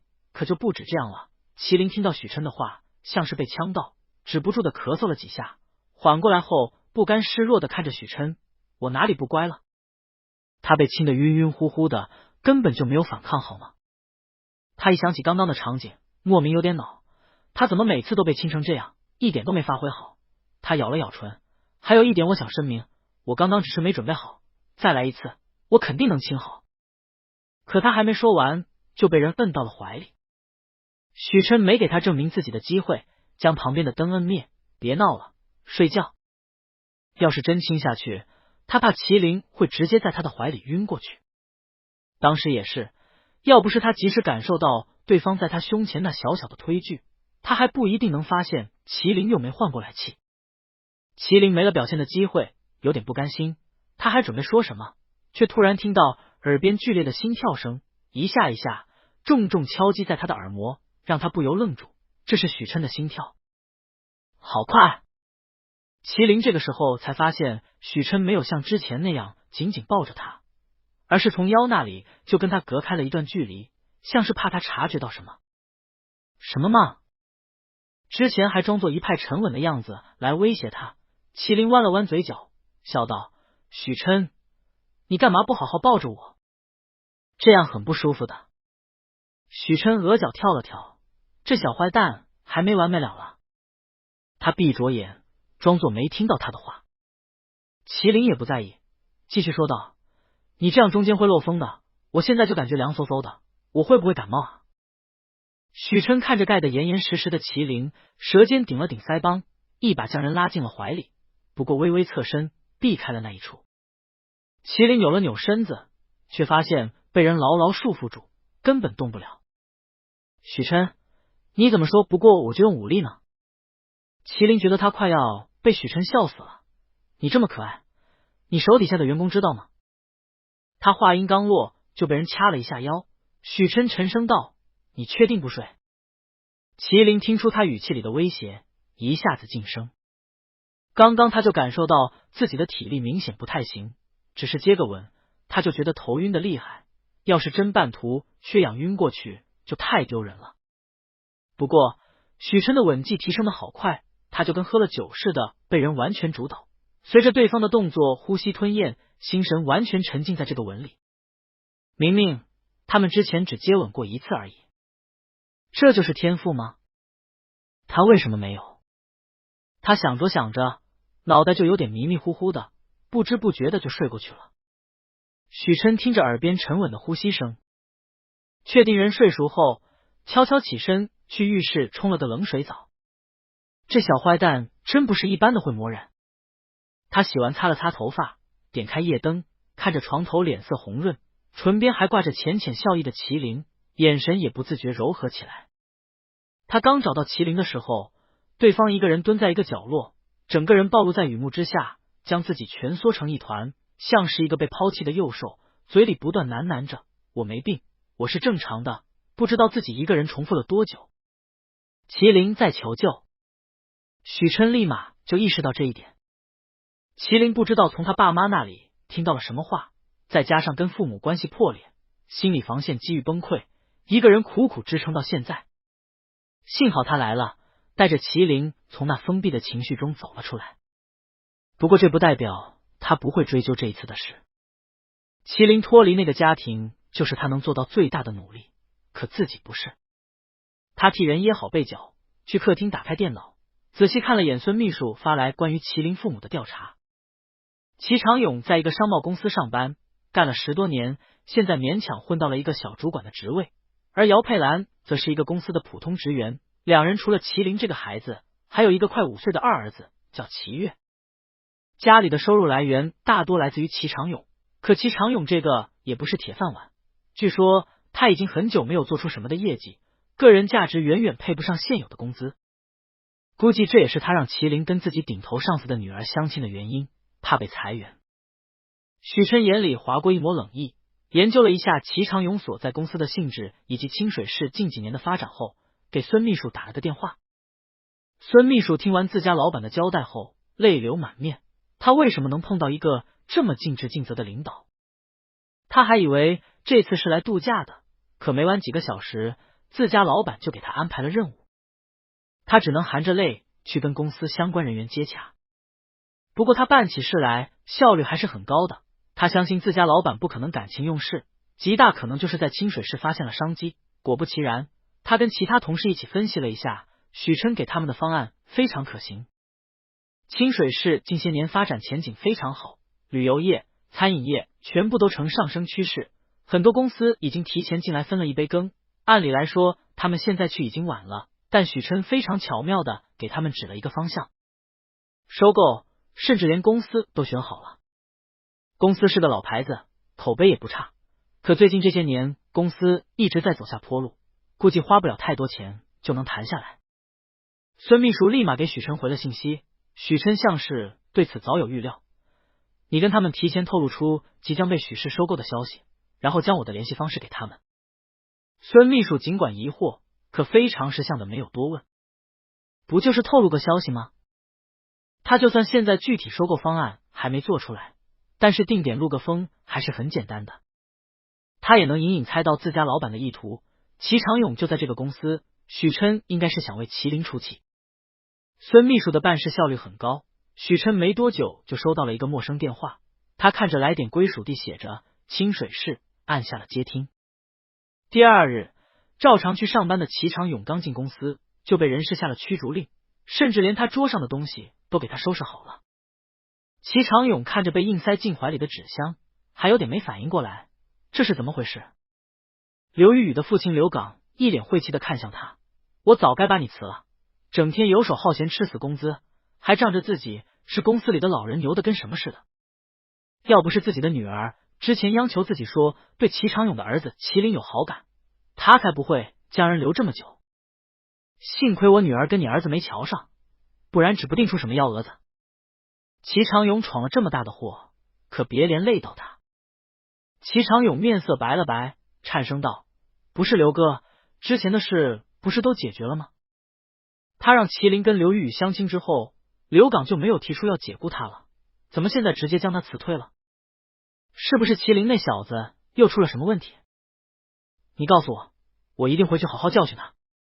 刘岗啐了他一口，什么玩意？都到这个地步了，还想着卖儿子呢？现在谁都救不了你，快滚快滚！碍眼死了！齐长勇哪里接受得了这个结果，大声嚷道：你有什么权利解雇我？我什么错都没犯。刘岗冷哼一声，把一沓纸拍在他的脸上，这是你3年来的绩效考核，合格率只有 40%， 迟到早退多达50次，你还有脸嚷嚷？要不是看着他那点资历以及那个一省状元考进 A 大的儿子，公司怎么可能留他这样的人？要怪也只怪你惹到了不该惹的人，希望新老板不要因为你这个蛀虫对我们部门有意见。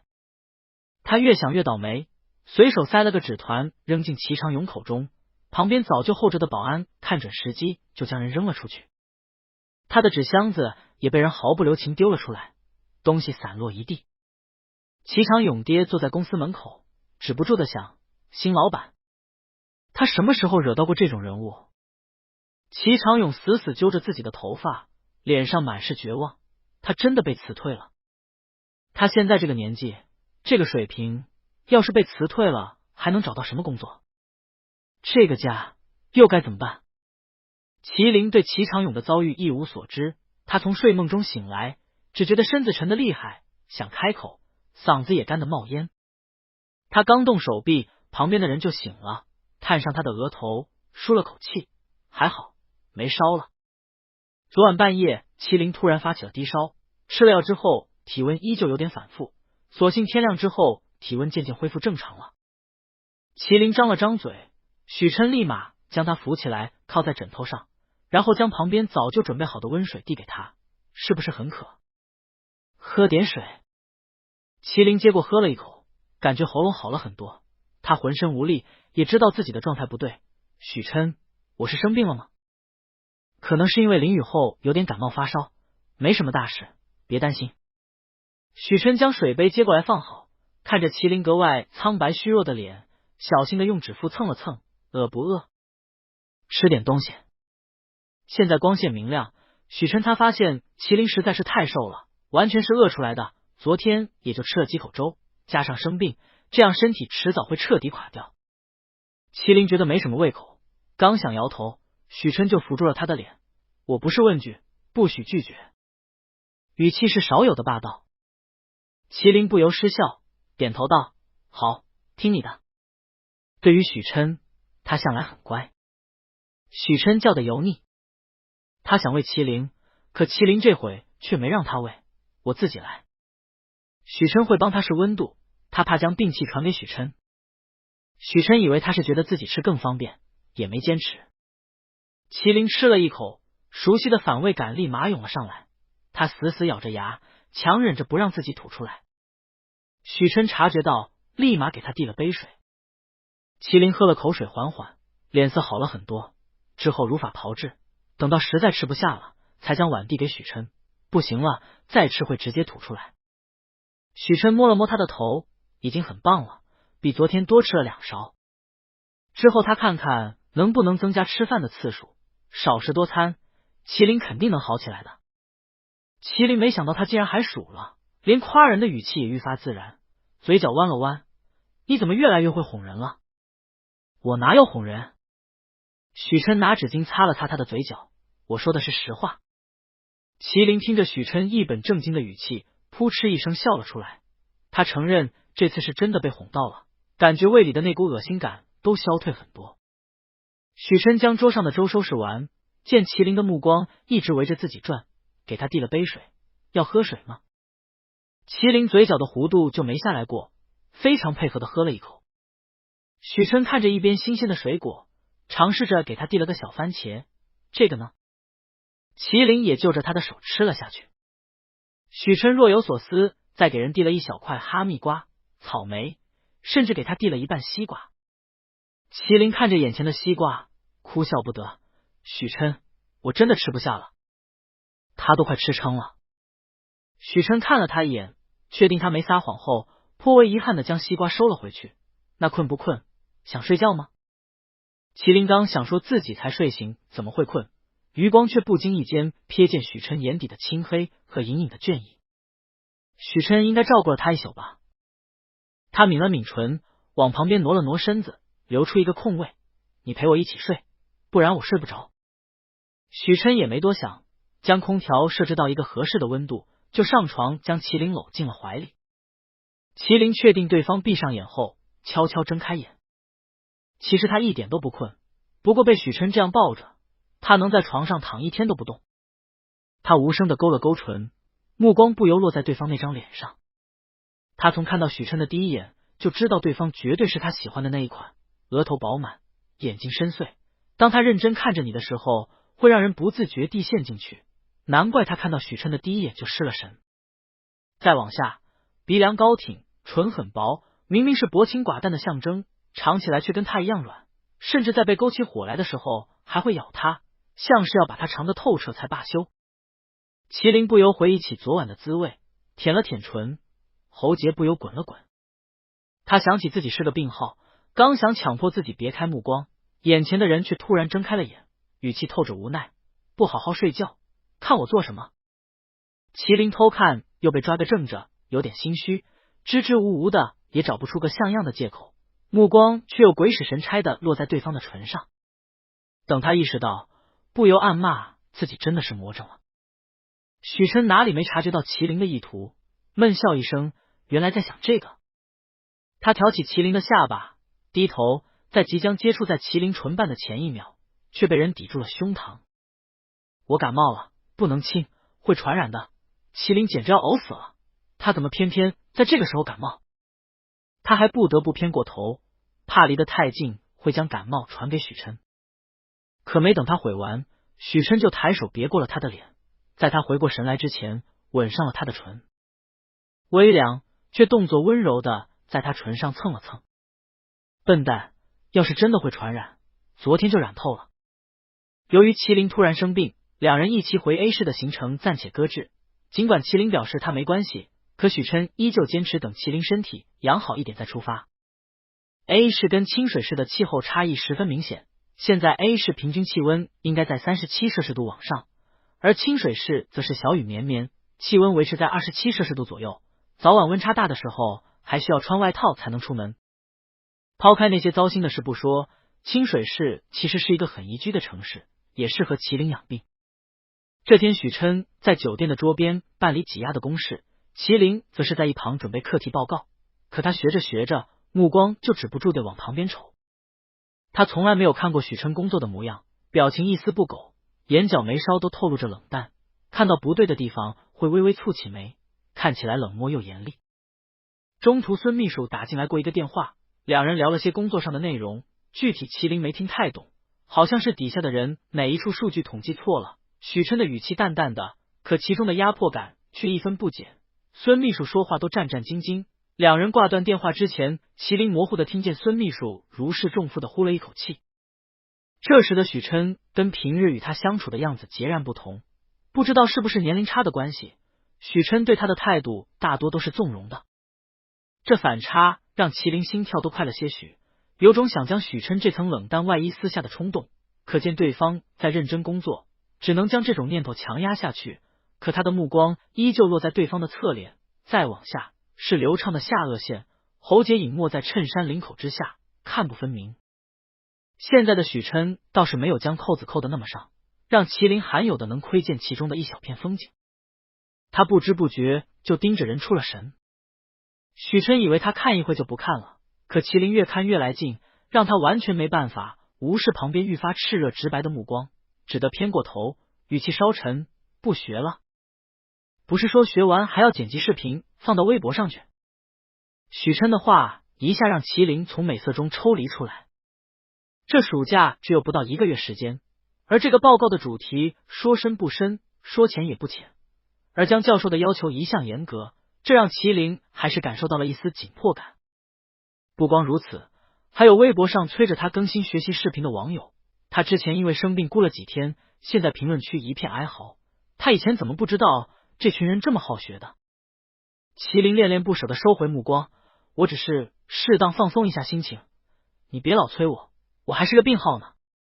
麒麟以为用自己生病这个借口能换取许琛的怜惜，可能还能顺着再要一点福利，却看到旁边的人突然拿起手机看了眼时间，起身去卧室拿了一包东西，倒了一杯温水递给他，时间到了，吃药。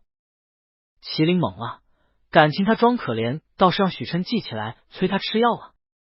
他一脸拒绝，我现在已经差不多全好了，能不能不吃？他本来就有点厌食，就算许琛特意换了比较小的药丸，他也觉得难受，再加上这药苦得很，不吃就输液。许琛也没有强求，你自己选。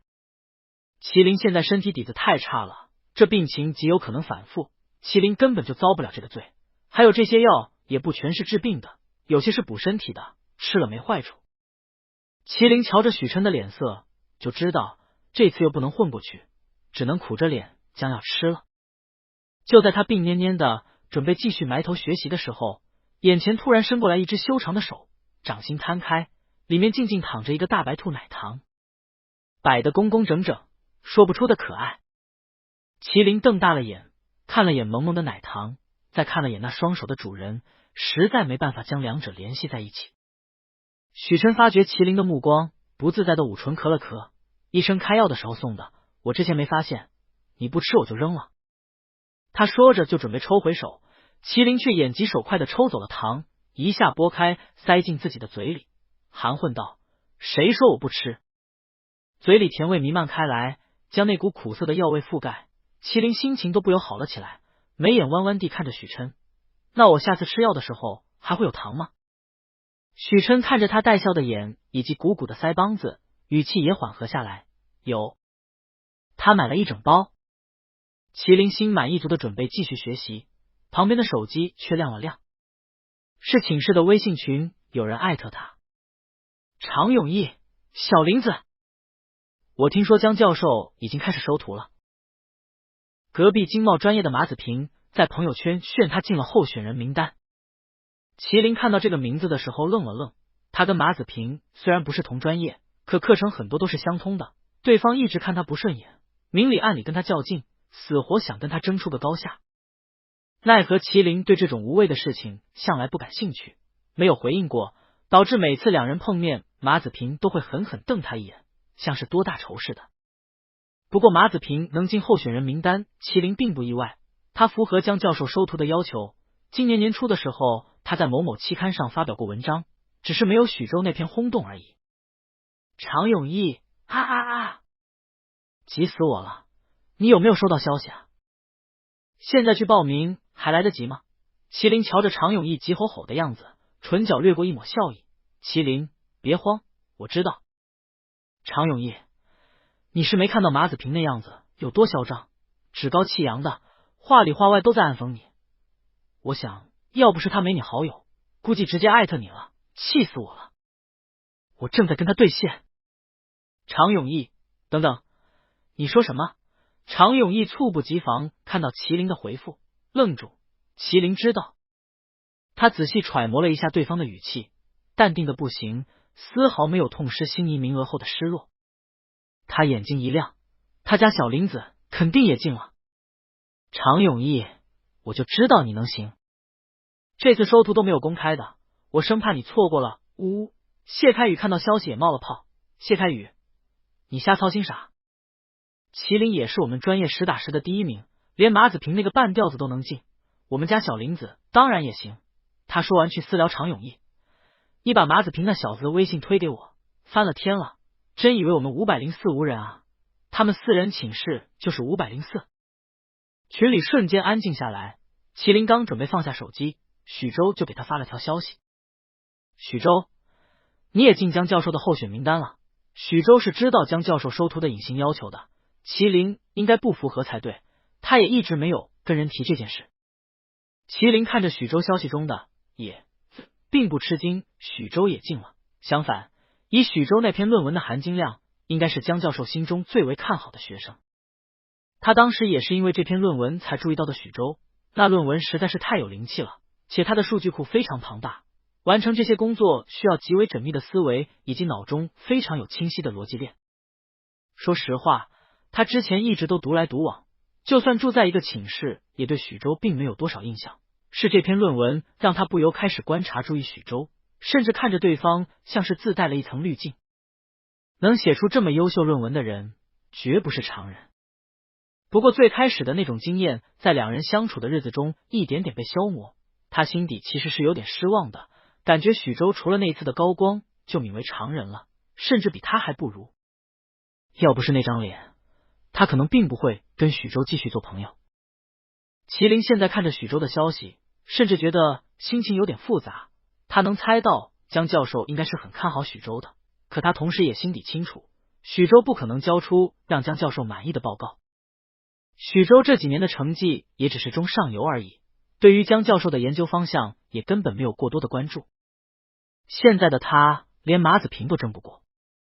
不过麒麟同时也留了个心眼，他现在跟许州也算是竞争对手，许州该不会是来他这次刺探军情的吧？他心底不由升起一抹警惕。许州并不知道麒麟的想法，见他不回话，解释道：许州，我不是故意不跟你说这件事的，我以为你没进，怕你心里不舒服。他当初甚至在江教授联系他的时候想过拒绝，只是候选名单的话，他并没有太大可能被选中，再加上麒麟不去，他也没多大兴趣。此时要是拒绝，或许还能在麒麟面前加点好感。许州，我本来也不想去的，只是程程一直说这个机会难得，非要我参加。不过你放心，不会跟你抢那个名额的。麒麟看到许州的话，脸色霎时沉了下来。麒麟，许州，我不需要你给我让位，大家各凭实力。这种话我不想再听到第二遍。他好不容易争取到的机会，在许州眼里像是一个可以随时被丢弃的破烂玩意。这不光是在侮辱他，更是在侮辱选中许州的江教授。许州也察觉到麒麟的语气，立马道歉：“许州，我不是那个意思，咱们不说这些，想必课题你已经知道了吧？我这里收集到了一些很有用的资料，我发给你。”说完没等麒麟回应，就一股脑给他发了一个目录清单。麒麟粗粗扫了一眼，大部分都是许琛给他推荐过的，而且许琛给他的全多了，分类仔细，还会附带链接。麒麟不想让许州觉得自己占了他的便宜，直接给许州截了个图，上面是许琛给他打包发的文件，以及打了部分马赛克的目录清单。具体文件他也没给人发，他才不会让许琛的劳动成果流到别人手中，他很小气的。许州万万没想到麒麟能在这么短时间收集到这么多资料，比他还全，他还是花钱请别人找的。不过他很快从图里发现了端倪。许州，这是别人给你发的？谁啊？这妖牛语气里带着一点酸意，除了介绍家教，麒麟很少会接受他的帮助。而这个截图里，麒麟不光毫不犹豫接受了对方的文件，还在底下发了一个无比可爱的卖萌表情包。这让许州五味陈杂，自从他交了女朋友，麒麟对他的态度就没有这么亲密过，不对，以前也没有。麒麟偷偷看了眼旁边认真工作的人，眼睛弯了弯，麒麟是一个对我来说非常重要的人给我的，语气里是毫不掩饰的亲昵。之后他就主动结束了对话。这许州最近烦得不行，不过看在同为姓许的份上，他连带着对许州也稍微宽容了那么一点。况且鉴于他跟许琛之间身份和关系的特殊，或许之后还需要他帮忙的地方也说不准。麒麟勾了勾唇，将手机放下，一抬头却迎上了许琛漆黑的眼。许琛转回目光，看着面前的电脑上的工作文档，随手敲下几个字，状似不经意的问：在跟谁聊天这么开心？麒麟瞧着他在电脑上敲击的无意义的字符，还有什么不懂的？噔噔将椅子拖到许琛旁边，两人一下肩挨着肩。就是常永义他们问我知不知道江教授在选最后的关门弟子，怕我错过机会。许琛淡淡嗯了声，想起刚刚看到的微信头像，眼里划过一抹暗色，垂下眼看着两人紧贴的胳膊，不动声色的往旁边挪了挪。离我这么近做什么？回去。偏不。麒麟不光没有后退，反而撒娇似的搂着许琛的胳膊。我还没有好好谢谢你，要不是你跟江教授推荐我，我估计连门槛都进不了。可许琛并没顺着他的话说，这是江教授自己的意思，怕错过真正合适的人。再说，最后是你自己通过了考验。换句话说，是麒麟自己赢得了江教授的认可。麒麟没想到许琛还会一本正经的给他解释，笑道：是，那不知道是谁帮我整理了这么多资料。刚刚许州还冲我嘚瑟，被我直接一个截图打回去了。我手里有的东西可比他全多了。许琛这才偏头看向他，许州来向你嘚瑟？对啊。麒麟毫不犹豫点头，他还想将他的资料分享给我，不就是想让我欠他人情吗？可他没想到他哥哥可比他厉害多了，早就帮我搞定了。许琛听着麒麟斩钉截铁的语气，觉得哪里有点不对。许州会在麒麟面前嘚瑟，还想硬着让麒麟欠他人情，这个不像是许州会做出来的事。他估计讨好麒麟都来不及，不过麒麟略带嫌弃的语气成功让他脸色好转很多。麒麟哪里没察觉到许琛的情绪，继续顺毛。不过许州这个行为让我意识到一件事，我欠了某人太多人情了，可他好像一直在推脱，我都不知道该怎么主动报答他。刚刚他努力给人找了个由头，还硬是被许琛推回来了。许琛瞧着麒麟一脸纠结的小模样，闷笑一声：那你说说看，准备怎么报答他？麒麟被这声低笑苏道，垂在身侧的指尖不由拉住许琛的衣摆，附在他耳边小声说道：我想请他吃糖。温热的气息拂过耳际，又轻又软，成功将许琛心里最后那点小阴霾吹散。什么糖？许琛问道。他明明才买回来没多久，麒麟应该没看到他放到哪里了才对。可下一刻他就知道了答案。麒麟的唇很软，奶糖甜蜜的气息在两人唇间蔓延回转，衣摆下方的手紧紧拽着他的衬衫一角，下坠的重力只是让许琛吻得更深。他感受着对方不自觉屏住的呼吸，在麒麟下唇咬了一口，这么多次了，怎么还是不会换气？麒麟这才像是回过神来，眼里水汽氤氲，后知后觉的吸了口气。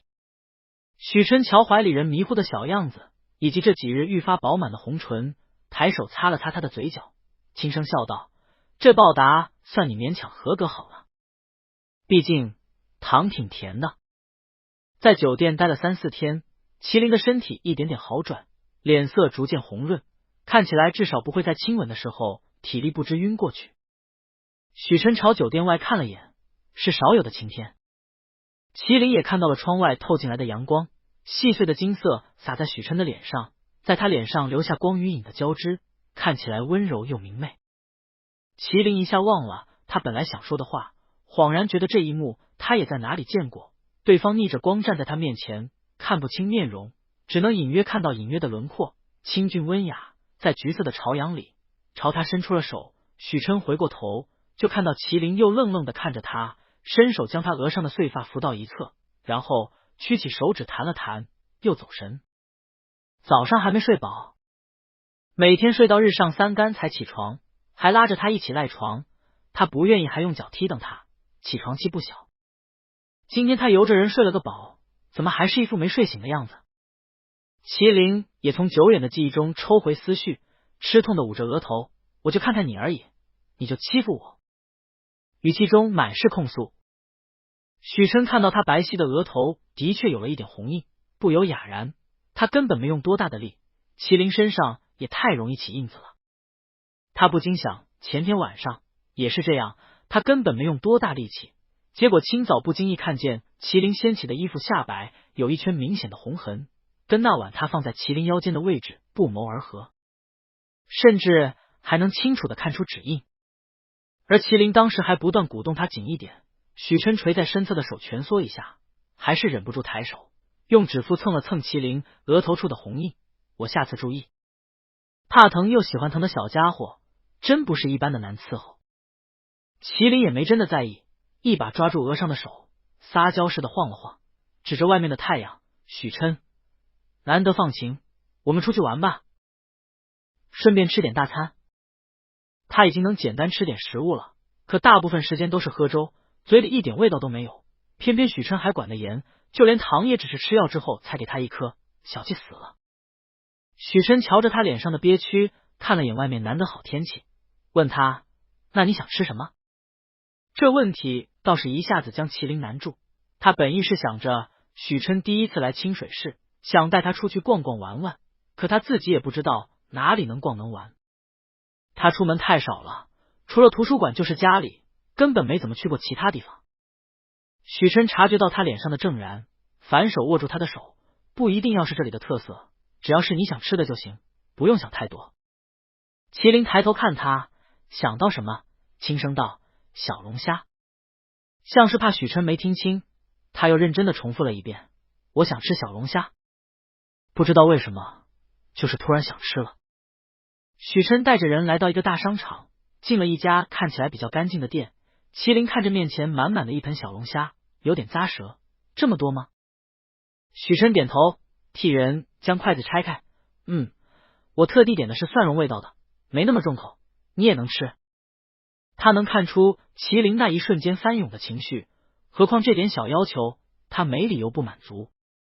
得到允许后，麒麟吃得很欢，而许琛也在一旁帮人剥虾，最后这虾肉几乎全进了麒麟的肚子。店里的人越来越多，充斥着欢闹的人声，还有不少小情侣贴得很近，嬉笑着说着什么。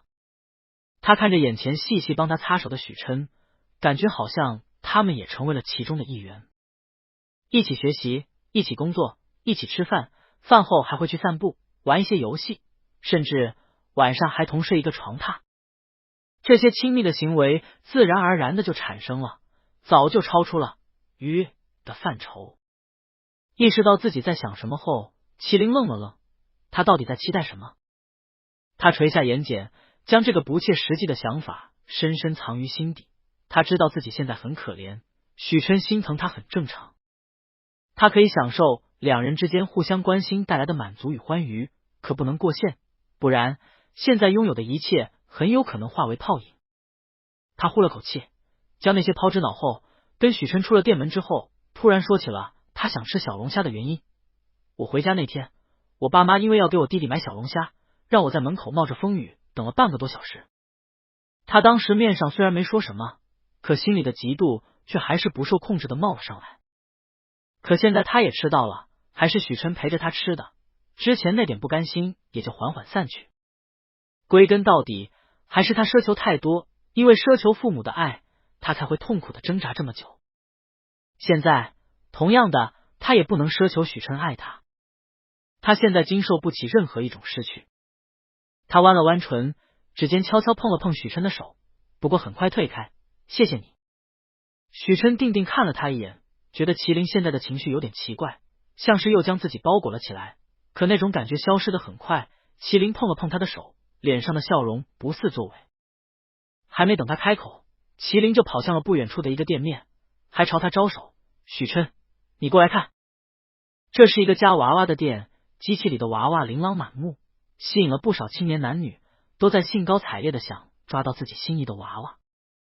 许琛对这种活动并不感冒，不过看麒麟跃跃欲试，准备去给人买币试试，可刚准备往里面走，麒麟就抓住了他的衣袖。算了，别玩了，这里的娃娃我从来没有抓起来过。不知道是机器的问题还是他手气不好，每年寒暑假他都会过来，可是没一次夹到过。他目光瞥见店里最深处的那个娃娃机，里面还是的娃娃，还是那个样子，像是连位置都没变过。可他终究不属于自己。麒麟刚想拉着许琛离开，店老板突然出声叫住了他们。哎呦，小伙子，又是你啊！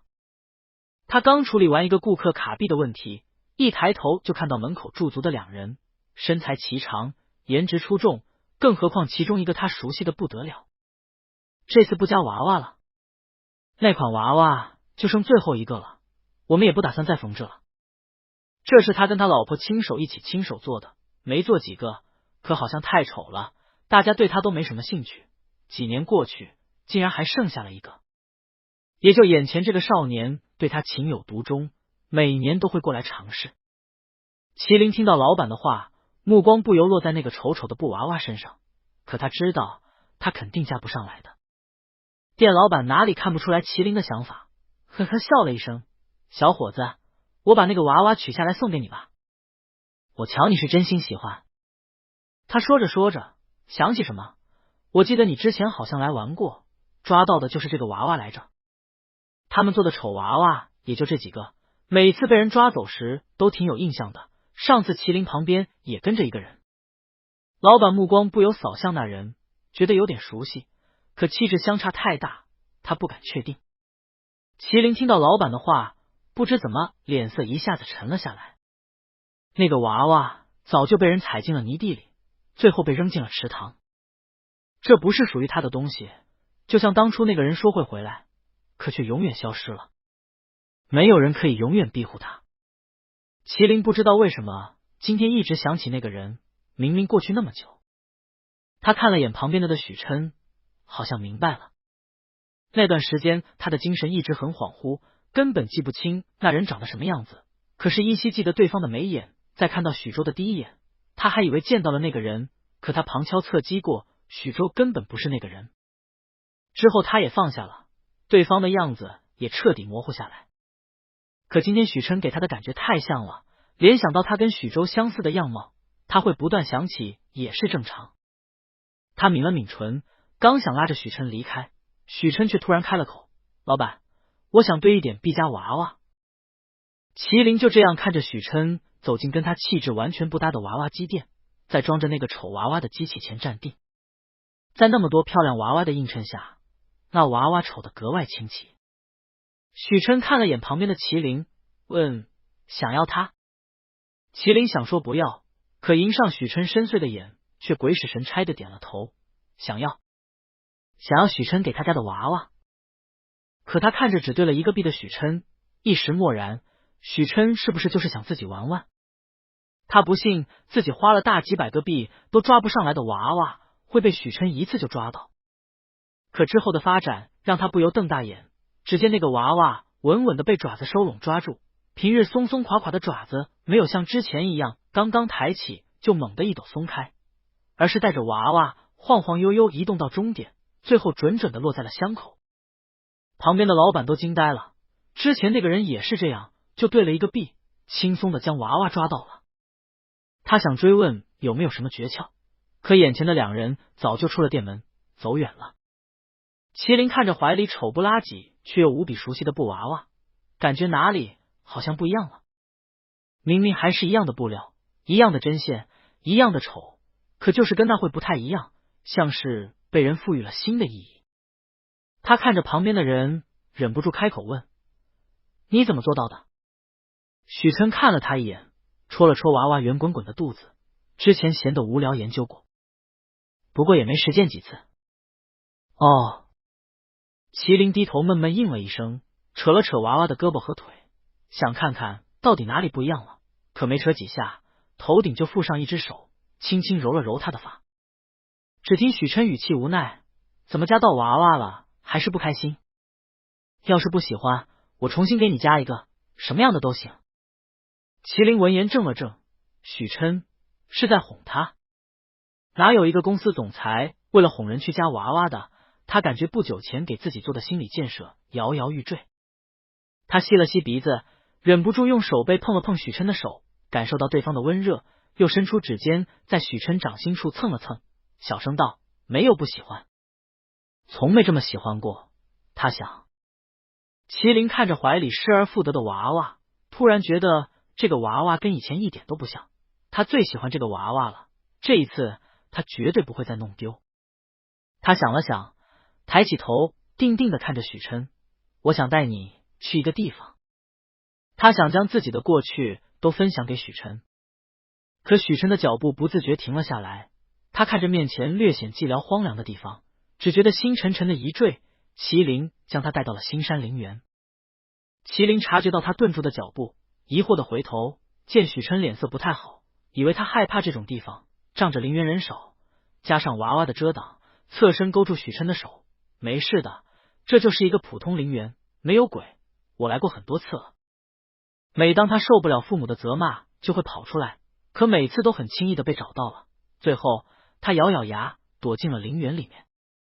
我爸妈根本想不到我会躲在这里，没人能找到我。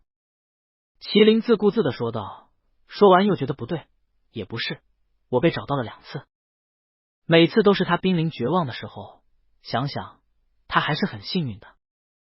麒麟握紧许琛的手，将对方微凉的手一点点捂热，嘟囔道：今天也不冷了。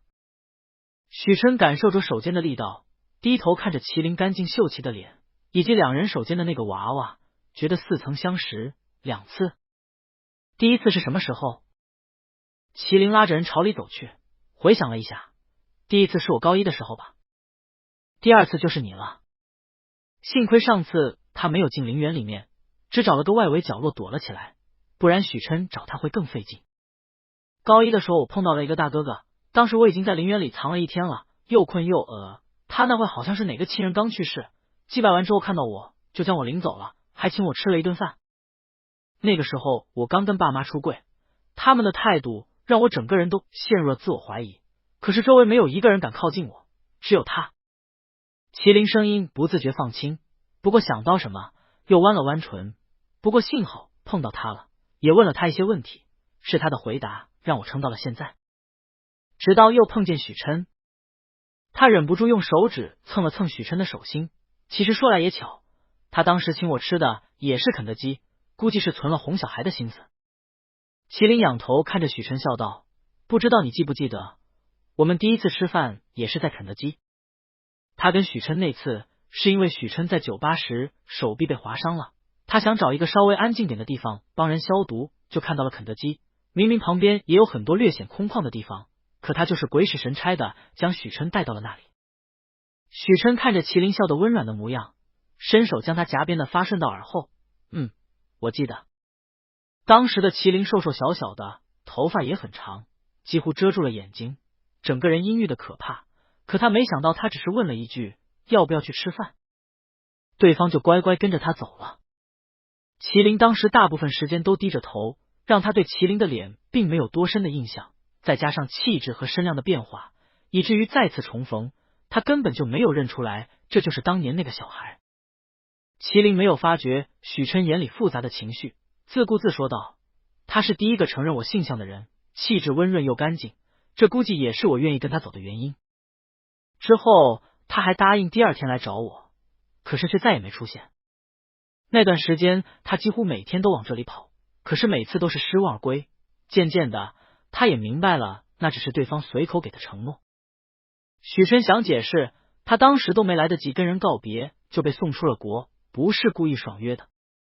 可他却开不了口，他早已经不是麒麟记忆中的样子。之前母亲就算对他严苛了些，他也是被庇护的孩子，可现在独自一人摸爬打滚了这么多年，他的心性早就变了。麒麟不知道他私底下到底做了多少违心的事情，他早已不是麒麟眼中那个干净温润的人。母亲临终的遗言犹在耳边，你要把公司夺回来，没有人会在原地等你，你得自己向前跑，一直跑，知道吗？他背负的东西太多了，只能努力向前，也将那个小孩抛到了脑后。许琛看着旁边软软牵着他手的人，没有选择解释。是他爽约在前，也是他彻底将麒麟忘记。与其说起平添不快，还不如就让那个人活在麒麟的记忆里。陪在麒麟身边的是现在的他。麒麟没察觉出许琛复杂的情绪，小小呼了口气，不在意的笑了笑。不过都过去了，我也没怪他。他当时应该是对那个人存了些不知名的情愫，不过这些在一次次的等待以及落空中被渐渐消磨，现在只是觉得有点遗憾，没有当面跟人说一声谢谢。现在说出来之后，他感觉好多了。两人走到一个墓碑前，麒麟熟练拔干净墓碑边缘的几棵小杂草，一边动手一边嘟囔道：陈姐他们是不是又偷懒了？边上都有落叶，不过也可能是之前刮风下雨的缘故，来不及清扫。麒麟一点点将枯枝落叶收拾干净，然后掏出湿纸巾擦了擦墓碑的边缘，确保是干净的之后才停下动作。麒麟看着墓碑上的人像，这应该是他的亲人，我反正每年寒暑假都会回来，也就顺便来这里看看，跟他说说话什么的。他跟这边管理陵园的陈杰很熟，知道这个墓碑并没有人来看过，于是他就承担起了这个责任，就全当是对那个人的回报了。这次他跟许琛待不了多久就要走了，就趁着出来一趟来瞧瞧。许琛看着面前的墓碑，久久没有动作。麒麟将他带到了他母亲的碑前，路线熟悉，像是来过了很多次。他想说些什么，陵园外突然传来几声汽车的鸣笛声，麒麟下意识看了过去，是花店外停了一辆车。我看到他家好像刚进了一批鲜花，应该很好看，我去买一点回来。两人来的匆忙，空手不太好。麒麟没来得及发现许琛的异样，就跑出去买花了。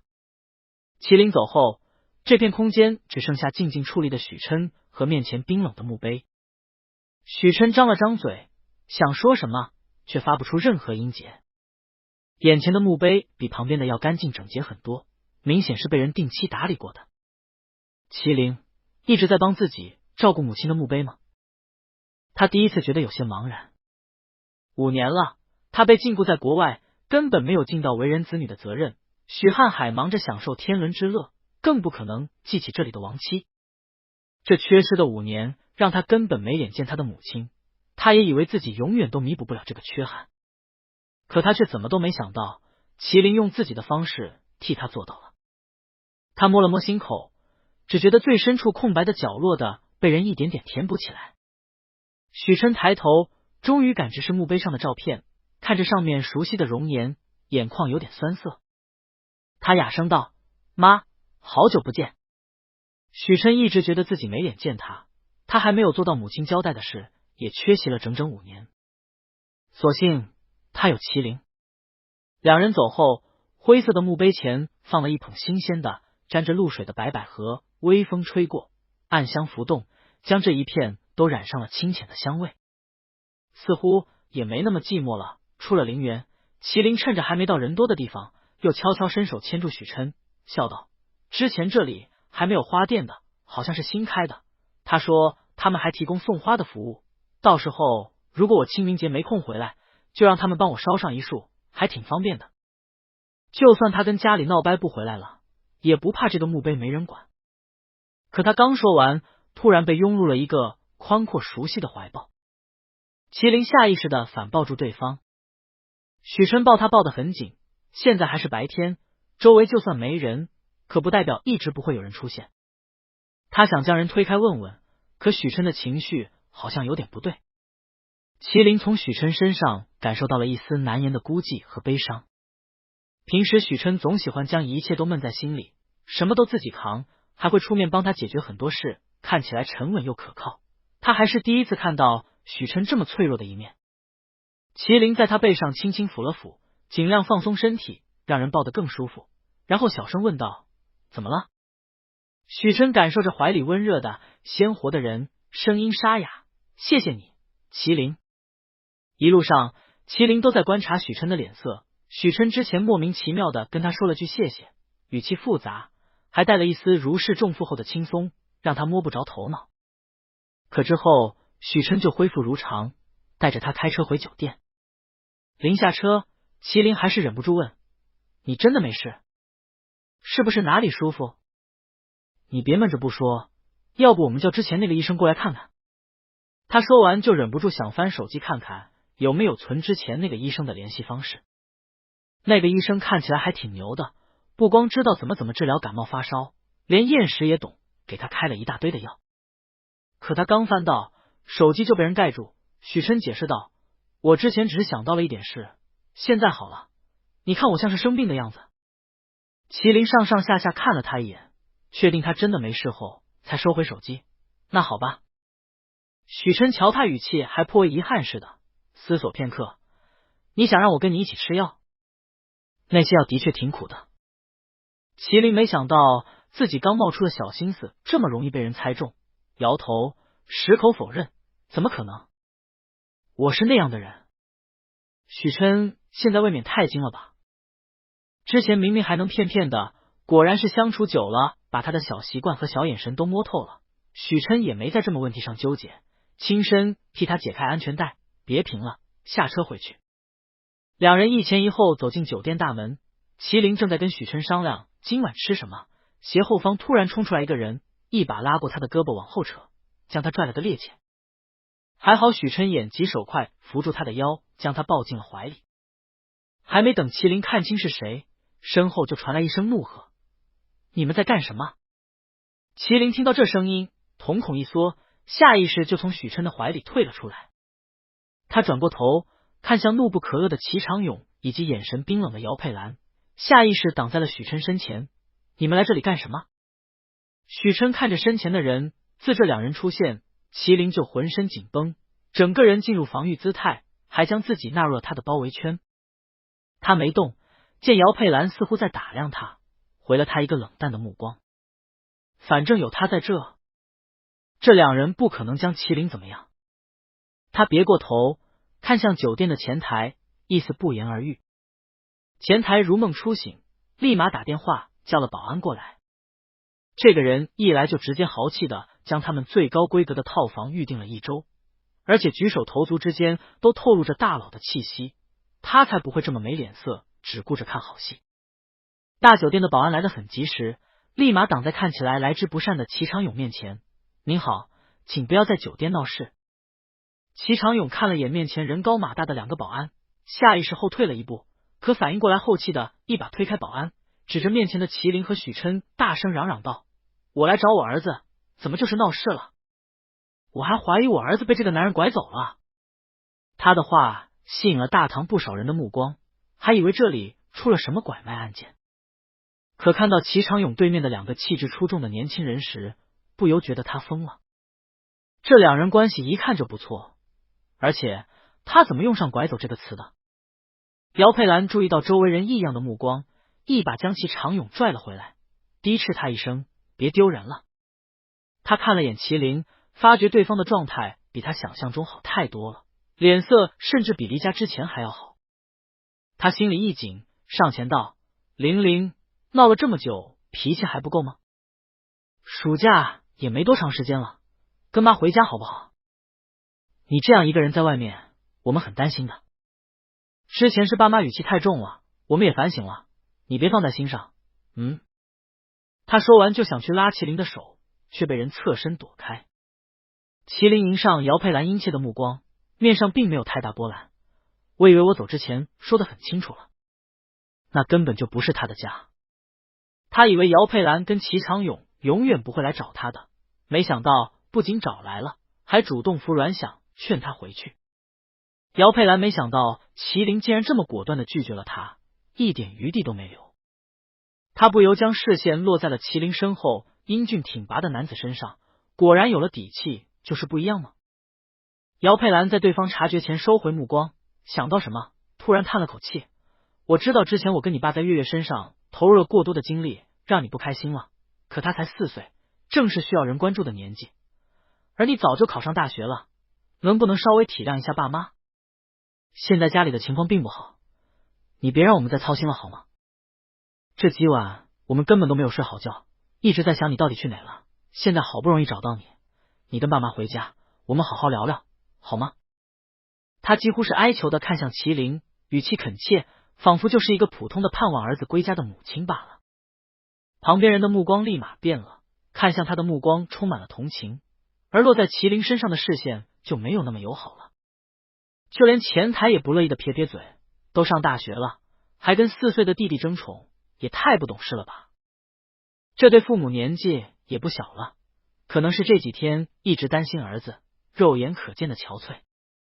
相比之下，这儿子每天住高级套房，脸色红润，真真体现出人情冷暖。麒麟哪里没感受到周围人谴责的目光，他只觉得眼眶像进了沙子，涩得厉害。他不是受不了这些人的视线，而是因为姚佩兰似是而非的话。为什么他受的那么多委屈，在姚佩兰嘴里就一个轻飘飘的不开心，还说自己不体谅他们，简直太可笑了。还妄想通过周围人的同情来逼他回去吗？他气得浑身发抖，想说什么，肩上却突然搭了一只手，轻轻捏了捏他的肩。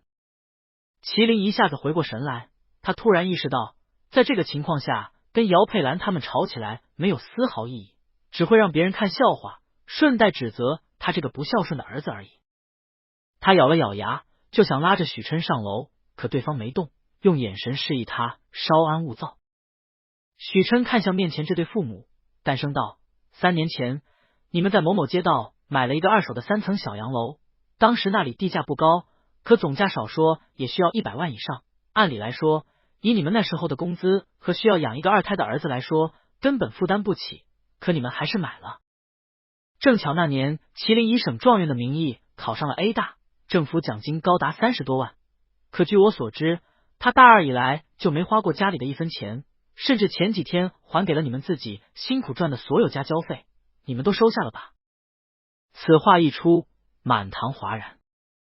麒麟这个名字他们并不陌生，3年前从清水市出的省状元，以极为优异的成绩被 A 大录取，为此清水市当年还拉了一整个暑假的横幅，庆祝麒麟优异的成绩，奖金更是不在话下。可刚刚这个男人说什么？政府的奖金根本没有用在麒麟身上，被他们拿去买小洋楼了，连自己赚的家教费也上交了。这对父母到底拿了麒麟多少钱啊？怎么还有脸在这里指责人家不体谅父母的？他们刚刚对姚佩兰2人的同情尽数转为厌恶。什么父母啊？他们怎么好意思昧下这个钱的？要是我就算不用在儿子身上，也肯定存起来之后给他买房娶媳妇用。不光如此，他们连人家辛苦赚的家教费都要。我如果没理解错的话，这是他自己赚的生活费吧？这对父母是在干嘛？恶心死我了！这对父母刚刚还委屈的不行，说自家儿子不听话啥的，我可不信这样的儿子能叛逆到哪里去。倒是他们好像一直在吸自家大儿子的血，又是买房又是生2胎的。齐长勇听到这些话一下就火了，你们这些人知道什么？我们生他养他到这么大，给我们一点回报怎么了？这一点连利息都不够，他休想逃离我们，不听话我打断他的腿。丢掉工作以及房贷压力，让他成为一点就燃的爆竹。今天过来也是想将麒麟抓回去。这小子既然可以2年就赚30万，那他还有什么可操心的？齐长勇对自己这种想法并没有感到任何不妥。早在麒麟出柜后，他对麒麟就没了父子之情，对待他更像是一个听话趁手的工具。可姚佩兰没跟他一样犯蠢，他立马踹了齐长勇一脚，喝道：“你说什么呢？要是平时齐长勇肯定就晋升了，可不知道是不是最近工作的事情让他精神绷得太紧，此时在众人眼前被自己老婆不留情面的踹腿，他一下就毛了，反手一巴掌打了过去。你个婊子装什么呢？你比我歹毒多了，心里窟窿一个比一个深，让麒麟跟刘雨雨相亲也是你的主意。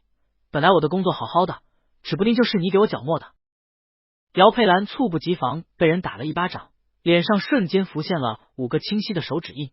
可他也不是个白白受欺负的人，更何况是在平日对他唯唯诺诺的齐长勇面前。他尖叫一声，也顾不得场合，直接跟人厮打了起来。一旁的麒麟看着缠斗在一起的人，嘴张了张，想让他们别打了，可开口后的声音嘶哑又无力。这个时候他才明白，原来是齐长勇丢了工作，两人才来找他，难怪脸色看起来沧桑又憔悴。第一眼看到他时，像是看到了救命的稻草。是希望他继续跟刘雨雨相亲，还是想让他帮他们赚钱？自己这个时候在两人眼里才又有了价值吗？身旁的许琛察觉到麒麟的情绪，搭在他肩上的手上移，指腹轻轻蹭过他的眼尾，像是安抚。出不了事。他以为麒麟是担心。麒麟自嘲的扯了扯唇角，感受着许琛指腹的温度，发觉其他人都在看姚佩兰和齐长勇，脸微微侧过，主动迎上了许琛的手。有许琛在，这2个人怎么都不可能再伤害到他。旁边的保安不知道出于什么心理，看了一会好戏之后才把2人拉开。齐长勇脸上被划了好几条血痕，姚佩兰向来整洁的头发也被扯散，脸上的手指印泛起红肿，清晰又狼狈。2人打了个2败俱伤。许琛目光扫向姚佩兰脸上的巴掌印，眼里划过一抹冷意。那天下雨他找到麒麟的时候，麒麟的脸上也残留着掌印，细细的红色的指痕在白皙的脸上触目惊心，可他只扫了一眼就不敢再看，也不敢问，他怕勾起麒麟的伤心事，也怕开口后抑制不住内心疯狂的想法。他都不舍得众生说话的人，竟然被这样打了。当时他甚至想找人直接将这对夫妇绑来架在麒麟面前，让他亲自打回去。麒麟下不了手，他来。这个想法在他脑海里盘桓了很久，直到麒麟脸上的印子消失，身体渐渐好转，才勉强压下去。现在看着2人狗咬狗的样子，许琛内心毫无波动，甚至觉得2人打得还不够狠，保安拉架太快。姚佩兰跟齐长勇打完后也冷静下来，一边喘着粗气，一边挣扎着想让保安放开他们。保安哪里肯放，使劲将2人往门口拉，去酒店外，他们想怎么打都行。齐长勇知道争不过，只得朝麒麟大喊：“你这个小崽子，你给我出来！真的是翅膀硬了反了天了！老子忍你这么久，你想跑就跑！”姚佩兰听了他的话，只想再给他脸上来2爪子。他扒了扒脸上散下来的碎发，尽量温柔道：“你别听你爸胡说，我们在酒店外面等你，你出来我们聊聊。你要是不出来，我们就一直在门口等。”麒麟感受到姚佩兰如影随影的目光，那种被监视的感觉又来了。他咬咬牙，不想让许琛也有这种恶心的感觉，想将他们打发走，可刚迈步，手就被人拉住。许琛捏了捏他的指尖，抬头看向酒店前台：“我们现在退房，希望这2人不会影响到我们的住宿体验。”前台当然明白许琛的意思，连连点头：“没问题的，先生，我们保证在酒店视线范围内，你们可以正常出行。”他其实对这2人很抱歉，没想到事情的真相这么离谱，他绝不会容忍这2个糟心的父母继续纠缠人家。许琛颔首，麒麟在2人交谈的时候，一直止不住看向2人交握的手。他能明显感受到姚佩兰幽冷的视线落在2人之间，显然是看到了，这让他整个人都神经质的焦躁不安起来。姚佩兰给他的阴影太重了，这种亲密的行为暴露在他的眼皮子底下，给麒麟一种他下一秒就会被人羞辱责骂的错觉。他不想连累许琛也遭遇这些。他怔了怔，可许琛握得很紧，根本没有放开的意图。对方的掌心温暖又有力，像是在给他传递什么信号。麒麟慌乱的抬头，直直撞进了许琛漆黑的眼，深不见底，却让麒麟所有的挣扎都消于无声。我带你走。他听见许琛这样对他说，他不用在这个地方发臭发烂，不用再等待着一个不知道何时会回来的人。他被人牵着手，那人说会带他走。麒麟看着两人交叠的手，很轻的回握了一下。他听见了自己的回答，好。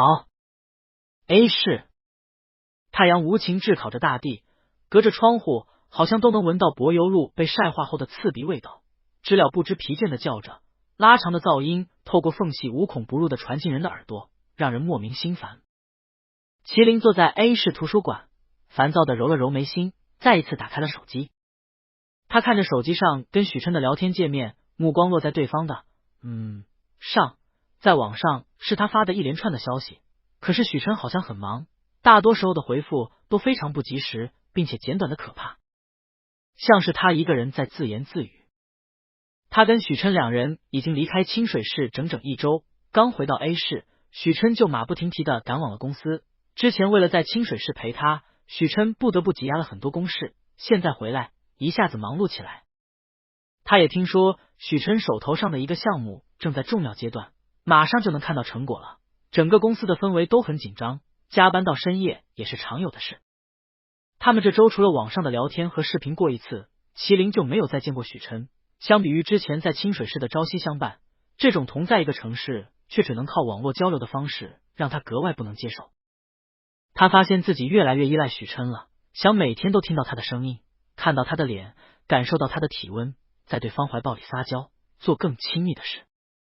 午夜梦回时，他总会不自觉地抱紧被子，仿佛身边还是有人将他拢在怀里。可这种感觉根本维持不了多久，他只会愈发清醒，清楚地知道那只是他的幻想，就像是拥有过什么，他却怎么都抓不牢。这种情绪让麒麟整个人格外的燥，像是对许琛上了瘾，可他又不得不按捺下自己的念头，怕过于浓重的情绪会将许琛吓到。毕竟也才1周。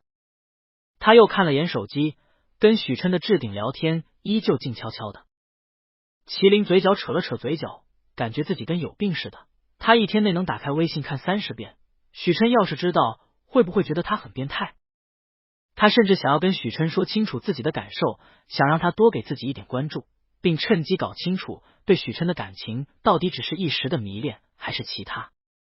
于是麒麟委婉提过晚上可以去许琛公司旁边的家里，毕竟他的家教课都是在白天，晚上有大把的时间，他可以主动去找许琛，就算许琛晚上也要工作，他也可以在旁边做自己的课题报告，他不会闹的。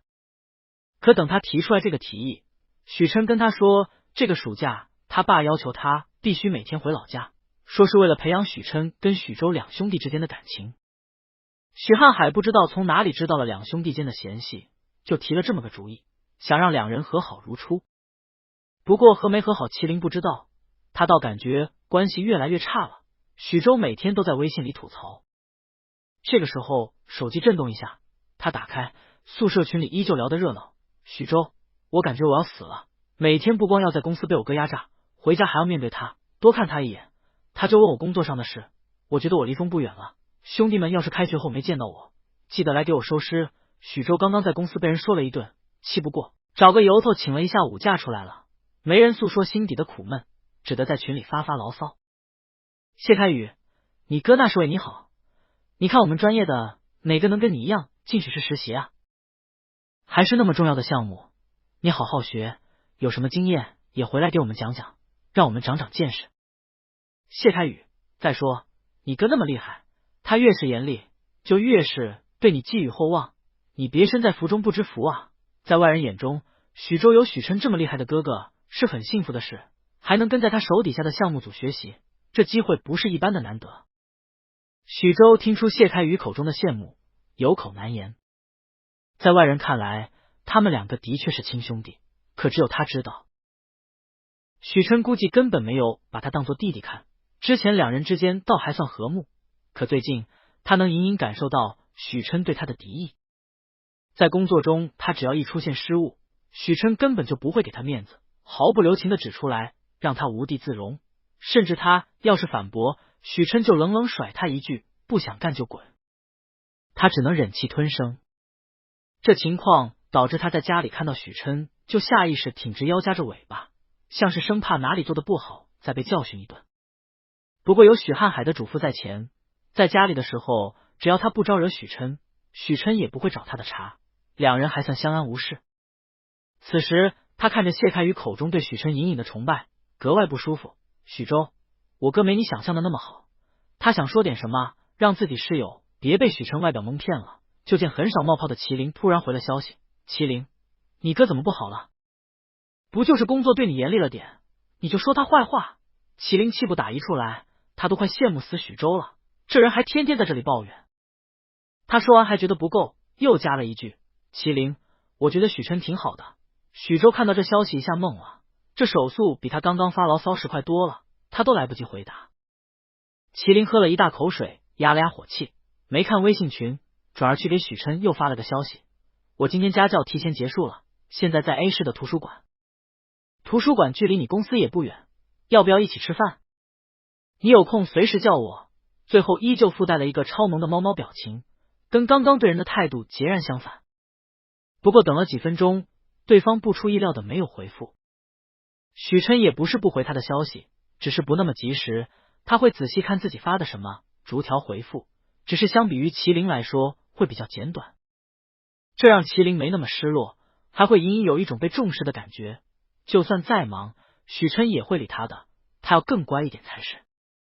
他抬头，透过图书馆的透明干净的玻璃窗，看向不远处许氏的高楼，轻轻眨了眨眼。新选的家教地点不光离市图书馆近，离许氏大厦也近，可他这一小心思好像并没有发挥什么作用，白白浪费他每天2-3个小时的出勤时间。天还这么热，麒麟蔫蔫的趴在桌子上，又点开了微信的宿舍群。就算再看不惯许周的话，可至少能从对方的言语里发掘出跟许琛有关的事。可他点开微信群，发现群里竟然在打群电话。他翻了翻之前的消息，好像是谢开宇跟许周聊了很久，发现一直最活跃的常永义竟然一天都没有开口说话，两人就疯狂艾特了人半天。最后常永义终于出现，只说了一句话：我失恋了。麒麟瞳孔微微一缩，赶忙拿出耳机也加入了群通话。一进来就听见了常永义带着哭腔的可怜嗓音。我只是觉得两人气氛不错，就提出要不要进一步发展看看。李思涵他就拒绝我了。常永义说完又忍不住哭嚎一声，麒麟都能清楚的听见他擤鼻涕的声音，看来被伤的着实不轻。谢开宇也没料想到这一局面，慌忙问：不是说好的慢慢来吗？你怎么这么快就告白了？是不是他觉得太突兀了？常永义吸了吸鼻子，你们或许不知道，之前去度假酒店的时候，我跟他聊的就挺好的，还一起去林间散过步，甚至在大家都回 A 市后，还约着一起单独去了一次游乐园。去鬼屋的时候，我们的手还碰到过，中途我尝试牵了一下，他也回应我了。常永义越想越伤心，我当时差点就提了，可是怕他觉得太快，吓到他，就忍了下来。回老家之后，我们的联系也没断，每天早安晚安，还会打视频电话聊天。我以为差不多了，就没忍住提了。麒麟听着常永义的话，不知怎么心一点点沉了下去。酒店的独处，他跟许琛也避过所有人一起待了很久，单独去游乐园玩，还有了暧昧，正好对应他跟许琛在清水市的一切，还有网上早晚的聊天。在常永义口中，两人比他跟许琛联系的更加频繁。可常永义既然告白失败了，常永义悲切的声音依旧回响在耳边，我以为我们两个就差捅破那层窗户纸了，可提了之后，林思涵他一下就挂断了电话，最后好久之后给我发了个微信消息，说抱歉，早知道我就不说了，我应该慢慢来的，我怎么这么蠢？麒麟有些怔然，常永义的心思跟他现在一模一样，明明已经有了约这个稳固的关系，他心底却还在奢求更多。他想走到许琛身边，占据对方所有的时间跟精力，让他离不开自己，跟自己永远在一起。他太贪心了。常永义的话让他躁动的心一下子降到了冰点。明明现在的状态够好了，他为什么要想去越过那一条线？万一失败呢？可他还是有点不甘心。他踉跄的离开了座位，去往图书馆的楼道处，想问个清楚。你是不是说错了话，他才会拒绝你的？麒麟一开口，才发觉自己声音涩得厉害，像是被沙子磨过似的。许周一下子就注意到麒麟的语气不太对。麒麟，你怎么了？怎么听起来比常永义的状态还差？麒麟清了清嗓子，将自己心头的酸涩掩下去，解释道：不是，我在市图书馆，刚刚不太好说话。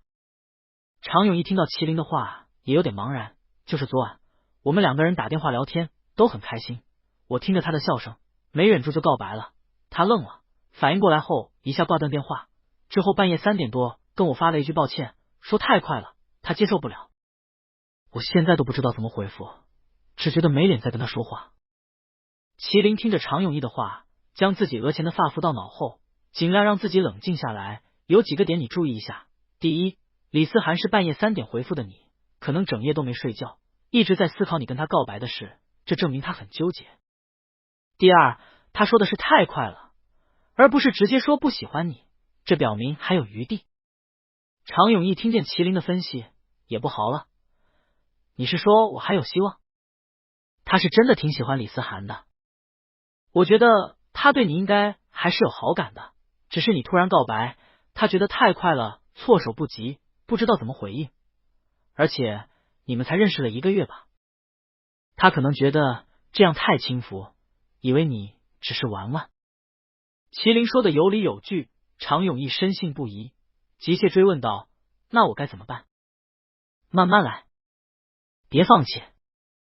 麒麟闭了闭眼，不知道这2句话到底是说给常永义的还是给自己的。你看能不能恢复到你们2人之前的状态，等开学后见面多相处，让他感受到你的心意，你再试探的提一下。同样，这些话对他也适用，不能操之过急，先将2人现有的关系稳固下来再说。可现在2人1周都见不到1次面，许琛好多次都是半夜回的他消息，就跟有时差似的。这情况不论他现在是什么想法都没用。电话里的常永义听了他的话，火急火燎的挂了电话，去回人消息去了。寝室群里的聊天自然也就结束了。他收回耳机和手机，刚想离开楼道，就听见有人惊喜的叫住了他。麒麟。许周推开楼道的门，看到人果然在这，咧嘴笑道：你说在图书馆的时候，我就想来碰碰运气，没想到你真在这。他下午就是用来图书馆借阅资料，准备将教授的课题为有请的假，而经济学的文献资料都在这一层，他很轻松的找到了麒麟。你什么时候回来的 A 市？怎么都不跟我说一声？麒麟瞄了他一眼，看着他穿的正式，下意识问了一句：你刚从公司出来？你哥？他其实想问你哥现在在干什么，可是话到嘴边又绕了个弯。你哥同意你现在出来？许周一听这话，心里其实有点不舒服。他出公司还非要许琛批准吗？我说有点资料要来图书馆借阅，跟另外一个领导说了声就出来了。在那个项目组除了许琛，其他人都对他毕恭毕敬，他很轻松就请好了假。他不想跟麒麟讨论这个问题。你还没回我，你怎么突然回 A 市了？麒麟不是回老家了吗？麒麟见从他这套不出什么有用的信息，随口回道：有点事情就回来了。那你还在做之前那个家教？需要我再帮你介绍一个新的吗？许周自认对麒麟还算了解，属时间充裕假，还在 A 市，他肯定想多做点家教赚钱。不用。麒麟回道，人朝楼梯外走去，我已经找好了，现在2个家教都忙不过来，不想再接。我先回去了。除非必要，他其实并不想跟许周多接触。许周立马拦住他，等会，你是回去做家教吗？我送你。麒麟推开他，我2个家教都在附近，不需要你送。况且他是回家。许周见麒麟自顾自的往图书馆里面走，立马跟了上去。可周围人都在看书学习，他也不好再做出什么阻拦的举动，只得小声道：“我知道你怕热，就算家教在附近走过去也会难受的，我开车了，我送你。”麒麟没有回复他的话，甚至还觉得他很聒噪，只想早点离开。许周见他不回，知道他不愿意，不期然瞥见他桌上经济学相关的书，灵光一闪：“我前几天借了一本《某某经济论》，跟江教授要求的主题挺契合的，当时图书馆显示是最后一本，你是不是没借到？”果然此话一出，麒麟就停住了动作。你真的有？其实他今天就是来找这本书的，奈何图书馆已经没了。许周一直在 A 市，能抢先借到也不足为奇。许周点头，这里不是说话的地，我们先出去。两人来到图书馆门口，麒麟抿了抿唇，开口道：“那本书你借我1天就好，我拍几张照就还给你。相对的，你要是有什么不懂的问题，也可以来问我。”那本书对他真的挺重要，可是他也不想欠许周人情。许周知道麒麟对待学术问题的态度向来端正热切，也不敢说其他的。我这几天也忙，都没来得及翻它，给你正好发挥作用。麒麟拿出手机给许周转账，我将借阅的费用付给你，我还是只借1天，如果你需要的话，之后我将我大致的总结发你一份。几句话丝毫不占许周半点便宜。许周知道麒麟的性子，也没推辞，见他说完就准备往外走，立马问道：“你真的不要我送？”“我是准备回家，我已经打好车了。”麒麟给他看了眼打车界面，6、7分钟后车就会来。许周没想到他动作这么快，有点不甘心：“我可以直接将你送到小区楼下的，我知道你怕热，而且你家教的地方距离 A 大这么远，路上也无聊，我还可以陪你说说话。”麒麟正在查看司机师傅现在位置，闻言莫名其妙的看了许周一眼：“许周，我不是3岁小孩。”他又问了一句：“于程程还没回国？”许周看着很闲的样子。许周没想到他突然会提到这一茬。是啊，他开学的时候才会回来。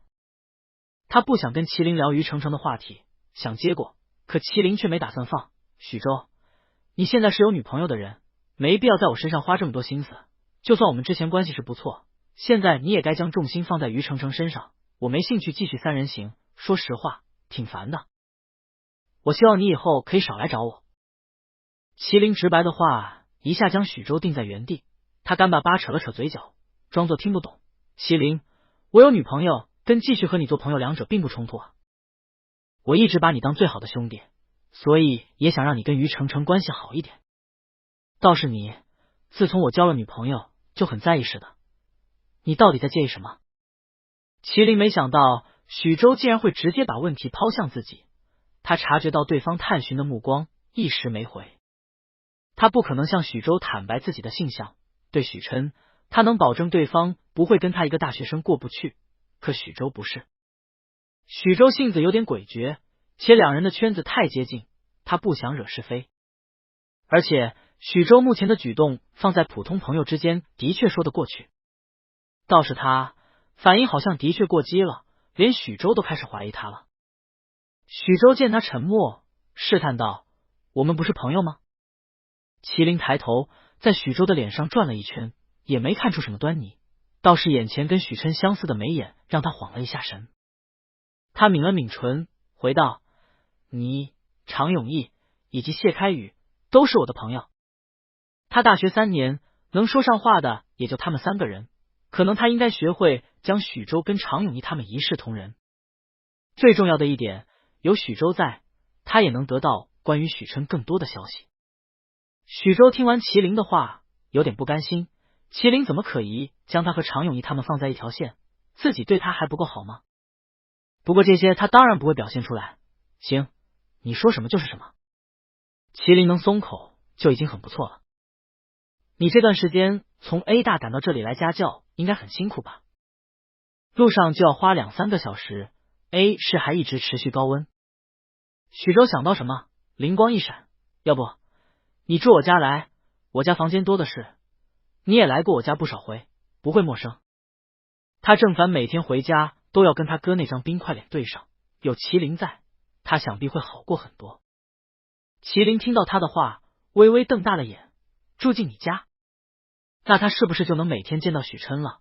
他光是想到这个可能，就感觉心脏突然砰砰剧烈跳动起来，垂在身侧的手指慢慢握紧，怕许州察觉，缓缓背到了身后。许州见他沉默，还以为他不愿意，解释道：你放心，我爸跟我妈也出国了，你不会觉得不自在。麒麟舔了舔干涩的唇，抬眼看向许州，第一次觉得他顺眼。许州明显发现麒麟的眼神不一样了，一改之前的漫不经心，亮亮的，像是对他说的话非常有兴趣。可就当他以为对方会欣然同意时，麒麟却坚定的摇了摇头，不了。他可以住进许家，可这个邀请不该由许州来说。相反，他可以试着去跟许琛提。我还有事，先走了。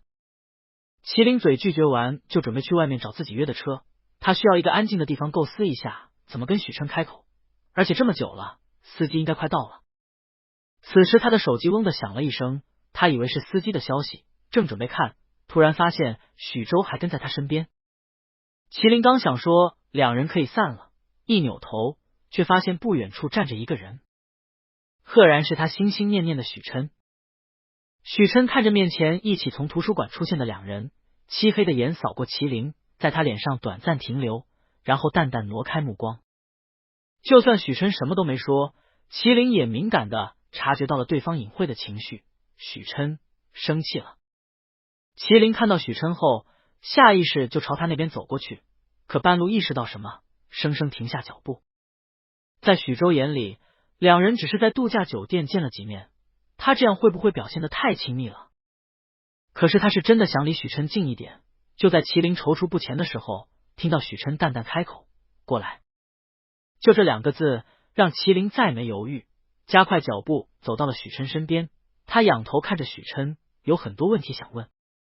许琛为什么突然来图书馆了？是来找他的吗？等会要一起吃饭吗？工作进展怎么样？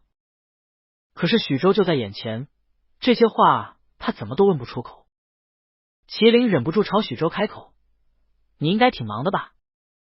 那我就不耽误你的时间了。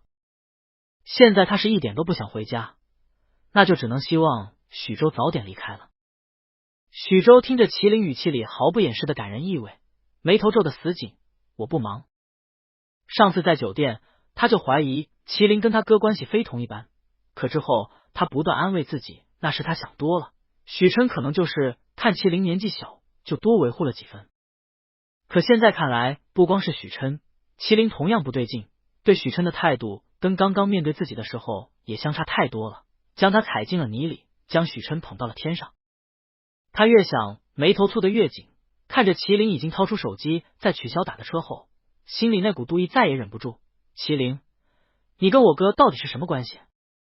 两人之间无形的熟稔以及亲密，着实刺痛了他的眼睛。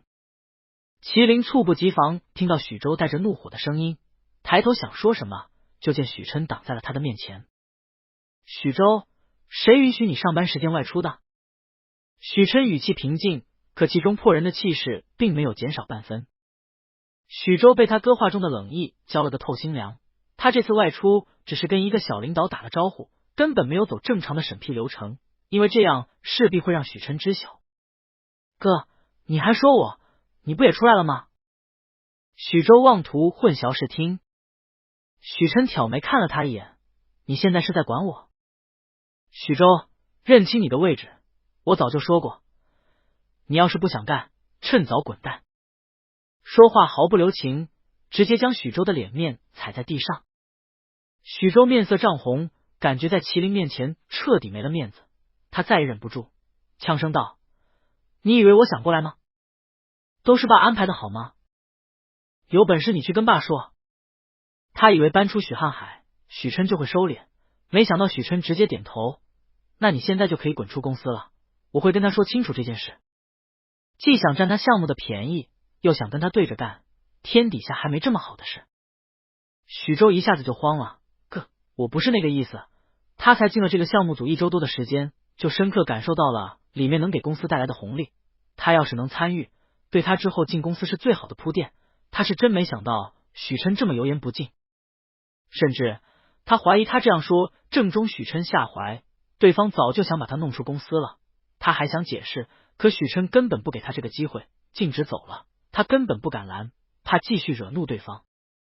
麒麟也紧紧跟在许琛身后，看都没看他一眼，没有丝毫犹豫地上了许琛的副驾。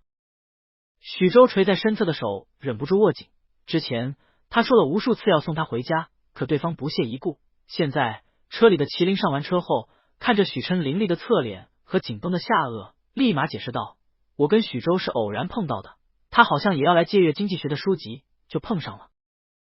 我没约他。许琛看着眼前的路，握在反向盘上的手不自觉握紧，手背青筋迸出，最后只是淡淡回了一句：我知道。可是他还是觉得格外碍眼，以至于不惜冒着跟许瀚海对上的风险，也要让许周不痛快。麒麟发觉车速越来越快，他不由拽紧身前的安全带，脸色泛白，下意识的叫了一声许琛，声音里的些微颤音让许琛猛地下意识踩刹车减速，车停一处略显荒凉的马路旁。许琛闭着眼，揉了揉眉心，声音有些疲惫：我送你回家。他这一周几乎是连轴转，每天只有3-4个小时的休息时间，现在好不容易稍微空闲下来，看到麒麟的消息就赶来了图书馆，却看到了麒麟跟许周在一块。他知道他不该冲麒麟发脾气，他也在尽力忍着，可刚刚的车速好像还是把人吓到了。你先回家，我会尽量把手头的工作完成，就来陪你。2个字还没说完，旁边的人突然扑到了他的怀里，死死揽着他的脖颈。不要回家！麒麟疯狂摇头，闻着鼻尖熟悉的气味，抱得愈发的紧，整个人惶恐又不安。我以后看到许周就绕道走，不会再跟他说一句话，你不要生气。别不要我，你说什么我都听。最后一句声音里还带着些微的哭腔。许琛感受着怀里颤抖的身子，意识到什么，立马回抱住麒麟：我没有生气，也不会不要你，别怕。麒麟现在的状态不太对，他太缺乏安全感了。许琛手指伸进他发间，贴着他的头皮，小力的揉了揉：嘘，冷静一点，我在这里。麒麟感受着对方温柔的力道，吸了吸鼻子，从刚刚那种状态里慢慢脱离出来。其实在常勇一说自己被拒绝之后，麒麟就一直在思考自己跟许琛之间的关系，这样长时间见不到面，2人之间还能维系多久？他越想越怕，只是一直深压在心底，还装作平静的去开导常永义，实则只是借机给自己打一针强心剂。可他没想到许琛会突然出现，还撞见他跟许周在一起。在发觉许琛生气的那一刻，巨大的惶恐瞬间席卷了他。他不想被送回家，他不想跟许琛就这样结束。麒麟将脸靠在许琛肩头，瓮声道：许琛，你抱抱我。许琛会意，立马又将人将怀里拢了拢，放在麒麟腰间的手用力，让人牢牢嵌在自己怀里。抱。许琛感受着怀里人逐渐平静下来，轻声问：好点了吗？麒麟点点头，想到什么又摇摇头，闷声道：还没好。说话间，整个人又往上使了使劲，将脸贴在他的脖颈处，小心的蹭了蹭，动作亲密又依恋。许琛感受着颈间柔软温热的触感，无奈道：怎么还占起便宜来了？他话音刚落，麒麟不光没收敛，又重重蹭了一下，末了还偷偷在他下巴上亲了一口。做完这些，麒麟像是怕人追究，立马从许琛怀里退了出来。现在好了。许琛看着旁边迅速系好安全带，装作什么都没发生似的麒麟，不由失笑：就要这些？麒麟闻言偏头，脸上泛着亲密后特有的绯色，还没来得及说什么，就被人扶住后脑勺，拉近，堵住了唇。许琛这一次吻得格外霸道，手牢牢的扶在他的后脑，指尖在他逐渐泛起汗意的发间摩挲，带来深入骨髓的麻。唇间的力道很重，他只能被动的揪住许琛的衣领，微微仰头，眼尾浮起一片红，艳丽又撩人。麒麟心底残存的那点不安在许琛的吻里彻底消失，最后他感觉自己都要被吻烂了，许琛才放过他，在2人巨步平稳的呼吸中沉声道：以后离许州远点。好。麒麟讨好的舔了舔他的唇角，我以后见到他就跑。倒也不用这样。许琛被他这话逗到，勾起唇，将他颊边汗湿的发拂到耳后，怎么出了这么多汗？车里温度明明开得很低，麒麟额头鼻尖却泛起一层细密的汗珠，像是熟透了。麒麟听到这话，立马退开了点，扯了扯自己的宽松的白屉，支吾道：就刚刚抱得太紧了。许琛眼里划过一抹笑意，将车内温度调低，现在好点了吗？麒麟低着头，耳尖通红，像是没脸在看许琛。好多了。他忍不住想偏一下身子，可刚动就感觉腰间传来一股隐隐的刺痛，他皱了皱眉，用手指揉了揉，更疼了。许琛注意到，怎么了？说完就想伸手掀开去看，可一下就被麒麟阻止。我自己来。麒麟找了个角度，将衣服下摆撩起一点，白皙的腰上有一条显眼的红印。他看了眼横亘在主驾和副驾中间的障碍物，解释道：应该是刚刚抱的时候不小心硌到了，我没注意到，时间长了就留印了。许琛目光落在那处，深色的裤子将麒麟的腰间皮肤衬得愈发白皙，红痕在娇气又软嫩的腰上格外碍眼。他伸出手，刚碰到，麒麟就抖了一下，迅速将衣服下摆拉下来盖好，慌乱道：真的没事，一会就消了。指腹粗糙，落下来后又疼又痒，这诡异的感觉让麒麟心跳瞬间漏了一拍。他感觉许琛力道只要再大一点，他或许会忍不住叫出声。车内的气氛愈发旖旎，许琛也不知道自己为什么要伸出手去碰那一下，估计是魔怔了。他从麒麟腰间别过眼，却不经意间看到麒麟颈间的皮肤跟 T 恤领口下不经意间露出来的部分有明显的色差，还微微泛红。他之前本来以为是麒麟害羞导致的，可现在发现两者之间是以衣领为分界线，显然不正常。许琛微微扯了扯麒麟的领口，果然是一圈。你这是被晒伤了？麒麟低头也发现了自己肤色的差异，想了想，解释道：最近是太阳太大了，我家教的地方离 A 大也远，估计就晒到了。难怪他之前觉得洗澡的时候脖子有点疼，不过不太明显，他就没管。许琛将麒麟的衣服整理好，皱眉道：要是涂防晒是不是就好了？不要。麒麟想都没想就拒绝，糊到脖子上一层，麻烦又不舒服，我忍忍就好了。他说着说着，突然想到什么，眼神一闪，不过面上丝毫不动声色。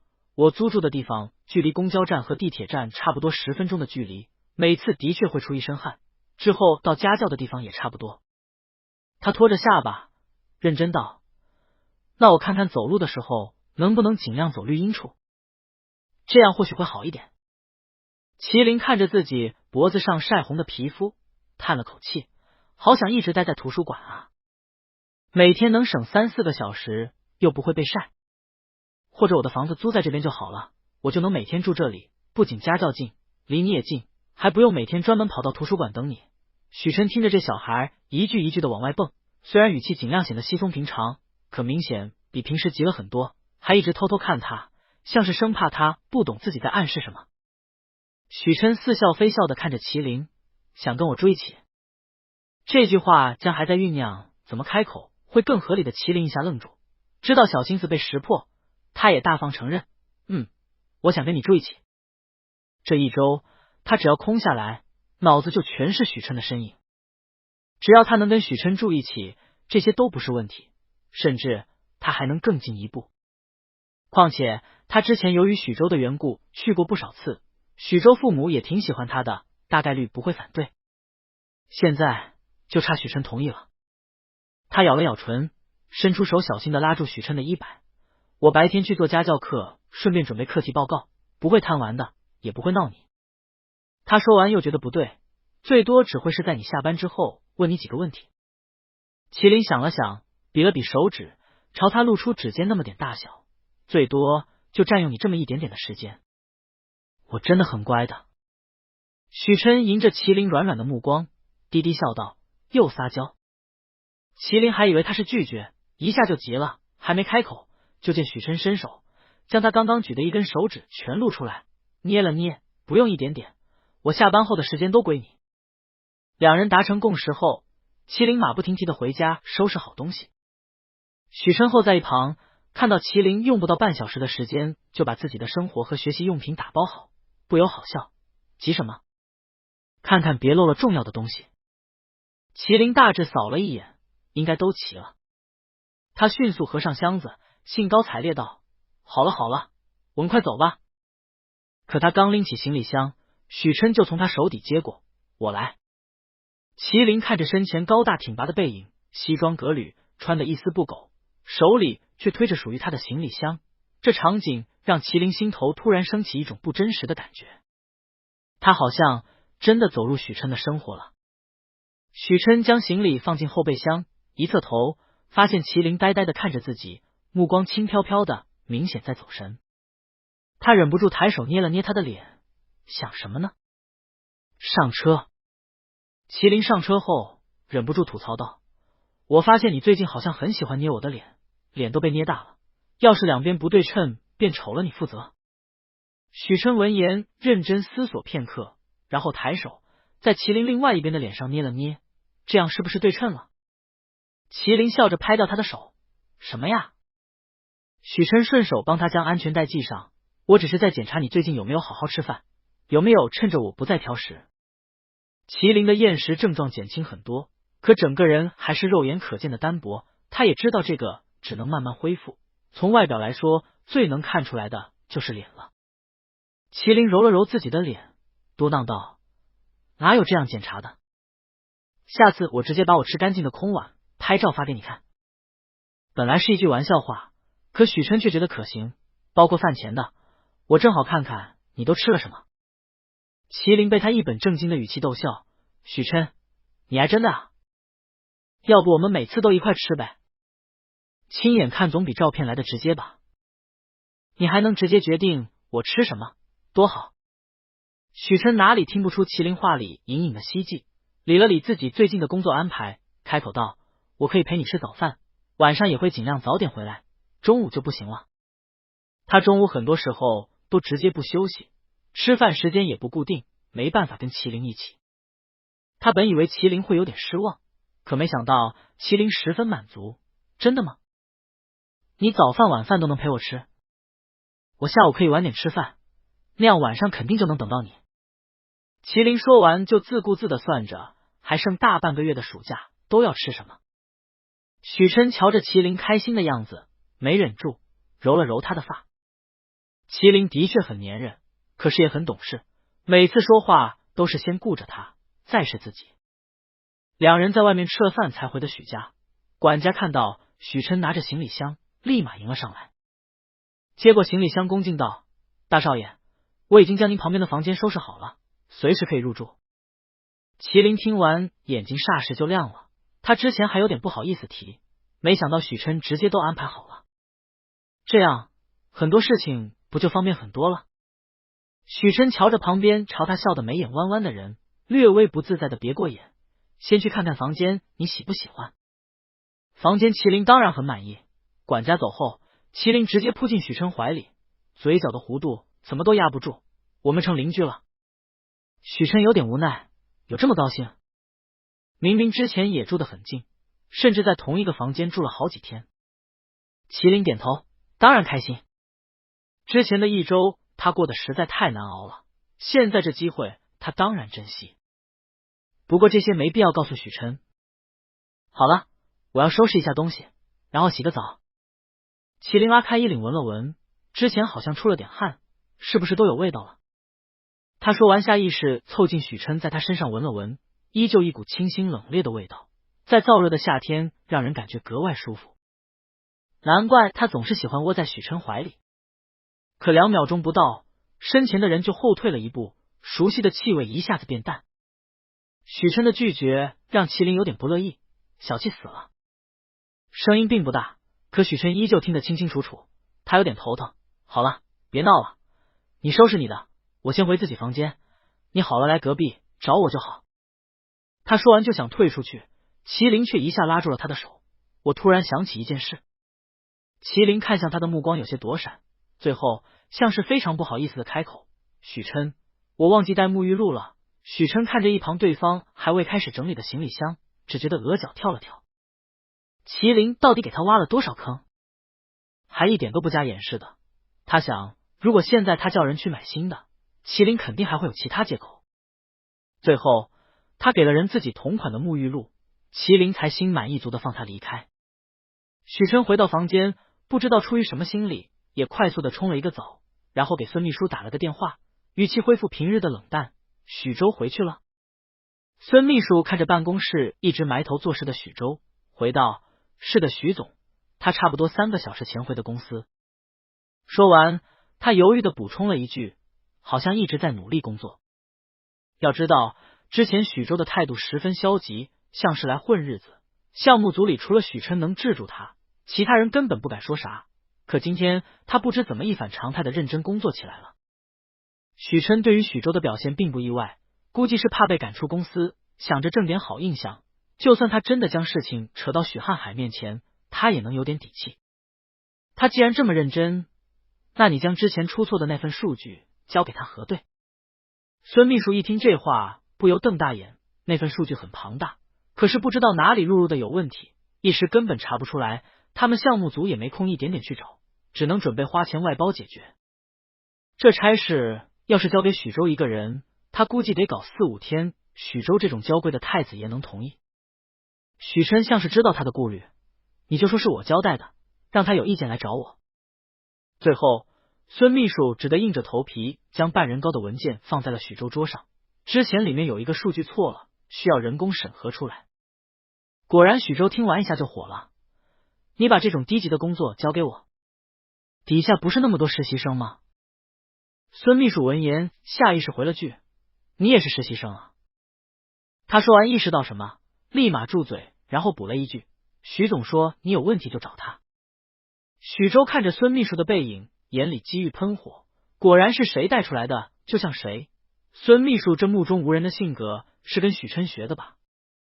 等他毕业，这群人一个都别想好过。孙秘书感受背后吃人的目光终于挪开，小心的看了一眼，发现许州虽然脸色难看，可竟然已经开始翻看他递过去的文件了。他不由目瞪口呆，果然训人还得他老板厉害。许琛看着手机里孙秘书的回复，眼里没有丝毫波澜，不得不说许州还是挺能隐忍的。他收回手机，此时门口传来一阵小声的敲门声，像极了哪只偷偷溜过来的小猫咪，试探性的在门口挠了挠，发现没人回应，又敲了敲，声音比第一次还小。麒麟不知道怎么有种偷情的错觉，生怕哪里突然有人出现将他逮个正着。看着眼前依旧安安静静的木门，他瞳孔一缩，不会敲错了吧？他抽了一口气，就准备退回自己房间给许琛打电话救命，可脚刚往后退了一步，门就开了。门内的许琛穿着一身浅灰色的宽松睡衣，应该也才刚刚洗完澡，此时站在门内，颇为好笑的看着像是做贼似的麒麟。做什么？他话音刚落，麒麟就溜了进来，反手关上了门，还捂住了许琛的嘴。小点声，我刚刚在门外听到管家在底下跟人说话的声音了。许琛被压在门板上，麒麟的手软软的搭在他的唇上，两人离得很近，他能闻到对方身上清浅的水汽以及沐浴露特有的薄荷清香，跟他身上的一模一样，可又不一样，隐隐夹杂了一点清甜，很淡，却莫名勾人。他的目光不自觉落在麒麟白皙修长的脖颈，再往下一片晃眼的白。许琛闭了闭眼，别开目光，推了推身上的人，想让他起来，可麒麟不但没气，还耍赖似的压在他身上。我刚刚真的快吓死了，你还这么久不开门，我还以为敲错了，要是出来的是别人，他得尴尬死。这一层只住了我和许州，他的房间在另一头，跟我们隔了差不多5、6个房间，而他爸妈的房间在3楼。麒麟听了许琛的解释，才放下心来。这样啊，那挺好的，以后他偷溜过来就更方便了。他后知后觉，发现自己的手还搭在许琛的嘴上，刚想拿下来，却发现许琛不知什么时候转过了头，像是根本不敢看他，胸膛起伏的弧度比平时也快了些。对方的呼吸掠过他的手背，带来一阵莫名的痒意。麒麟突然觉得自己有点燥。现在室内只有他跟许琛两人，管家的声音在他进来的那一刻就被隔绝在门外。麒麟不禁想，这里的隔音好像不错。他手指往下，仿佛是不经意间拂过许琛的唇，短暂停留后，指尖落在了频繁滚动的喉结上。向来扣得严严实实的衬衫变成了宽松的睡衣，露出了完美的下颚线，脖颈的线条流畅，突出的喉结格外性感。指尖底下的颤动让麒麟忍不住随着对方的频率吞咽。